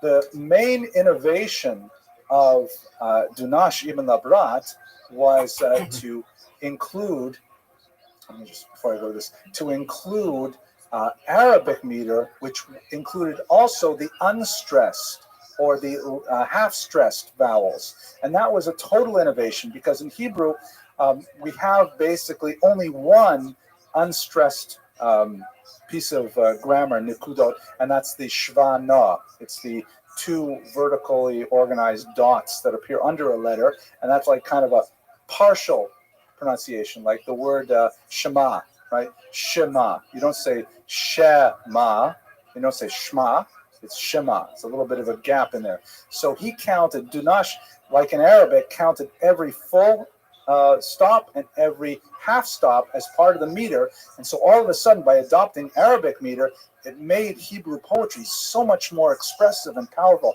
so much more challenging, but so much more musical. And everybody loved it. Everybody jumped on the bandwagon. the holdouts, like Menachem ben Saruk, railed against this foreign importation of Arabic style into pure Hebrew poetry, but they were doomed. It was like saying, let us. What can I give an example of it? Not offhand, nothing comes to me right now. But basically, in Jewish culture, it's very hard to hold back innovations from the outside world if they prove to be efficient and useful. Oh, here's a good example. So here, around my neck, I have this status symbol called a tie, which I hate bitterly. I dislike wearing these things so much. The first thing I do when I get into my car to drive home is to take off my tie because it's such an irritating thing. And Hasidim will not wear ties because that's like, for what am I wearing this stupid thing? I mean, this is what they would call a gartel. Well, the gartel, it makes sense. This is what they call a Lithuanian gartel, right? Separates the head from the heart to make sure that the head never gets affected by the heart. But it's like this is an innovation that the Hasidic world has resisted, but the Lithuanian world, it's impossible to hold it back, even though it is of limited utility. But since it's so widespread, maybe that's not the best example. But at any rate, what happened is Dunash ibn Labrat's theories just completely swept the poetic stage, and everyone went along with this new idea, transformed Hebrew poetry tremendously. We'll see much more about it next week. For Chasdai ibn Shaprut, he was also swept up in it, but he also believed many of the slanders that were directed at Menachem ibn Saruk, that he was a secret Karaite. And this is what really brought about his downfall. Karaism is an early, just a couple of centuries ago, before Chasdai ibn Shaprut, this is an innovation that arose out of Babylon, where a group of Jews followed a disaffected exilarch named Anan ben David to say that the Talmud was fabricated, essentially, and that the Torah, the 5 books of Moses, is the only authoritative communication from God. And I'm simplifying and distorting even in this. But the Karaites and the Rabbinites, the traditionalist Jews, for several hundred years had a pitched ideological battle that was expressed very deeply in the Cairo Geniza documents. It was a battle that was heavily fought at the leadership level, maybe not so much at the local level, where Jews still regarded each other as Jews. And the Cairo Geniza does point to significant numbers of intermarriages between Karaites and Rabbinites. But a lot of the story we get from the rabbinical figures is a tremendous amount of vituperation spent on the Karaites. So a rumor circulated that Menachem ben Saruk was secretly a Karaite, and in fact he did read heavily Karaite sources, because the Karaites happened to be very, very excellent grammarians. Because they believed that the Torah is the only true communication with God, they placed a tremendous amount of emphasis on understanding the finer points of the grammar of the Bible. And as a result, when they published some book or circulated a manuscript on biblical grammar, Menachem ben Saruk, as a traditionalist, he jumped all over it because he wanted to know what they had to say. So there was some, validity to Dunash's claim. But what happened is Chasdai ibn Shaprut, as an indication of his belief that he was a secret Karaite, he actually had his soldiers, his police, break into Menachem ben Saruk's home, take him out of the house on Shabbat itself, and exile him from Cordoba and kick him out to northern Spain, where he begged Chasdai ibn Shaprut to accept him back into his employ, to let him have his manuscripts. The whole story, unfortunately, ended very badly. The end of the story is that Dunash ibn Labrat's innovations in poetry held the day, and Jewish poetry, as a result, expanded tremendously, as we shall see next week. So to evaluate his legacy, perhaps the most important passage is this passage from the medieval historian Abraham ibn Daud, who said, in the days of Chasdai the Nasi, they began to chirp. Nasi means like prince. In the days of Shmuel HaNagid, they sang out loud. And this is definitely a truism. Chasdai ibn Shaprut laid the foundations of Sephardic culture. He was the one who established the scholarly, the material, the diplomatic, the political basis upon which Sephardic Jewry could grow. And later you would see it come to its full political and poetic efflorescence in the figure of Shmuel HaNagid, who will be our topic for next week. I apologize for keeping you a couple minutes late. Thank you very much for your attention. I wish you all a Gemar v'chasima tova. Okay.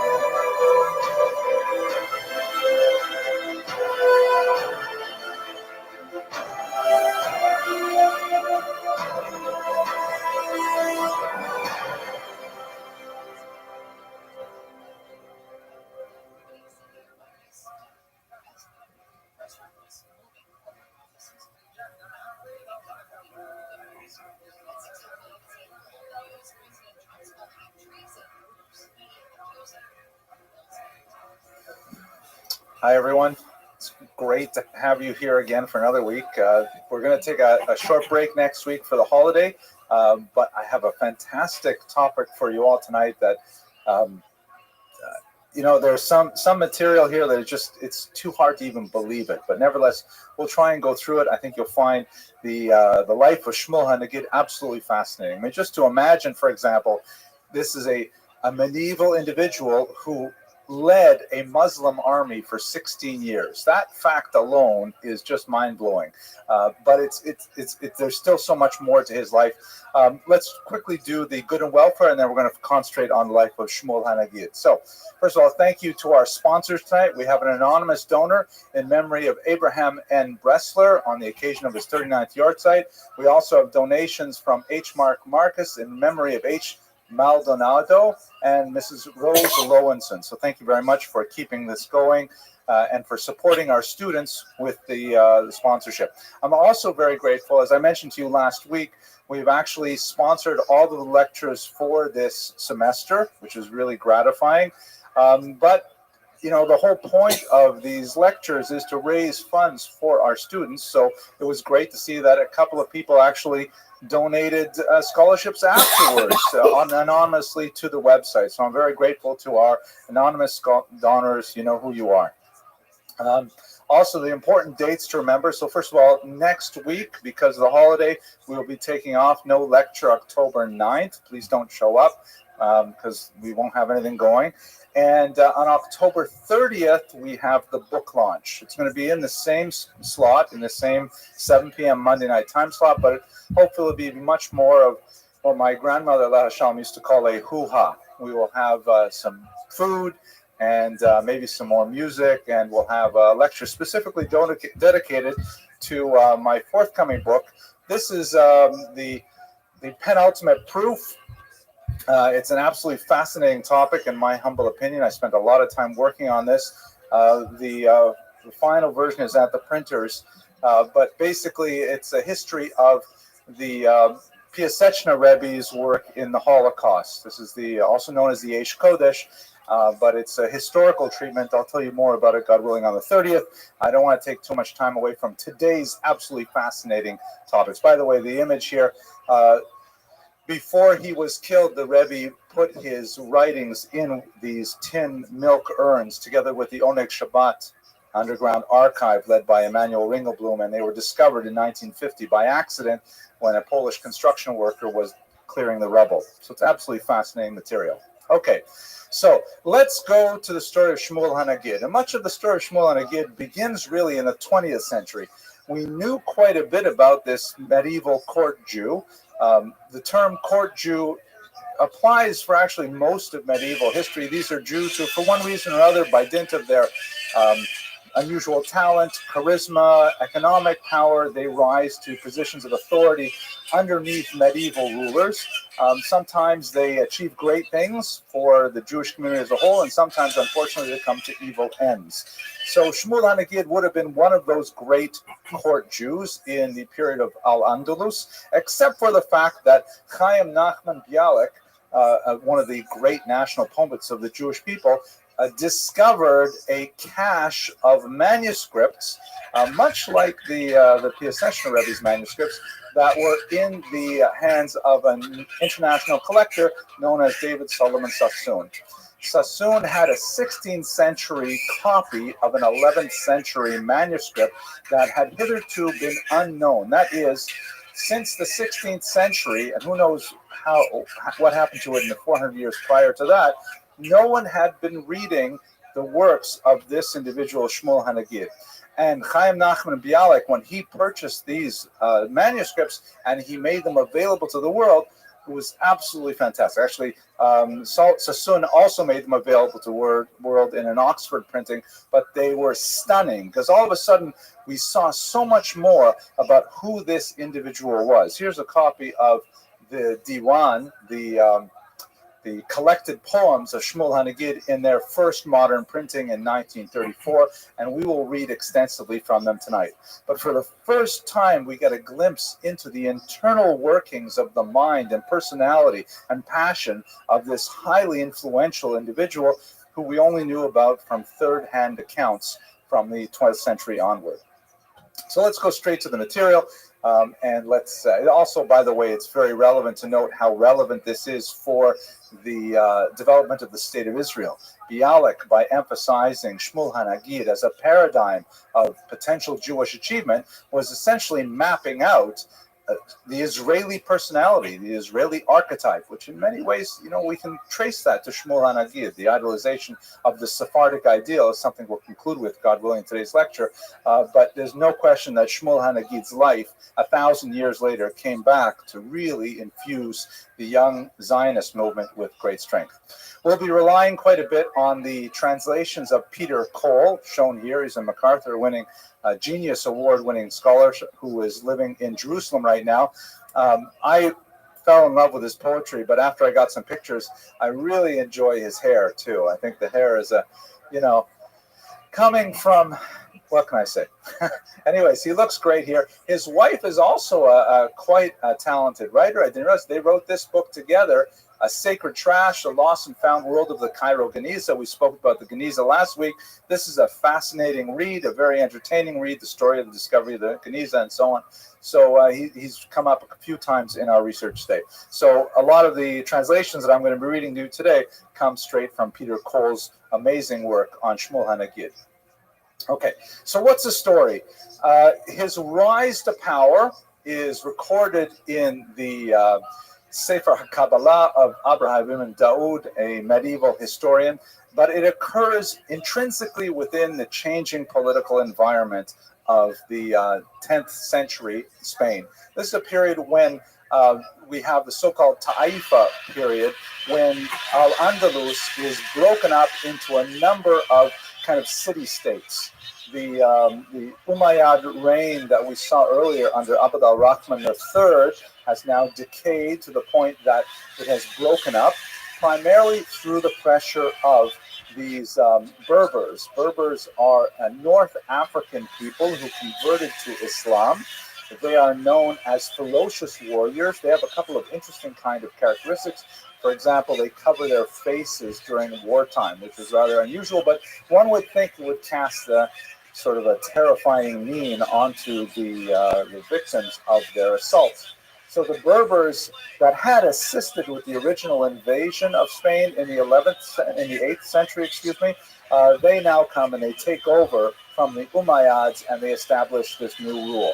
The new rule is chaotic, it's very warlike, And the Berbers have a distinct disadvantage vis-a-vis their Arab counterparts. Remember, the term Arab is an ethnic designation as well as, well, not really as well as, an ethnic designation. Arabs basically mean people coming from the Middle East.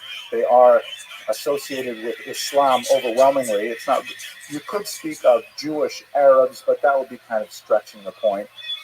It's an ethnic group, the Arabs. The Berbers are also an ethnic group coming from North Africa.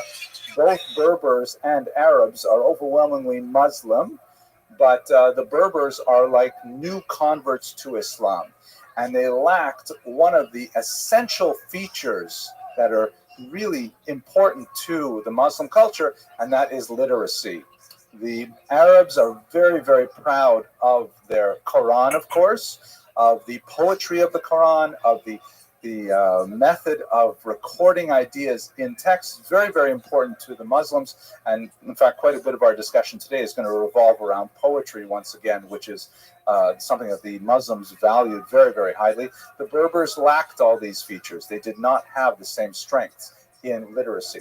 Before I go on, I just want to mention out here. So what happens? Shmuel ben Yosef was born in Cordoba, which is, again, this very important city that we've seen a few times now in this lecture series. Ibn Shaprut comes from Cordoba and so on.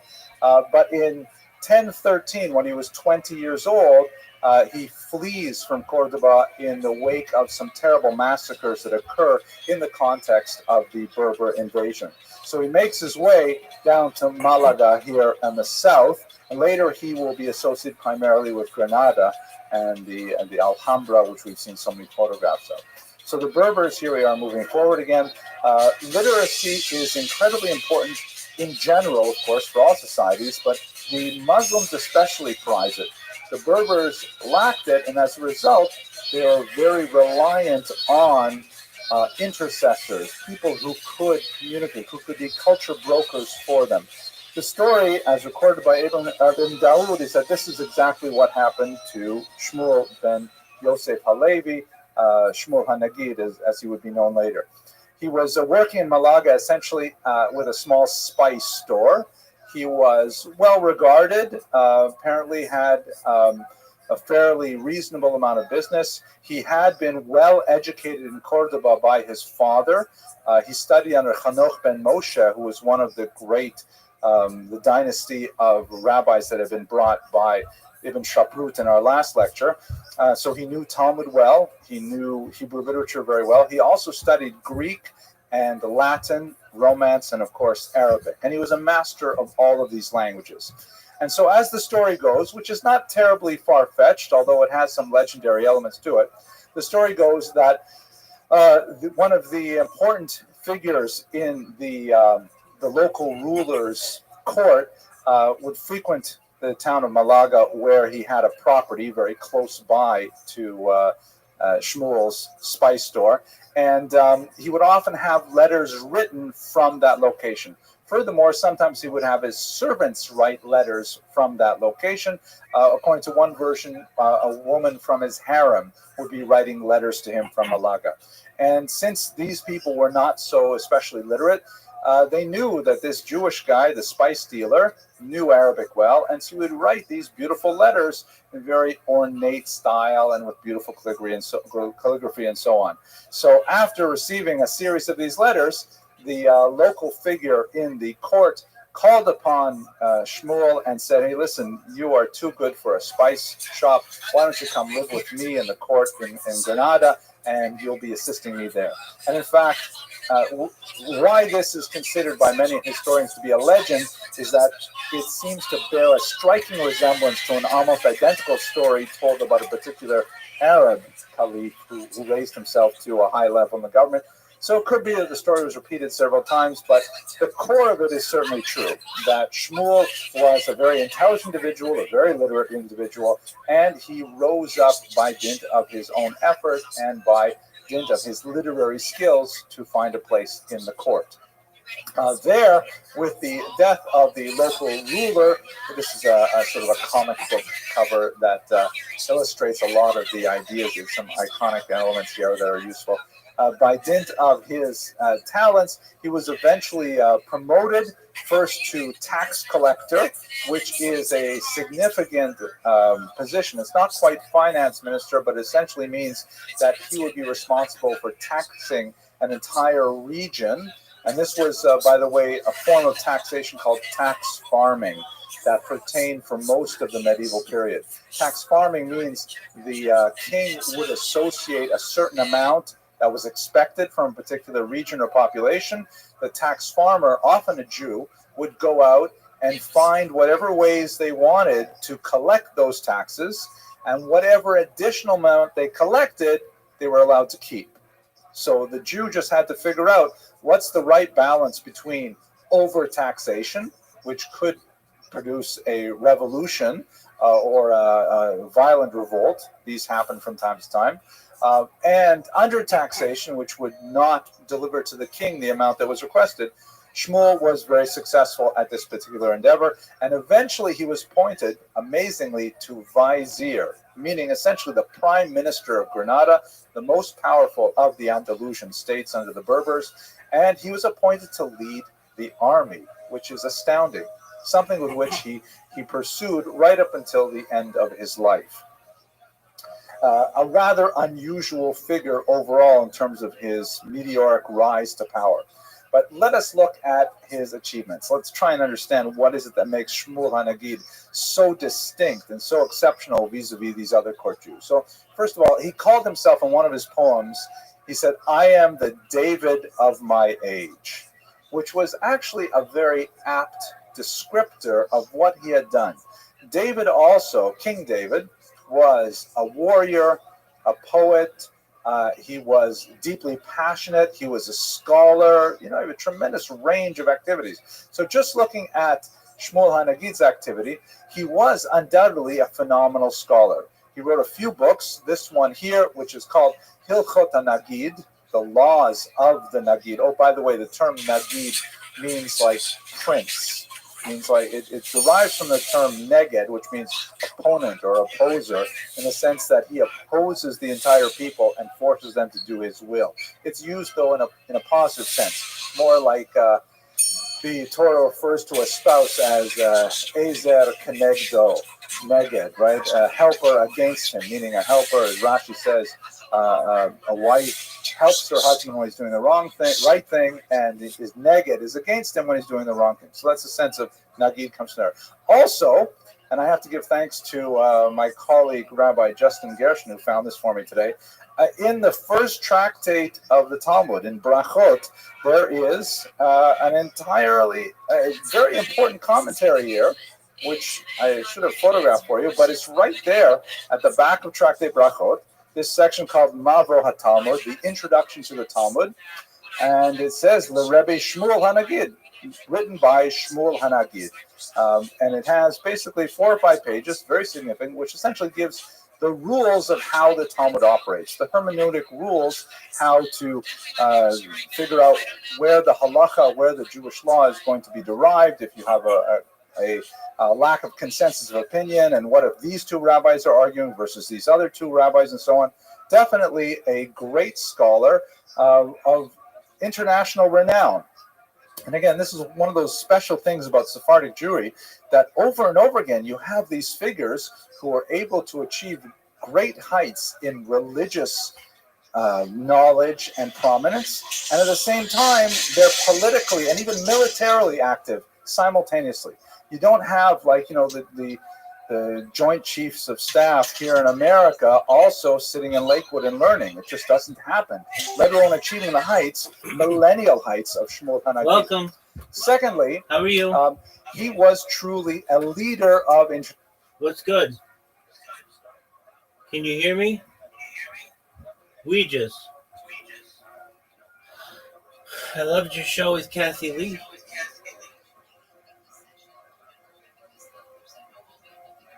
This guy is bonkers.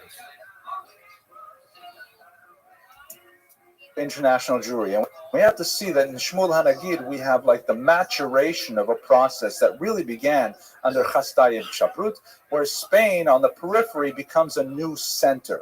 That Spain achieves its independence as a Jewish land, and instead of being completely dependent on the Babylonian academies, all of a sudden Spain now becomes the donor nation that is supporting the declining academies. According to some opinions, he was given the title Hanagid by Hai Gaon, who was one of the latest of the leaders of the great Talmudic academies in Babylon. Sura and Pompadita are the most famous of them. Oh, dude, you're so cool. Dude, I love your song. I love your song.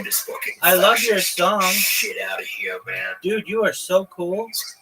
Okay, Dog, you are man, so you cool. famous yet? Are you fucking famous? How'd you find out about me? You made all the money. How'd you find out about me? How'd you find out about me, dog? How'd you find out about me? How'd you find out about me?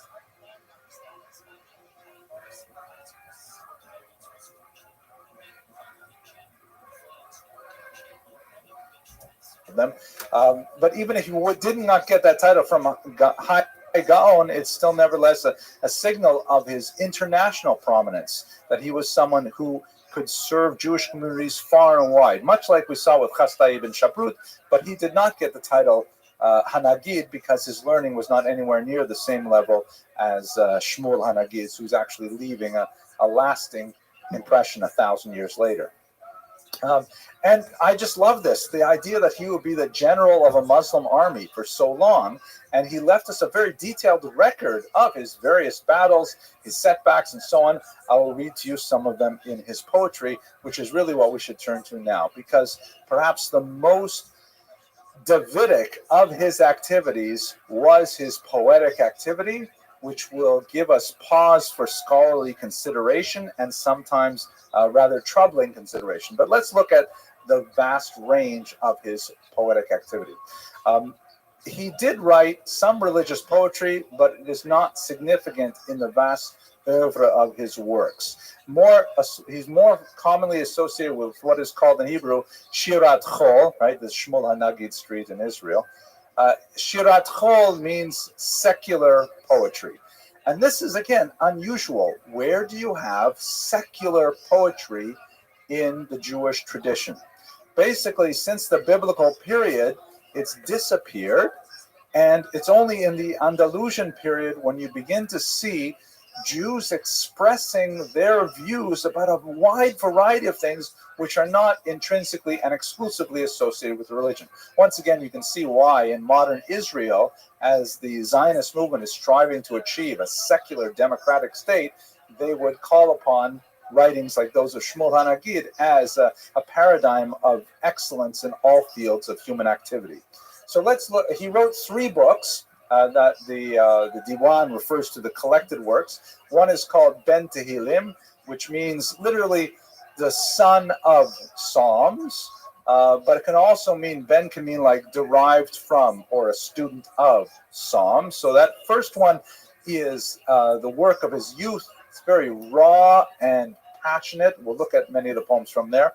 Then later in life, he wrote something called Ben Mishlei, the son of Proverbs, which has a more depressing mien and a more kind of like reflective view of, retrospective view of life. And much like Mishlei, also, Proverbs also looks back on life with just a little bit more of a cynical patina to the words. And then finally, Ben Kohelet, which in Jewish tradition, Mishlei and Kohelet were both written by King Solomon. Kohelet is, of course, Ecclesiastes in English, and Ecclesiastes has a very dark side to it. It begins with, emptiness, vanity of vanities, all is vanity, and so on. And sure enough, with Shmuel HaNagid's work, this last one contains a tremendous number of mortality poems and other dark elements. So let's look at some of these. I'm going to start with, I've got a whole bunch of these little markers I put in Peter Cole's translation. Let's get a look at. You'll get a sense of his quality of style. First of all, I should tell you that I did have the opportunity to read a few of the Hebrew poems that I will share with you as well tonight. It's very, very hard to translate this poetry, primarily because it's heavily dependent on a medieval style, which has now become central, really, to Jewish writing, called shibutz.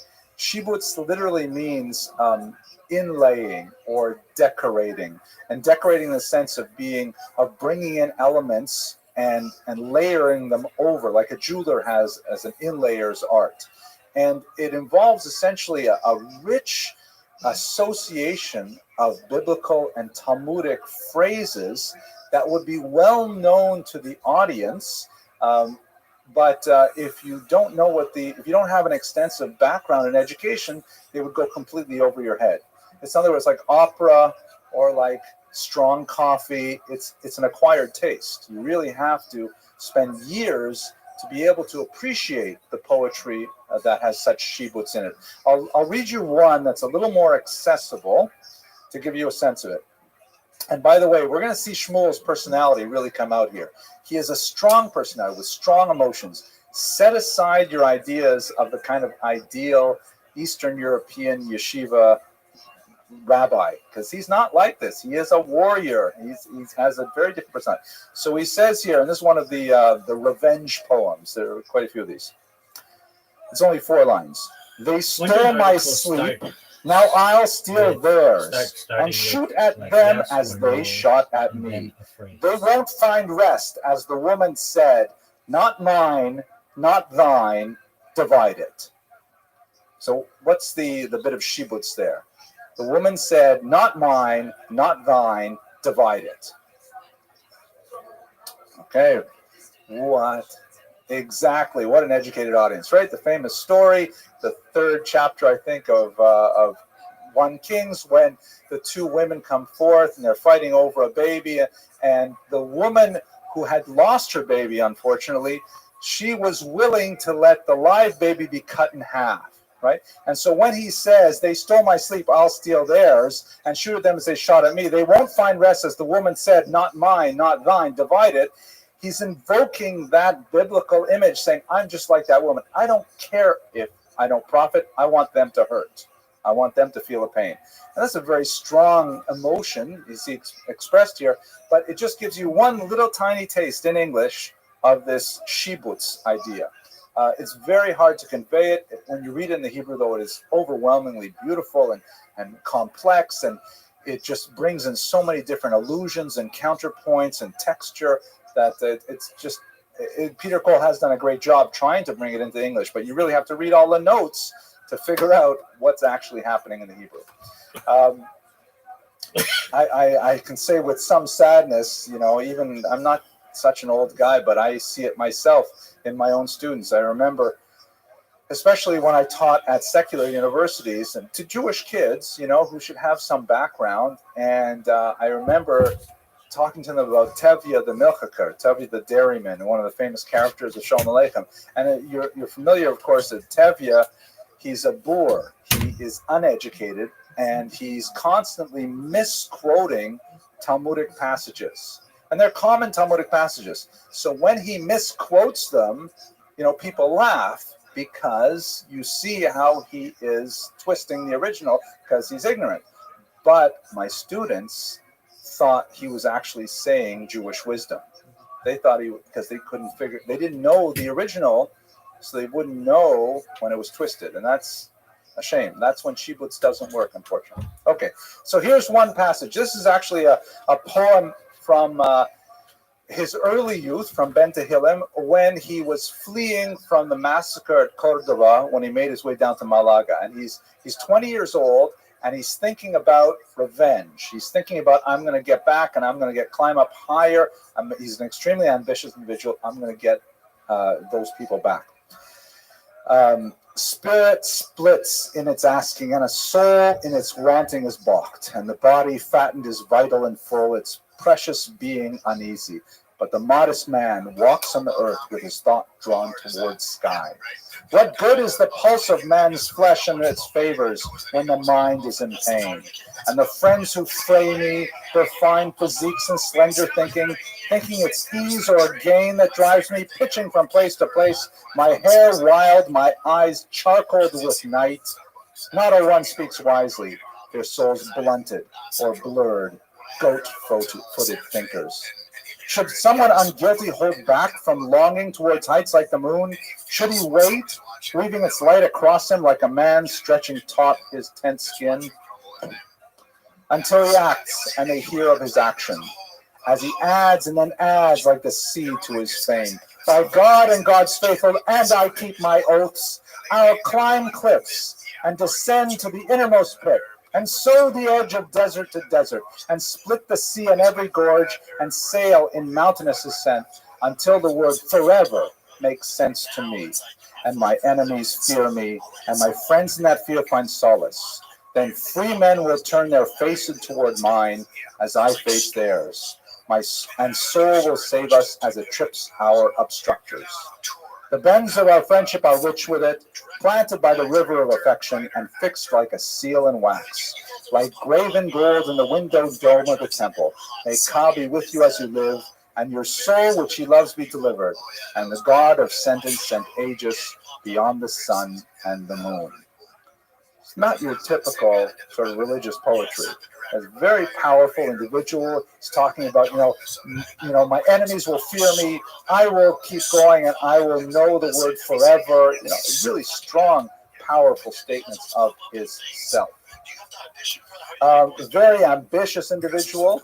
There are a couple of fascinating things I'll skip over here. There's a great passage here where he's on a sailing ship, and these are tiny little ships. These are not like the big, triple-masted galleons you see with the 18th century.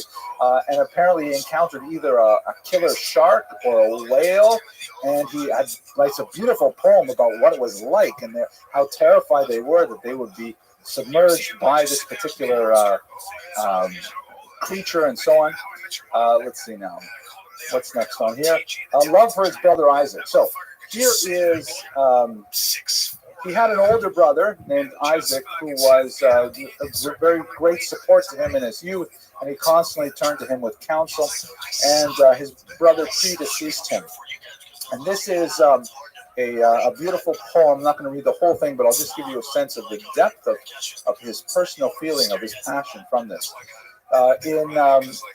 This is his son, by the way. Many of these poems were written at the battlefield, and he would send them home by carrier pigeon. Rather amazing. In fact, he writes about it sometimes in his poetry. And his youngest son, sometimes as young as 8 years old, would receive them and then would copy them out. Eventually, the sons were the ones who published his first manuscripts during their lifetime of their father. So his son Yehoseph adds a brief prescript to the poem. And the title is on the death of Isaac, his brother, his being, or Shmuel. And his brother's illness worsened, and he decided to set out toward him with the doctor Abu Madin, and with him with news of his death on the way. And this was Thursday, the 20th of Iyar, the year 1041 in the secular calendar. And he composed the following. I rushed to my brother, who was, they told me, now weak in his illness and failing. When a messenger approached and was still. Is Isaac alive? Already dead, he answered. Then I cursed him. Be deaf and have dust in your mouth, and learn in your life each instant of sorrow. May your parents mourn you. Haven't I called for a doctor, and hasn't he healed many others like Isaac? How could such wealth of spirit falter? Prized by his peers, a gift to his people, he sleeps. And he said to me, can one who took ill and then died awaken, whether poor or in power? So the poem goes on for quite a few more pages, but you can really feel the Davidic echoes here. Like the messenger comes, tells him his brother's dead, and what's the first thing he does to the messenger? He curses the messenger. He goes, may your parents mourn you, may dust fill your mouth, right? It's a very strong kind of emotion, not necessarily like what you'd expect from sort of a quiet yeshiva background, but there it is. He also engages in a significant amount of what the Arabs call boast poetry, and this is, maybe I should have done this, but it reminds me a lot of rap music. Like sometimes they'll get together and they'll make these kind of hand motions, and they like rap one against each other, and it's like a competition to see who can insult the other the worst. I mean, that's what I've only gone to one or two of these things. I always lose, but okay, forget it. That was a joke. I'll cut it out of the internet. But that's also like kind of a boast poem sort of motif that we have in our society today. So here's one which is also it's a boast poem in which he goes to a local base medrash, and he is like disgusted with the low quality of learning that's going on in the yeshiva that day. Could time turn on its scholars, or have they turned on the law and bequeathed it to stuffed old fools in robes, and every boor who declares, I am Mephibosheth, or hi, the renowned is like Ziba, my servant. One needs, it seems, only fringes, a turban, and a beard to head the academy now. My brother, remember the day we passed the house of prayer, the day of willows, and heard up close a donkey bray and cows cry and low, and I asked, is the Lord's house now a dairy? This is a sin and disgrace. And they told me, there are no fatlings or mules in the house of the Lord. They're studying Talmud. Then I answered from Scripture, they've changed the instruction and law, and as for me, wither. So we walked on in anger into the house of God. You couldn't help it, and saw the teacher and students bobbing their heads like fronds as their mouths abused the names of the great. And it goes on about how he's saying they're all such numbskulls, and I can't believe this is what passes for Talmud in the 10th century already. Can you believe it? Or the 11th century. So that's also a sense of his personality. The arrogance, but again, it's arrogance in a regal kind of sense.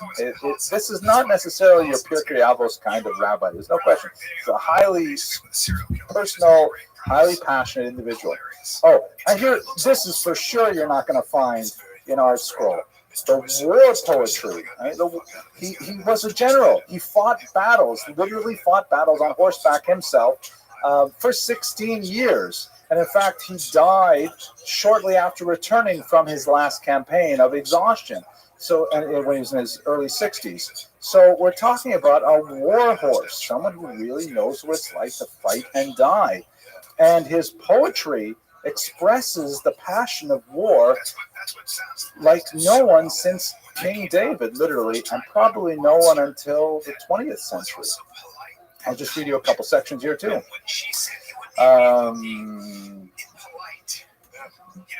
Yeah, here. Mine is the Lord who told me, trust and I'll see you're content with your path. For you I'll break the young lion's teeth. I'll bring down giants before you. Then he dressed himself in anger, like the day when Pharaoh's men were drowned. And he was revealed before us, though not through a window in secret, not from behind a lattice or wall. He routed his foes who fled like chaff, driven out from the floor of threshing. He watched as they withered like leaves. He made them afraid, and they skipped like calves, like kids or like wild young oxen. And he stripped away their might, and he left them in battle like children, as angels diverted their sword thrusts, confusing their right hands and left.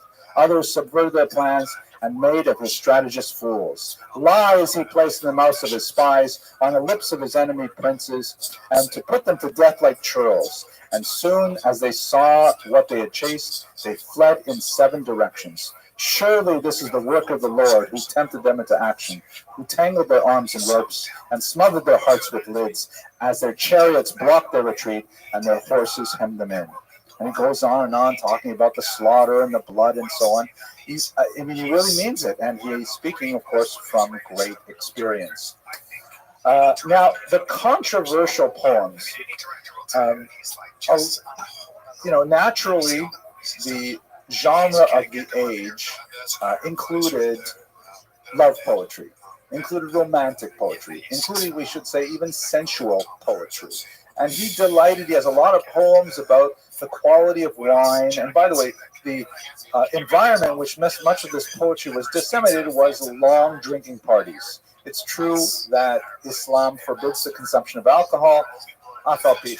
They would have these long drinking parties, and especially when it was very hot summer days and it was too hot to do anything else, they would get together and they would share poems, or they would challenge each other to write poems on subjects, things like that.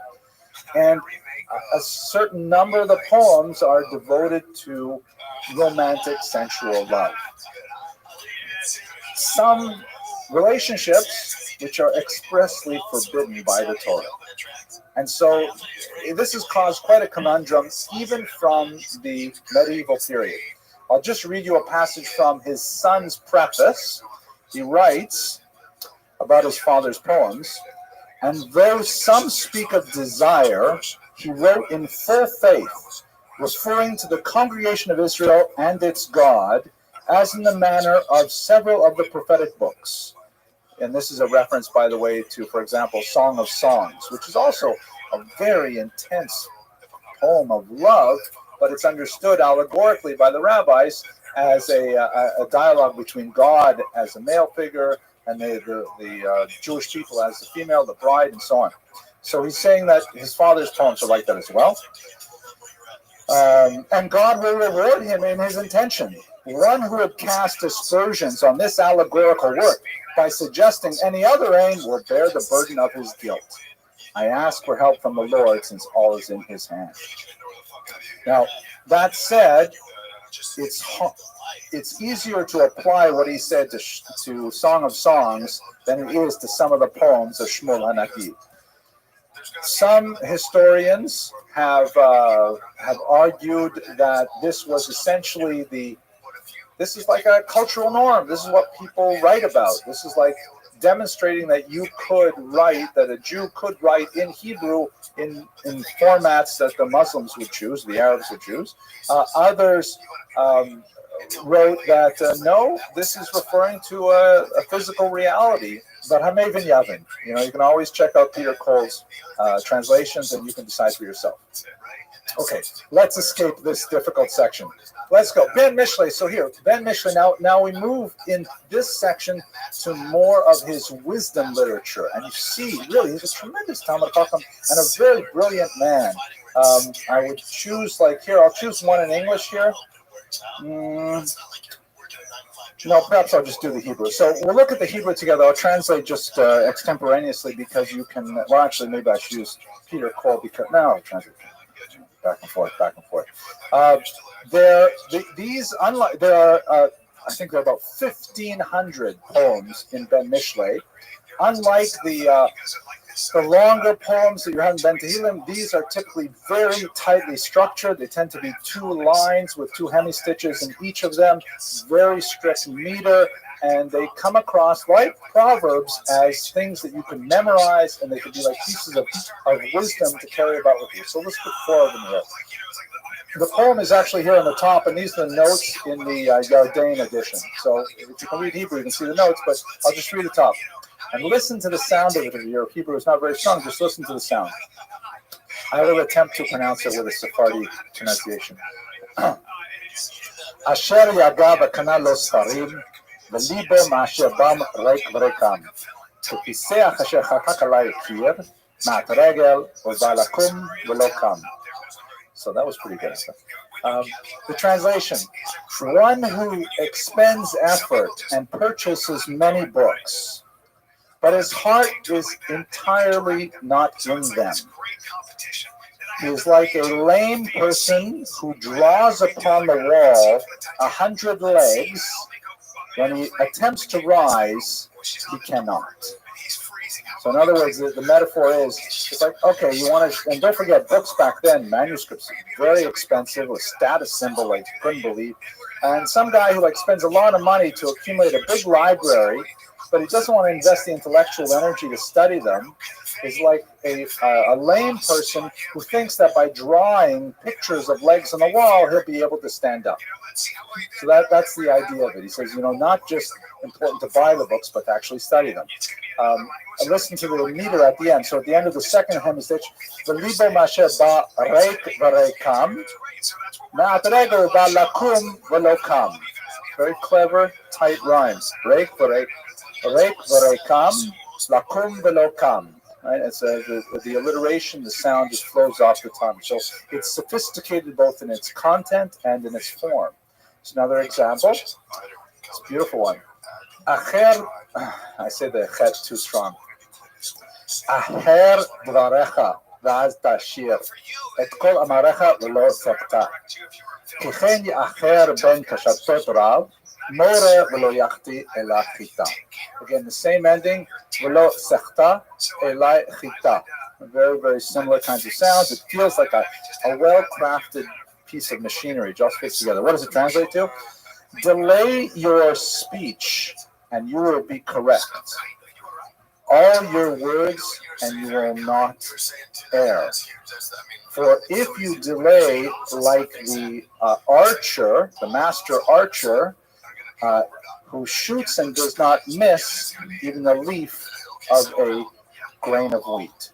It takes a lot to translate into English, but the concept is, if you develop the discipline of not speaking quickly, then you will never go wrong, just like a fine archer who delays when he's aiming and then is able to hit a kernel of wheat without touching either side of it.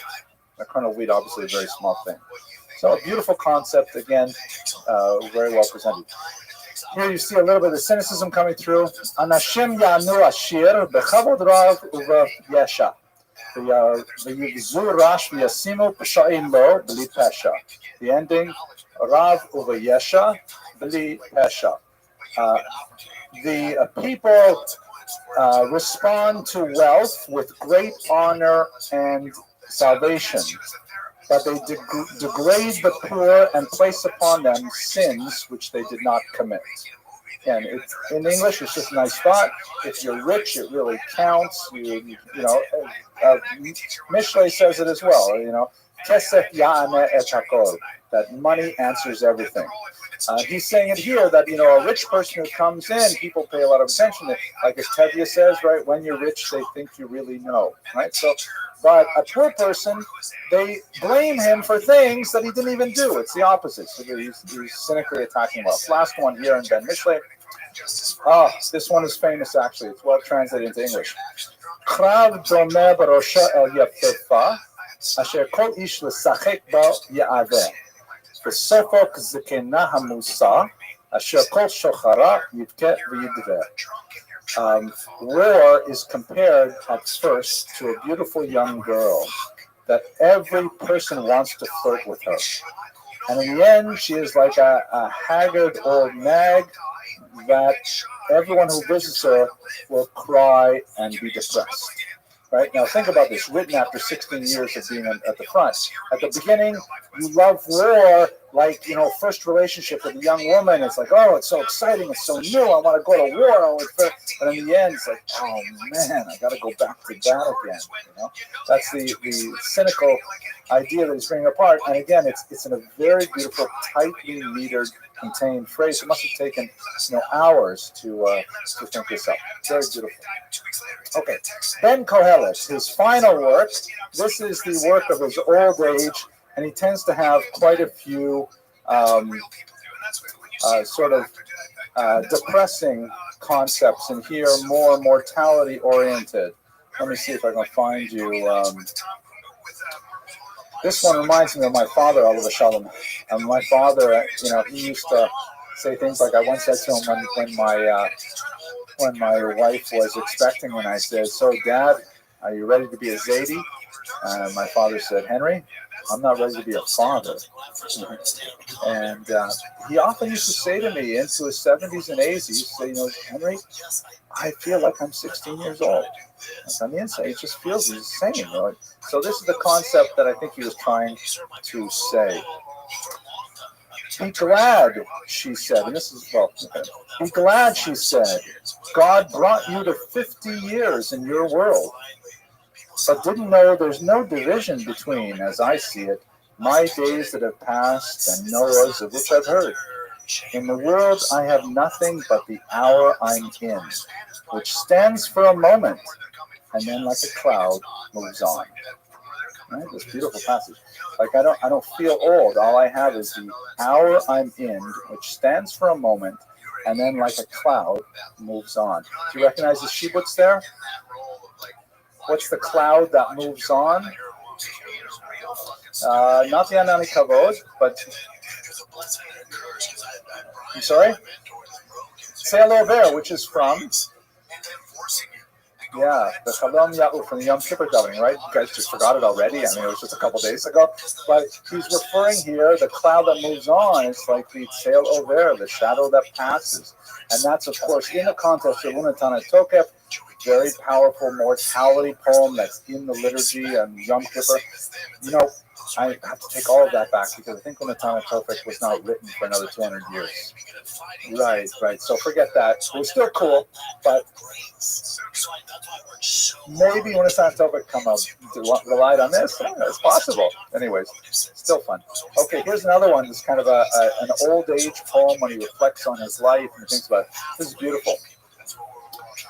A child at 1 or 2 crawls like a snake on the floor. At 10, he skips to his father like a kid among goats on the hills. At 20, love in his heart takes hold and he struts for girls. He basks in the glories of youth for his pride and power. At 30, reaching 40, he ripens and joins the elders, his friends. At 50, the sleep of his youth in whiteness is brought to an end, and the terrors of time assault him when a man passes 60. Till 70, then he sighs with age and seems to be saintly. But time surrounds him at 80, trapped in the fowler's snare. And at 90, he can't distinguish between the plow and the scythe. At 100, who gets to be 100? Men in amazement approach him. When he dies, he lies with maggots, repulsive to one and all. So it's right that I wax elegiac from time to time in my soul. Right? Dark, sad, depressing poem, but nevertheless, you get the idea. Here's the last one. Did Shakespeare read his stuff? I doubt it. I think Shakespeare's Hebrew was really weak, but No, this is all in Hebrew. Beautiful Hebrew. That's one of the reasons why it fits so well with the Alex plan. Okay, the last one here, and we'll put this book away. You mock me now in your youth because I've grown old and gray. I'm old, but I've seen the carpenters building their coffins for boys. Yeah. So he's a very profound and deep thinker, saying one never knows who is truly old and who is truly young. Okay, so that gives you a sense of his literary oeuvre. Let's look a little bit at his end. As I mentioned already, he eventually died. He succumbed to exhaustion after one of his latest campaigns. He was just over 60 years old, and he handed over the reins of authority to Yehosef, who was like him, became vizier in Granada. However, Yehosef was not raised the same way that Shmuel was. Shmuel brought himself up from nothing as a refugee from the Cordoban attacks of 1013, and eventually climbed his way up to the very pinnacle of power that a Jew could even conceive of reaching. Yehosef had grown up because Shmuel, I forgot to mention, he married late in life. He was already in his 30s when he got married. His sons had grown up, in the lap of luxury, surrounded by power and elegance everywhere. Yehosef did not have the same ability to associate with the common people, to win their loyalty in battle, and he tended to surround himself in the wealth of the Alhambra, which didn't look quite as gorgeous as it does here, because a lot of these are more later adaptations. But he pulled himself up in the Alhambra, and he tended to avoid the crowd while sending out messengers to continue collecting taxes and other duties. In 1066, what is possibly the first pogrom in Jewish history, you might look back at some events that happened in Alexandria, perhaps, but certainly one of the first pogroms in medieval history. You have a widespread uprising against Yehosef HaNagid and the Jewish community of Granada, who view him as an unfair ruler and are heavily resentful of the high position that Jews realized within the Muslim court of Granada. This is not something that Shmuel was challenged by to the same degree. He was able to somehow negotiate the power struggles and also communicate with the broader population, but his son was not up to the same task. He did not recognize the huge class divide that he was facing in attempting to rule, and ultimately he and hundreds of the Jews of Granada were killed. Some scholars point to this as the beginning of the end of La Convivencia, the living together, the period in which Muslims, Jews, and Christians, coexisted in such a tremendously beautiful way.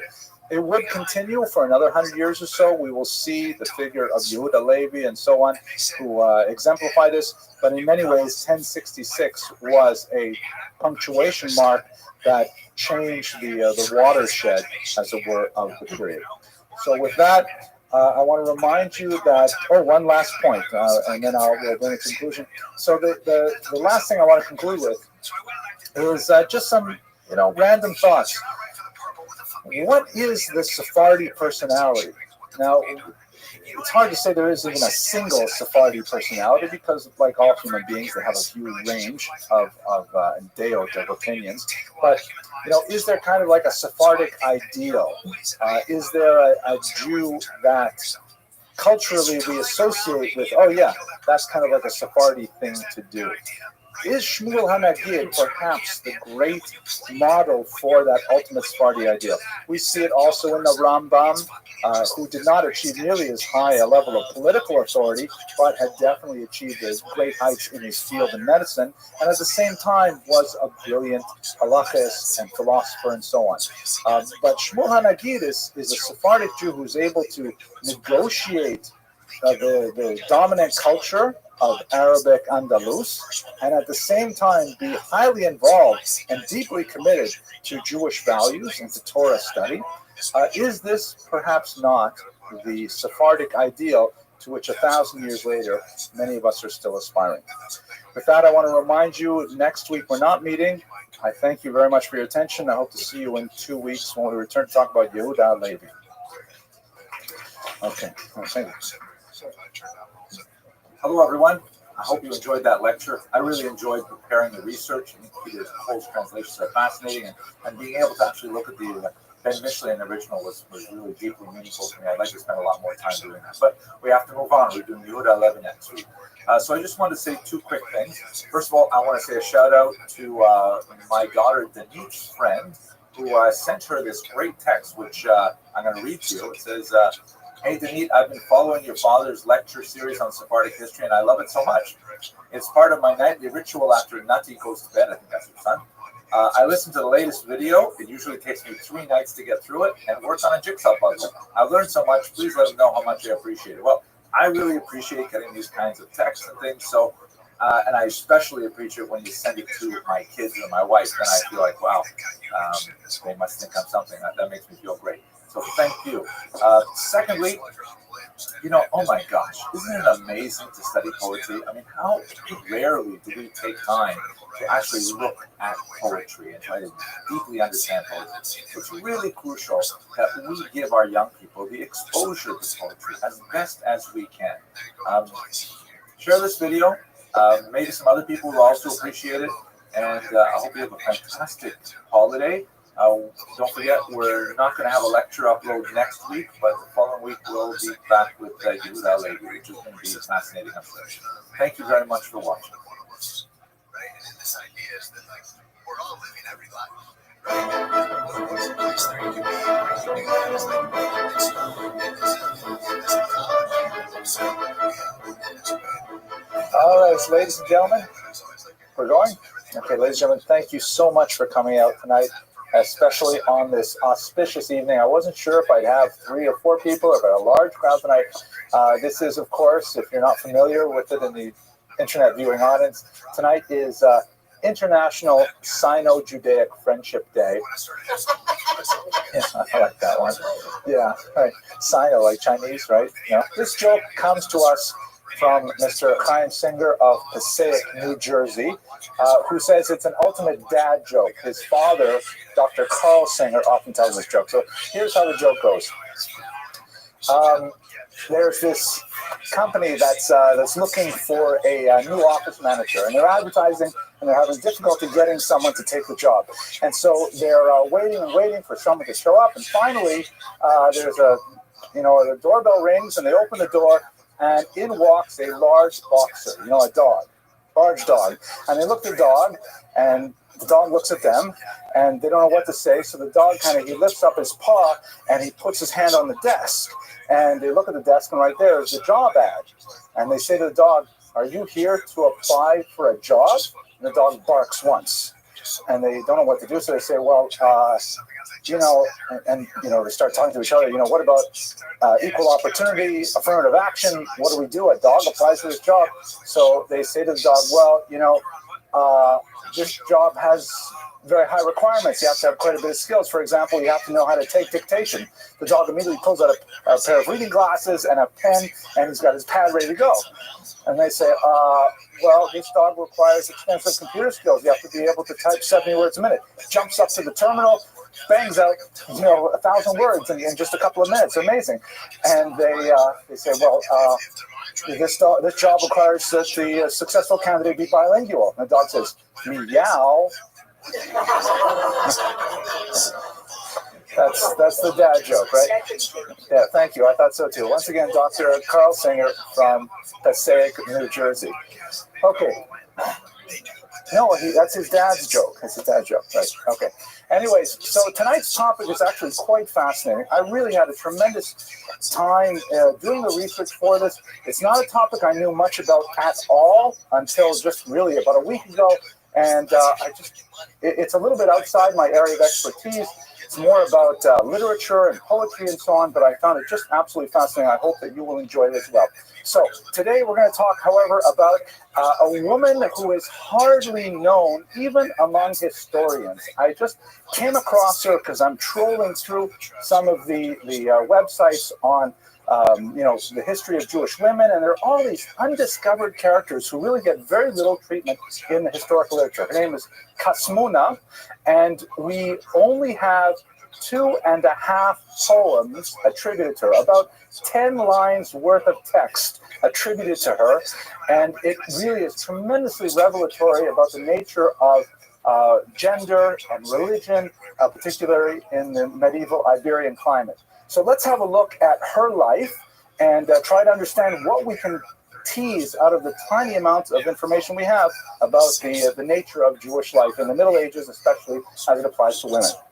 So the main source of our information for this woman named Kasmuna, by the way, the name is rather interesting.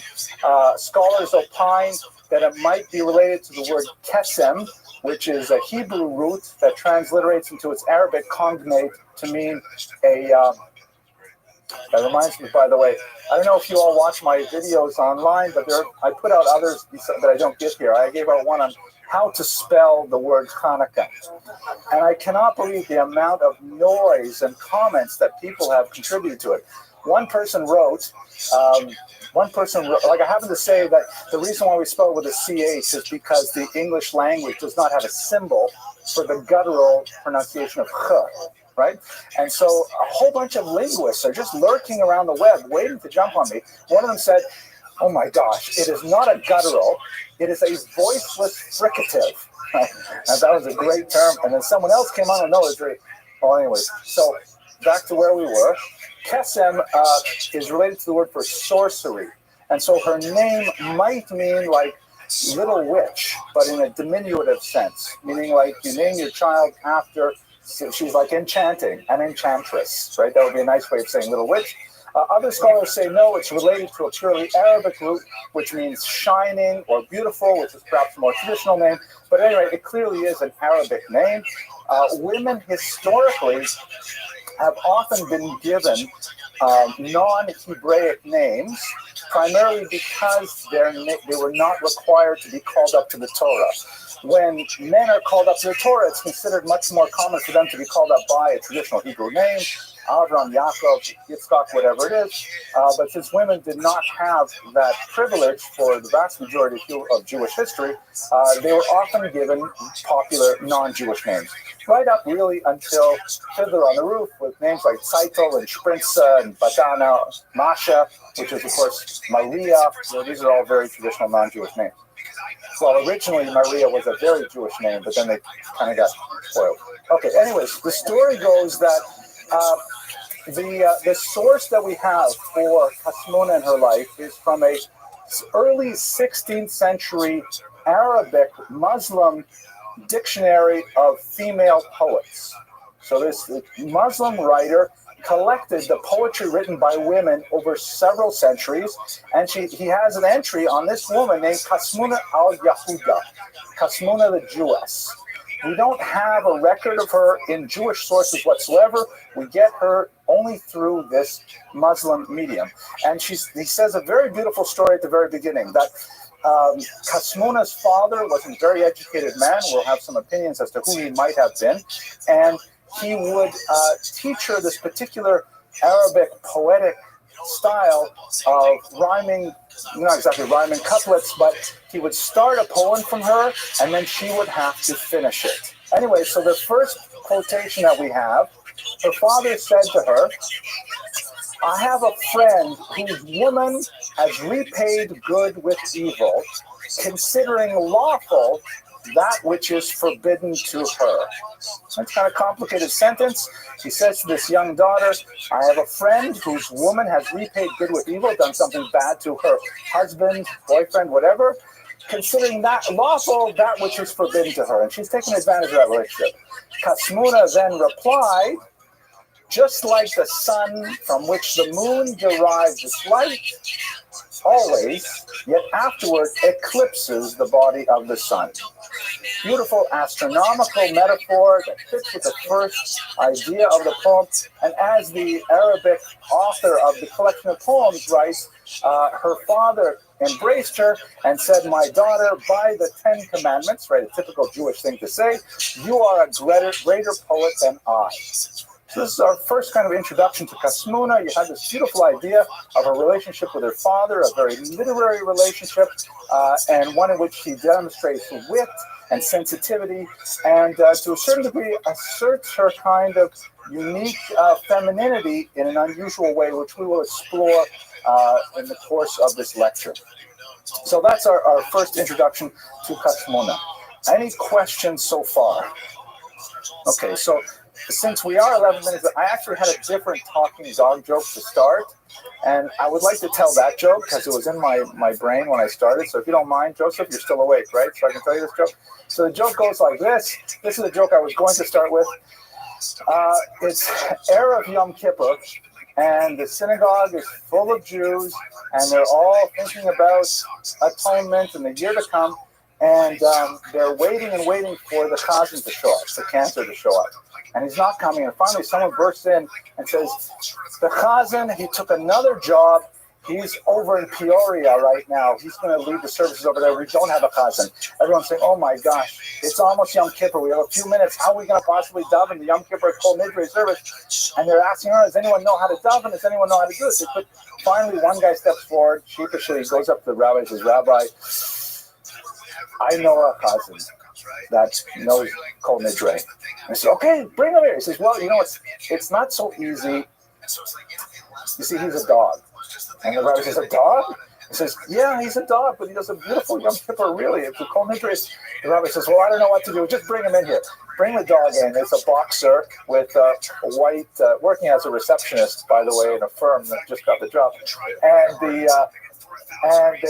the congregation is skeptical. What does it mean? So they put a tallis on him anyways. He goes up to the Aron, and he puts his front two paws on the Aron, and then he kind of gathers himself, sort of clears his throat, he purses his lips, and then he begins, Kol Nidre, and the room is silent. Everyone is overwhelmed with the emotion and the sensitivity and the technical precision with which he enunciates all of the prayers, and people by the end of the service are weeping. They're overwhelmed. What a tremendous Kol Nidre. They never heard such a thing. So the rabbi says, can you do chakras? He says, sure, chakras, Musaf, the whole thing, goes through everything, goes through Ne'ilah, finishes the davening. The congregation is transformed. They've all done tshuva. They're going to be tremendously good Jews for the coming year. And a committee of the board members come up and they say to the owner of the dog, listen, we love this Yom Kippur service, and we'd like to offer your dog a full-time position as chazan. And the guy says, I'm sorry, that's not going to be possible. And they say, well, why not? He says, well, he really has his heart set on medical school. So that was more Jewish, but I think I like Dr. Singer's stuff anyways. Okay, so back to Kasmona. Here we go. Now, the style of her poetry is a very highly technical Arabic style called, I'll try this once, Muwashashaha. My Arabic is terrible. It's just a little bit worse than my Urdu and my Swahili. But this is considered, as I've read in the literature, to be an extremely complicated type of poetic style that cognoscenti really enjoy, with detailed, rhyme and meter and so on. And we can only assume that it is as great as the poets and the scholars say. Now, the way that this poetess is described is, as I said, Kasmona the Jewess, and she is named as Bint Ismail. Sorry, it's Bint Ismail ibn Bagdala. I might have a typo on this here. The daughter of Ismail of Baghdad. And one particular scholar named Bellamy argues that, in fact, when you look more closely at the literary evidence, it's quite possible that Bagdala was actually a misprint, and it was none other than Shmuel Hanagi, which is Samuel ibn Nagrela. An absolutely fascinating proposition, because Shmuel Hanagi, that's his Hebrew name as opposed to the Arabic, was one of the most famous Jews of the Spanish Golden Age, a tremendously towering figure of phenomenal importance. And if this was in fact his daughter, it opened up a whole new venue into what we know about the world of Iberian Jewry and about Jewish women in the Spanish lands. As we shall see, there's a lot of controversy over that particular assertion. It's far from clear that this is in fact her father, but it certainly does place her life within a royal context, a long rabbinic context, and in fact a royal context. So before we go into it, let's just talk a little bit about why we know so little about her. The unfortunate reality is that women basically drop off the radar screen for almost all of Jewish history. We have some exceptional women who stand out in the biblical period. Of course, the foremothers, women like Zipporah, Moses' wife, and so on. With very few exceptions, like let's say Gloria, with very few exceptions, they always tend to be living in the shadow of a male, either their husband, their father, sometimes their sons, but they rarely stand out on their own. And the historiography, the literature that we have, basically ignores women's history. And there are a lot of reasons for this. It's hard to believe that Jewish women were not so exceptional, since we know how exceptional they are even today. And I said that even when my wife left the room. She actually walked out of the room for a second there. But the fact is, Jewish women are so phenomenally powerful in the structure of Jewish life, particularly traditionally observant Jewish life. It's hard to imagine that their influence and leadership was not felt more dramatically throughout the ages. Why do we have such a small record of their activity? Part of this is because of the tropism of historiography, meaning the way that historiography works. Most of Western Jewish historiography, which follows non-Jewish historiography, tends to focus on leaders who stand out in the public eye. Judaism as a culture has always emphasized this idea of kol kvuda bas melech pnima. All the glory of the princess is within. This concept called tzniut, or hiddenness, which is considered a very positive value in Judaism, but does not translate very well into Western non-Jewish culture. There is this idea that in Judaism, the more valuable a thing it is, the more it should be withheld, the more that it should be closed off, hidden, modest. Like the classic example the rabbis often bring is the Torah scroll, which is not left out on display, open for everyone. It's closed up inside a mantle, behind a curtain, with a chain, inside a box. And it's only brought out at very special occasions of communal importance in which everyone has to show the correct level of deference to it. So Judaism as a culture has valued that level of selflessness, of voluntarism on the part of women, which often does not make it to the top of the charts when it comes to recording the historical events of the Jewish people. There's also some very strong patriarchal elements to Jewish culture, which tends to devalue women's activities in general and consider them second class. So one can really approach this with an apologetic, emphasizing the value of tzniut, the value of hiddenness. One can also point to the patriarchal structures, which tend to, suppress women's activity. But the bottom line is, at the end of the day, we have very few women who have the kind of historical data describing their lives for men. Looking specifically at the Iberian Peninsula at this period, women do figure in poetry. We'll look at a few female poets, but looking at women in poetry, they tend to occupy certain very classical roles or tropes, if you will. There's the trope of the coquette, the woman who is a tease, the woman who is leading men on, very libidinous and so on. And then there is the trope of the shrew, the overly talkative wife, the nagging wife, those kinds of things. And so you see those very prominently in the body of Arabic literature that appears from the Spanish Middle Ages. And as we shall see, actually, Krasmuda's poems, even though we only have 2.5 of them, we just saw the first half, they really do stand out as being quite different.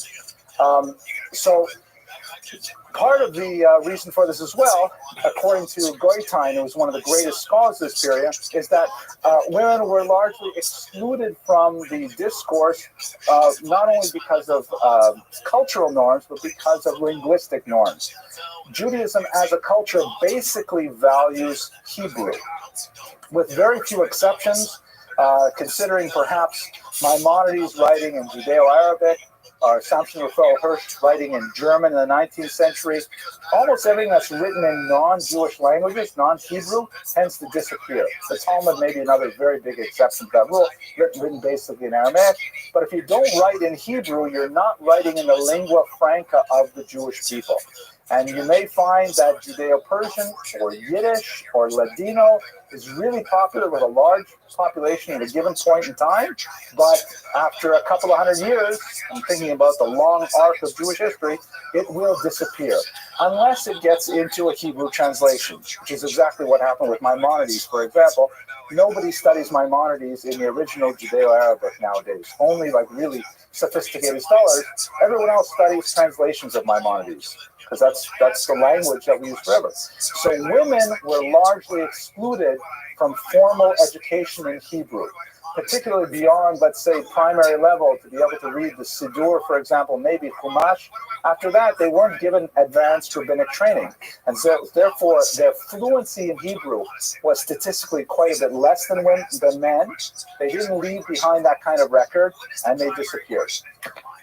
But luckily, we have women like Carol Shapiro, who you may remember her from the lecture on the Babaka. I was truly preparing for this lecture. I was kind of rushed. I was in New York a little while ago, and I saw Carol at the Touro College Library, and I said, listen, I got to give a lecture next week.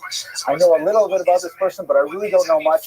I just wrote down the word Kasmuna on a piece of paper, a little slip of paper. I said, could you please get me some information? And she sent me like 20 articles. Amazing. So we have women like Ms. Shapiro, who is really helping us out today. Okay, and what's so special about Spanish Jewry?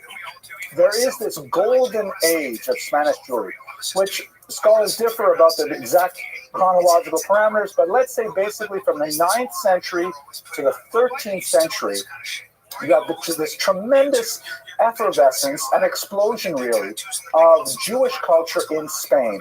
This is what creates Sepharad. This is what creates a cultural movement that persists 1,000 years later. There are people who call themselves Sephardic, even after they've been exiled for 500 years. It's primarily because of the activity that occurred in the Golden Age. It was the principal sociological reason for this tremendous explosion of Jewish activity, which is, by the way, kind of like the explosion of Jewish activity and creativity at the turn of the 20th century in Europe.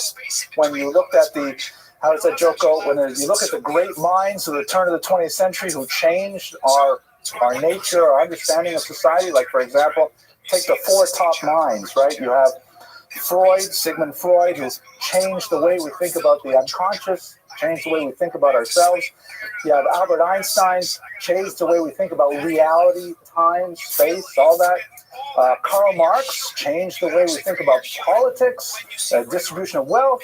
And then you have, of course, Charles Darwin, who changed the way we think about the very origin of our human species. And as the joke goes, 3 of them are Jewish and 1 of them was wrong. Can't get away with these things. But I have tenure, so I can say things like that. Okay, so what was special about Spanish Jewry?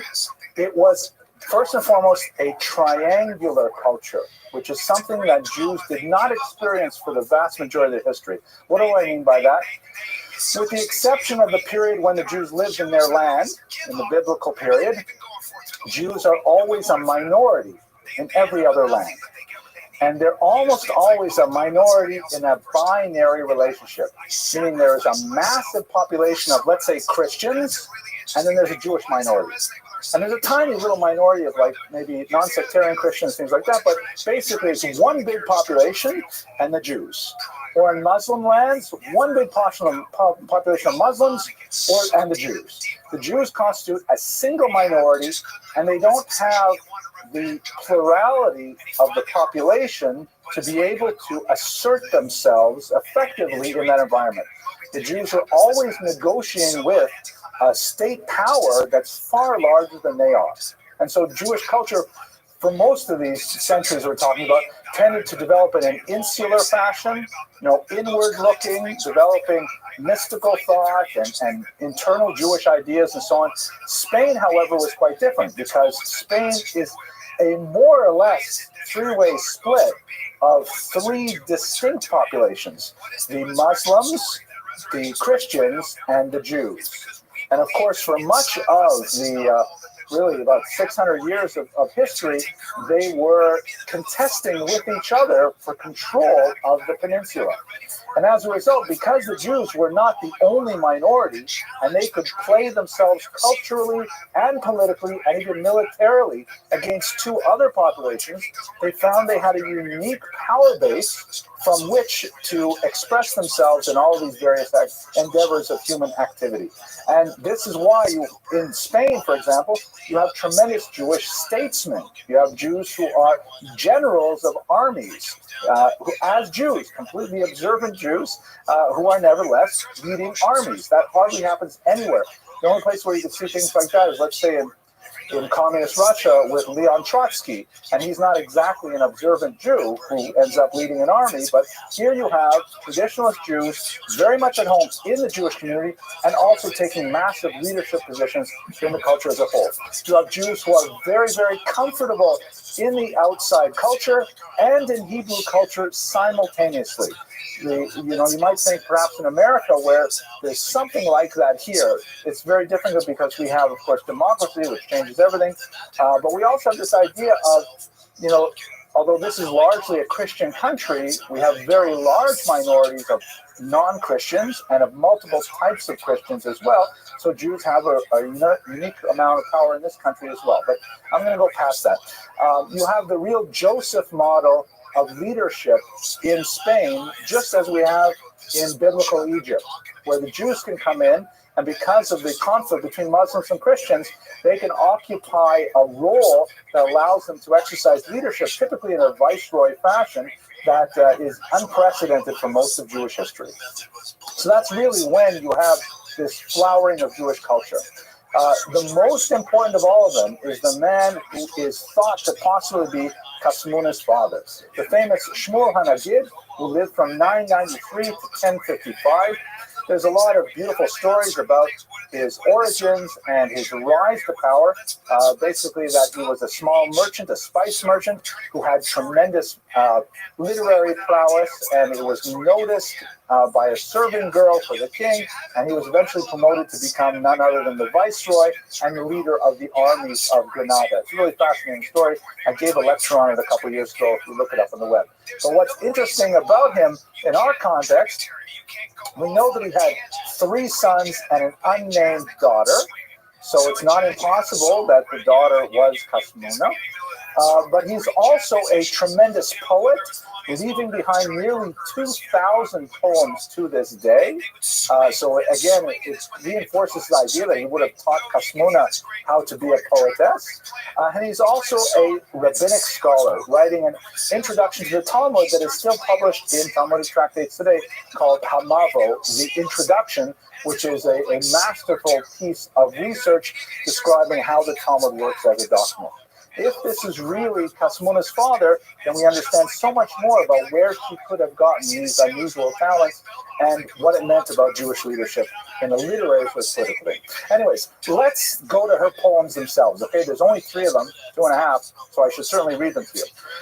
We know that she lived in Granada, either the 11th or the 12th century.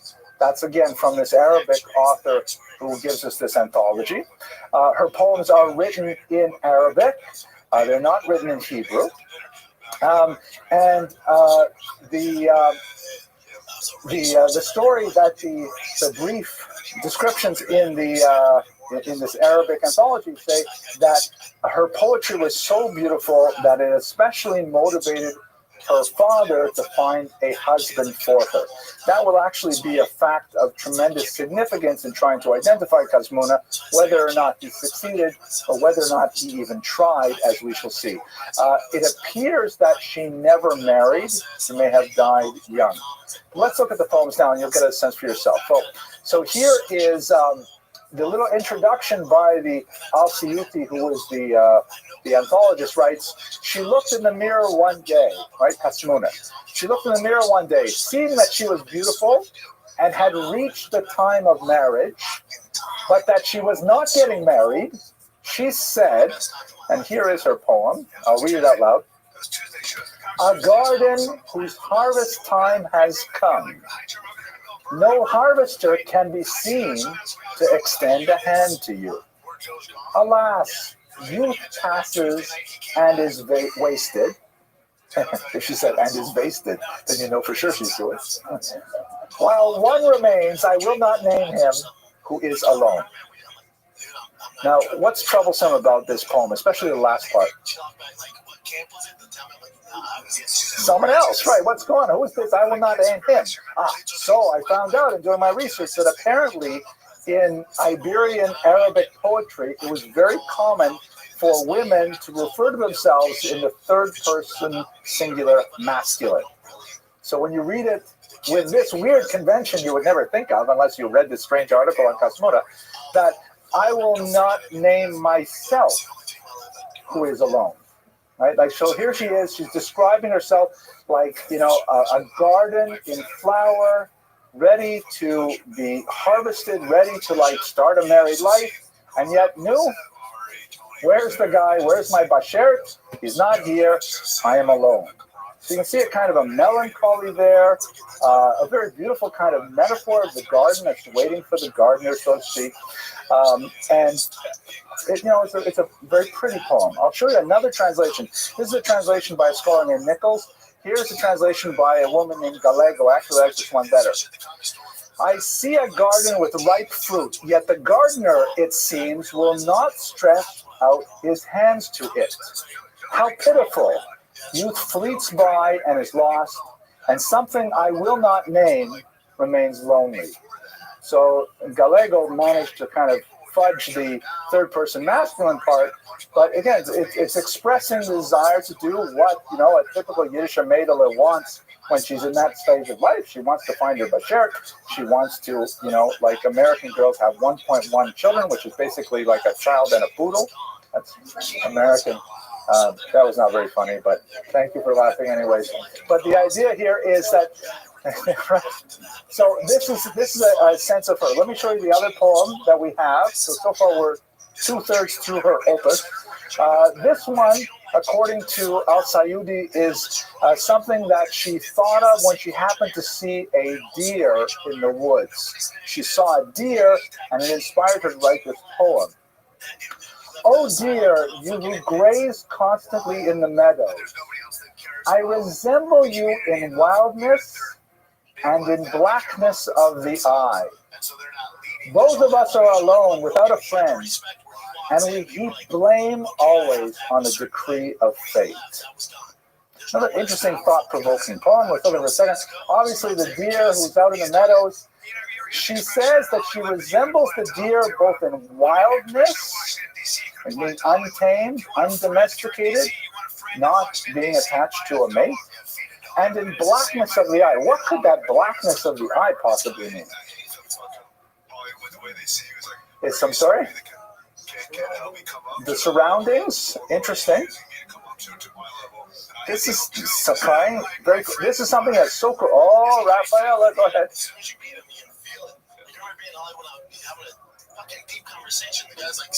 Oh, that's pretty good. She's quite bright, isn't she? Yes, absolutely. This is why, for all of you watching on the internet, this is why you really have to learn foreign languages. Because when, you know, in English, we have certain words to say things that don't exist in other languages, but there are concepts that we don't even know exist because we have not found a word for them. So I had to figure this out. There's this word in Arabic called khawar.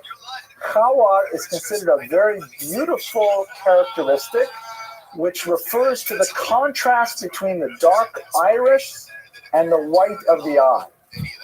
Like when we only say in English, oh, she has beautiful eyes. Well, we can't say much more than that.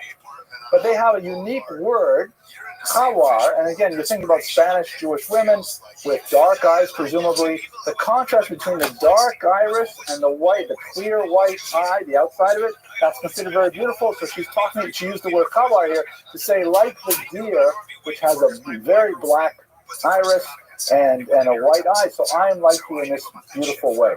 I found this fascinating. This is worth the whole lecture for me. Everybody can go home now. the second part here, this is Gallego's translation, the other scholar. O gazelle which always grazes in a garden, I am comparable to you in loneliness and despair.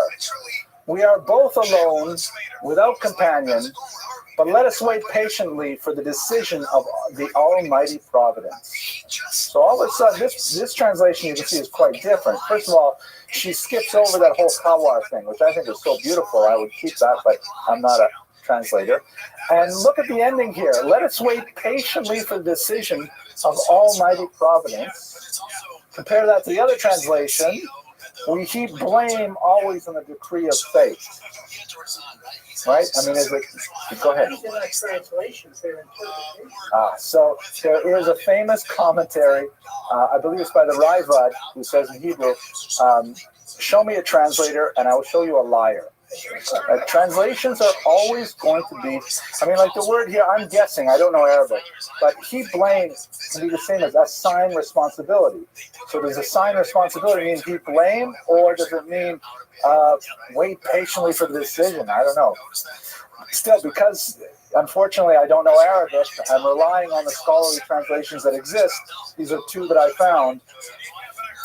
We nevertheless get a couple of things that are come. First of all, she has some belief in either Almighty Providence or in fate, right? Like it's something that happens in the stars or with Hashem, something like that. And we also see that kind of melancholy sadness coming through as well. She's waiting, no, where's my Basher? And there's my Basher with a question in the back.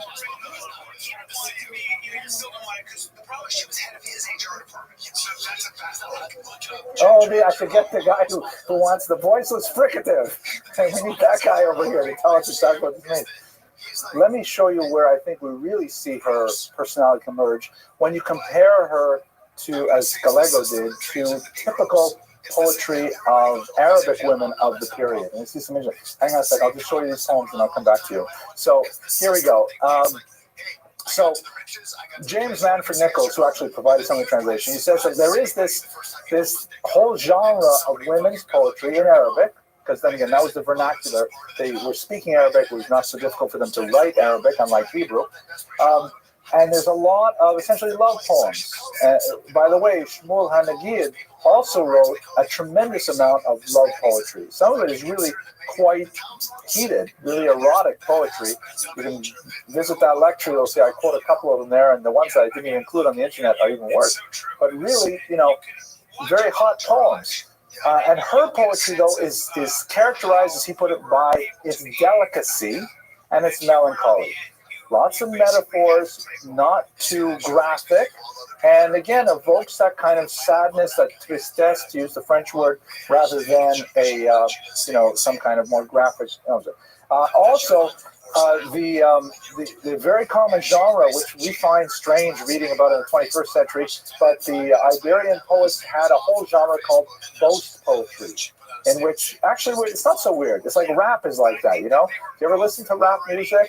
Where it's all about, I'm so tough and I did this and I got that, I got into jail and I got out. So it's all like, I know Rabbi's laughing, but that's so they had that kind of genre of boast poetry. I beat that enemy of mine and he was so embarrassed and stuff like that. And Jews wrote that poetry too. Jews love that stuff. So it doesn't have the kind of narcissism that you see in a lot of the genres poetry, and it does not have that coquettishness. She's not like, flaunting her youthful beauty and the effects it has on her male admirers. Check out these examples. So here's a poetess, a female poet named Walada, who wrote, "Worthy am I, by God, of the highest, and proudly I walk with head aloft. My cheek I give to my lover, and to those who wish them, I yield my kisses." Right? So it's very strong, very graphic, very sexual. But you don't see that in the few poems we have with Kasmuda, who's comparing herself to a deer, alone, a garden, things like that. I mean, they're metaphors for relationships and for sexuality and for love, but they're very much more tznius. Another example, Najwan from the 12th century. "I paid a poem with another. Tell me, by my soul, who is the better poet? If woman be my nature, my man is my poetry." Right? If woman be my nature, man is my poetry. And the Arabs as a culture, I mean, going all the way from Spain to Malaysia, worship Arabic as the ultimate language. Just like Jews with Hebrew, Arabic, even if your native language is, I don't know, Urdu, or, well, actually, Swahili is a good example. Your native language is East African dialect, you're going to try to imitate Arabic, and that turns into Swahili. I'm not sure if that's even close to true, but it's time for the talking dog joke, okay? The last talking dog joke. Do you want to do your question first? Talking dog joke. Okay, 3 talking dog jokes. Joseph, you're still awake. You're really awake for this. So it goes like this. There's an ad in the paper, dog for sale, $50. So a guy wants a dog, so he goes and finds a classified ad. He goes to the door, knocks on the door. Dog answers the door. Boxer with a white patch in his eye. Dog says, "Can I help you?" He says, "What?" And he says, "Can I help you? Are you here about the ad for Talking Dog?" And the guy says, "I can't believe it. You talk. How do you talk?" He says, "Yeah, I know. It's a long story, but basically, before the fall of the Soviet Union, the CIA had a secret project where they genetically modified dogs and gave us special training, and the plan was to paratroop us in behind the Iron Curtain, befriend high Soviet leaders, and then once we learned state secrets, we would, run away and get across the border undetected, report to our handlers, and we'd be debriefed on everything. And then what happened was, Reagan and Gorbachev and Glasnost, and it all fell apart, and I was out of a job. And the guy says, "That's amazing. Where's your master? I want to buy you." He says, "He's in the back room." So he goes to the back room and sees the master. And he says, "I want to buy your dog." And the guy says, "Oh, great. Thank you." And he says, "Okay, great. I have $50. He says, $50? No, just take him. You don't have to pay for it." "Don't have to pay you for anything." "What are you talking about? He's an amazing dog. Why do you want to get rid of him?" He says, "Well, for one thing, he's a tremendous liar." Did he tell you that story about the CIA? Okay, let's go on. So, question, I'm sorry. Other than the last 50 years or so, can you think of any Jewish women who have had any influence in the world, in the arts? Are you kidding? We only have 15 minutes left, and I don't, In politics? Gloria Steinem jumps ahead, Betty Friedan. I've been around for about 50 years. Well, there are some very significant women. If you go back just in the headers of the lectures that I've given, there's a lot of early 20th century leaders. There's women like the founders of Hadassah, Henrietta Zold. There's the poetess who wrote the Colossus, Emma Goldman. There, give me your tired. There's of course the great Rosa Luxemburg, phenomenal socialist leader, very radical socialist leader. It's much easier to find people in the 19th century onward because of the impact of feminism. So if you take me back to the 17th century, then we'd have a hard time. Then we only dig up maybe a dozen before we were really having a hard time. But 19th century, definitely tremendous amount of Jewish female leaders. When I went to Hader at school, there was not one girl in my class. I don't know what it is today. Just mostly for those who are no. I don't know what's happening in the world. I will recommend one book to you, and then I'll take us back because I'm worried my jokes took too much time. There's a brilliant book out there called The Breath of Life, Feminism in the American Jewish Community by Sylvia Barrett Fishman, who's one of the greatest scholars of American feminism. And she has written really quite persuasively about the impact of education on Jewish women in the last 100 years. Since, for example, Sarah Schinnerer, who founded the Beis Yaakov movement of schools for women. And she says that, most Jewish girls leaving a 12th grade Orthodox education, meaning they're 17, 18 years old, they have superior knowledge to most rabbis 50 years ago. And that's just typical graduates.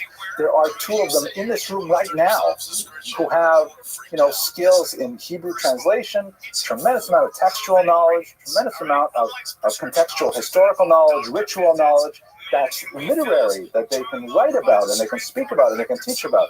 So we're living in very revolutionary times in which we have fundamentally altered the tectonic plates upon which our society rests by giving women that level of education. And now we're really in trouble. Okay, let's go weiter. Okay, now, the connection to Shmuel ibn Nagrela is problematic. The last argument for it, besides that possible misspelling of the name, is that Shmuel Hanagid lost a daughter, and he composed a poem as a eulogy. But it's somewhat problematic poem. According to what we know about his life, because he was, again, a very famous Jew of the period, his daughter died of during a smallpox epidemic in 1044. And Shmuel Hanagid wrote a poem to his favorite son, Yehoseph, to whom he dedicated, maybe 500 of his poems or 300 of his poems, consoling him, his eldest son, on the death of his younger sister.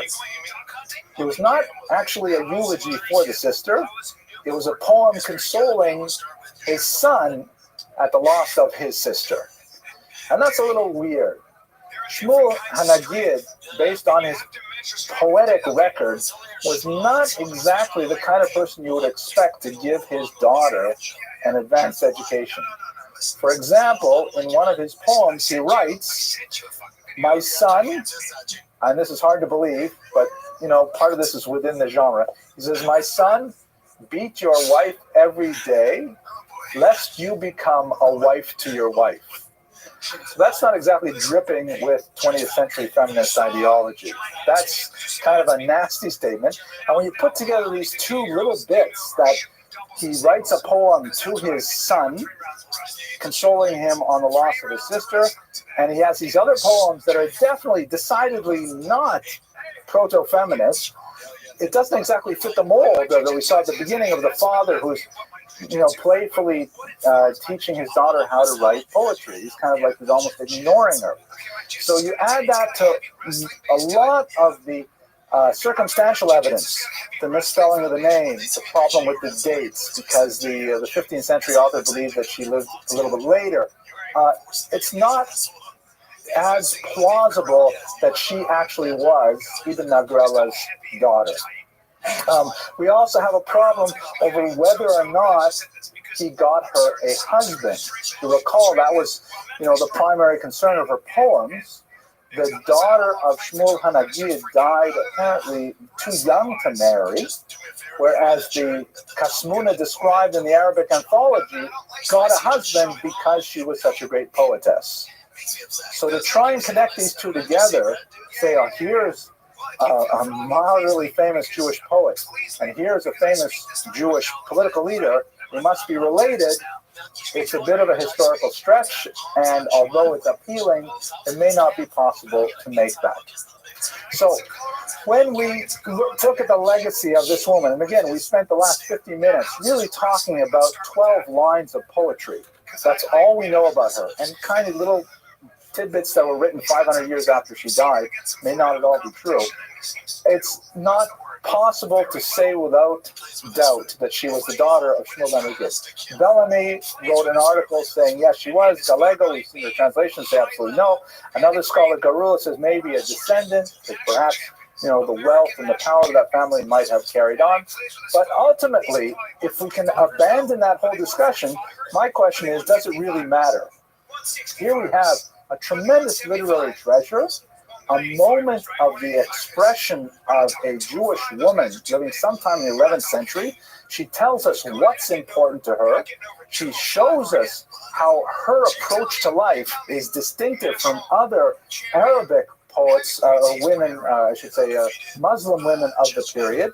And all these things together just give us a tiny glimpse into the reality of life for women in the Iberian Peninsula in the Golden Age. So with that, I'm going to conclude. I want to thank you all for your endurance and your attention, and I look forward to seeing you next week when we talk about the Rashba. Now, thunderous applause, please, so that I don't have to add it to the track. Thank you very much.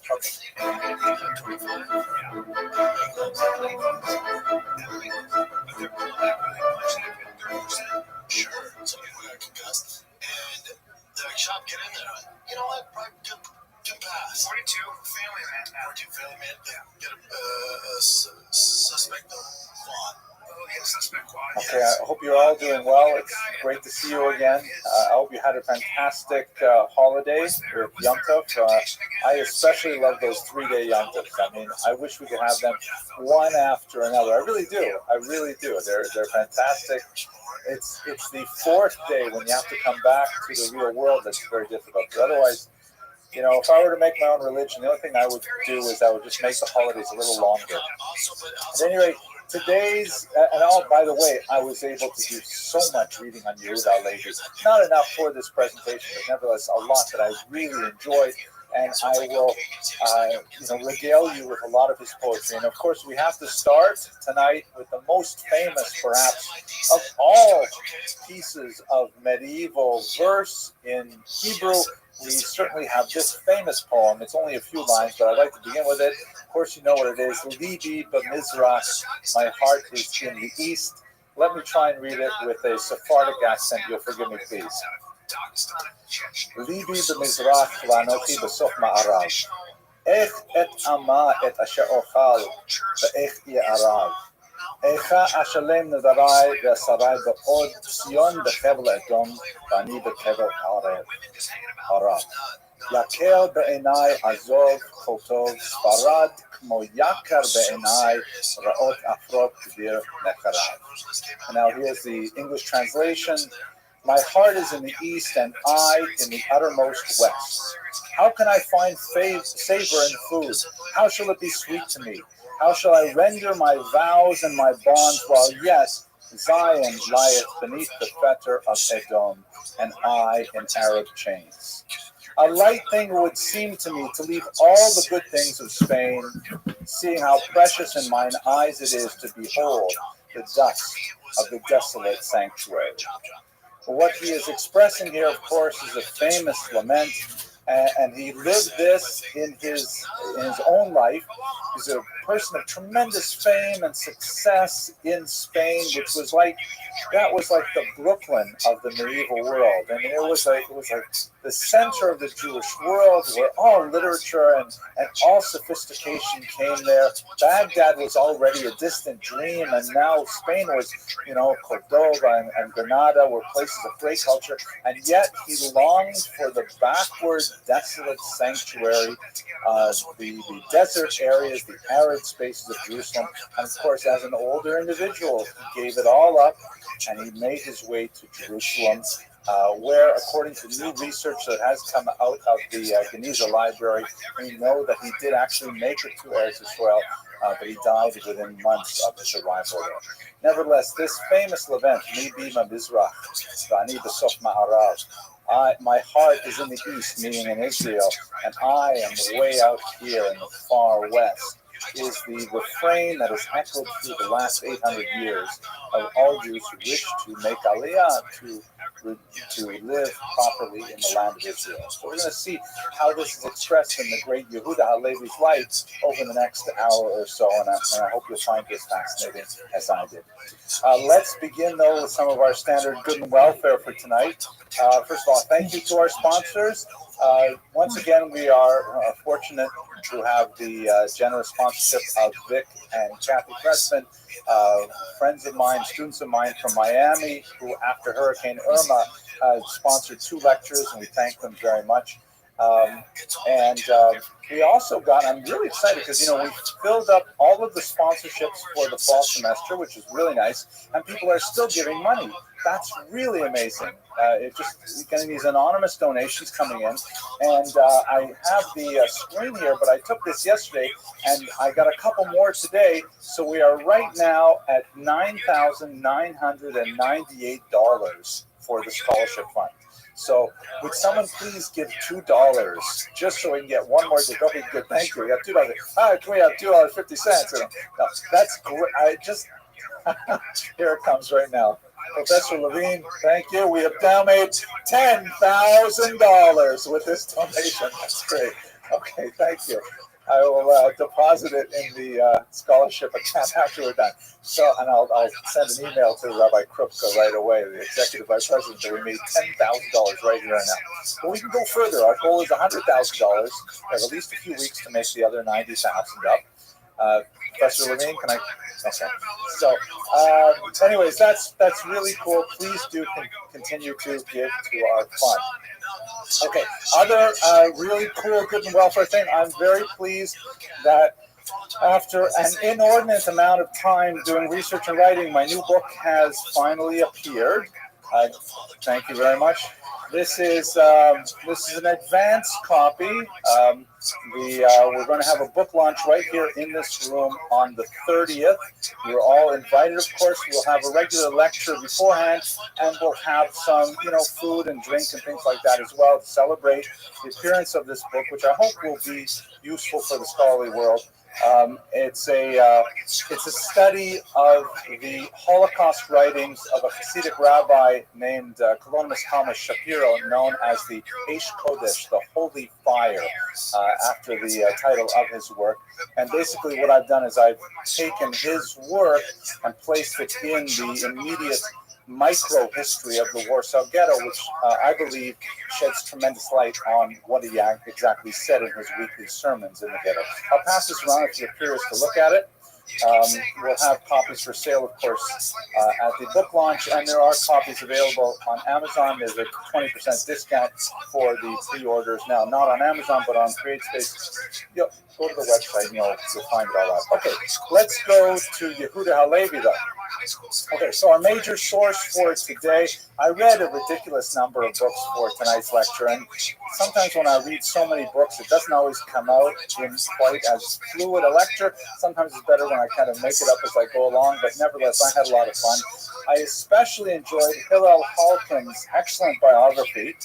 Hillel Halkin, of course, is one of the great men of Israeli letters. He wrote fantastic biographies of Vladimir Jabotinsky, which we relied on last year, and his biography of Halevi is really a work of great poetry.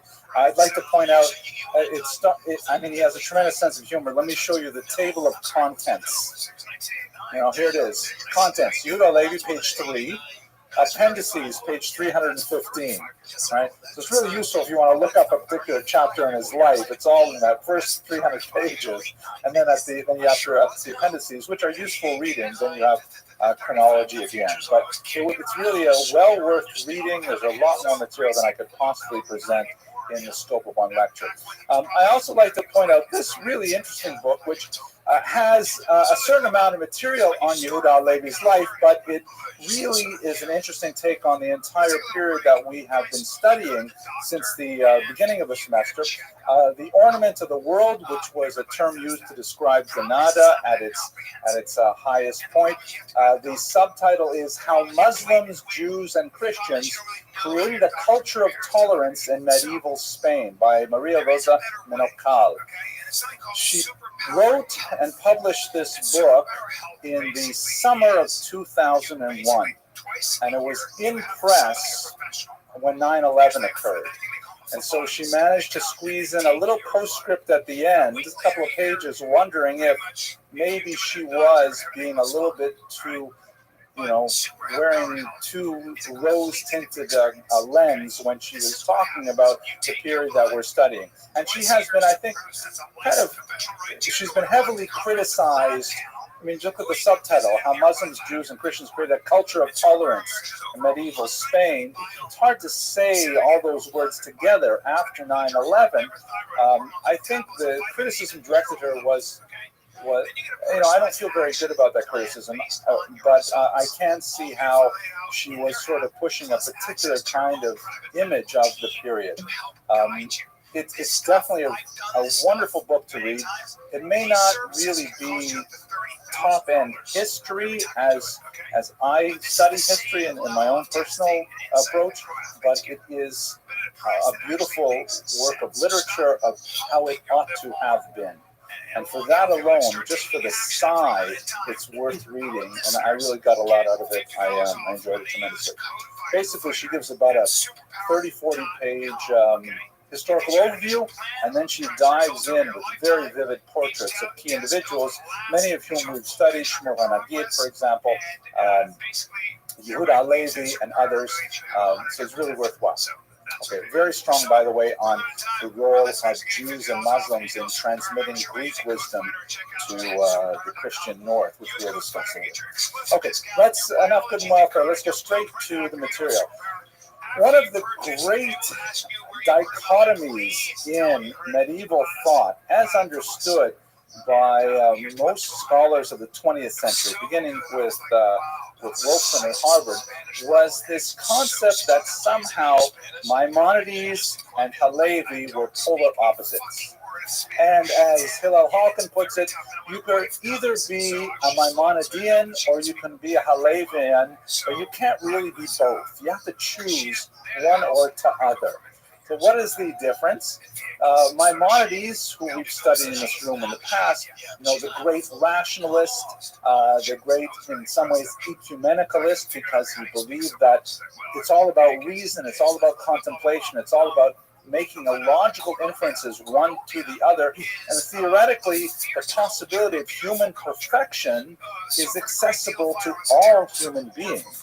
Anyone who is willing to take the path of the philosopher, to reason and to move through the vagaries of logical deduction will eventually come to this great spiritual perfection. That's kind of a little bit of a caricature, but nevertheless a generally correct Maimonidean approach. Halevi, on the other hand, is the poet. Maimonides, to my knowledge, did not write any poetry. Halevi, although he is classified as a philosopher, we will, towards the end of this lecture, think about whether or not that's an appropriate term. Halevi was ultimately a poet, a professional poet, and he approached life poetically. He approached life as an artist. He approached the concept of human perfection as an art, something which is perhaps innate, essential, in the sense of being at the core of a person's identity, not necessarily related to the life of the mind alone, and perhaps not readily accessible to people who are not initiated prior to the pursuit of such perfection. So they're very different in their approaches. They're, on the one hand, you have the thinker who is, kind of a generalist who is open to everyone, and on the other hand, you have Halevi who is like thinking about there are only certain people, Yehidei Seguba, to use a Hebrew term, who are especially well positioned to take advantage of the breadth of human wisdom. So we will explore this question throughout today's lecture. Nevertheless, they're rough contemporaries. It's not at all impossible that Halevi may even have held the young Maimonides on his knee, because they did overlap very slightly in years, and it's not that big a community. Halevi, of course, was already at the peak of his career, but Maimonides was from also quite a distinguished family, so it's not impossible that, at a bris or a simcha or something, he may have actually tweaked his cheek at one point, but nevertheless, they led very different lives afterwards. Okay, so let us do a little bit of the geopolitical context. What's going on in Spain at this time?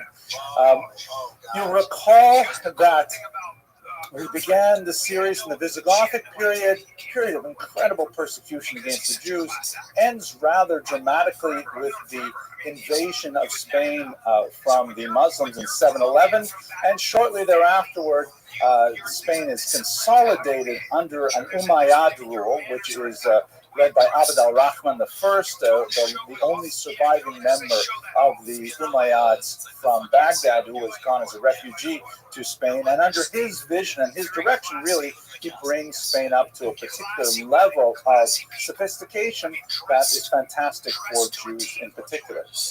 Unfortunately, Abd al-Rahman's kind of vision eventually declines in the 10th century, and we begin to see the seams of that culture of tolerance begin to fray. We spoke about it 10 years after the death of Shmuel HaNagid, the great pogrom that occurred in Granada.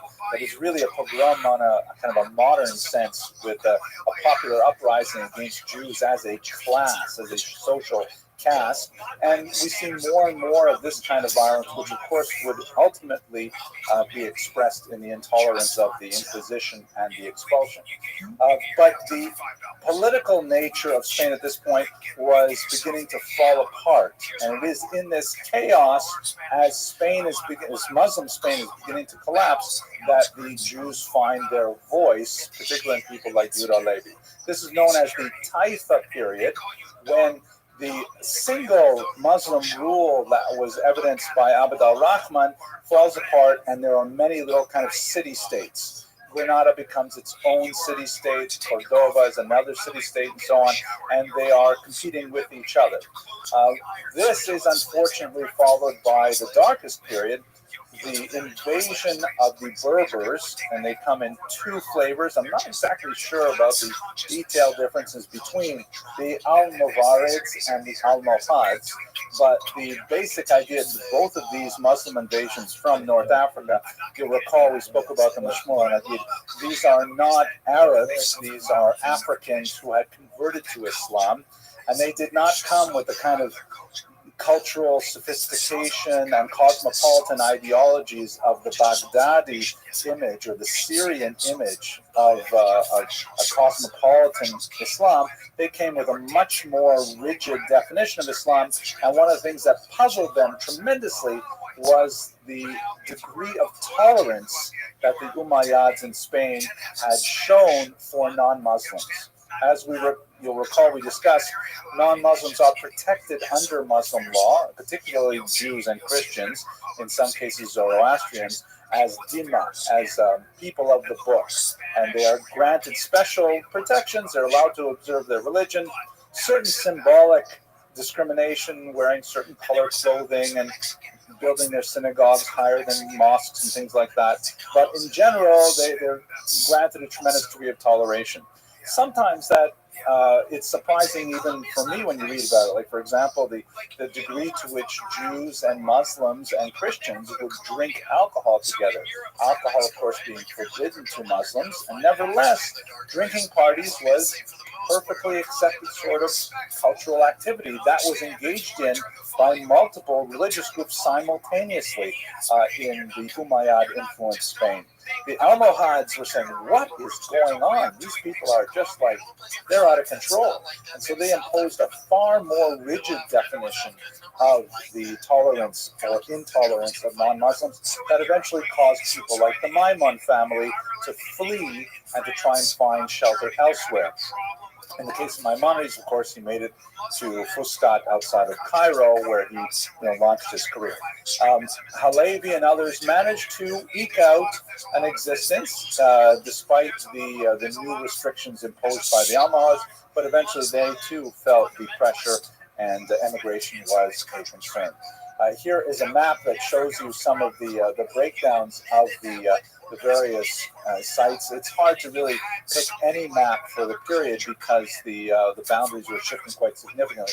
But in general, you have a Christian north and a Muslim south, and there's a lot of shifting boundaries in between. Over the period that we'll be studying, till the end of the semester, the Christians, of course, will push their way down, and eventually they will drive out the Muslims from the great citadel of Granada and the red fort known as the Alhambra, the foundations of which were laid by Shmuel HaNagid's son, Yosef.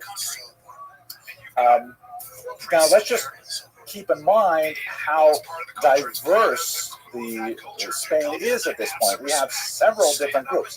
We have what I just made up this term, Old Muslims. These are the fans of the Umayyads. Remember, the Umayyads are like the Baghdadi Arab Muslims who think of Islam as this, cosmopolitan, tolerant kind of society and culture. You have the Berber Muslims. These are the Africans who are far less tolerant, coming up from the south. You have straightforward Christians and straightforward Jews. And then just to make it a little bit more complicated, you have the so-called Mozarabs. And these are Christians who have become thoroughly Arabicized, meaning they speak Arabic and they're comfortable in Arabic culture, but they are worshiping Christian values and so on, and identifying as Christians. And you have the Muhaddar, who are Muslims in the north, who are Latinized, who understand Christian culture and live as minorities in Christian lands. And they're all kind of like sort of trying to eke out their existence, living alongside each other, sometimes quite difficultly. Later, you will have the so-called, and these are derogatory terms, Moriscos and Marranos. Those are people who have outwardly disavowed their faith. In the case of Moriscos, those are Muslims who pretend to become Christians, and Marranos, those are Jews who are pretending to become Christians, known more appropriately as crypto-Jews or conversos, and we'll talk about them in the next few weeks. So we're talking about a period of history in which there are many different ethnic identities, national identities, religious identities, quite fluid in the period. And the last thing that we have to recall is, of course, in 1095, everything becomes much more serious with the First Crusade. This is, and we'll speak about it in a separate set of slides, but with the Christian attack on Islamic Israel, meaning Israel at that time was under the Muslims, you have really a geopolitical conflict that shakes the entire Mediterranean basin, and everyone feels threatened by the new level of hostility. So it's a period of tremendous change in the 12th century that we're talking about right now. Okay. So taken all together, is it possible to think about the book that we mentioned earlier, the Ornament of the World, to speak of what's called la convivencia, the coexistence, the period of living together? Menachol was criticized for being a little bit too rosy about it. I think there's some value to that criticism, but perhaps it's overstated with the hindsight we have living in the current period we do. But we definitely have elements like, for example, here's the tomb of Ferdinand III, a Christian king who died in the 13th century, and his tomb is famously marked in 4 languages, in Latin, in Romance Castilian, in Arabic, and in Hebrew. And they're not simply transliterations of each other, they actually say different things. Like, for example, the Hebrew transcription actually uses the Hebrew names of the months, not the Christian names of the months, the Hebrew date and so on, things like that. So it is, I think you still can make an argument for a period of tolerance among these cultures. The fact that the king himself would decorate his tomb with this multicultural statement is quite significant. Okay, enough background. Let us now look at Yehuda Halevi's life. So he came from the north, possibly Toledo, but more likely the Christian town known as Tudela, which is in the Pyrenees region. Tudela is perhaps most famous for another medieval individual named Binyamin, one of the great medieval travelers who made it all the way out to what would be today Russia, and he wrote about it quite a bit. So we have the travels of Binyamin of Tudela, not too much far away from this period of time. And then, but he was a literate individual, well educated in Jewish subjects as well as secular subjects, and he made his way to the cultured south, to, as I mentioned earlier, the Brooklyn of the Iberian Peninsula, because that was where everything was happening. I smile about it again. And he hoped to attract the attention of some of the great poets living there. He succeeded.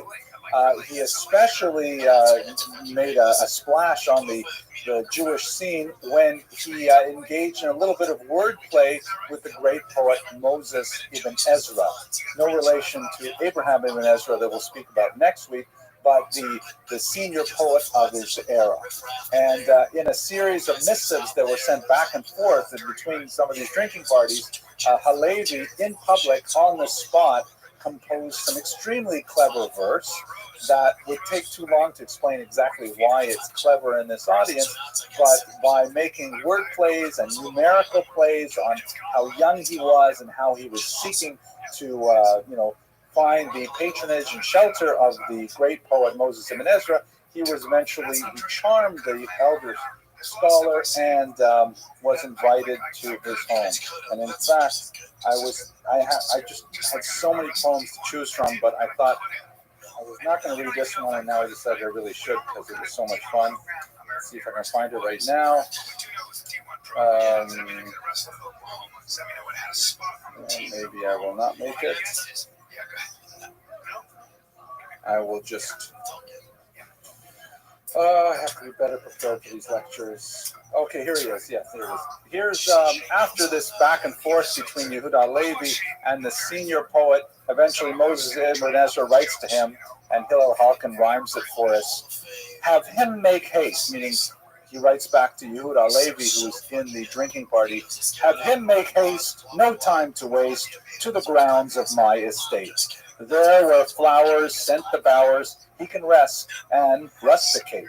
Any good things, love's offerings at no expense, till satiate, and live within my spacious inn, no matter who else shuts the gate. Beautiful poem. Yeah, Moses Ibn Ezra was a very significant poet, and Hillel Halkin is a translator of some skill as well. So he ended up, making his way into the center of literary society in Spain, in Jewish Spain, and he became a poet for hire. He wrote all kinds of poems, particularly for money and also for the art of it. You see, he's written, for example, a significant amount of what are called tribute poems. Like, for example, here's an epitaph or something that was written on a tombstone. Possibly he didn't even know for whom it was written, but he was hired to write this. And this is a society that loves poetry, a society that values poetry, not like our society. This is where it's like, if you can imagine, calling up Brad Pitt and say, okay, I need something for the bar mitzvah. Could you please make a movie for me? We'll show it at the bar mitzvah. That would be the closest possible thing. Even that is crazy. Okay, here's the epitaph on a tombstone.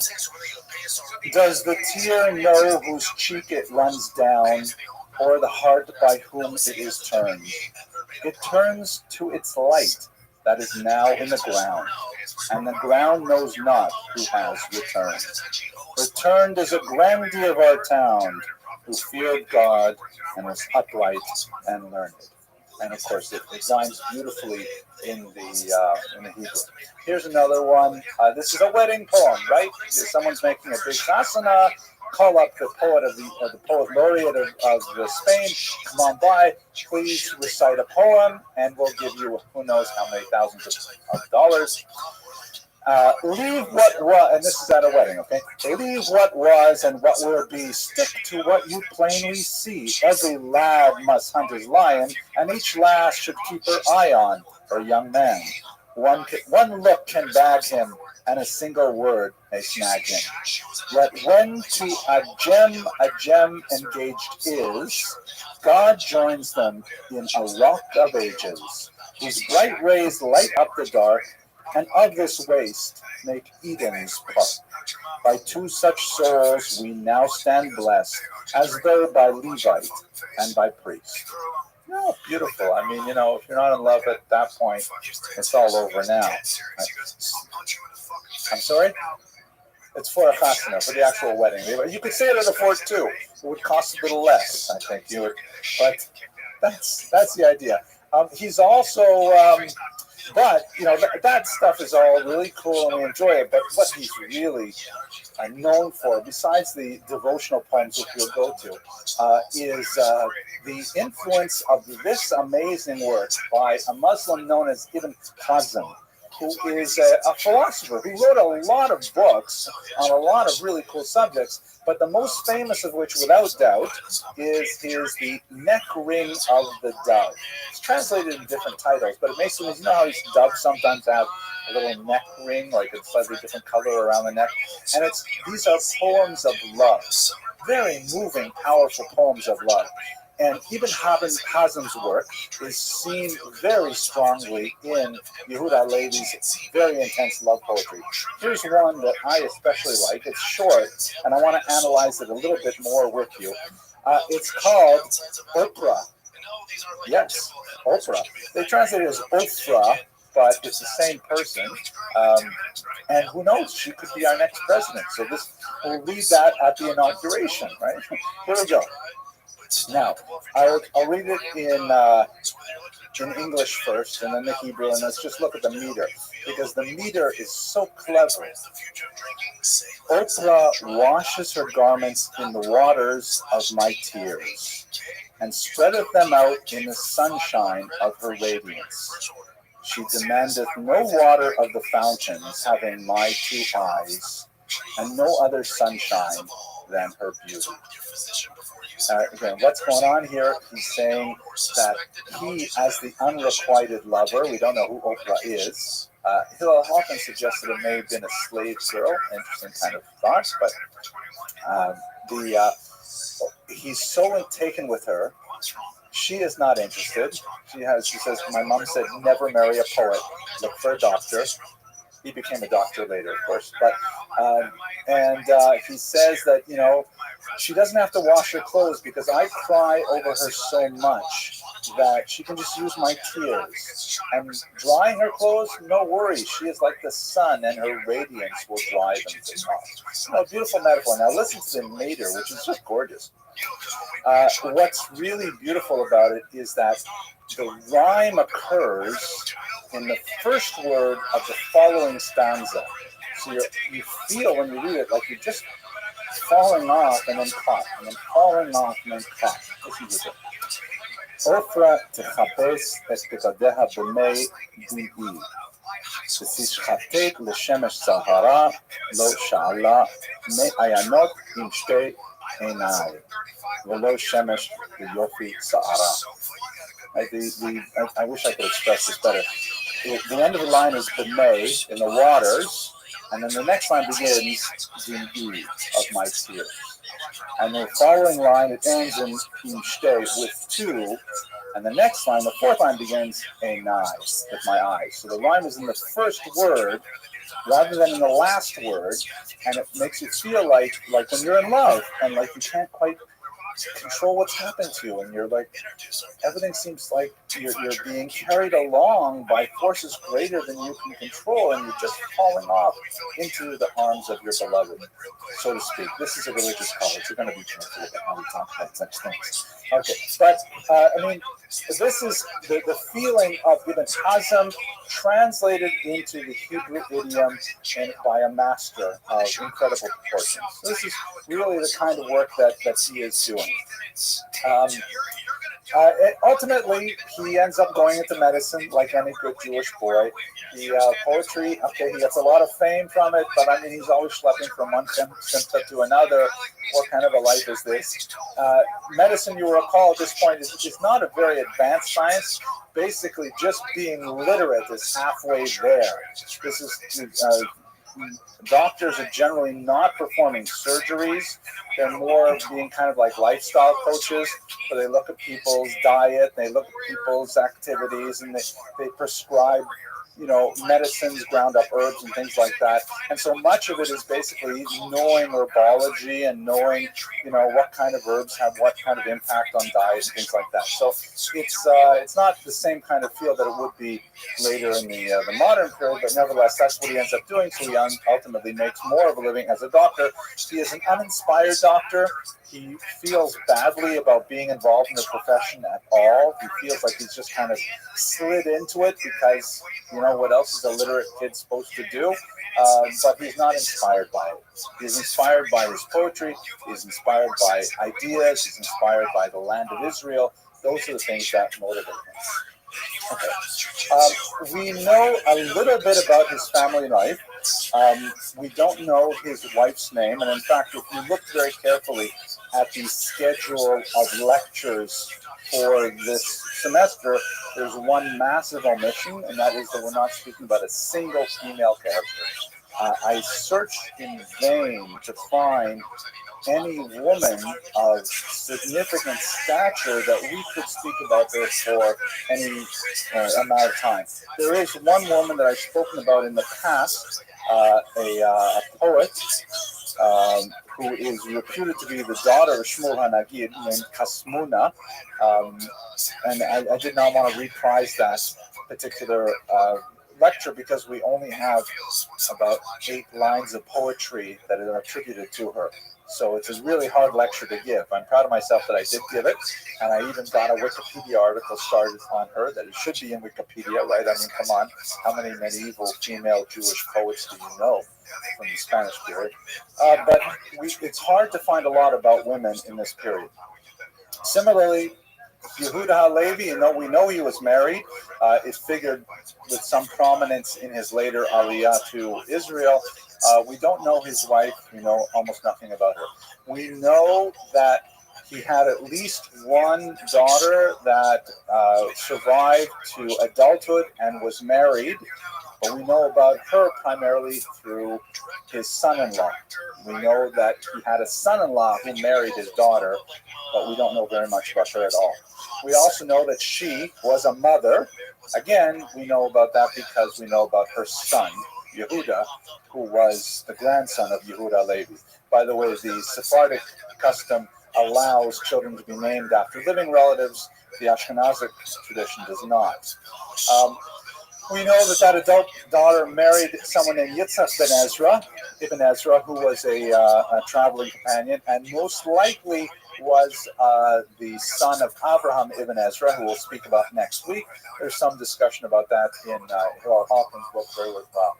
It is possible as well that he lost one daughter in infancy. We read a poem translated by Hillel Hawkins on that. Actually, we read a different translation. I think it was Peter Cole's translation. We know because Yehuda HaLevi wrote a funereal poem dedicated to a small female child, and it's written with such phenomenal pathos that it's hard to imagine it's not written about his own child. Let's just have a quick look at that poem again. I'm only going to read it in the in the English, I'm sorry. We did last time when we looked at this in the context of an earlier lecture, we looked at the meter, but let's just hear the words of Yehuda HaLevi speaking about what appears to be his infant daughter who died at a young age. My child, had you forgotten the way to your own home, that your pallbearers strayed to the underworld's gloom, leaving me with, since you are not here to ask how you are, a grave's clods to kiss and your memory. Death has come between you and me.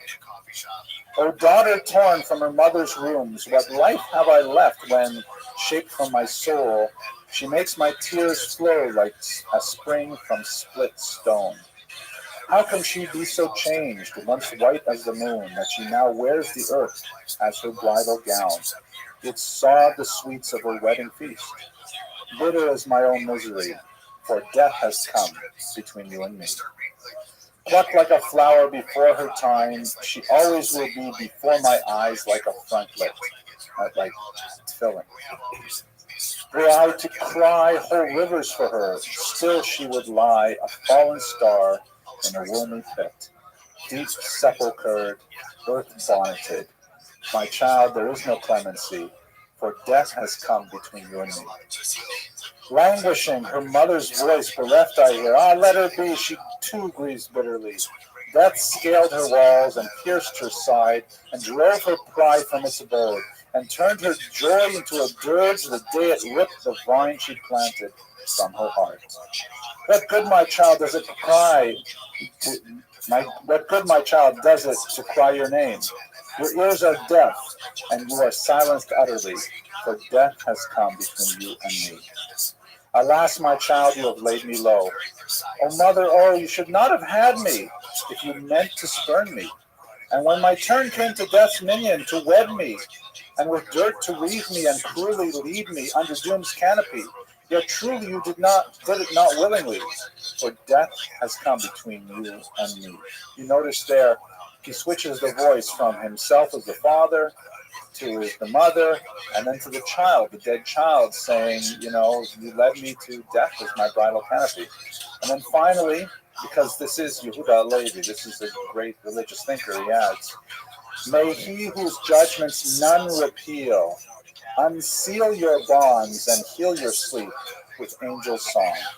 and be not wroth with his own flock, and stop the plague that he sent forth, and comfort every heart for what it lost. And may you wake on the last day to light like dew, and rise in the arms of his mercy, for death has come between you and me. It's a very powerful, emotive poem, and you can feel the depth of his own sadness, the loss of his child. Okay. So, we will return to his family life momentarily. But to look at his thought now, because we've got a sense of what he was like as a poet,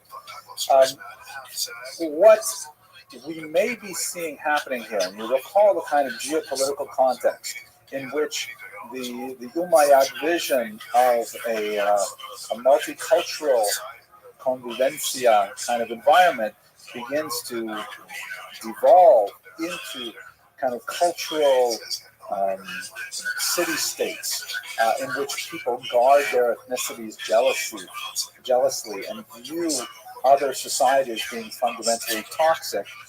It seems that may be the trend that was happening in Yehuda Halevi's thought as well. We see that most clearly in his most famous work, the Kuzari. You'll recall we discussed the Khazars with Chastai ibn Shaprut, which was clearly a major influence on Yehuda Halevi in creating this great work, the Kuzari. Just as a very quick reminder, the Khazars were a well-known historical people who ruled in Eastern Europe, north of the Caspian Sea, for about 500 years. This is not a small or inconsequential civilization. The great Ukrainian historian Omelian Pritsak argues that Kiev itself was founded by Khazars. And if you go to Kiev, you'll see that there is an area called the Jews' Gate, which is, in the direction of Khazar regions. The Khazars appear as Jews in the Eastern European writings, the Torah Tremenya Plet, many other works. So there's no question that there was this big group of people there, very powerful, fought with the Russians, the Pechenegs, many other peoples. And then they kind of disappeared mysteriously sometime in the 13th century. The most likely assimilated into the larger peoples of the region. They had some attachment to Judaism, which is a matter of extreme debate, really for the last 800 years. We don't know enough about how Jewish they were. We don't know if it was like a widespread, if it was only at the top level of society. There are some major scholars, such as Shaul Stamfer, that says that they weren't Jewish at all. It's just that we've been talking about it so long. We believe it because we've been talking about it for so long. So we're not going to solve any of those problems today. If you are curious, I do have a couple of lectures on the Khazars, standalone lectures. But for Yehuda Halevi, he saw the whole Khazar story as expressed in the Ibn Shaprut correspondence as a pretext for a much larger and more important discussion about Judaism and its place in the world. You'll recall that according to the letters exchanged between Chastai ibn Shaprut and the purported king of the Khazars described their conversion to Judaism as a result of a multi-religious debate, where there were figures from various religious backgrounds who presented their case to the king, who ultimately decided to become Jewish. So Halevi took that starting point, and he describes in the Kuzari, which, by the way, the subtitle is significant, in defense of the despised faith. I believe the word is bezuya, which means insulted, derided, the looked down upon faith. So the king is troubled by this dream that he has frequently, in which God says to him in the dream that your intentions, your kavanah, is good, but your actions are not. Meaning, God is pleased that this King Joseph is well-meaning and wants to become pious and so on, but in reality, he's not doing the right thing in life. And Joseph is troubled by this, and so he reaches out to some other religions, and significantly a philosopher, really an Aristotelian, to ask him, what could this possibly mean? How is a person supposed to live his or her life? And he has these debates with these various characters, and most significantly, there is a Jewish figure, not a rabbi, a chaver. Chaver means like a learned individual, literally a friend, but in the Talmudic parlance, chaver means someone who is at a level of society that he is one of the collegium, he's one of the people who are really learned and part of the society at the highest levels. And very early on in the Kuzari, the word, of course, Kuzari means the Chazarite, the person of Khazaria. The king says, that's it, well, I'm going to be Jewish. And then the rest of the book is all about aspects of Judaism as he explores them. Fascinating work in many ways. So, there's so many different ways that we can approach this. I'm just going to look at really two aspects of it. There's actually an entire book published by Adam Shearer, Cambridge University Press, a big monster honker of a book, which is about how the Kuzari has been understood over the last 800 years. Not about what the Kuzari says, but about how it has been adapted for use by various political, religious ideologies for various ends, none of which may have actually corresponded to what Yehuda Levi was personally intending. At any rate, what is one of the more controversial elements of it is where you see the contrast with Maimonides sharper than anywhere. Maimonides is all about the mind, and anybody who can think can climb the ladder of spiritual perfection. For Halevi, it's only really for Jews. Non-Jews can achieve great heights, but ultimately, this path to perfection for Yehuda Levi is somehow in the blood, almost genetic.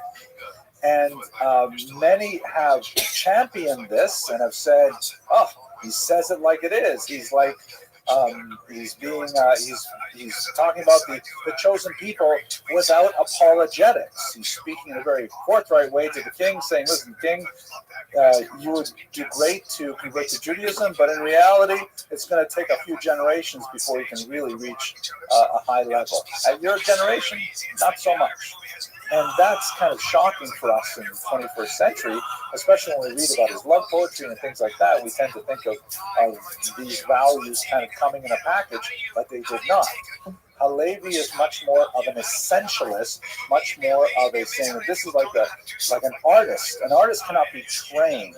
An artist has the vision and inspiration within him or her, and then the craft is what allows him or her to develop it. But it's not something you can be trained. Here, be inspired, be Picasso, be Michelangelo. It doesn't work like that. So this is a very sharp distinction between Maimonides and Halevi in particular. Secondly, very significantly, I mentioned that the hero protagonist is not a rabbi, but a chaver. So what exactly is the role of philosophy in Halevi's Kuzari? One of the most important figures early on in the book that is dealt with most significantly before he's finally pushed away is the Aristotelian. And that's really, the Aristotelian is Maimonides' hero. He is very much enamored of Aristotle's thought. He refers to him as ha-philosoph, the philosopher. And for Halevi, that's his primary interlocutor, whom he has to demonstrate as being out of touch. To give but one example, when the Chazar asks him, when the king asks the Chaver, who do you worship? The expectation is that he would say, I worship the Almighty God, creator of heaven and earth, which is a very Aristotelian kind of thing to say, because it refers to God as the prime mover, God as the first origin of all existence. But instead he says, no, I worship the God of Abraham, Isaac, and Jacob, who took the Jews out of Egypt. A God of history, a God is particularly associated with the Jews, a God who intervenes mundane affairs, not an Aristotelian God who walks away from creation, but a God who gets his hands dirty, so to speak, with creation. Very different kind of image of God that comes across here. It's quite likely that he originally wrote this book first as a polemic against the Karaites. We know from some of the Geniza correspondence that he had an earlier version that was circulating that he was faintly embarrassed about. But then in its maturity, some 10 years later, it's a much more well-developed work in which the other elements, a much broader approach, is taken by the work as a whole. So we get a sense of, what exactly is the Kuzari? Is it a philosophical work? Is it a poetic cri de coeur? What kind of book is this? As I mentioned earlier, Adam Shear has written an entire book on how the Kuzari has been received. Very significant work. Naturally, just off the top of our heads and looking at the time, you could see how it would very much be appreciated by Zionists, not only because of his own life example in making Aliyah, but also because of the sort of integral vision, in the sense of integral nationalist vision of the Jews as having a unique destiny. Not one which is kind of like connected with the liberal values of tolerance and the expansion of a human civilization, but rather the unique destiny of the Jewish people as a body politic. So there's quite a bit to say about specifically how the Kuzari has been approached by scholars over the generations. Let's go to the final chapter of his life.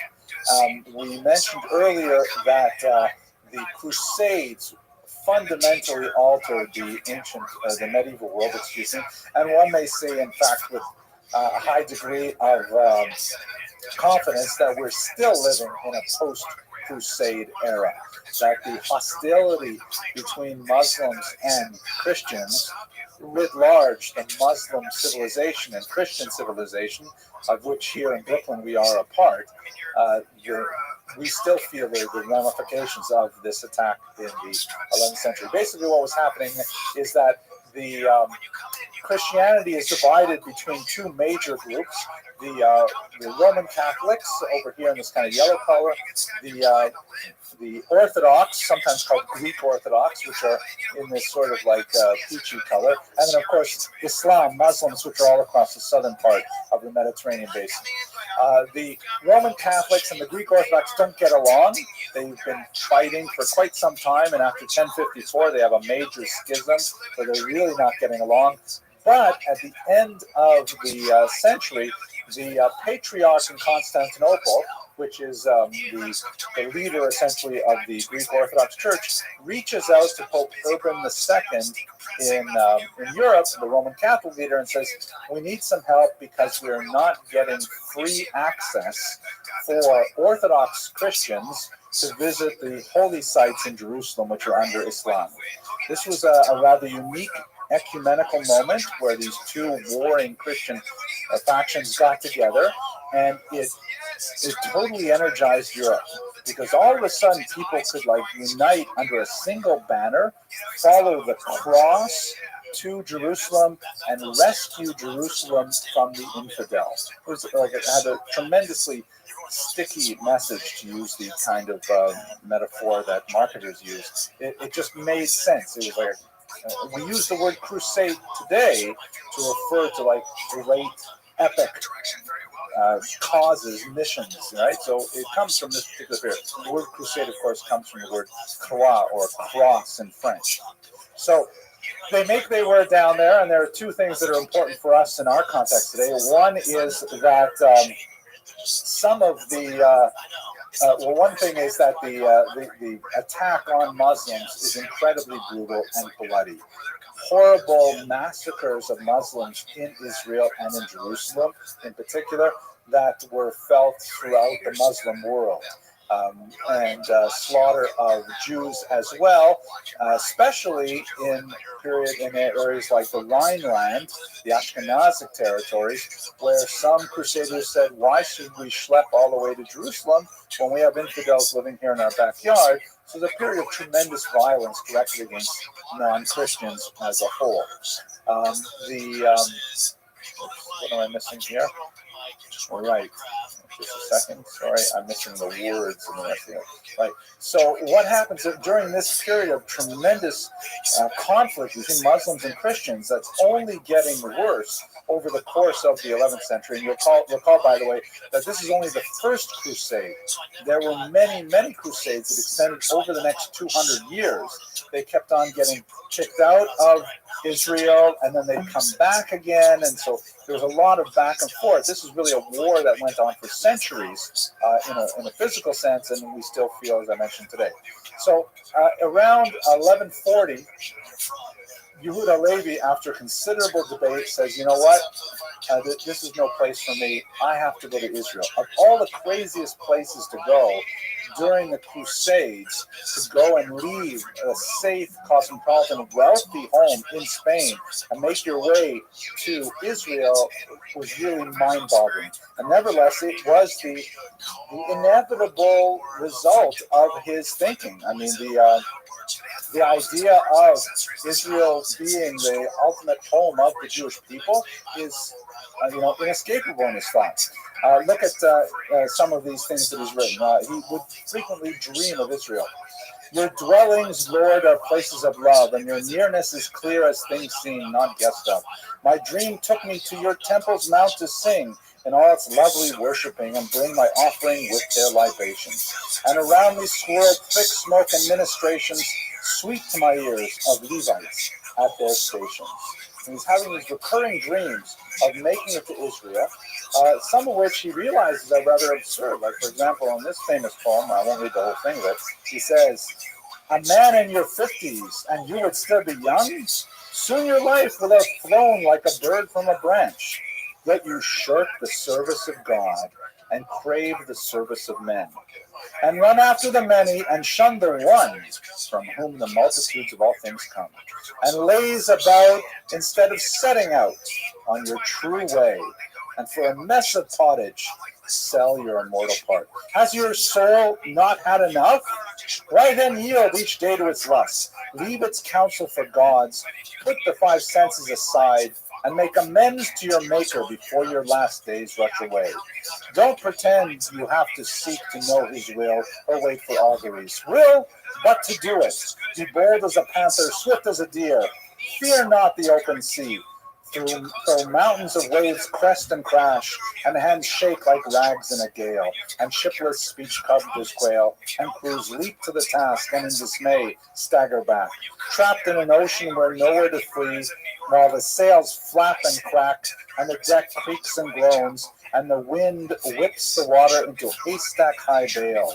One day it towers like bricks, and the next it's flat as a field. I just could go reading. I got to stop though. He wrote quite a few poems, by the way, about his fear of the sea. He was greatly terrified of, traveling by sea, which was a dangerous proposition, and it appears frequently in his poetry, almost as frequently as when he writes about, what he was giving up in Spain to go to this backward, desolate, dry place full of violence in Israel. What ends up happening is he leaves with his son-in-law Yitzchak, and he leaves behind possibly his wife. We don't know much about her. He leaves behind his daughter and his grandson Yehuda, and he makes his way across the Mediterranean basin where he lands in Alexandria in the month of May, and then he gets stuck there. And for 800 years, we didn't know what happened. We know he made it to Alexandria. We didn't know if he made it to Jerusalem. We don't know what happened to him.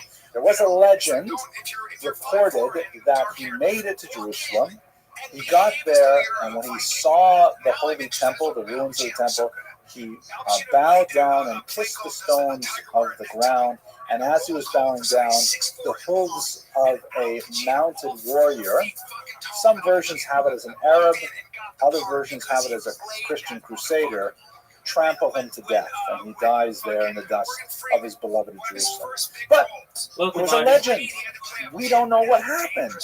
Luckily, we have the Cairo Geniza, and amazingly, in the last 40-odd years, we do know what happened, more or less, with Yehuda Halevi. The Cairo Geniza preserved several key letters between Yehuda Levi and his Spanish colleagues, and we know that he actually made it to Jerusalem. We know that he ended up stuck in Alexandria from May until November. Did I get those months right? I think it was May till November. I wrote it somewhere then. September, okay, the spring, thank you. He ended there far too long. Stayed there way too long because he had phenomenal hospitality. Everybody in Alexandria loved his poetry. They wanted him to stay, and it was like the last bit of temptation because he was surrounded by people who respected him and respected his poetry and wanted to hear more of it. And he really had difficulty tearing himself away from these new patrons who viewed him as like this rare celebrity to come all the way from Spain to him. But eventually he tore himself away, possibly because he received a letter that his grandson Yehuda was coming after him. And he said, oh my gosh, I can't let, there's a lot of, what exactly was he thinking? One idea was, I can't let Yehuda make this dangerous trip, and I'm not going to be there. I'm going to be here in Alexandria. At any rate, he forced himself. He left, most likely alone, without his traveling companion, his son-in-law Yitzchak, and a close friend and servant. Also, not entirely sure why his servant didn't stay with him, but it appears that Yitzchak had decided to leave Yehuda Levi's wife. And this bit of unfortunate Shalom Bayis difficulty also was something that was dragging against Yehuda Levi, because he's thinking, oh my gosh, my daughter has already given up her father, and she's given up her husband. She doesn't realize that her husband is not coming home. Well, how are you? If she has to give up her son as well, it would be crushing. How'd you find out about me, Twitch? He says, I have to follow through. I can't die here. I saw you with the social thing or like another Discord stuff. Oh, very well. How's your day going? Yeah. Oh, man. Do you mind if I tell you about myself? Yeah, you can. I'm Rabbi Rothschild. I appreciate you being here. I stream my life 24 hours a day, 7 days a week, 365 days a year for world peace. I've been doing so now for more than 3.5 years. I have more data archived on the internet than any person ever. Have you ever seen the movie The Truman Show or the television show Big Brother?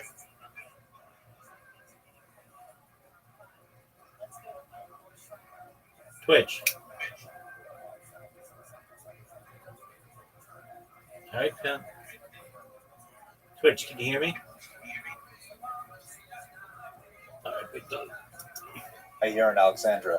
He makes his way to Jerusalem, and then 3 weeks later, a letter is sent from Alexandria, which refers to Yehuda Levi.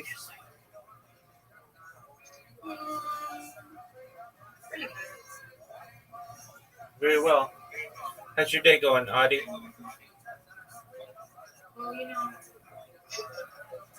Another day, another exciting opportunity, right?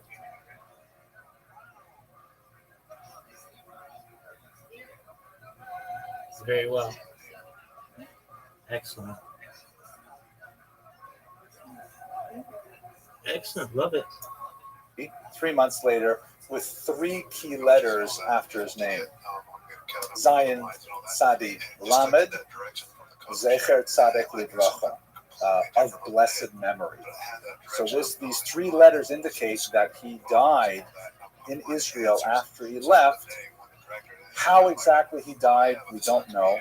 There have been sightings of his grave, but these sightings are not reliable, and medieval graves in general are hard to attribute nowadays. It could well have been the legend of being trampled under the hooves of a warrior's host.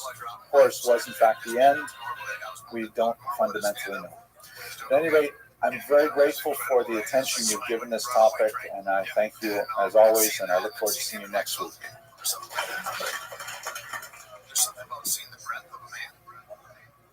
Hello, everyone. Thank you very much for watching this lecture. I hope you enjoyed it. I really got a lot out of it. I think it was I just want to make a couple of last comments. First of all, are anywhere near Brooklyn and the end of this month, October 27th, please come by for the book launch. This book, place there you can be where you can do that is like but I'm really proud of this mythology of the cinema. I think it came out rather nicely. And I was always fascinated by that. I was always like, everything in my life. That's it. Yeah, that's that for me. I've actually of course, I get it with the story that and then you get, I mean, these things unfold in such a crazy way, and I go, fuck, if I'm going to be dead anyway, I'm going to try. Please do come by, celebrate the tribe. But in person, particularly, kind of one of the people I correspond with. When I started to have some belief in myself, secondly, give money towards the mid-20s. That's any actors, on a certain road, any actors, that's me too. I love Johnny Depp. Watching his career all through. I love watching the guy that is really great, I think. But most importantly, I really value Robert Downey Jr. So much for watching. You see performances like that. And Charlie Chaplin, I used to go to, my mom's an artist, and she worked in the museum in our town, in the basement of the museum. They would show Buster and Charlie Chaplin movies all the time. And I would watch tonight's presentation is, I have to tell you, I'm so fascinated by Ibn Ezra. He is completely amazing. I have given 3 lectures now on Ibn Ezra, and every time I do the research for a presentation on him, I say, oh my gosh, I'm missing so much. I got to go back and do more. And in fact, every time I go back and do more, I learn so much about this individual. He really is a phenomenal player in the intellectual history of the Jewish people, and that is quite a complicated scene. So I'm hoping that you'll enjoy it as much as I. But in response to some of the people on the internet who asked for a joke, I will tell you a joke now. It's possible that I may cut it out of the internet version. You can check later. I'll judge by how well you laugh. This is, I think, one of those quintessentially Jewish jokes that captures a certain element of the unique Jewish Weltanschauung that can't adequately be translated into other cultures. And when you get to the punchline, you'll see what I mean. So the joke goes like this. It's a little bit of it's got some black humor to it. So there's this older woman with her grandchild, and they're visiting Miami Beach. And they're walking along the seashore, and it's beautiful, and the sun is shining, and the waves are rolling in. And then there's somehow a heaviness in the air, and a silence, and the birds fly away. And all of a sudden, the woman looks out, and she sees that the water is rushing away from the shoreline. So she's never seen that before. And her young grandchild, goes running far into where the riptide was, as it were, and standing quite far out. And then all of a sudden, of course, I'm sure you figured it out, Dr. Levine, it's a tsunami, and the water comes rushing back and envelops the child, and God forbid, takes him out to sea. And the mother is left, the grandmother is left there completely bereft and broken. And she falls to her knees and she raises her hands to heaven. She says, Ribono Shel Olam, you know what I've gone through in my life. You know what I have sacrificed. You know how I've always kept your Torah and your values central to my way of life. And now this, or you sweep away my grandchild into the ocean. No, it cannot be. I protest. Bring this child back to me, because you know I have been a loyal servant all my life. And there's a rumbling in the clouds, and there's like lightning far off, and all of a sudden the sea comes rushing back, and the child flies out of the waves and is deposited straight at her feet. And she picks him up, and she looks him all over, and he's okay, and he's fine. And then she looks up to the stars, and she says, he had a hat. All right, there's something Jewish about that joke. Yeah, I don't know if I should tell this joke. But anyways, okay, now a lot of people also complain on the internet, how come it takes you so long to get to the material? So the material tonight is about Abraham ibn Ezra, one of the most famous of the Andalusian poets, and a great commentary on the Bible, and also a phenomenal scientist, as we shall see. Tonight, the new stuff that I haven't done in previous classes is going to be primarily on his astrology, which is absolutely fascinating. I was really spellbound by it. Let's just do a little bit more of the delay stuff, the good and welfare that we have to explain what's going on. First of all, thank you to our sponsor. This is Chel Boded, Arkansas. You'll recall He's sponsored classes in the past. He's actually I believe he's a major in the U.S. Army, and he prefers to remain anonymous. He's a big fan of these lectures. He uses the term Chayal Boded, meaning like a Chayal Boded, a lone soldier, because in honor, I'm proud to say, of my son, who was a lone soldier in Israel. And he wishes us the best of Shana Tova for more online programs. Also important, good and welfare. Next week in this room, we have the book launch of my new book, which I'm really very proud of. It is a historical analysis of the Holocaust writings of Rabbi Kalonymus Kalman Shapiro, the Eish Kodesh, also known as the Piaseczna Rebbe. This is an absolutely amazing story of spiritual courage in the Holocaust, and I look forward very much to sharing it with you in this room. We will have some food, and we'll have some music, and we'll have an opportunity to speak about his tremendous heroism. And by the way, this week, around the world, it's amazing the surge of interest in this 20th century master. I went to an event on Saturday night. There's an event tomorrow night in Williamsburg. There's a major event in Heichal Shlomo in Yerushalayim on Wednesday night. And of course, our event here next Monday night. These are all surrounding the Yortzeit, or the death anniversary of the Rebbe, which, based on German records of the massacres in the camp known as Travniki, and a few witnesses who claim to have seen him killed, he was either killed on tomorrow or tonight, really, or Daled Heshvan or Hey Heshvan. But we don't know for absolutely sure which day he was killed. But it was at this time. It's the 74th year since his murder, and it's a great honor to be able to speak about him Monday night. Also kind of cool, we won't talk about it too much tonight, but the Sephardic lectures have actually been getting a tremendous amount of attention. I'm really pleased. And I've been asked to lead a tour to Spain and Portugal this summer. So we're going to go, see, here's my name. I put a big arrow with the word yay over here. It's on the Douro River. We're going to sail from Lisbon into mainland Spain, and take a lot of stops along the way, and it's going to be a really fantastic deluxe trip. I certainly, I'll send you more stuff on the internet about what it is, but I think it'll be a really amazing opportunity to learn about this history in situ, as opposed to here in the holy city of Brooklyn. Okay, let's go. Oh, one more detail about tonight's lecture. A thank you to Dr. Shlomo Sella, who is my major source for today, my major news source beyond what I've used in previous lectures. He wrote some amazing monographic studies of Ibn Ezra's science, which is way above my head. Even though it's like 800 years old, it's still science that's hard for me to understand, but it is fascinating, especially the unique nexus of the Hebraic content of his science and the history of Jews in the transmission of Greek and Arabic culture into the Western European world. So most of the new material in this class really comes from his amazing work. I highly recommend his studies. They're absolutely fascinating. Okay, so let's begin with what we know about Abraham ibn Ezra. He is a very close contemporary of Yehuda HaLevi, who we spoke about last week, and in fact, they were related by marriage. Beautiful Hebrew term. I'm sure most of you are familiar with this term, mechutan, or mechuten, which means the one with which I am related through marriage. From chatuna is marriage. In Hebrew, chassan is groom. And we don't have this word in English.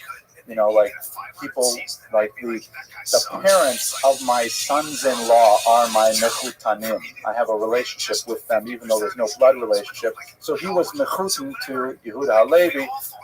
Ibn Ezra's son married Yehuda HaLevi's daughter. We saw last week how poorly that ended when Yitzchak ben Abraham ibn Ezra decided to leave his wife and stay in Egypt rather than go back to Spain. It ended even worse, as we shall see shortly.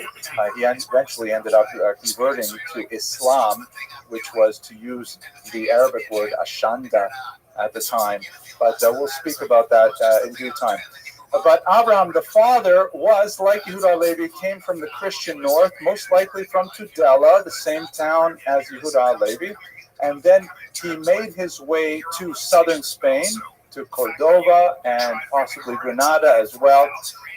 He was then driven out of the region in the 1140s with the Almohad invasion. You'll recall we spoke about these two groups of Berber Muslims who come up from the south, and they impose an altogether more rigid Orthodox interpretation of Islam upon the much more cosmopolitan and tolerant Andalusian Muslim culture. When I say Orthodox in this sense, I mean not in the Jewish Orthodox, which in Brooklyn is of course synonymous with very good, superlative, excellent, things like that.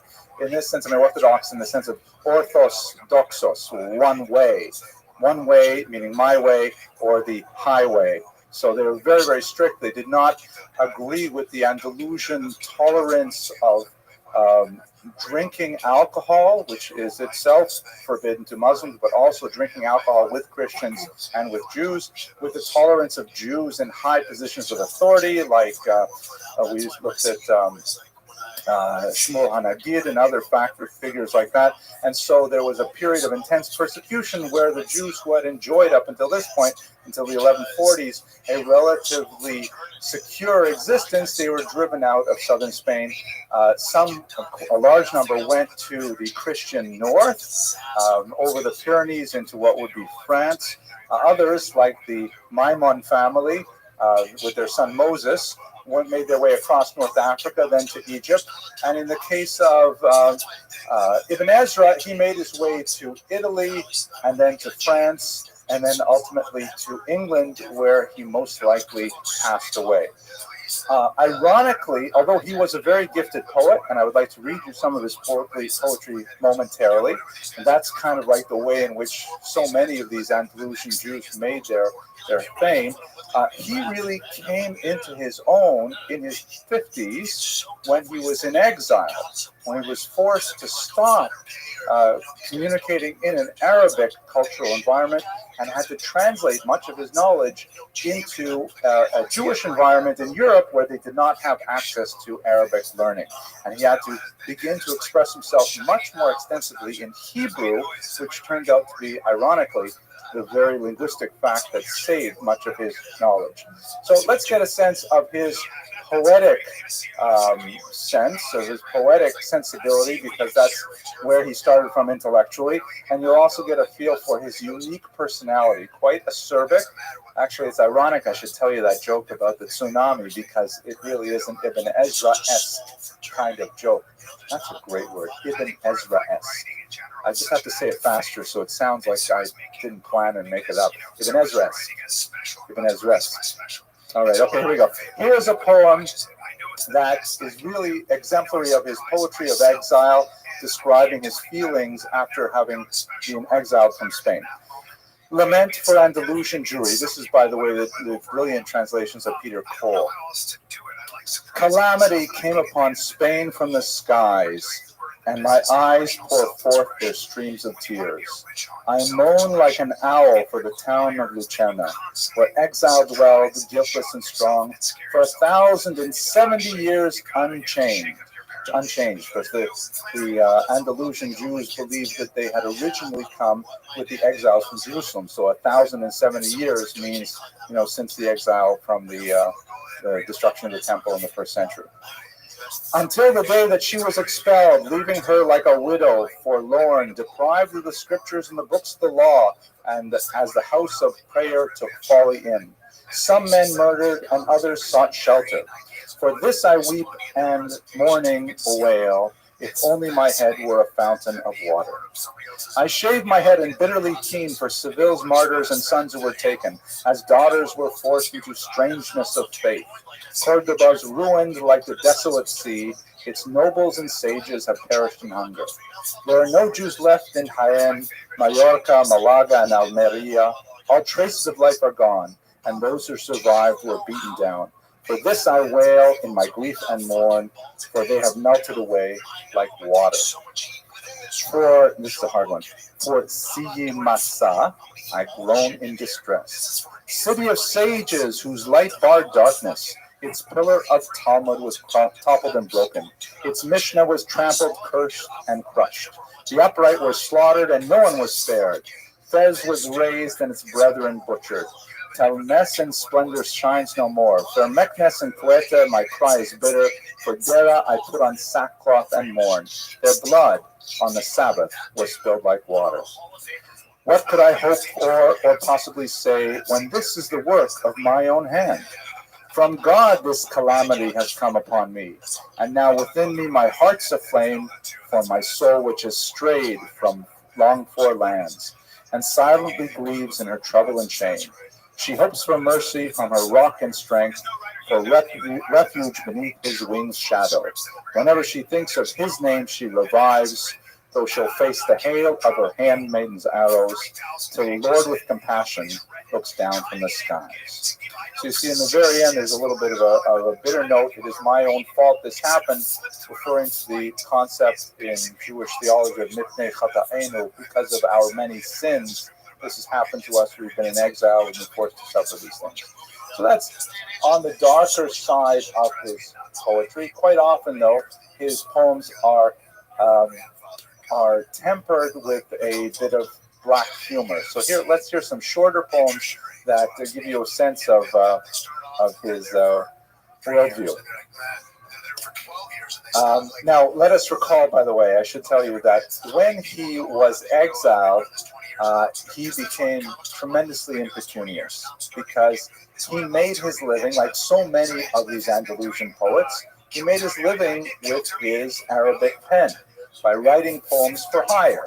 Tribute poems, marriage poems, epitaphs, all kinds of things like this. And when he was exiled from the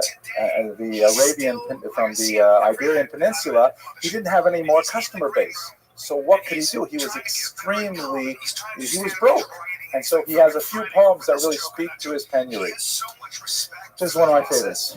The heavenly spheres and fortune stars veered off course the day I was born. If I were a seller of candles, the sun would never go down. I struggle to manage and even succeed, but I'm thwarted by the stars in the sky. If I were a dealer in shrouds, no one, as long as I lived, would die. If I had a scheme to profit from arms and going to war, all the foes in the world would be friends and fight no more. Meaning that everything goes wrong in his life. If he made candles, the sun would stop setting. If he made funeral shrouds, people would stop dying. If he sold guns, people would stop fighting. Like, he just can't win. That's kind of an Ibn Ezra-esque sort of sentiment. It's also especially noteworthy. Let's recall this when we talk about his astrology. So much of this has to do, the stars veered off course, things were set in stone by the celestial heavens and so on. Here's another one that describes his experience trying to put together a few rubles from his poetry. I get up and head to the patron's house, right? Because wealthy people would pay for these poems. I get up and head to the patron's house. I arrive and they tell me he's gone. And then they tell me he's sleeping in the evening when I return. Either he's on his horse, or else he already turned in. Pity the poor creature born under the sign of misfortune. Once again, referring to himself, my fortune, my stars have put me in this case. There's one last one. I'm sorry, I really enjoy these poems. There's two more here. I won't read both. There's too many. One of them here, he talks about how his cloak is so full of holes that if a fly were to land on it with its full weight, it would collapse and all kinds of things like that. But here's one talking about his flies as well. Who can I turn to in my distress? The flies have plundered my home. They will not leave me a minute of peace, attacking me fiercely like foes. Across my eyelids and eyes they race. In my ears they recite their poems. Like a pack of hungry wolves they devour my bread when I'm eating alone. And as though I'd ask them over like friends, they take what they want on their own. It seems they're only seeking their share when I offer them lamb and wine. But that, it turns out, isn't enough. They also covet what's mine. If I summon guests to come and dine, at the head of the table they swarm, and so I long for winter, lest I starve because of them. It's cold and rain will wipe them out. Thank God who dwells with the proving. Meaning he's so pleased that in the winter eventually will be done with these lice and other flies that torment him. Anyways, you get a sense from these selection of poems, he's like extremely harried, he has no money, he's going from place to place hoping for wealthy patrons who will pay him for his Arabic-style poetry, and he's just having trouble putting it together. And in fact, he was a person of tremendous brilliance, but he simply could not communicate the old way of life, meaning before he turned 50, into this new cultural environment, and he was forced to turn his attention to something else. And this attention to something else is, as I mentioned earlier, really what was his, the kernel of his success. I do not want to avoid the very obvious fact that he's a deeply religious individual. I mean, you have this sense of humor, you have this dark side. He wrote a few romantic poems, just like Yehuda Halevi and Shmuel HaNagid, perhaps maybe not as R-rated as Shmuel HaNagid, but nevertheless, romantic poems. But he also wrote quite a few beautiful religious poems. I will just read you one of them. Oh my gosh, I read way too much poetry for this class. I mean, I wish Americans would read more poetry in general, but here we go. This one's called To the Soul. Sent down from a luminous fountain of life, drawn from a sacred place and pure, created as one, though not with form, and greater by far than honor or wisdom. Why were you ushered into the world, and then in the dark of the body imprisoned? At first, its sleep seems sweet to you, but in the end, it's hard and bitter. Put the pleasures of time behind you, unless in exile you'd always wander. Consider your glory, for this is your good, to serve the living God in awe. Listen while living within this world, and be bound to the one to come with the Lord. Very deep philosophical, religious musings about the plight of the soul coming into this body and so on.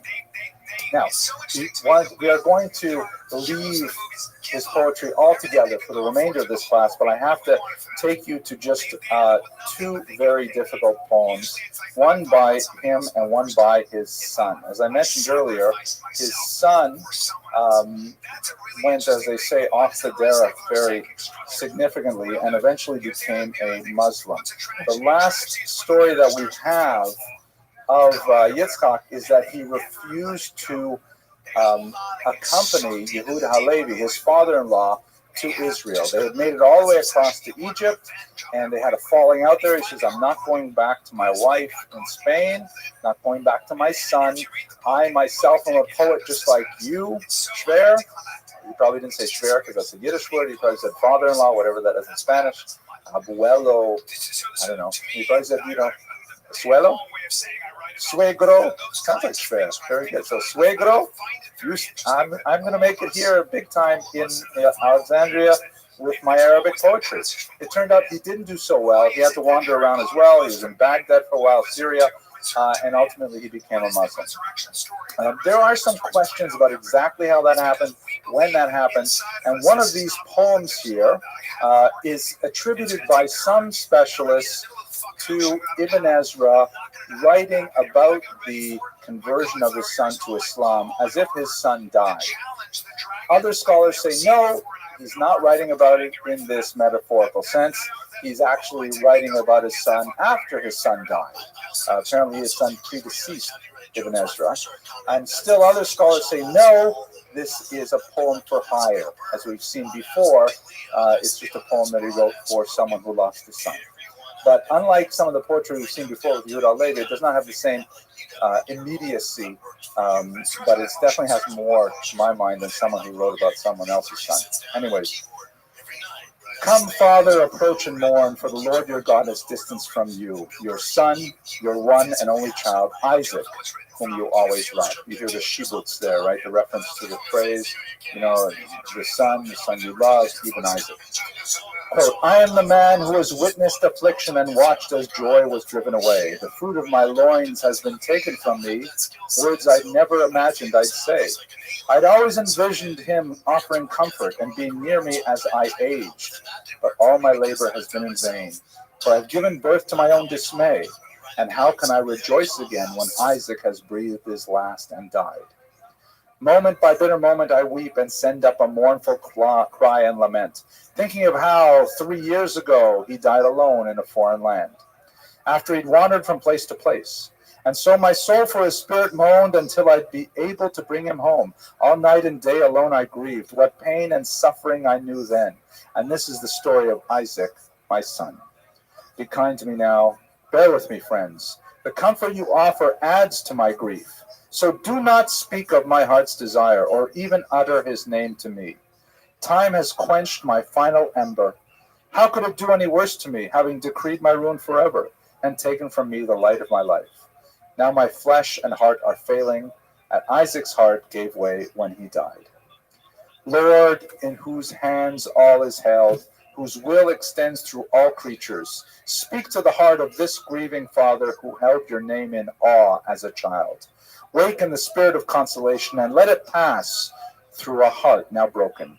He taught with his wife his son to fear you. So would he follow on the path they do. While he was a boy, you set it before him for the sake of your servant, Isaac, their son. Very powerful poem. We also have in the corpus of poetry from Andalusia several of Isaac's poems, The Son, including this one. And this is the final poem for the evening. I apologize for so many. I just get overwhelmed with how great they are. This is the last one. This is a poem by Yitzchak ibn Ezra, his son, entitled Conversion, which many scholars say represent his late in life regret over his conversion. So in other words, he became a Muslim and then became unmuslimed. Whatever. Here we go. They contend against me for having abandoned the Lord's covenant for godless injustice. But Amram's son in anger destroyed the law's tablets in his disgust, meaning Moses broke the tablets. And the lion, Yehuda, went to Tamar, and Amnon to his sister, a virgin. And David was tried by the Lord and erred beside Bathsheba, like Delilah's Samson. It's referring to all these characters in the Bible who committed very grave, I don't know what the right word is. They definitely transgressed in a very big way, and trying to figure out what that means. And some of the transgressions are hard to understand, and there's a lot of rabbinic commentary, but on the surface level, he's saying, why me? Everyone else has done these things. I never tasted impure food. I always thought it a rotting carcass. And if I tell you the prophet's mad, meaning Muhammad, but acknowledge him with every blessing, my mouth speaks, but my heart replies, you're lying again and bearing false witness. I've sought the shadow of the presence's wing and ask of you now, my Lord, forgiveness. Okay. Also really fantastic, fascinating stuff. I wish we had more time to explore. But let us go back to where we are with Ibn Ezra. He referred to himself, as always, Abraham Hasfaradi, like Moses Maimonides referred to himself as Hasfaradi. And this is perhaps, in many ways, the beginnings of the very well-established, cemented Sephardi ideology. We should bear in mind that unlike almost every other Jewish sub-ethnic group, it's only the Sephardim who really retained their specific identity as an ethnic group for so long in Jewish history. I mean, I'm a Litvak and Lithuanian Jew, but I don't know if my grandchildren or great-grandchildren will really think of themselves as Litvaks. They may think of themselves as, I don't know, Canucks, because, we had a few generations in Canada. But will they really think of themselves as Litvaks? I don't know. But Sephardim really stick close to this idea. And you can see it early on that he refers to him always as Hasfaradi, the Sephardic one, the Spaniard, because he spent, of course, most of his life in Europe. Okay, let's look at his biblical commentary, which is absolutely fascinating, astounding, and completely surprising. As you shall see here, he is one of the most important of the classical biblical commentaries. This is a copy or a page from a book called the Mikraot Gedolot, the Great Scriptures, which is kind of like the standard, traditional, I won't say exactly critical edition, but the primary reference edition of the Bible that you'll find in scholarly Jewish homes. And there's a number of commentators that are always represented in Mikraot Gedolot, regardless of whoever publishes it. You will always have Rashi there. You always have Ramban, Nachmanides. There are a few that will definitely be there. And then depending on the printing, you may have a few others that are included or not included. Ibn Ezra is one of the commentaries that is always included. You can see here he is. Ibn Ezra is central to the traditional interpretation of the Bible, and he's included with the greatest of the greats in terms of their commentaries. This is extremely surprising in many ways because he differs so dramatically with his peers.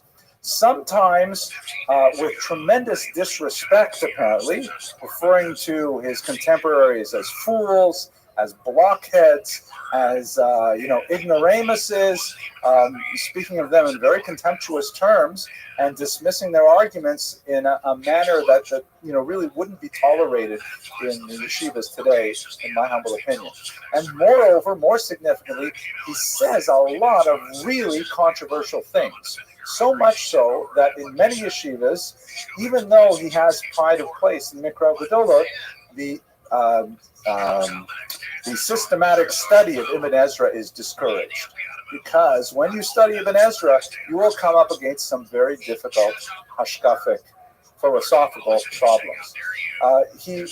Nevertheless, because of those philosophical problems, he actually inspired the composition of more than 36 super commentaries, meaning he's writing a commentary on the Bible, and more than 36 other rabbis have written commentaries on his commentary, trying to parse out why did he say this and how do we solve this problem that he brought up and so on.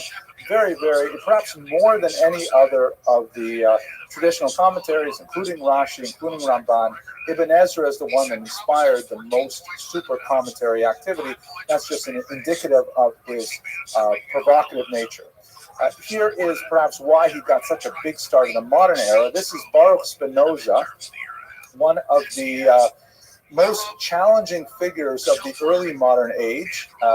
He was a Jew who advanced a series of theological notions. He's actually a Sephardi as well, living in the Netherlands at the time, who challenged a lot of core theological notions.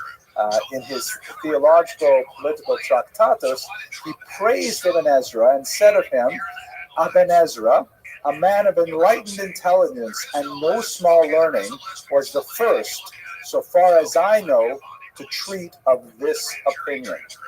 Now, what is this opinion that Spinoza is talking about and attributing it to Ibn Ezra? It's essentially the idea that there was human involvement in the composition of the Torah. That the Torah was influenced by historical factors. People other than Moses wrote the Torah, and this is like an earth-shattering idea that eventually would mature into the Wellhausian school of biblical criticism and so on. And we'll look at one example of where he gets this. Many hold that Spinoza was way off base in terms of how he assessed Ibn Ezra, but I will leave it to you to judge that. Here is another figure who's perhaps not so much on the kosher v'yosher list of Orthodox Jews, Abraham Geiger, widely considered the founder of the Reform movement. This is the beginning of the 19th century. It was more of a grassroots movement than a movement with a single leader who kind of directed which way it went. But nevertheless, Geiger wrote of Ibn Ezra, is it then any wonder that everywhere one readily takes him as a member of his own sect? Which is true. If you go into an Orthodox synagogue and you say Ibn Ezra, people say, "Oh, Ibn Ezra, fascinating." You can cite an Ibn Ezra in the greatest yeshivas of Yerushalayim, of Lakewood, even here in Brooklyn. You can cite Ibn Ezra, and you can also go to Reform temples, and you can talk about Ibn Ezra as if he was some kind of proto-Geiger figure several hundred years before the Reform movement was born. How is it possible that one person can be the genesis of such a diverse world of opinion? We have to agree with Geiger that he's surprised, like I am, that so many people claim Ibn Ezra as their intellectual ancestor. So let's look at one passage, this mysterious passage on Deuteronomy 34:1. This Deuteronomy 34:1, if you're familiar with the numbers there, you realize we're at the very end of the Torah. And this describes Moses, gives a last admonition to the Jewish people.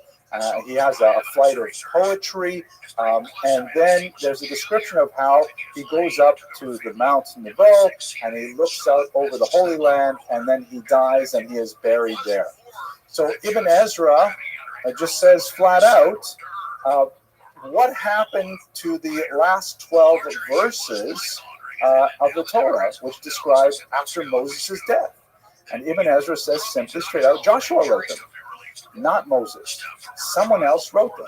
Of course, all the other commentators and the super commentators go to town on Ibn Ezra, saying, no, it can't be like that. Didn't you read Rashi? Rashi was before Ibn Ezra. Rashi writes, and he's quoting the Gemara, it's not a secret. Is it possible that Moshe died and he wrote and Moshe died? If he's dead, how could he write that Moshe died? Rather, up to this point, Moshe wrote, and afterward Joshua wrote. Rabbi Meir said another opinion, like in other words, this is essentially Ibn Ezra's opinion. Then Rabbi Meir says, Rabbi Meir is a Talmudic rabbi, is it possible that the Torah should be missing anything? Meaning we call it Torah's Moshe, right? The Torah of Moshe, and we believe that it is whole and complete and authoritative. So really what it means is, according to Rabbi Meir, rather the Blessed One spoke, telling Moshe what to write down, and Moshe wrote with tears. Meaning Moshe did in fact, he did write what was dictated to him, and Moses died there and was buried and so on. No one knows where his grave is and so on. So we do have a traditional approach, but if you look at his passage on Deuteronomy 34:1, that's not the only passage he refers to. He says in that passage, if you know the secret of the 12, and he's referring to the last 12 verses of the Torah, and then he lists about 5 or 6 other places in the Torah where the text itself seems to imply a chronological gap, meaning there's a reference in the text that it doesn't seem it could have been written logically at the time that it said it would be written. In other words, and you can look at it yourself and you can puzzle over it with you. I don't want to take too much time with it. But he's pointing, according to Spinoza, he's pointing to the idea that the Torah was possibly written by other people at other times and put together. That seems like a big stretch for reading Ibn Ezra. But the very idea that the Torah may have had some kind of, multiple stages in history, which is an anathema kind of concept to traditional Judaism, is nevertheless where a lot of the non-Orthodox movements look to Spinoza, to Ibn Ezra as their intellectual parent. There is, of course, 36 plus commentaries that will tell you it's not so in Ibn Ezra, but the fact that you need 36 plus commentaries says something about the degree of controversy that he inspired. And this is where Ibn Ezra really comes into his own. By the way, his biblical commentaries, he would not even have written them had he not been forced into exile. Because what happened is when he was living in the Iberian Peninsula, he was making his living with Arabic poetry. When he got into Christian lands and he hung out in the Jewish communities there, nobody was interested in those things. But he was an educated guy. He had literary skills. He wanted something, so he started writing Hebrew manuscripts, including his biblical commentary. Because he was so poor, he often sold those copies that he wrote, including the original copies that he kept for himself. And so we actually have multiple versions of many of these books, which he was forced to rewrite from memory over time. But included in this period of his life, when he's writing biblical commentary, he's also taking his scientific knowledge that he acquired in Andalus and is now transmitting it into a Jewish environment in Hebrew, making it possible for Jews to study the far more advanced civilization that the Arabs had. Their science could not be compared at all to the Christian science of the day. And so Ibn Ezra was this kind of cultural transmitter. One of the most popular things he wrote, and it was like kind of the hot topic for much of the literature of a couple of hundred years before and after, was a manual on how to use an astrolabe. Here's a medieval Muslim astrolabe shown here. It's essentially a device that measures the inclination of the various stars and planets and the sun. It It can be used in navigation. It can be used in measurement of vast distances. It's like essentially a pocket calculator when nothing like this had existed before. But as you can see, it's not a very simple looking instrument to use. So there were many manuals written on how to use astrolabes. Also, they had to be, because they deal with constellations, they had to be personalized for particular areas. If you had an astrolabe that was made for Baghdad, it would not be very useful in London because all of the various celestial positions changed when you moved that far west or east in latitude. So these manuals for astrolabes were written in many languages at the time. Even Chaucer wrote a manual on how to use an astrolabe. He didn't actually finish it, but there's one passage that's quoted in the source that I referred to earlier that says, "These true conclusions in English," meaning he's writing a manual in English for the astrolabe, "as well as sufficeth to these noble Greeks, these same conclusions in Greek, and to Arabians in Arabic, and to Jews in Hebrew, and to the Latin folk in Latin." Obviously, this was written before spell check.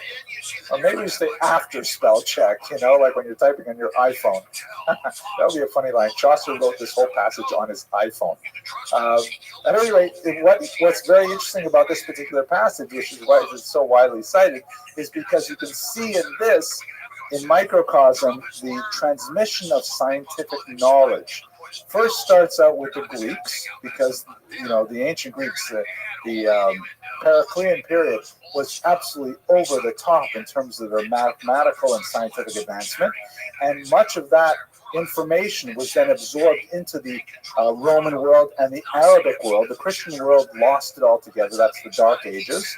And from the Arabic world, it was the Jews in Hebrew, like Ibn Ezra, who then brought that knowledge out of Al-Andalus into European countries in Latin. And so Ibn Ezra also wrote in Latin, perhaps working with a team translating his ideas, but he wrote in Latin and he became extremely famous. Not quite as famous, perhaps, as this Jew. It's not a very good kind of pixelated.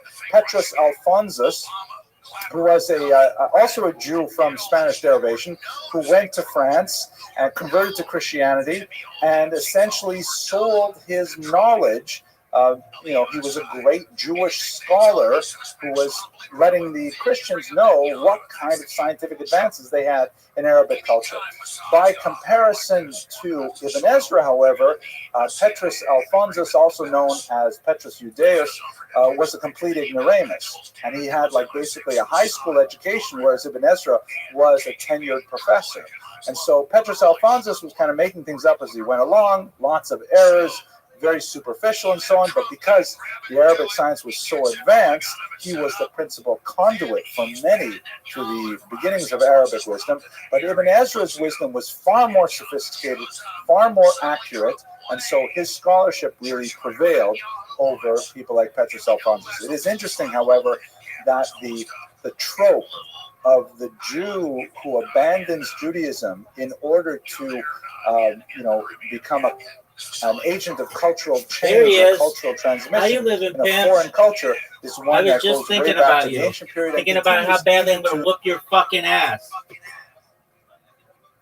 Oh, that's adorable. Isn't it? I was about to take a day off from Plato because yesterday I was like, there's holes in my brain from this app, but I was like, you know what? No. Rabbi needs to lose at basketball, at darts, at bowling, at pool, whatever game he decides. Did you get all your fucking beauty rest, princess? Oh yeah, I actually did, yeah. I woke up at 5 a.m. today. Really? It was weird. I did not sleep well, I guess, and then I woke up at late, 6 p.m., and then I went to bed at 11, thinking that I would just nap for a few hours, but then I napped for 6 hours, so I think we're good. Okay, so you're all charged up? I'm pretty charged, yeah. All right, is your iPad charged? Oh, I didn't look up Mancala strategy. Oh, well, that's what we're playing first, pimp. Too late. Right? Can I come back here in like 5 minutes? No, you can't. No, you can't.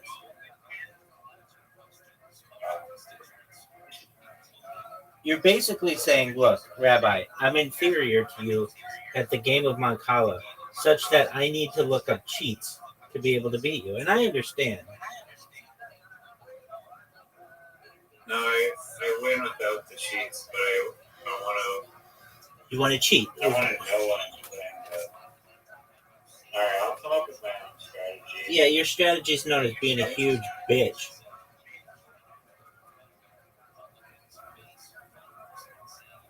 Why do you think that, like, taking the free turn is good? I don't know.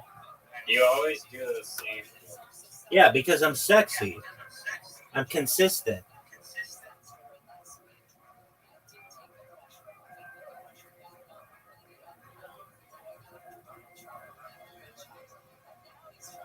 Are you proud of that? Oh, yeah. Why would you be proud? Yes. Oh, Why would you be proud of that? interesting note. Yeah, because I'm sexy. Oh, now you screwed me up because. Oh, This was fun, dog. you're done. You're done. I don't know. What are you gonna do now, big man? Dude, I'm gonna fuck you up, big man. You're done. I don't think You're so. absolutely- I don't think so. I think you are. Wait, 1, 2, 3, 4, 5. Keep counting, baby. No, I didn't mean to do that. Oh, poor baby. I would have won. I literally was gonna win. Oh my god. You got so. Dog. You're done. You're done, son. Oh no. You're done, son. Dog. I was gonna smoke you, but. Shoulda, woulda, coulda, dog.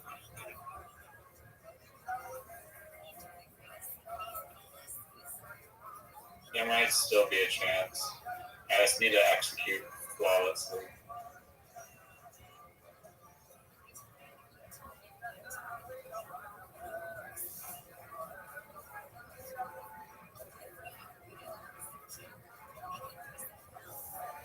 Oh, you fucked up, dog. You fucked up, dog.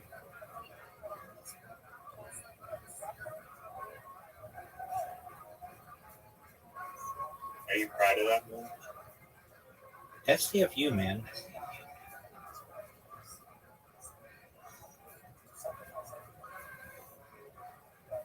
This game's over. This game's over. You just lost, son, to a superior Mancala player. Dog. The screen literally screwed me. Dog. What's this bullshit with the screen? The screen screwed me up. I didn't mean to hit it.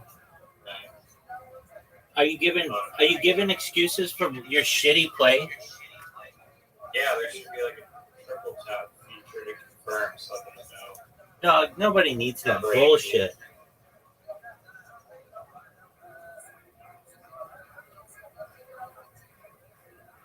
Did you see how sick that shot was?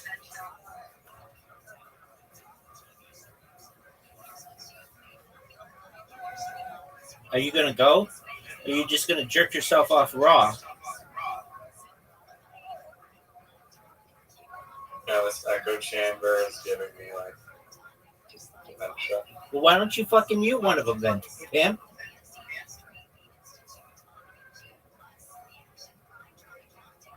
Are you gonna go? Maybe. Well, waiting. Dog, STFU, dog.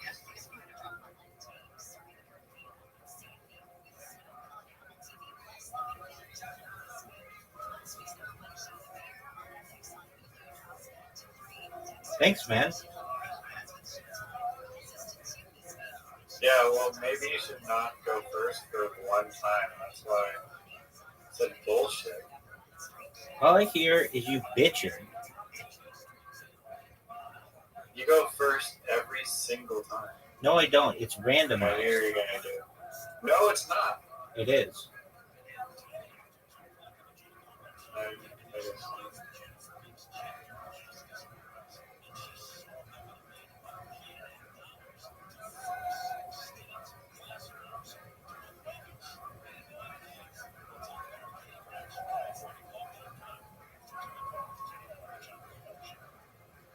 you fucked up.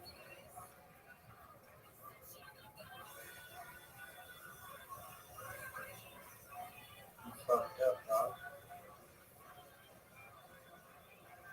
How did I fuck Oh, you up? could have used your 2 stones and not fucked up.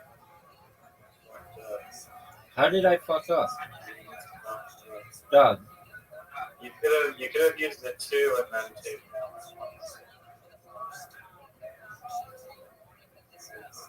Doug, I still don't understand how you think I fucked up. Majorly.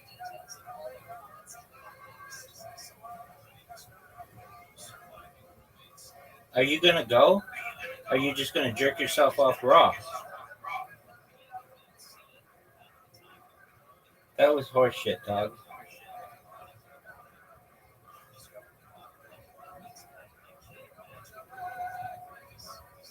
You're done. You're done. Are you gonna go? Or are you just gonna jerk yourself off raw?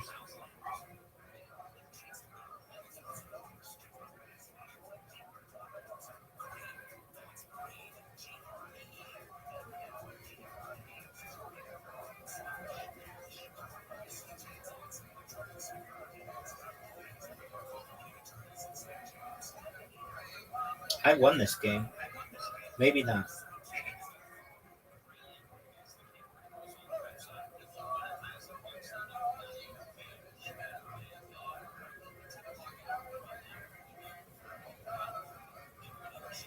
Yeah.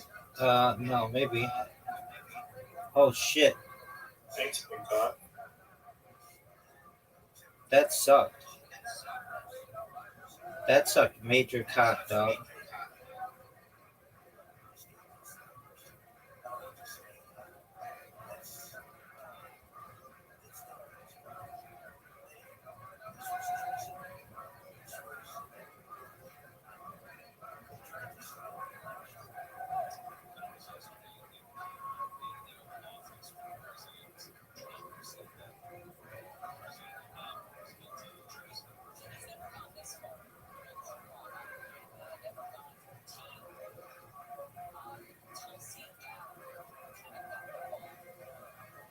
Are you gonna go?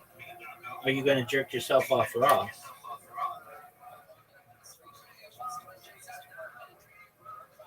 I think you might lose here. Oh yeah, you fucked up. I fucked up. I fucked up. Fuck. You're fucked. No, I didn't. I tied. I tied.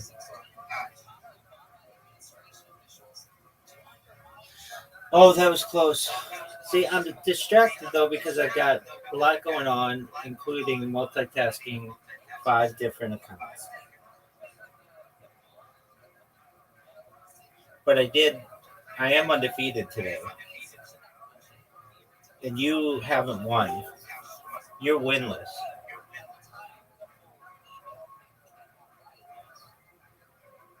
I mean, the first game, I would have won. Second game, I did win. So. You didn't win. You didn't get a point. I should have won. Hey, you know you're up? Are you gonna jerk yourself off raw?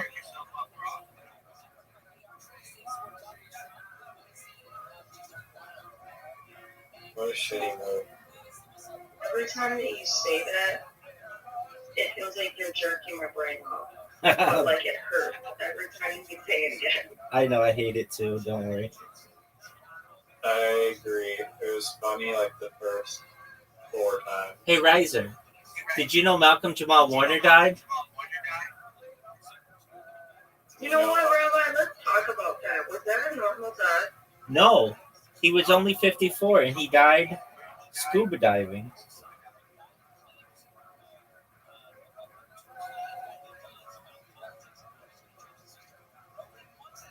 I knew that was happening. Not the scuba diving thing. Did you know Edgar Allan Poe died? I was cackling about it. Sorry.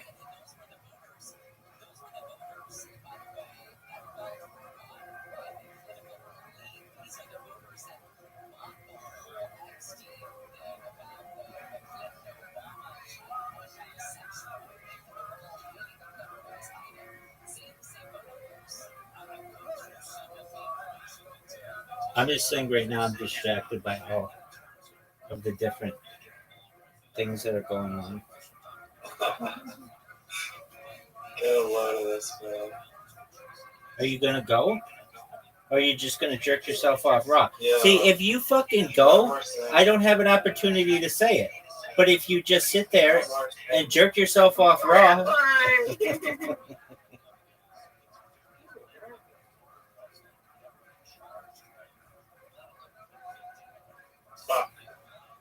what is this bullshit?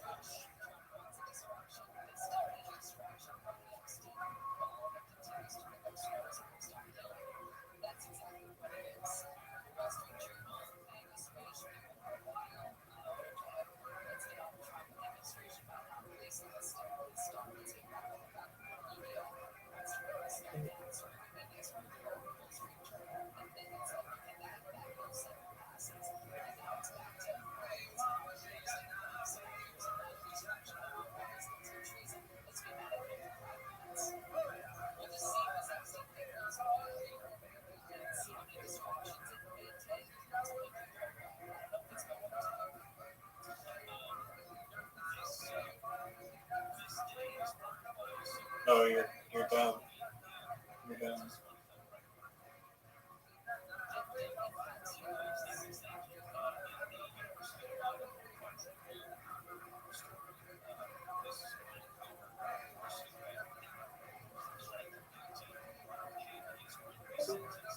Are you gonna go? Or are you going to jerk yourself off raw?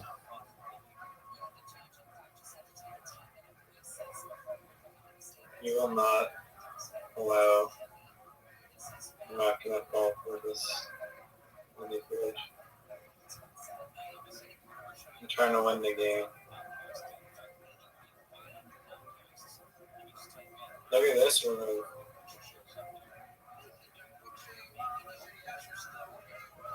Have we ever seen a 14B move?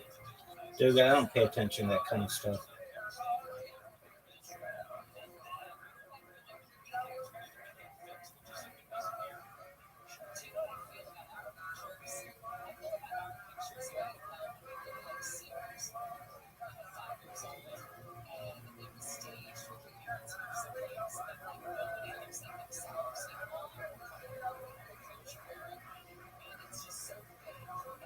Oh, you're in trouble. Actually, it might be me in trouble. It's gonna be interesting, son.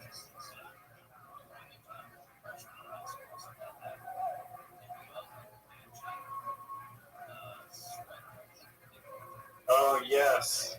Yeah. No! I thought you had a free chance. Now I'm dead.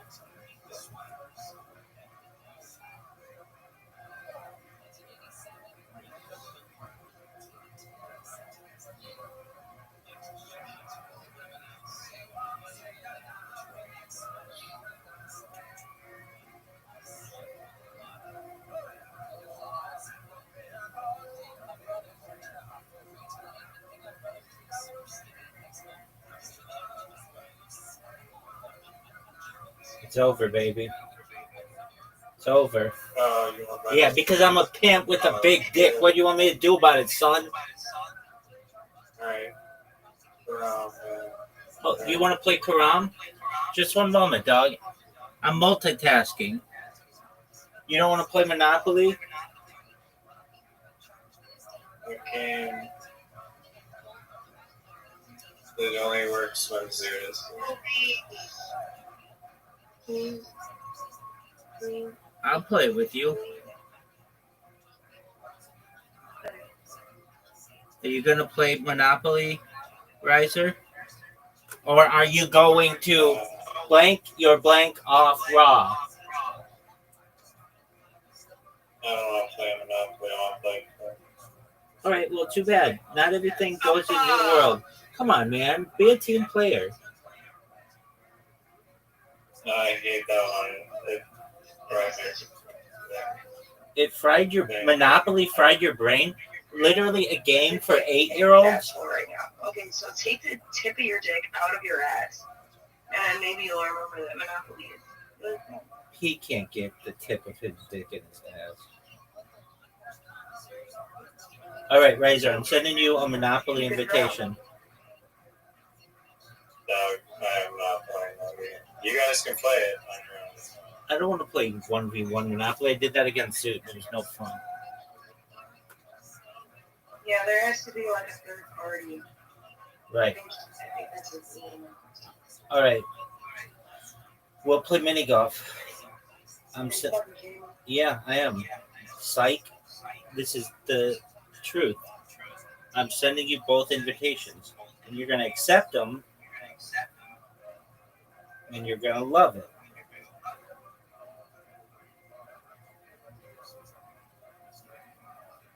Audie, what's your Galestine Gale settle? All right, Riser. Riser, we're waiting on you.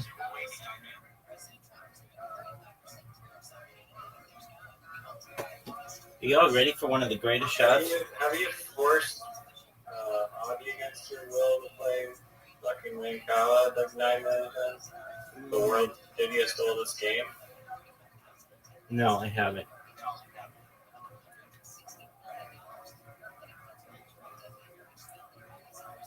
You hear that, Audie?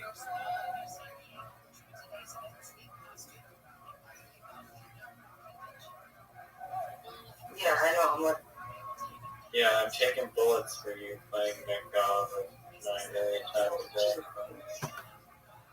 You're welcome.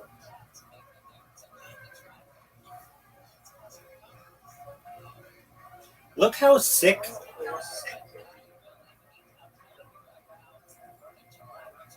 no, but I did. You know, and I didn't complain. You didn't hear anything, right? Riser, did you know?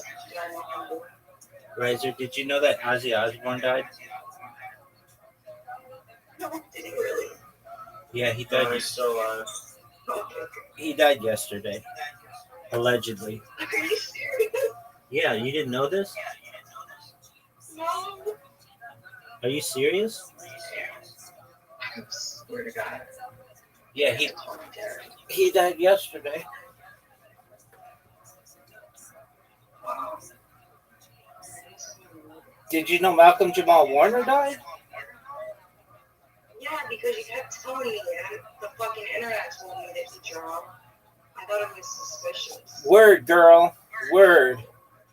What did he know? More juice than scuba diving, though, because when you say that, I'm like, you know what? He could have. Oh, really? Riser, what's it feel like to be down a point? I don't think you can dive scuba diving now. You can't do that. You literally are in water that you can walk in. Riser, what did you think of my drive? Well, I guess not. I don't know how you did that. Well, I didn't do that. I really didn't do that because that's a dog shit shot, and everybody knows it. Come on, Audie, you could do it. Yeah, we want to see a good one. A good one. That was good. All How did you make it through? Because she's got skill, dog.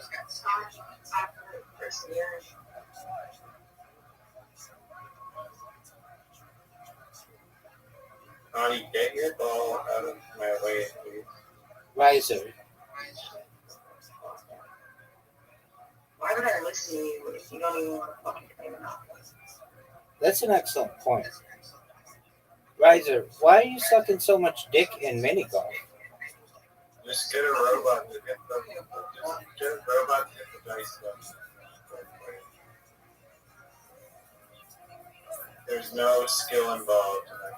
Actually, there is, and I played with some people in a ranked game, and I won only because I got really fortunate and got like 3 of the same right off the bat. But there is skill. I really did. I thought when you play that game, because it's how I always played it as a kid, you just buy all of the places where your thing lands, but that's not what these people were doing. They were doing that at first, but then when they would get 2 of the same color or 3 of the same color, they would sell all their other properties and just buy a ton of houses just for those places. They become death traps. Yeah, that's if we're fucking playing against good people. Word. And I still we have to have this strategy number 1. It's so fucking worse. Okay, I'm sorry. Riser, were you aware that you are tied for last right now?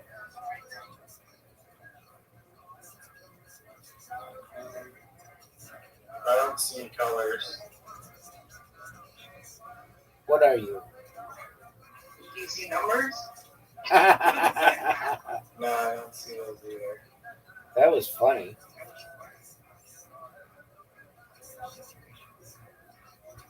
Being roasted by Honey. Yeah, you are. I didn't know she was so passionate about bankroll, which is like the copyright infringement of the GameStop thing. I don't think so. I hate this hole. Just in case anybody wanted to know my thoughts. Because you suck at it? This is one of my worst holes. And I should be really good at it.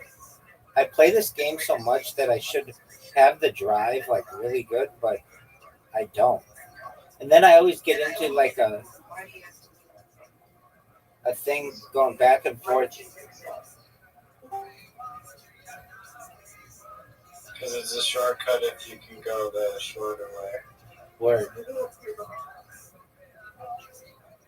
What are you going to do, Riser?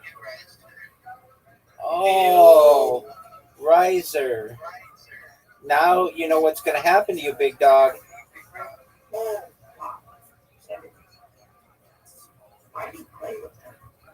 I'm mean. I love how Audie's like, for somebody who wants world peace, you sure are a dick, or something along those lines. That was very funny. Oh, what is this bullshit, dog? Rabbi. Oh, that's our Monopoly player. How you living, pimp? Hey. Riser's going to have an interesting choice. Fuck up my ball or go for points. What's he going to do? Riser, what are you going to do? Riser, what are you going to do? I don't know if that... What are you going to do? That's what I'm doing, son.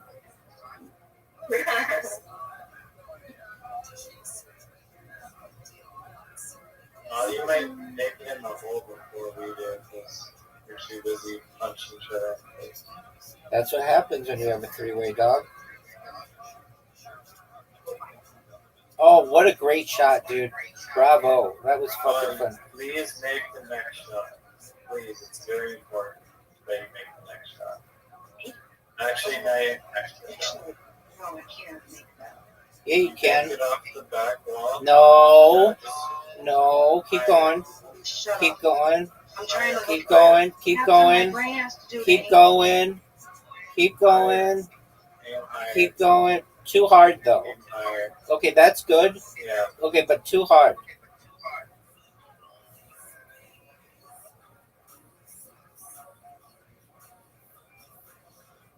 Alright, you should be able to get the knife.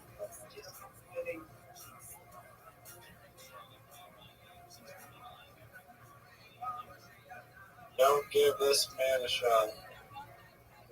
Whatever you do, Audie, don't miss the shot. What? Don't get it in the hole? Don't miss it. Or don't miss?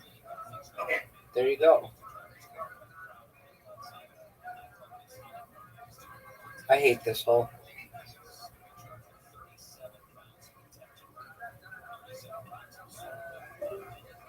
Dog, that is such garbage. Noob. That is such garbage. It's how to done, son.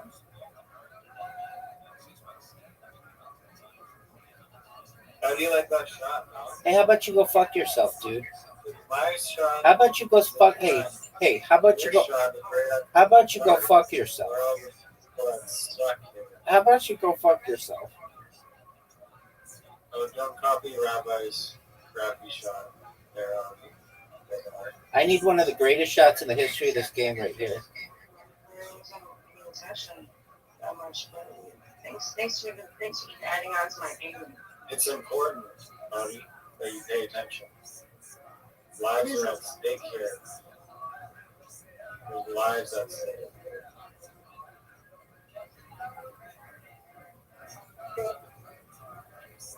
This game is over.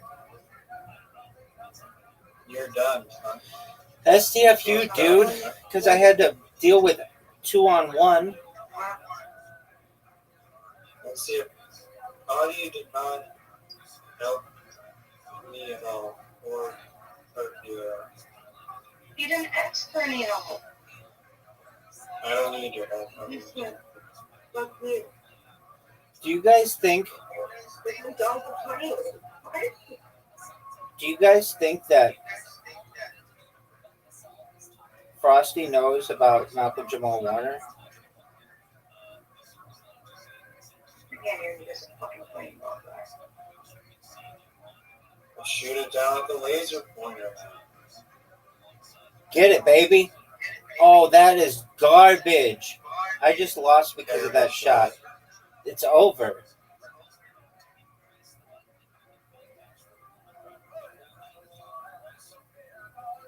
Audie, please try and get it in. I don't understand. I can't. Oh my.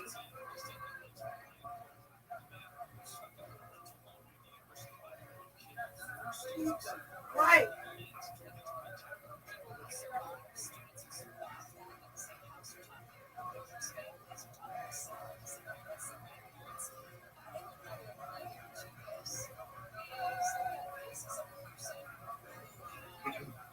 You like that shot, Rabbi? Dude, I don't like it at all. I don't like the way that this game was played. Oh. No. You lost. Why don't you want to play Moncala?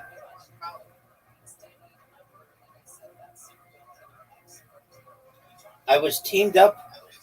There was people teamed up against me. Are you ready to play Monopoly, Riser?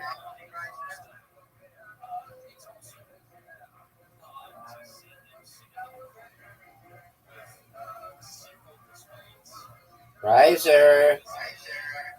Yeah, fine. That's what I'm talking about. How dare you mock the game Bankroll? Bankroll is for pimps and amazing people. All right, live, 3 players, unlimited rounds, net worth goal, $7,000. Riser, Hey, why is Frosty not in? is Frosty here? Fucking heard him. Frosty, are you here? He's doing his thing, dog.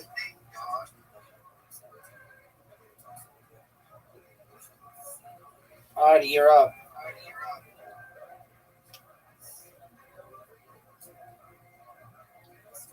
Three.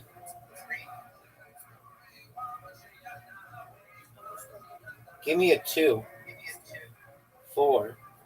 This garbage harbor sucks. Nobody wants this fucking harbor.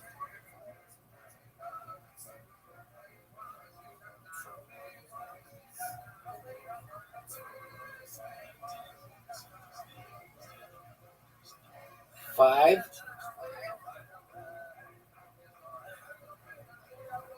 I'm gonna be pissed I'm gonna be pissed if somehow, some way, Audie's just like really good at this game. Are you fucking serious?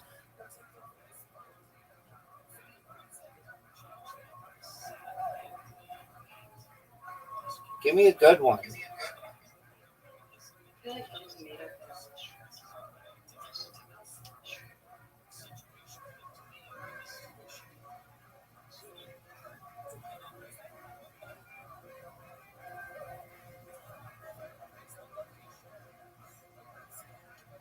Give me a 3 or a 4. You're up, Audie.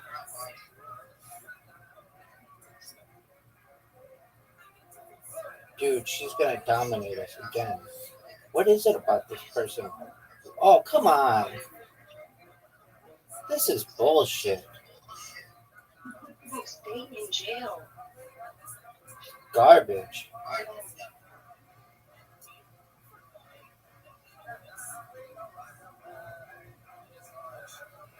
Oh, no. Wait, is she out of money or something? Doesn't have enough money. Oh, dude, she should have sold her other shit. Dude, she could have just ended the game right there. Dude, what the fuck, Riser? Better give me a 1. Better give me a fucking 1. Give me fucking Paris or Hong Kong right now. Look at this bullshit. Look how far he's gonna laugh. So everybody just let me read this really long yesterday.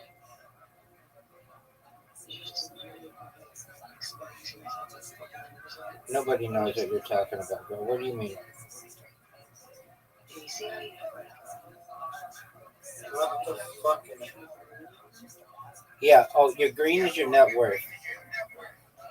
Right, yeah, I thought that was how much cash you had, and I thought that the white number was the last transaction. I like that thinking.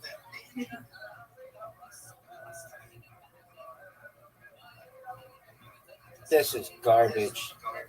Everything about this sucks. Yep, that's Monopoly. Whatever it's called. Thank you.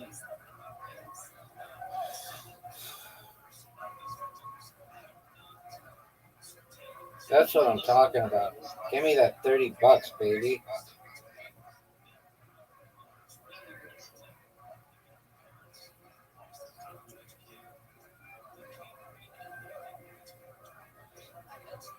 I need a 4. I need a 4. Yes. Oh, we're fucked. This game is over.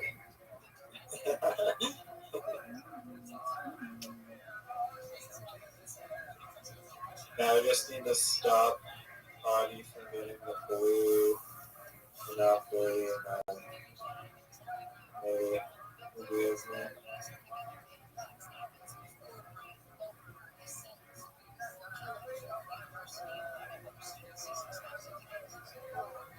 Oh my god.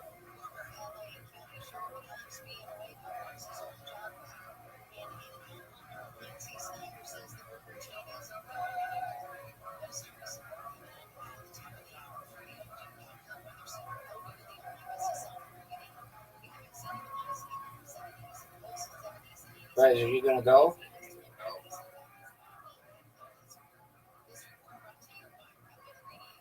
Big decision to make.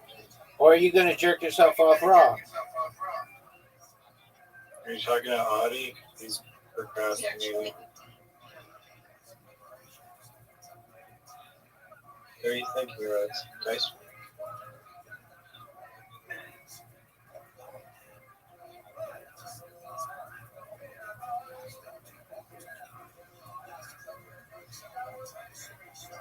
Fuck off.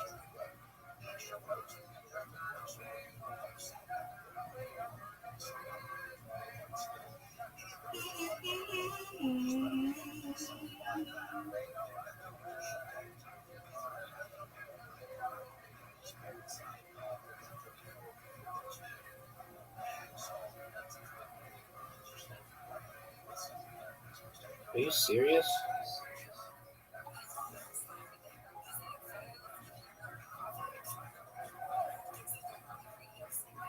Problem is that all my money gets taken away before I can even get around the board to the squares are.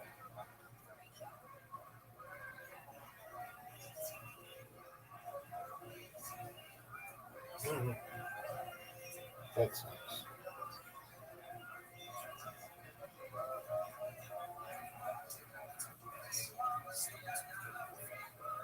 Howdy, are you gonna go? Yeah, can I just take a look at what's going on? She's strategizing. No. No, you cannot.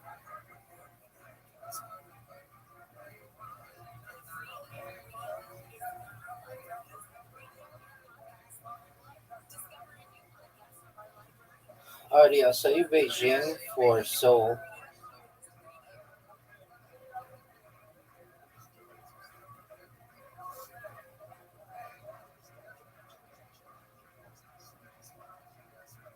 Give me one.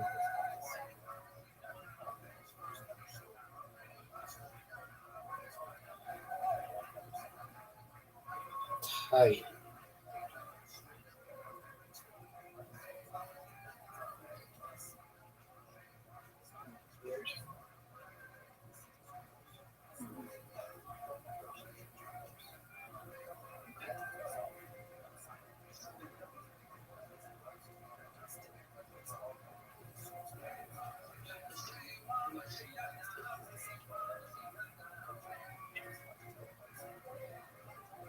What is this?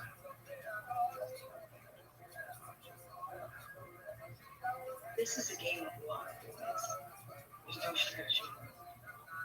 Yeah, there is. I told you about it. Oh, dude, I'm gonna lose already. Teleport me. What?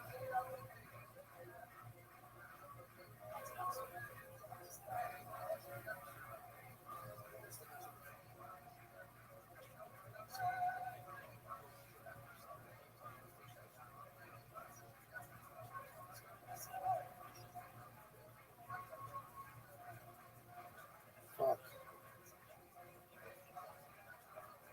Nice.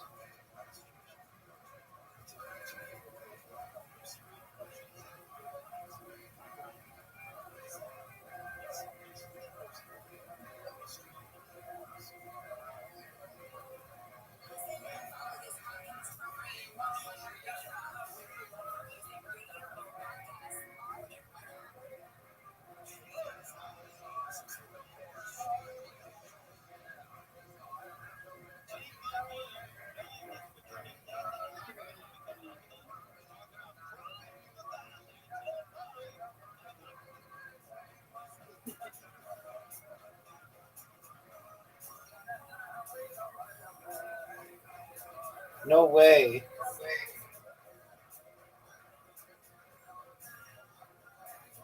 All right. I'll sell you. Alrighty, I'll sell you Beijing for. Give me Seoul. You got to do it now.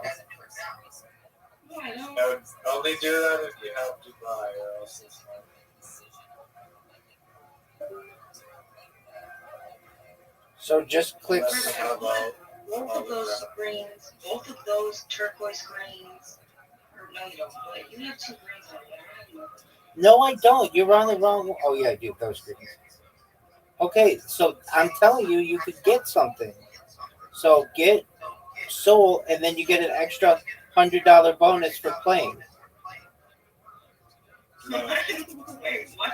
You get a $100 bonus for players completing an auction. I want $100, Rabbi. Come on now. What the fuck is this? The vaccine? Just hit cancel. Oh, that was funny. All right, that was garbage.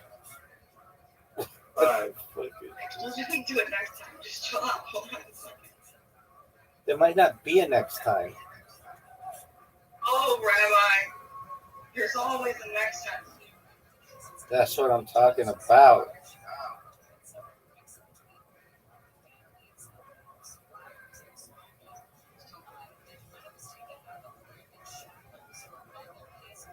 Are you fucking serious?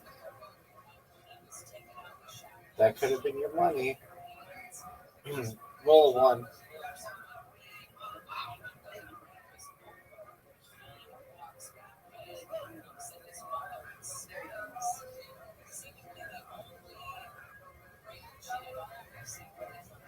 Give me a 3. Fuck.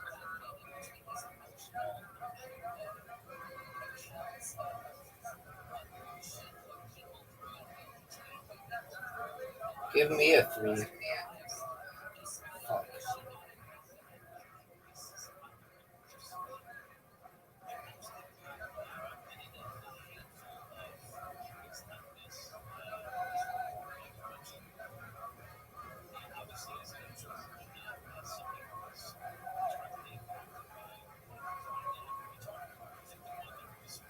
Oh. Fuck.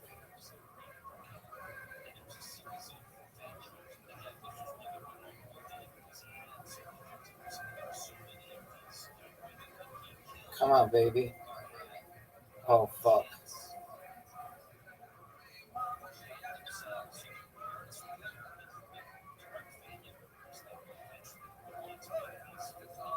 Yeah.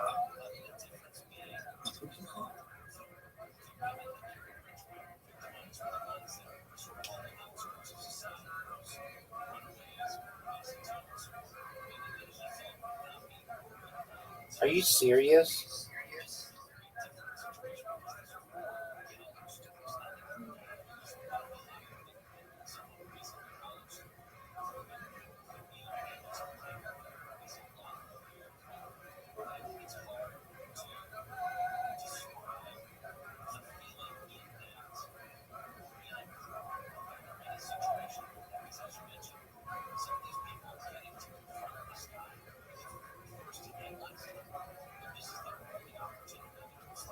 Guys, get 1 or 2. Oh, dude, that's gonna destroy us. That destroys us immediately. And it gets a 3. Give Rabbi a 1. Give him a 2. Please roll a 2. If I do, I lose, so I have to sell this. I've got to sell some shit. No, you can go to negative 500. Oh, yeah, that's right. You have to sell like one thing.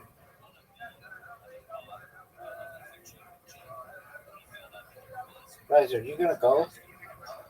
Oh, I thought it was you. Paris. Yeah, my favorite swear.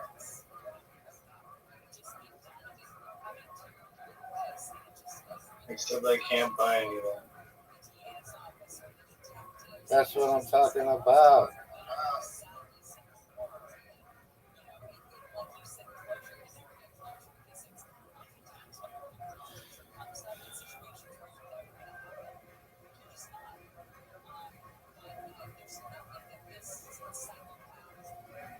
Now let me roll. So was it reopened, son?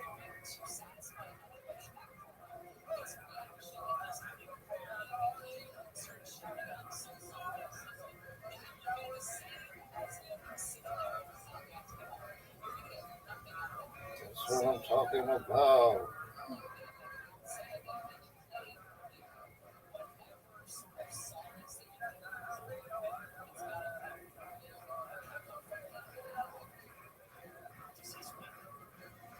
on.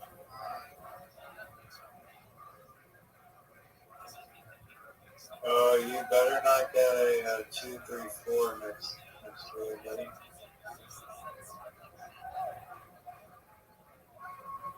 Dude. Give him a 3 or 4 game. Give Rabbi a 3 or 4.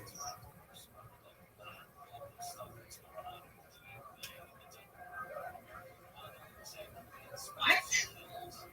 You're up. Another 6? Fuck. Yes.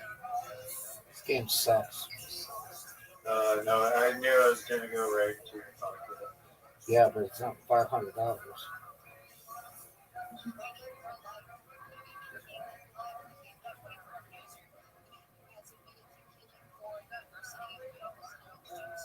Give me a Paris.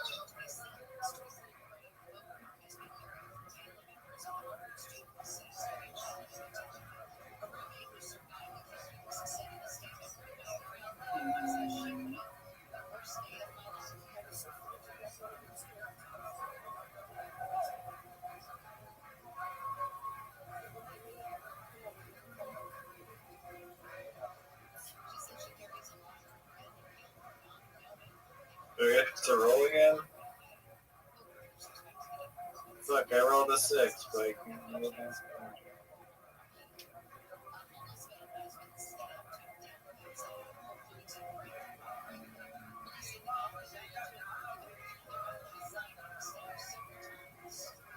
Two.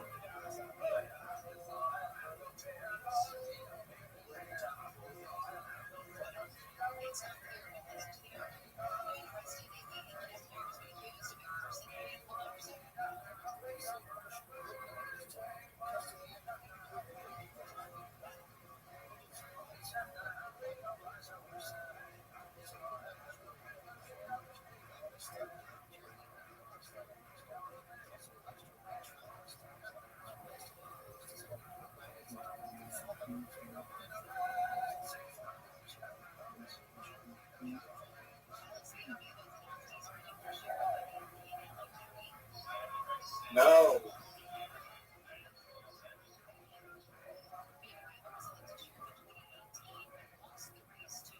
Hey, okay, let's do a deal.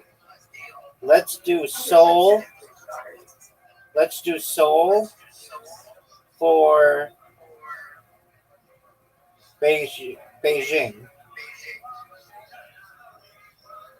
No, I'll give you Berlin. Don't do it. Now click on Beijing and press trade.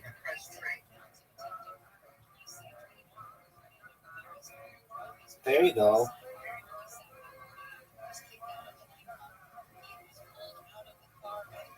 You just gave him 3 of a kind. Well, I guess I have some leverage for you now. You're gonna have to give me that Jakarta, and I'll trade you back. Oh my God, I'm not gonna be able to buy it here.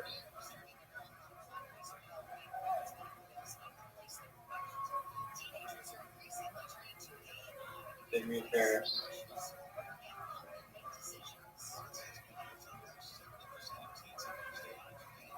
No.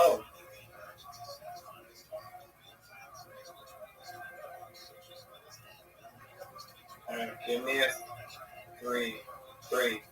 Come on, dog.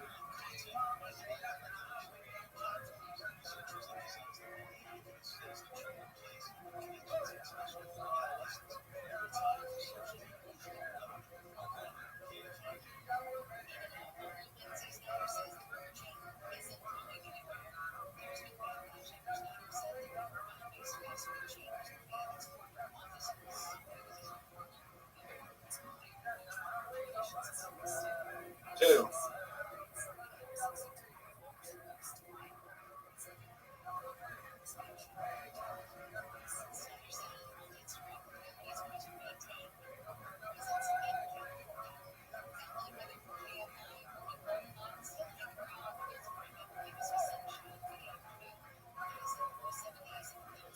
One or two.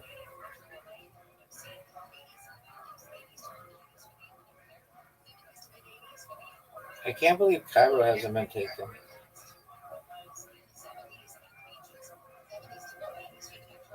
Which one? Cairo? Oh.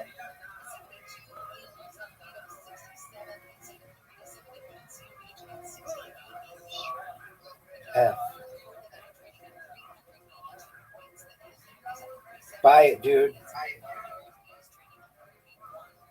Buy it or she'll get 3 in a row. You got the money, dude. Get a break. You want that trade, you don't want it.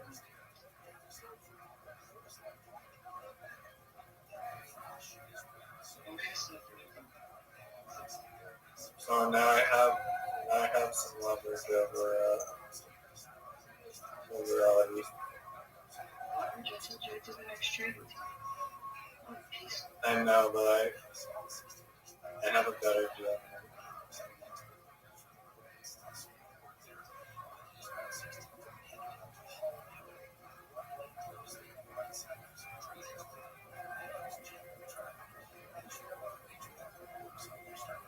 No one has bought a single top.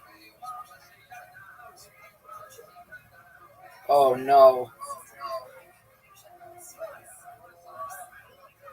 Not the airport.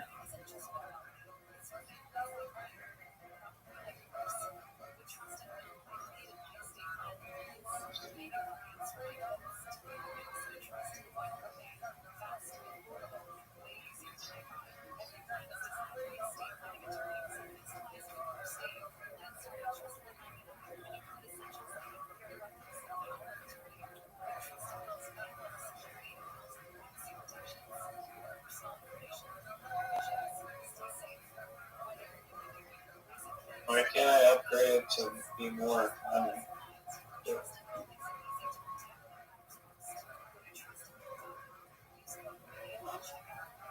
Sorry about that, Eddie. Hardy. You might want to sell some stuff. You'll be okay. But just watch that you don't get too into debt.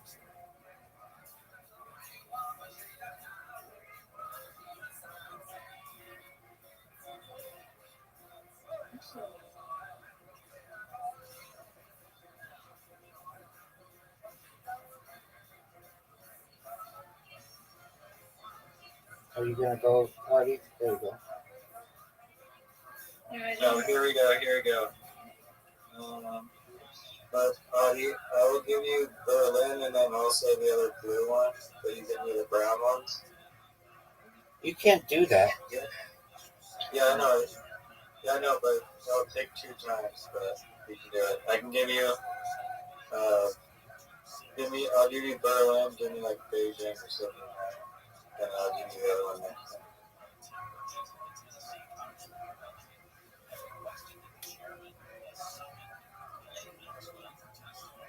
Beijing or Sydney. And you have to tap it and everything. Thank you.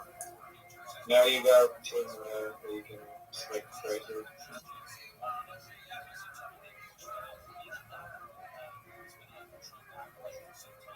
No.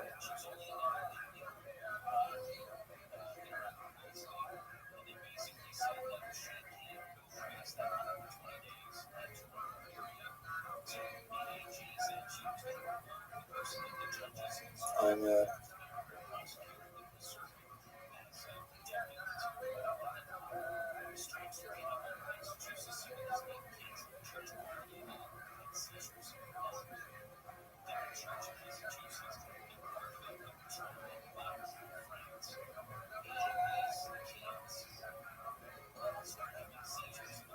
Why didn't you sell it? Honey, what are you doing? You're supposed to sell me that. Why did you sell it? Fuck. What? It wasn't? Well, I'll just buy it anyway. Now you're cooked. Now we're fucked. That whole Now area, you're cooked. we're done. Already, we lost. Okay, what's the issue? You'll see. He has a ton of money, and he can use it to just destroy us.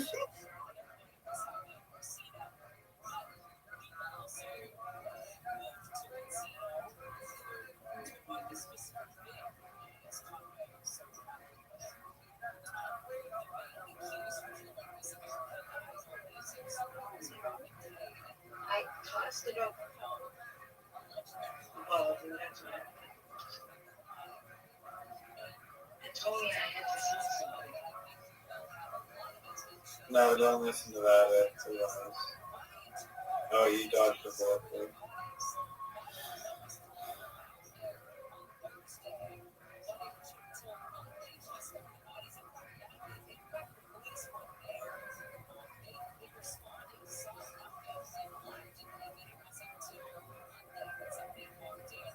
Are you serious?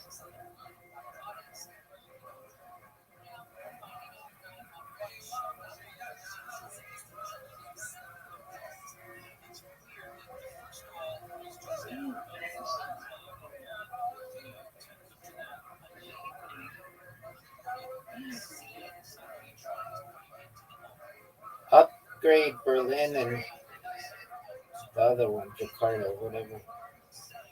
There you go.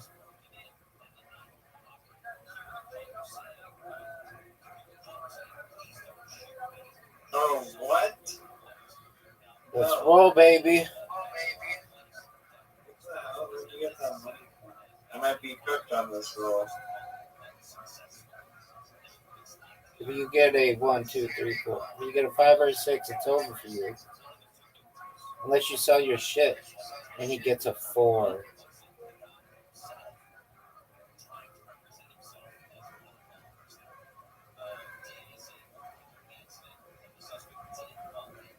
I better get some freaking residuals from this property.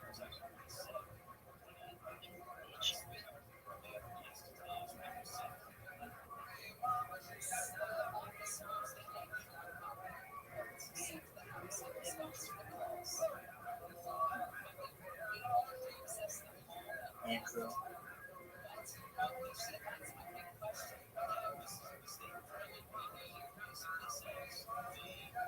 You wanted to play this game, Audrey. You broke this punch. Get a 2, Razor. Or 1. Fuck no.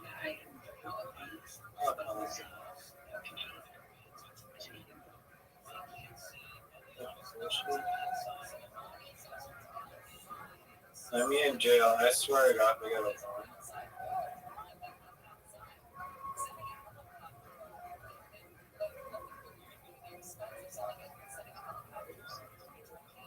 Damn it, I wanted to land in jail. Give me shitty. No, don't give me bacon.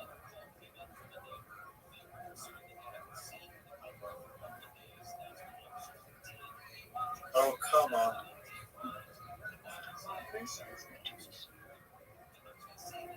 I'm not selling. I'm not selling. I'm not selling.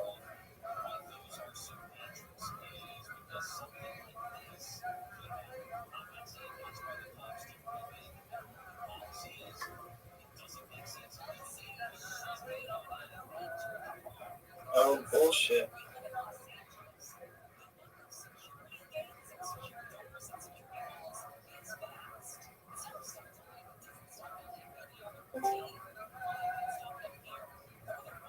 Six.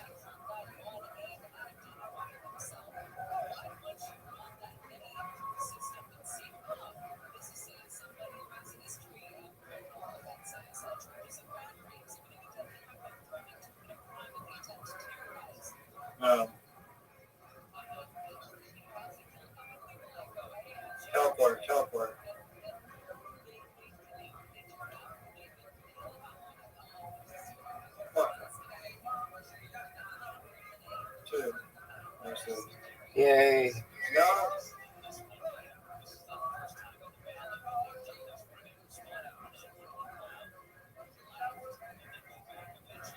fuck.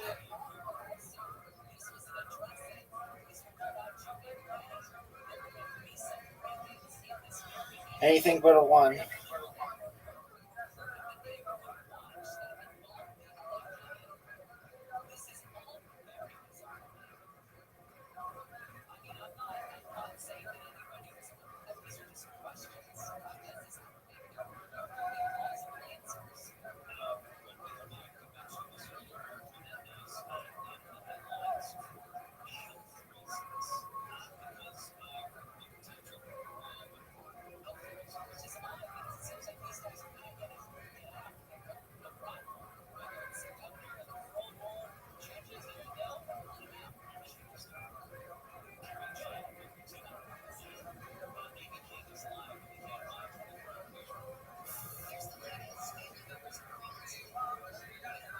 Game over. Oh.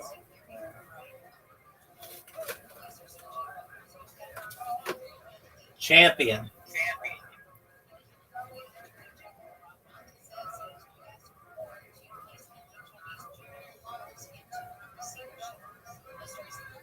Riser, do you want to be interviewed after the game on what went wrong? On the bankroll game? Yeah. Audi lost. That's what Well, supposed to help. she kind of did. I mean, she didn't. She actually made it easier for you. Instead of trading with you, she just sold the property and then allowed you to buy it, and then you really dominated people. The thing that won me that game was Soul. Yeah, no, she screwed me over, traded you that fucking property. So I get it. I would probably have a critical piece of real estate. I'm very proud of the way that I played. Although at the end there, it was like I didn't want to get big rolls because then I was just going to go down that yellow side where you had all the properties, and it was going to cost me a lot of money. Join the basketball. Okay. Audie, do you want to play anything else? All right. Did you send me an invitation? I sure did. All right. I'm distracted right now, though.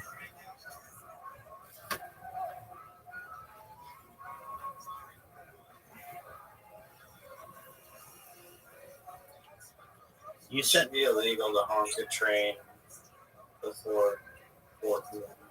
Doug. You sent me an invitation. Yeah, to basketball.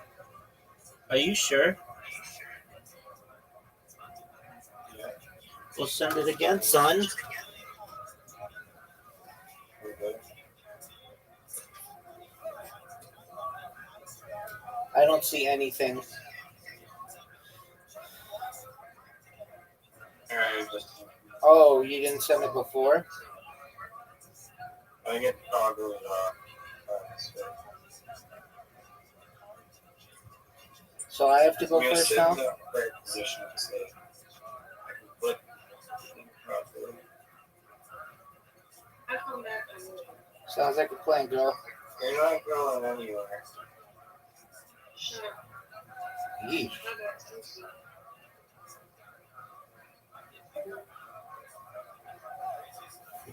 Eight, that's it. 8. Let's see how you do. I'm ready to announce misses. That's a make. That's a make. That's a miss. That's a swish. 2 swishes. That's tied. Oh. Not time. We're playing skee ball after this. I got B. What? We're playing skee ball after this. Yeah, that game sucks.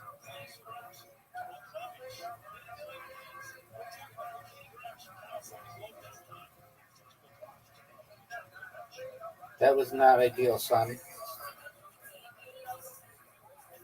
What's your favorite J-Lo song? Go. Love the way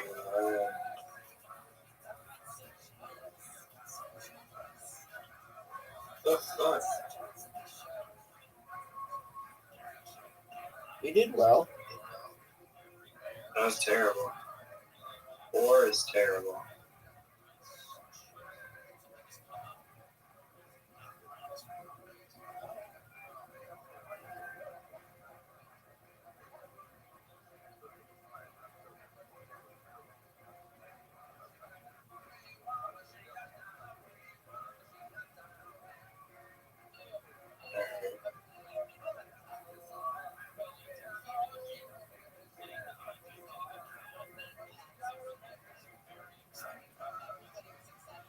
That's 1 make.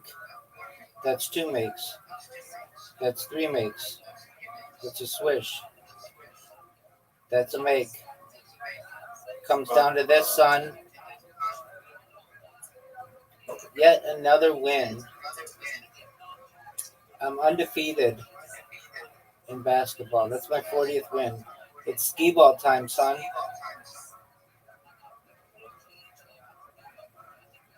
I'm going to send you an invitation to skee ball. We're doing Blanco after. Skee ball. Right now, son. Thank you for playing Monopoly with Audie and myself.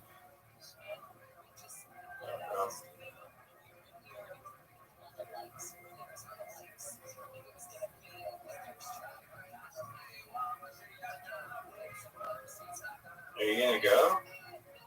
Yeah, it's weird. There's a delay, so I am going, but for some reason, skee ball has a delay. I did not do well. How do you only go for the 100? It's my strategy. You miss all of the 100s? Yep. Terrible strategy. Have you started? Yep. All right, well, it still hasn't got. There we go. There's such a delay on skee ball. I don't understand why. You got a 50. You got a 40. You got a 40. Your score wasn't even trying.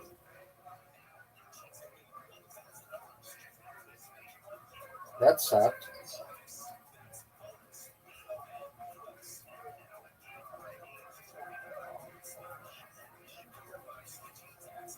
Off to a good start.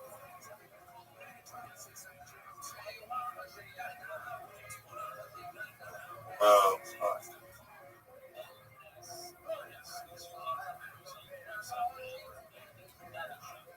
Oh, no. Do you see why I go for hundreds, baby?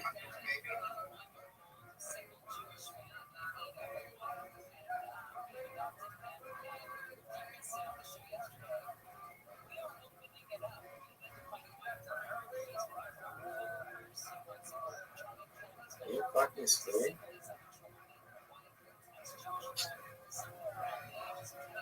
Bullshit.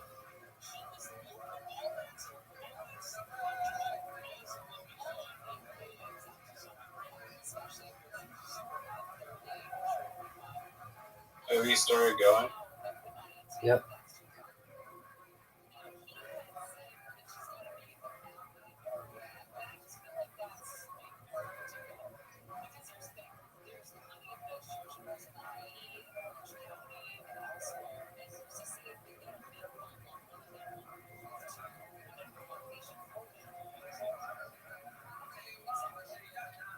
You're done. It's over. I don't know why you even try. Why did you steal my strategy? Why did you steal my? Why did you steal my strategy? Why did you steal my strategy? Did you know Malcolm Jamal Warner died? Why did you steal my strategy?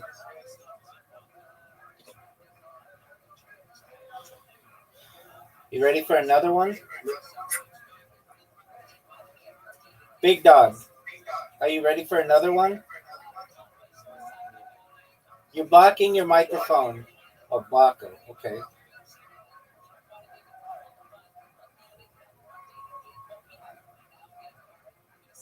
Are you going to go? Or are you just going to jerk yourself off raw?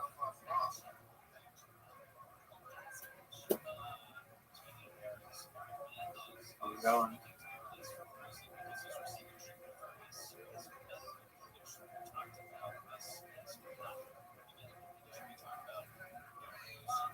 Are you proud of that shot? Yes, sir. Why? World champion.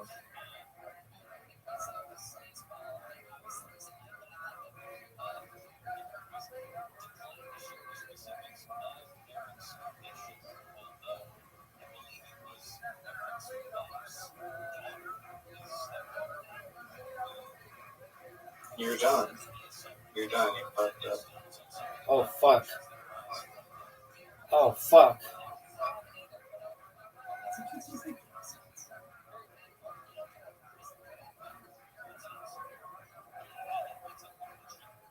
Oh my god. Oh, big miss. Big miss.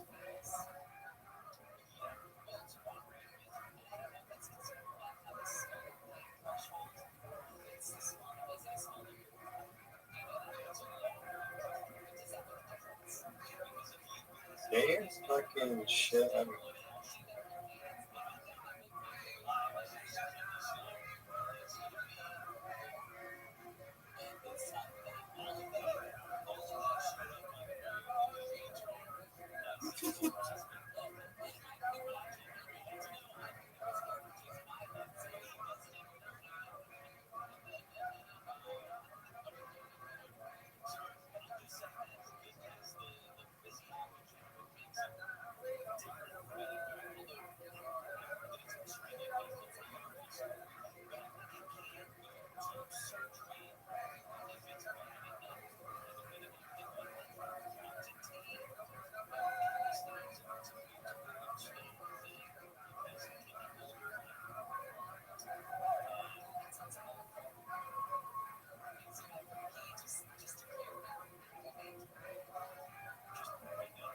Oh, nice.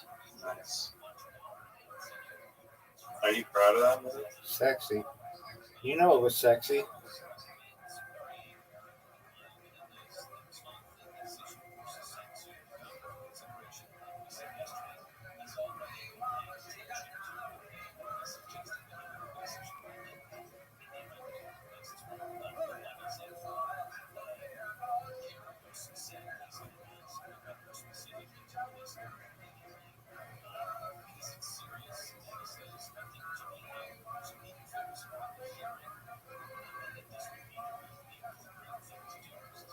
Do you not know shapes?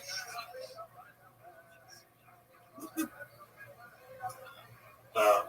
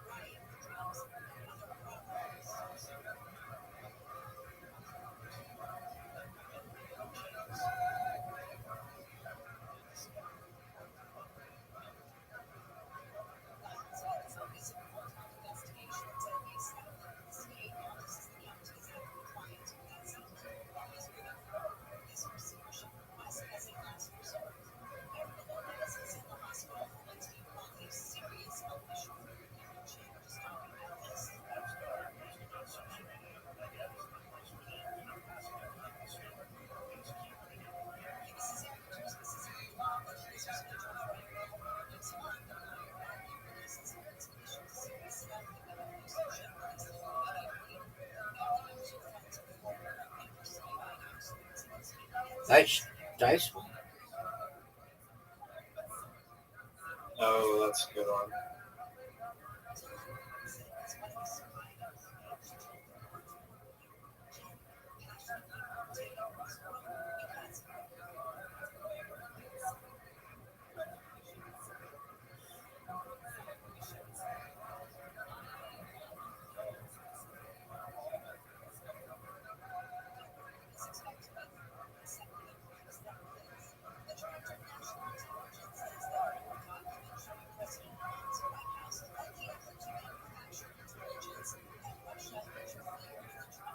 Good one.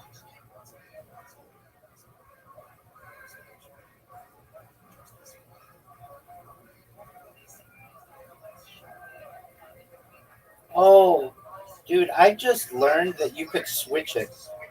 I did not know of one. Oh, fuck. Yeah, you can mirror it. I did not know that. I've been playing this game this whole time not knowing that. Yeah, that was a big. Discovery. You see me rotating like the game. It's a game changer for sure. Yeah. Oh shit! And it doesn't just put it down if you put it over the spot. Man. All right. I guess we'll see how it goes.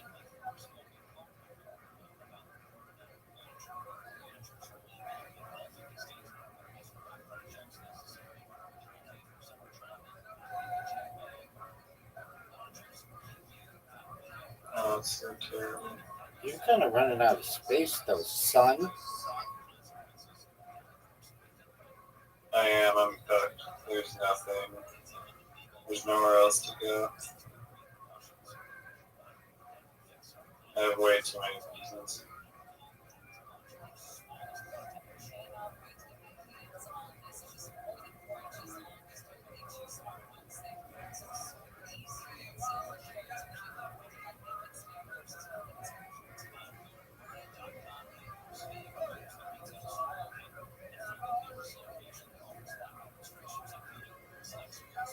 Fuck, dude. You could put it in the corner. I tried. Yo, you ready for this Nuki shot? That's amazing.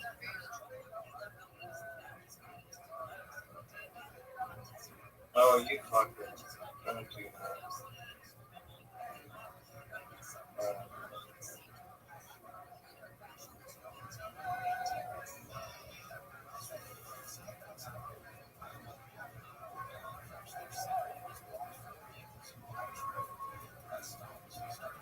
You have a big lead.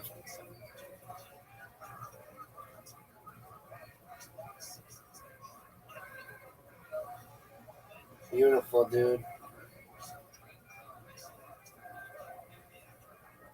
I don't know how I'm gonna survive the armor thing.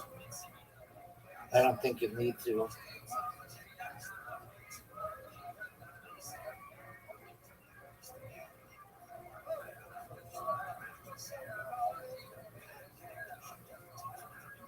This game is over.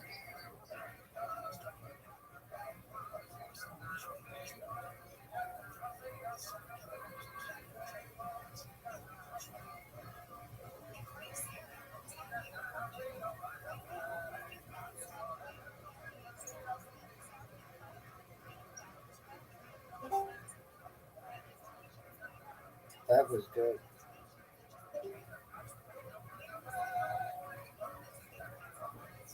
I'm just gonna give up because I didn't know that stuff. Send it again. That now that I know, I feel like I can do better. And this is a good board. This is a good board on which to play.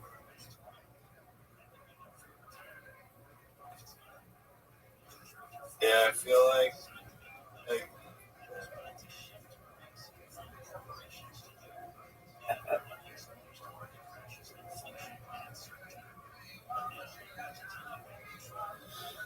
is it my turn? No, are you gonna send it? I can Are you gonna send me a? There you go. I sent it. I know. I see.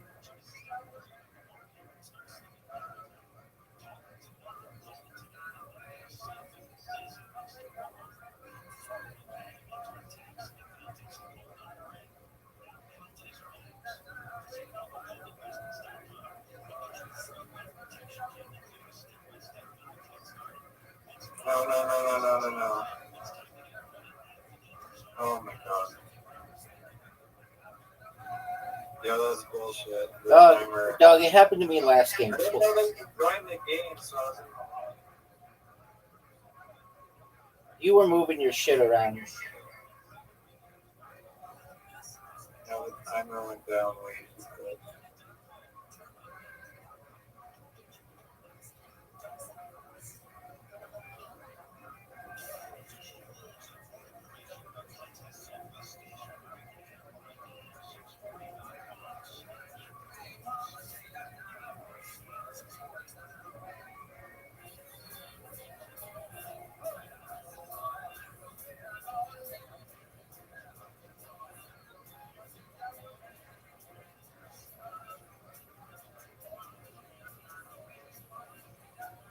That's your big move?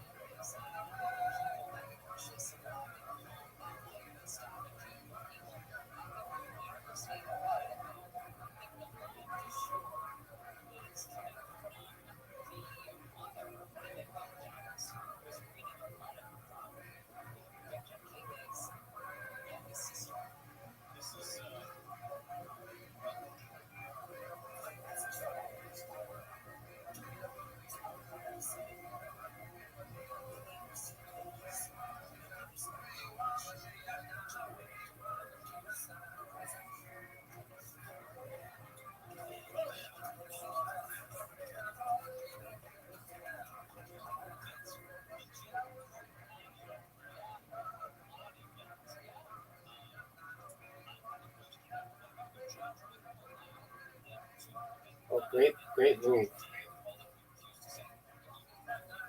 Thanks, Doug.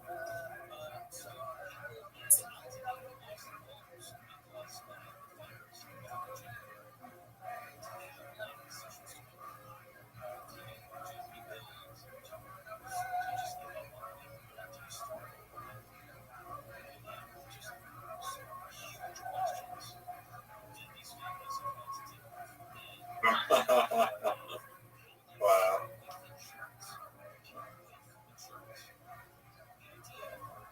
They should give you more of the little, like, the one.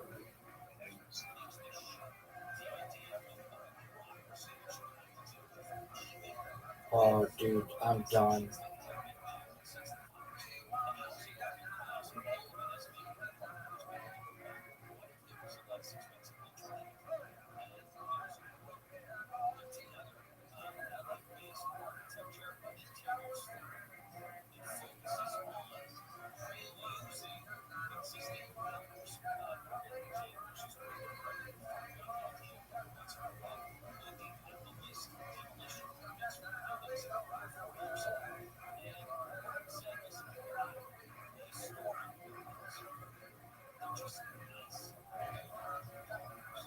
Oh, what? Nice.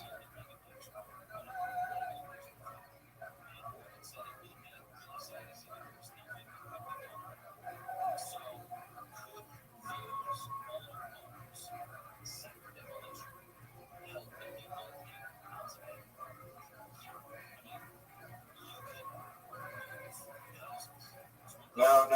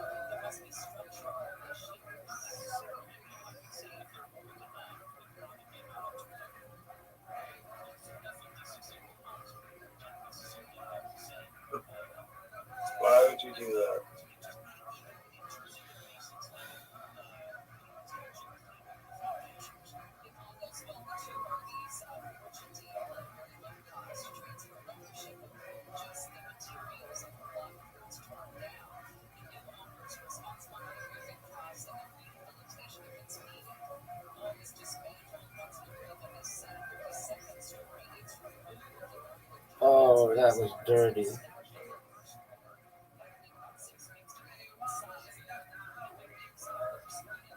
What'd you say? That was dirty.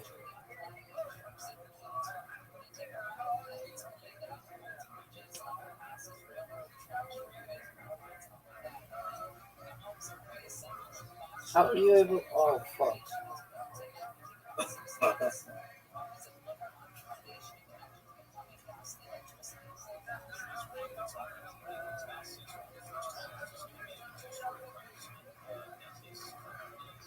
Nice.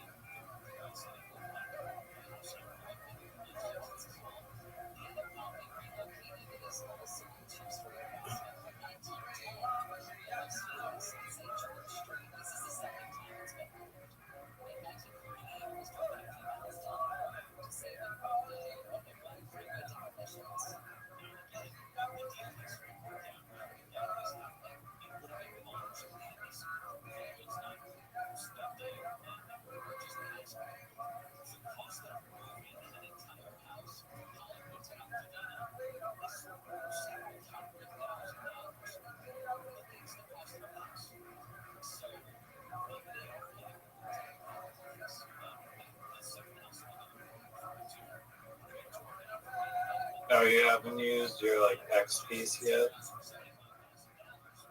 You know, that kind of fucks me. Yeah, I haven't used mine either. There's no room for it.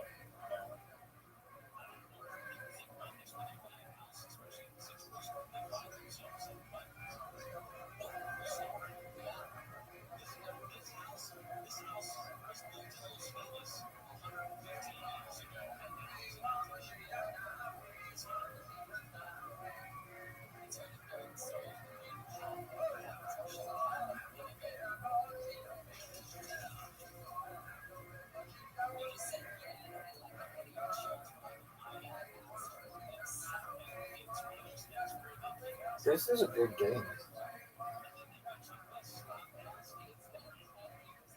Oh, great move. Oh, I don't think I'll be able to do another one. I don't think I can do another one.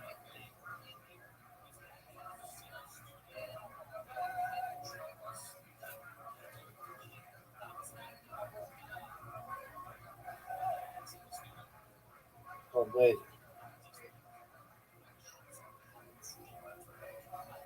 Oh, nice.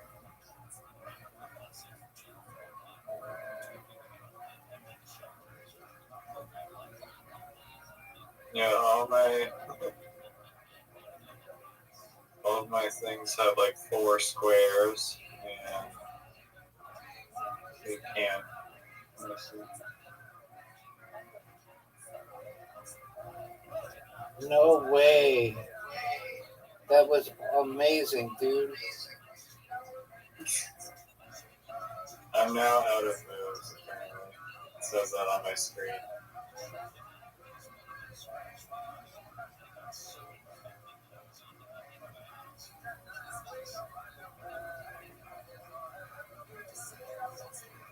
Do you have a little hint light bulb on yours? Oh, yeah.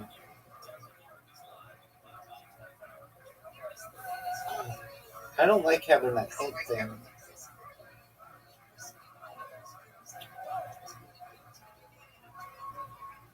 I don't like how each game results in like a win pretty much every time.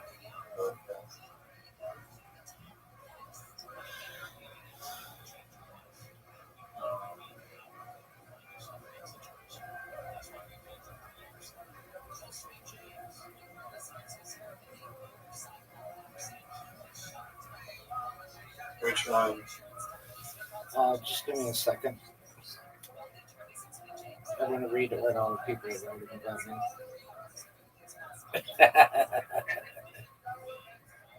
Okay, so this is petty, but I just blocked someone because I don't ever want to see, quote, Rabbi drinks pussy juice like Gatorade, unquote, in my notifications ever again.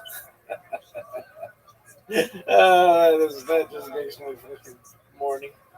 Oh, that is so funny.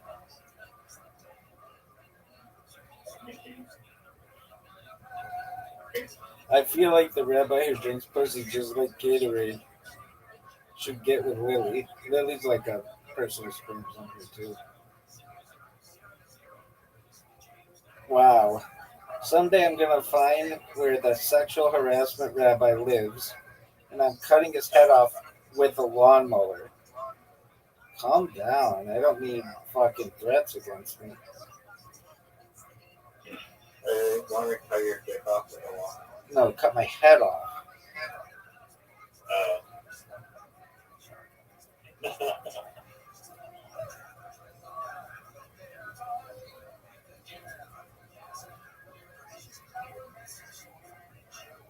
Can you sue that person or not? Perhaps. Technically, that's against the law to say that. It's making threats using an electronic device.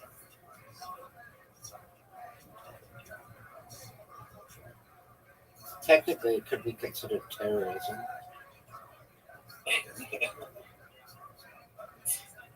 But I'm not a little bitch. Yo, welcome. How you living? How'd you find out about me, Kay? I've been here since June 3rd. Very well. How'd you find out about me? I got friend of a friend. Very cool. What's going on in your neck of the woods, son? Summer's boring. It is what it is. Are you slinging dick like it's going out of style? I wouldn't necessarily say so,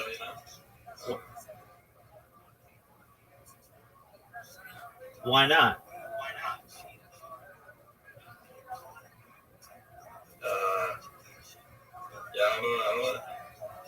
I don't know. So I'm not a player like that. Well, why don't you learn to become one? Easier said than done. You want to learn how to do it? I think we've had this talk before, haven't I? Okay, very well. Well, did you do anything that I told you to do? I mean, I did like a little bit. All right. Very well. Are you on the dating apps? Yeah. Okay. What's on your agenda for today?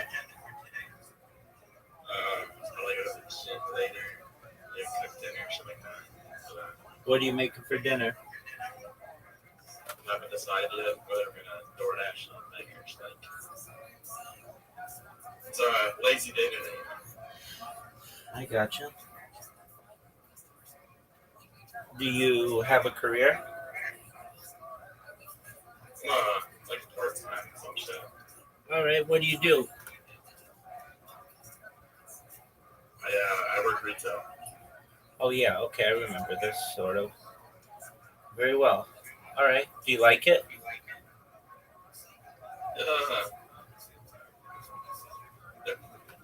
Nobody really likes their job unless it's like a full-time career. People like the pay. They don't like working. Yeah, I get you.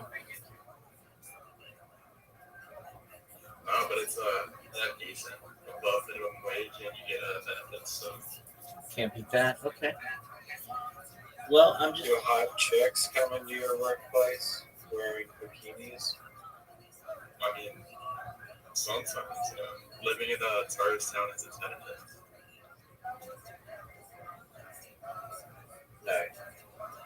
That's tight. Do you hit on all of the customers on behalf of the store?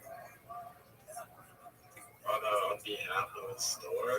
Yeah, you should say on behalf of the store, you should probably give me your fucking phone number and take off your fucking clothes right now.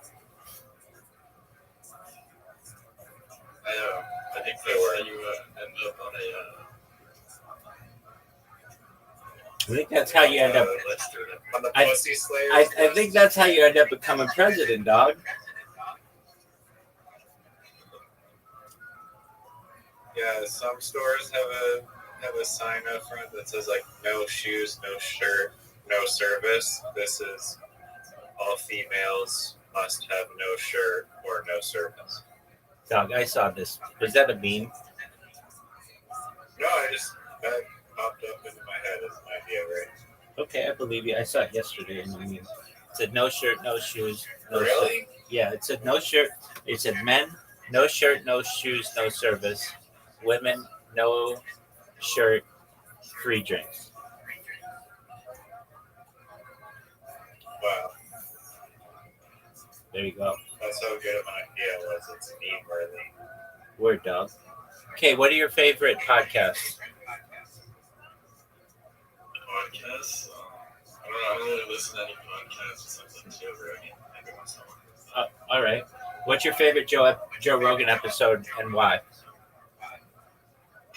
I like I don't know the exact number, but No, you don't have to know the number. I know them all. Just say who it was. it was Shane Gillis. Word, dog. Which one? I think it was like 16. Oh, so the first one he was on? Yeah. I'm kind of a Joe Rogan historian at this point. They'll do documentaries someday, and I'll be like one of his official biographers. All right, so I know that one. That's the one where he's like, yeah, when Lorne Michaels told me I couldn't be on SNL, I was like, all right, fuck it. I'll just be on Joe Rogan. And it took me 2 years to get here. That one? I think it was the one about child abduction where they had like that.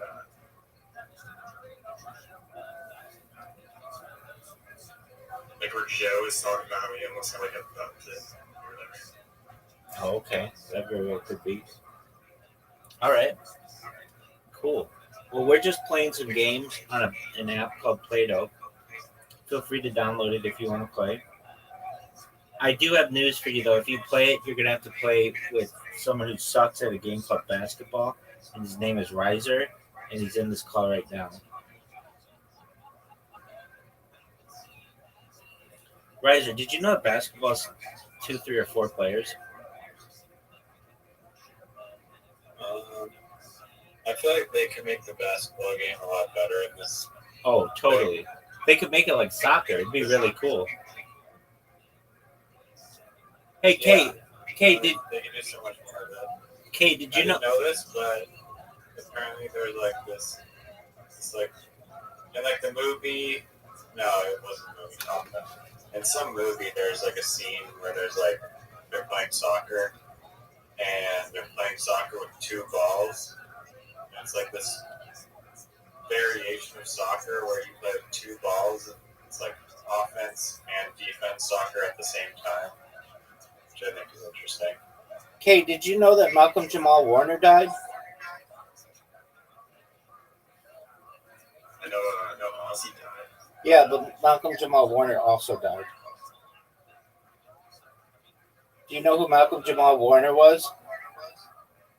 No, not necessarily. He played Theo on The Cosby Show. Do you know what The Cosby Show is? Hold on, I'm looking him up real quick. Platform for dating vehicles. I recognize the face. Riser, do you know what Bill Cosby's profession was on The Cosby Show? Anesthesiologist. He was a gynecologist. Oh, nice. Technically an OBGYN, obstetrician gynecologist. Was it funny? Oh, The Cosby Show, one of the best shows of all time. It's amazing.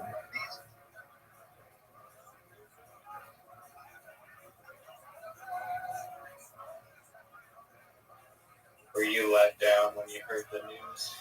You know, it's interesting. I've talked publicly on this before, and when I was a little kid, I used to watch this show a lot, and I said to my parents, like, wow, Bill Cosby's like the greatest person ever. Like, I love my dad, but Bill Cosby was like a TV dad who like everybody loved. And I was like, man, he's like the best. And my parents were like, well, he's not as good as you think he is, because they had read his book.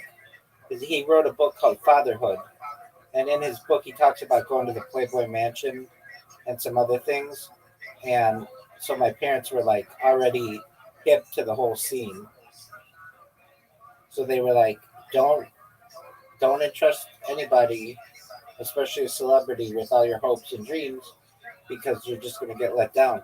And they told me that when I was a little kid, and it turned out like 25 years later, he turned out to be like a serial rapist or whatever.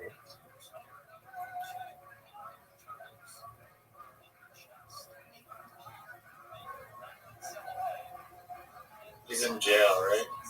No, he's out. What? He's out. He got out because of like medical stuff. So he's not in jail. No, you can look it up. He's just in a hospital somewhere? No, he's at home.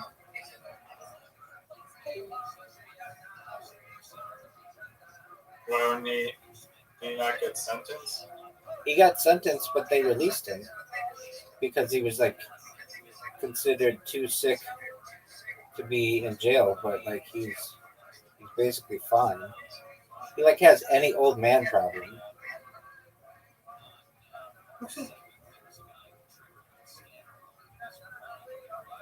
So he's just walking around. Free as a bird, dog.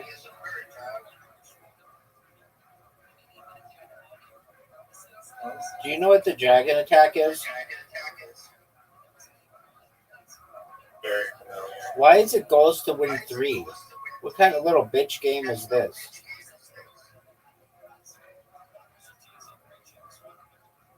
You don't think you can win? I'm just going to win faster. Do you know what the dragon attack is, dog?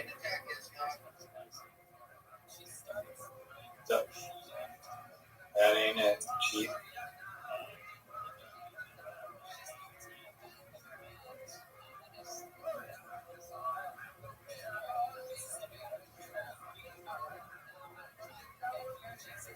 I think it's an advantage to start in the defensive position, honestly. So you're saying that for the majority of this time, I've been playing in a disadvantaged way? I did not say that. Well, I mean, that's what you're inferring.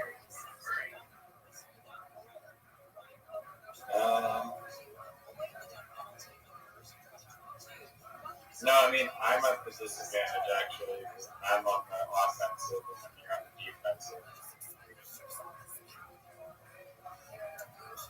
So, I'm the one at the disadvantage. No, in this game, yes, but usually when we play, you're saying that I'm at the disadvantage, right?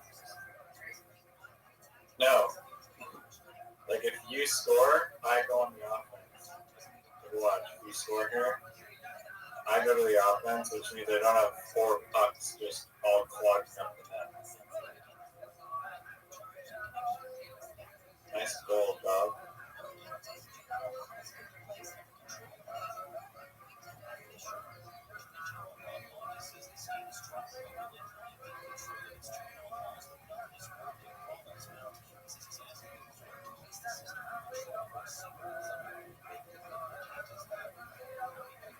Oh.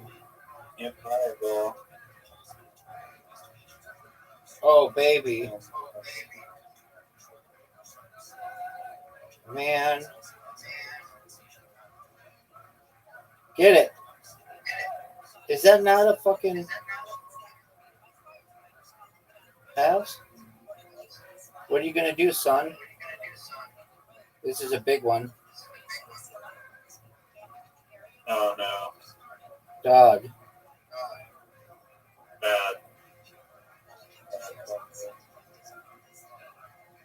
That's not good. I'm gonna bounce it off. Oh no. What are you gonna do, son? Going for it. Slow, slow, slow, Get slow. there. Get there. Get there. That was a good risk. Okay, see, now I have a good starting point. Oh yeah, the You defense don't is even go for the ball. defense is definitely better. Are you gonna go? I'm gonna score, dog. Look at this move. Oh, you're done. Fuck it. I don't think so. I do think I could score from here.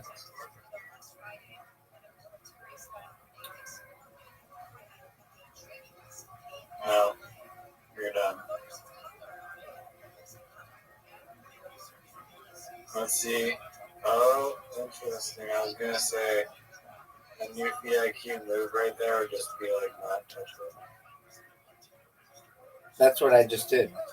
Because I have a new Fiat IQ. Now you ready for this? Move your fucking shit, dog. Are you ready for this? Oh, bullshit. Do you know what the dragon attack is, son? Bullshit.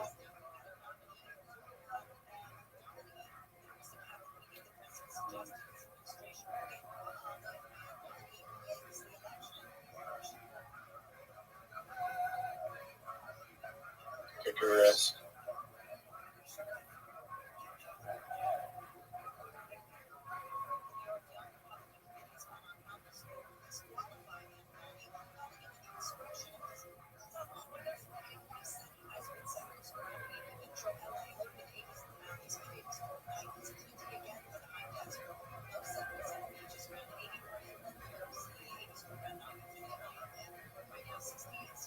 I've got that guy out there on the wing. Oh, fuck.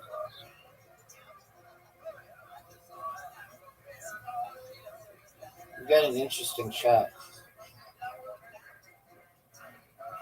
Dog.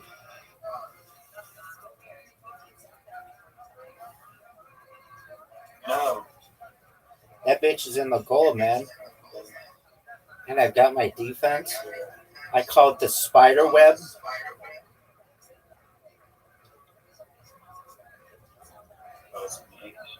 Are you going to go? Or are you going to just, J-Y-O-R? J-O-R. Are you going to J-O-R? Sure. Yourself off the store, you mean? No. Yourself is one word. No, it's not. Yourself is one word, dude. Oh, bullshit. They fucking... Dog. Yourself is one word. Oh, bullshit. It's game over. Now I have to teach you English. Oh, that's fucking bullshit. Yourself is one word. Yeah, no, I got it. Yourself is one word. It is defined as the one identical to you, used reflexively as the direct or indirect object of a verb or as the object of a preposition, used for emphasis. So Yeah, okay. you just J-Ord. Sure. You want to play me again? I don't want that fucking invitation. I just beat you. Accept. I just beat you. What more do you want?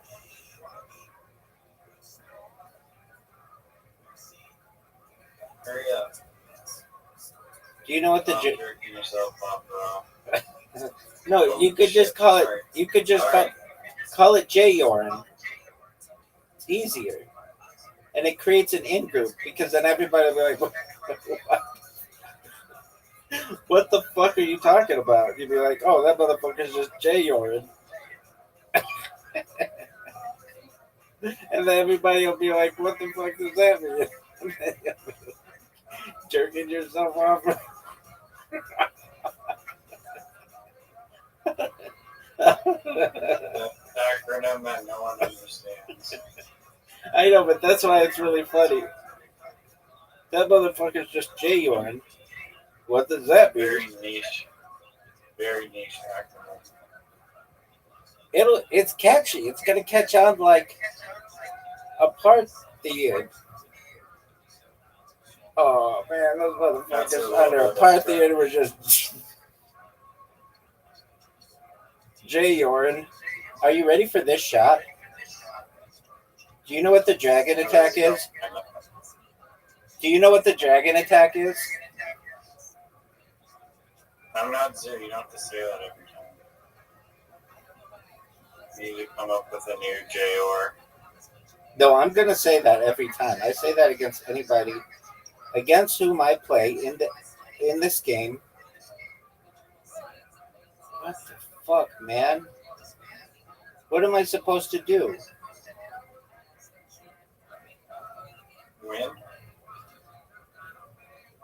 Not jerk yourself off, bro. What are you gonna do, pimp? Oh, what?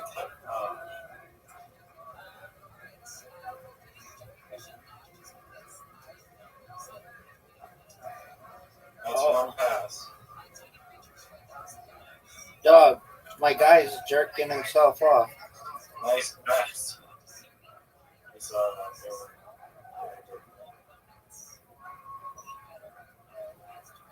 Oh, retreating. Wow.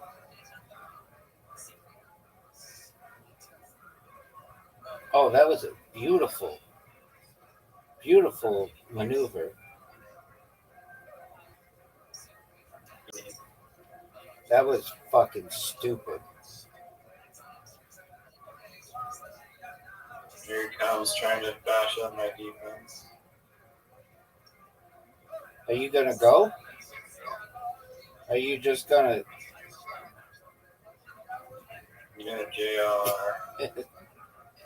J-Yorn. It's called J-Yorn.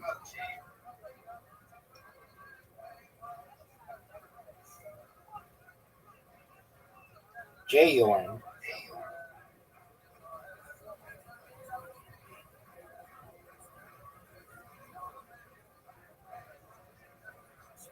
Look at this pass. No way. Dog.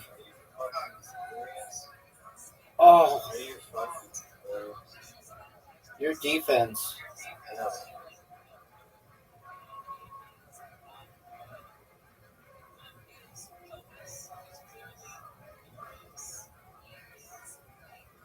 Oh no. Fuck off.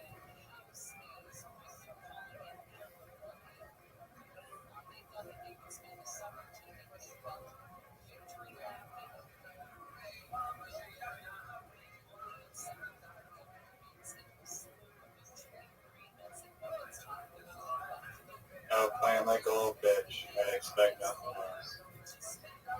I've got my guys like all in your shit. Thanks.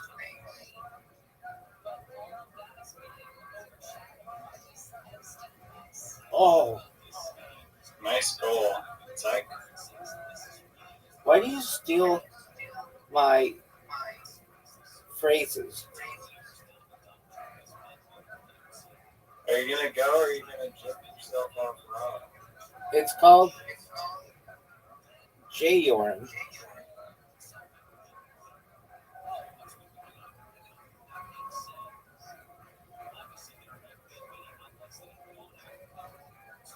Look at this shot.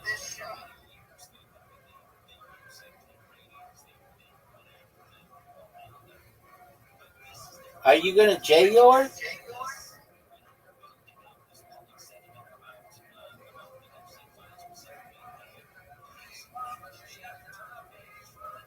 Are you just J-Yorin? Oh, what a pass. What a pass. Get out of here. Are you just J-Yorin? Yeah, I am. JR and right into the back of your goal. Oh, that is fucking funny as shit. That's a pass.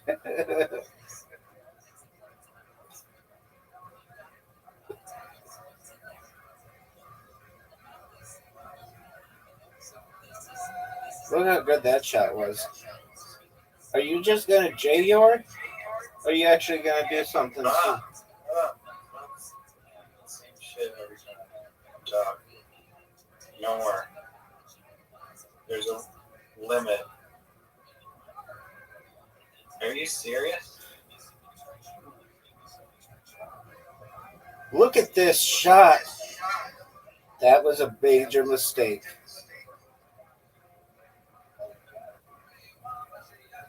Oh, you're done. Oh. Don't do it. This game is actually pretty hard. It takes a lot of skill. I think it's easy as fuck. So you're saying I have to come up with new phrases? Yeah. Are you kidding me?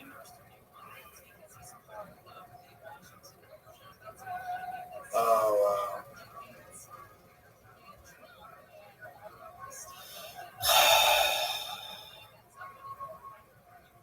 It moved your guy out of the net. I know. Because it cheated.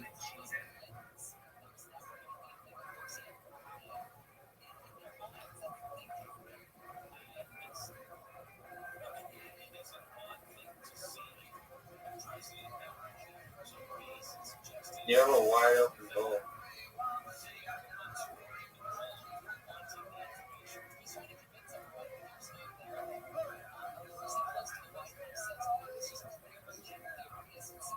Big mistake.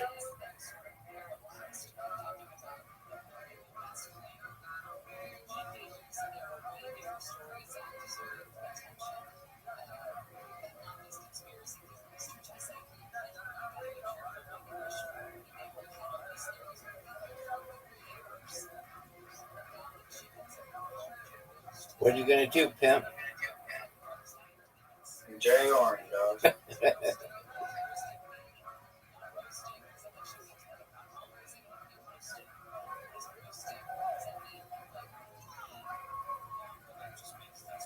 The fuck?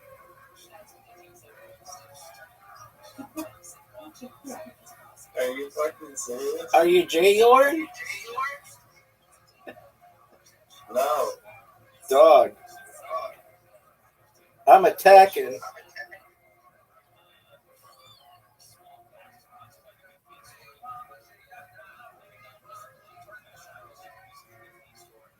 What are you gonna do?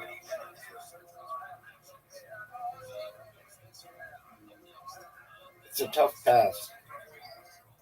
Take a shot on goal. JR. Get that pass. No way. How didn't that count as a pass? Because it didn't. Oh, because it touched my thing first. That's bullshit. You know it.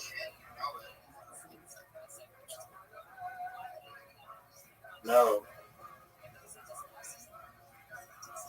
No. Don't fuck this up. Do you know what the dragon attack is? You gotta let me say that one when I'm gonna score. It's my signature.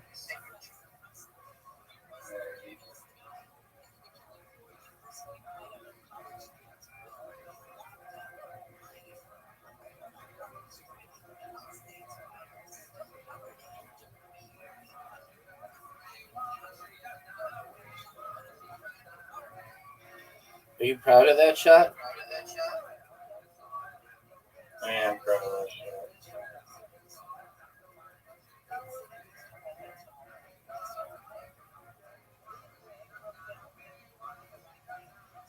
Thanks, big dog. You're welcome. Now what are you gonna do? Take a shot on goal, baby. Sod this shit. Remember when you sogged that shit? Playing like a little bitch? Okay. Do you remember when you sogged that shit? What are you saying? Shot Mr. on goal. Sog. Speak English. Do you remember Speak when English. do you remember when oh, are you serious? That was a beautiful pass.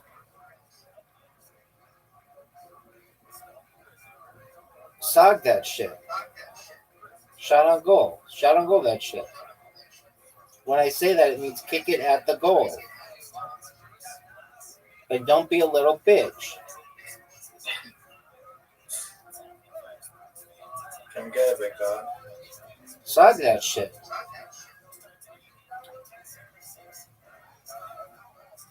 Oh, you're done.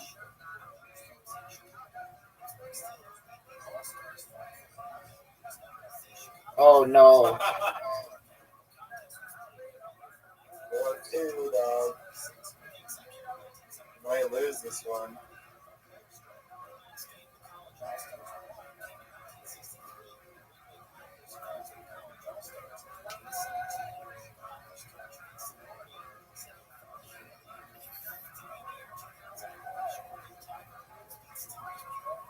No.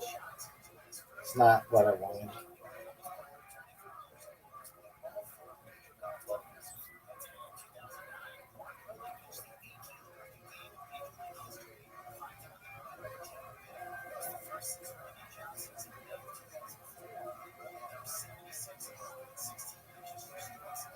Look at this. No.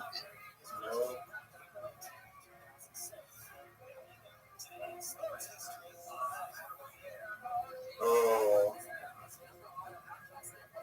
No.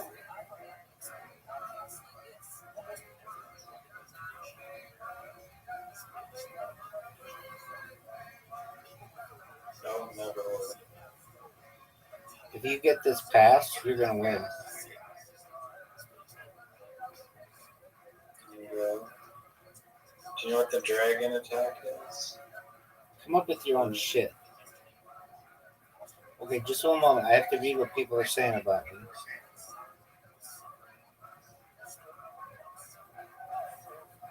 I'll decapitate you with fucking garden tools. What the fuck is this Rabbi bot? Damn, it's gross. Who is this? We still haven't done shit about it after this long.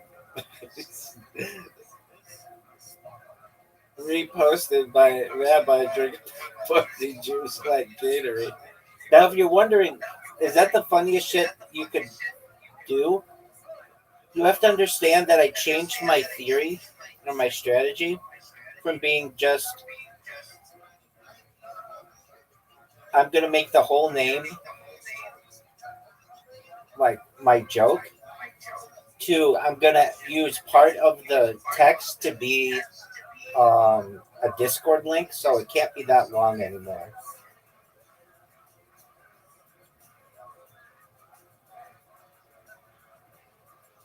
I have to say, sometimes, now this is not, I have bad vision,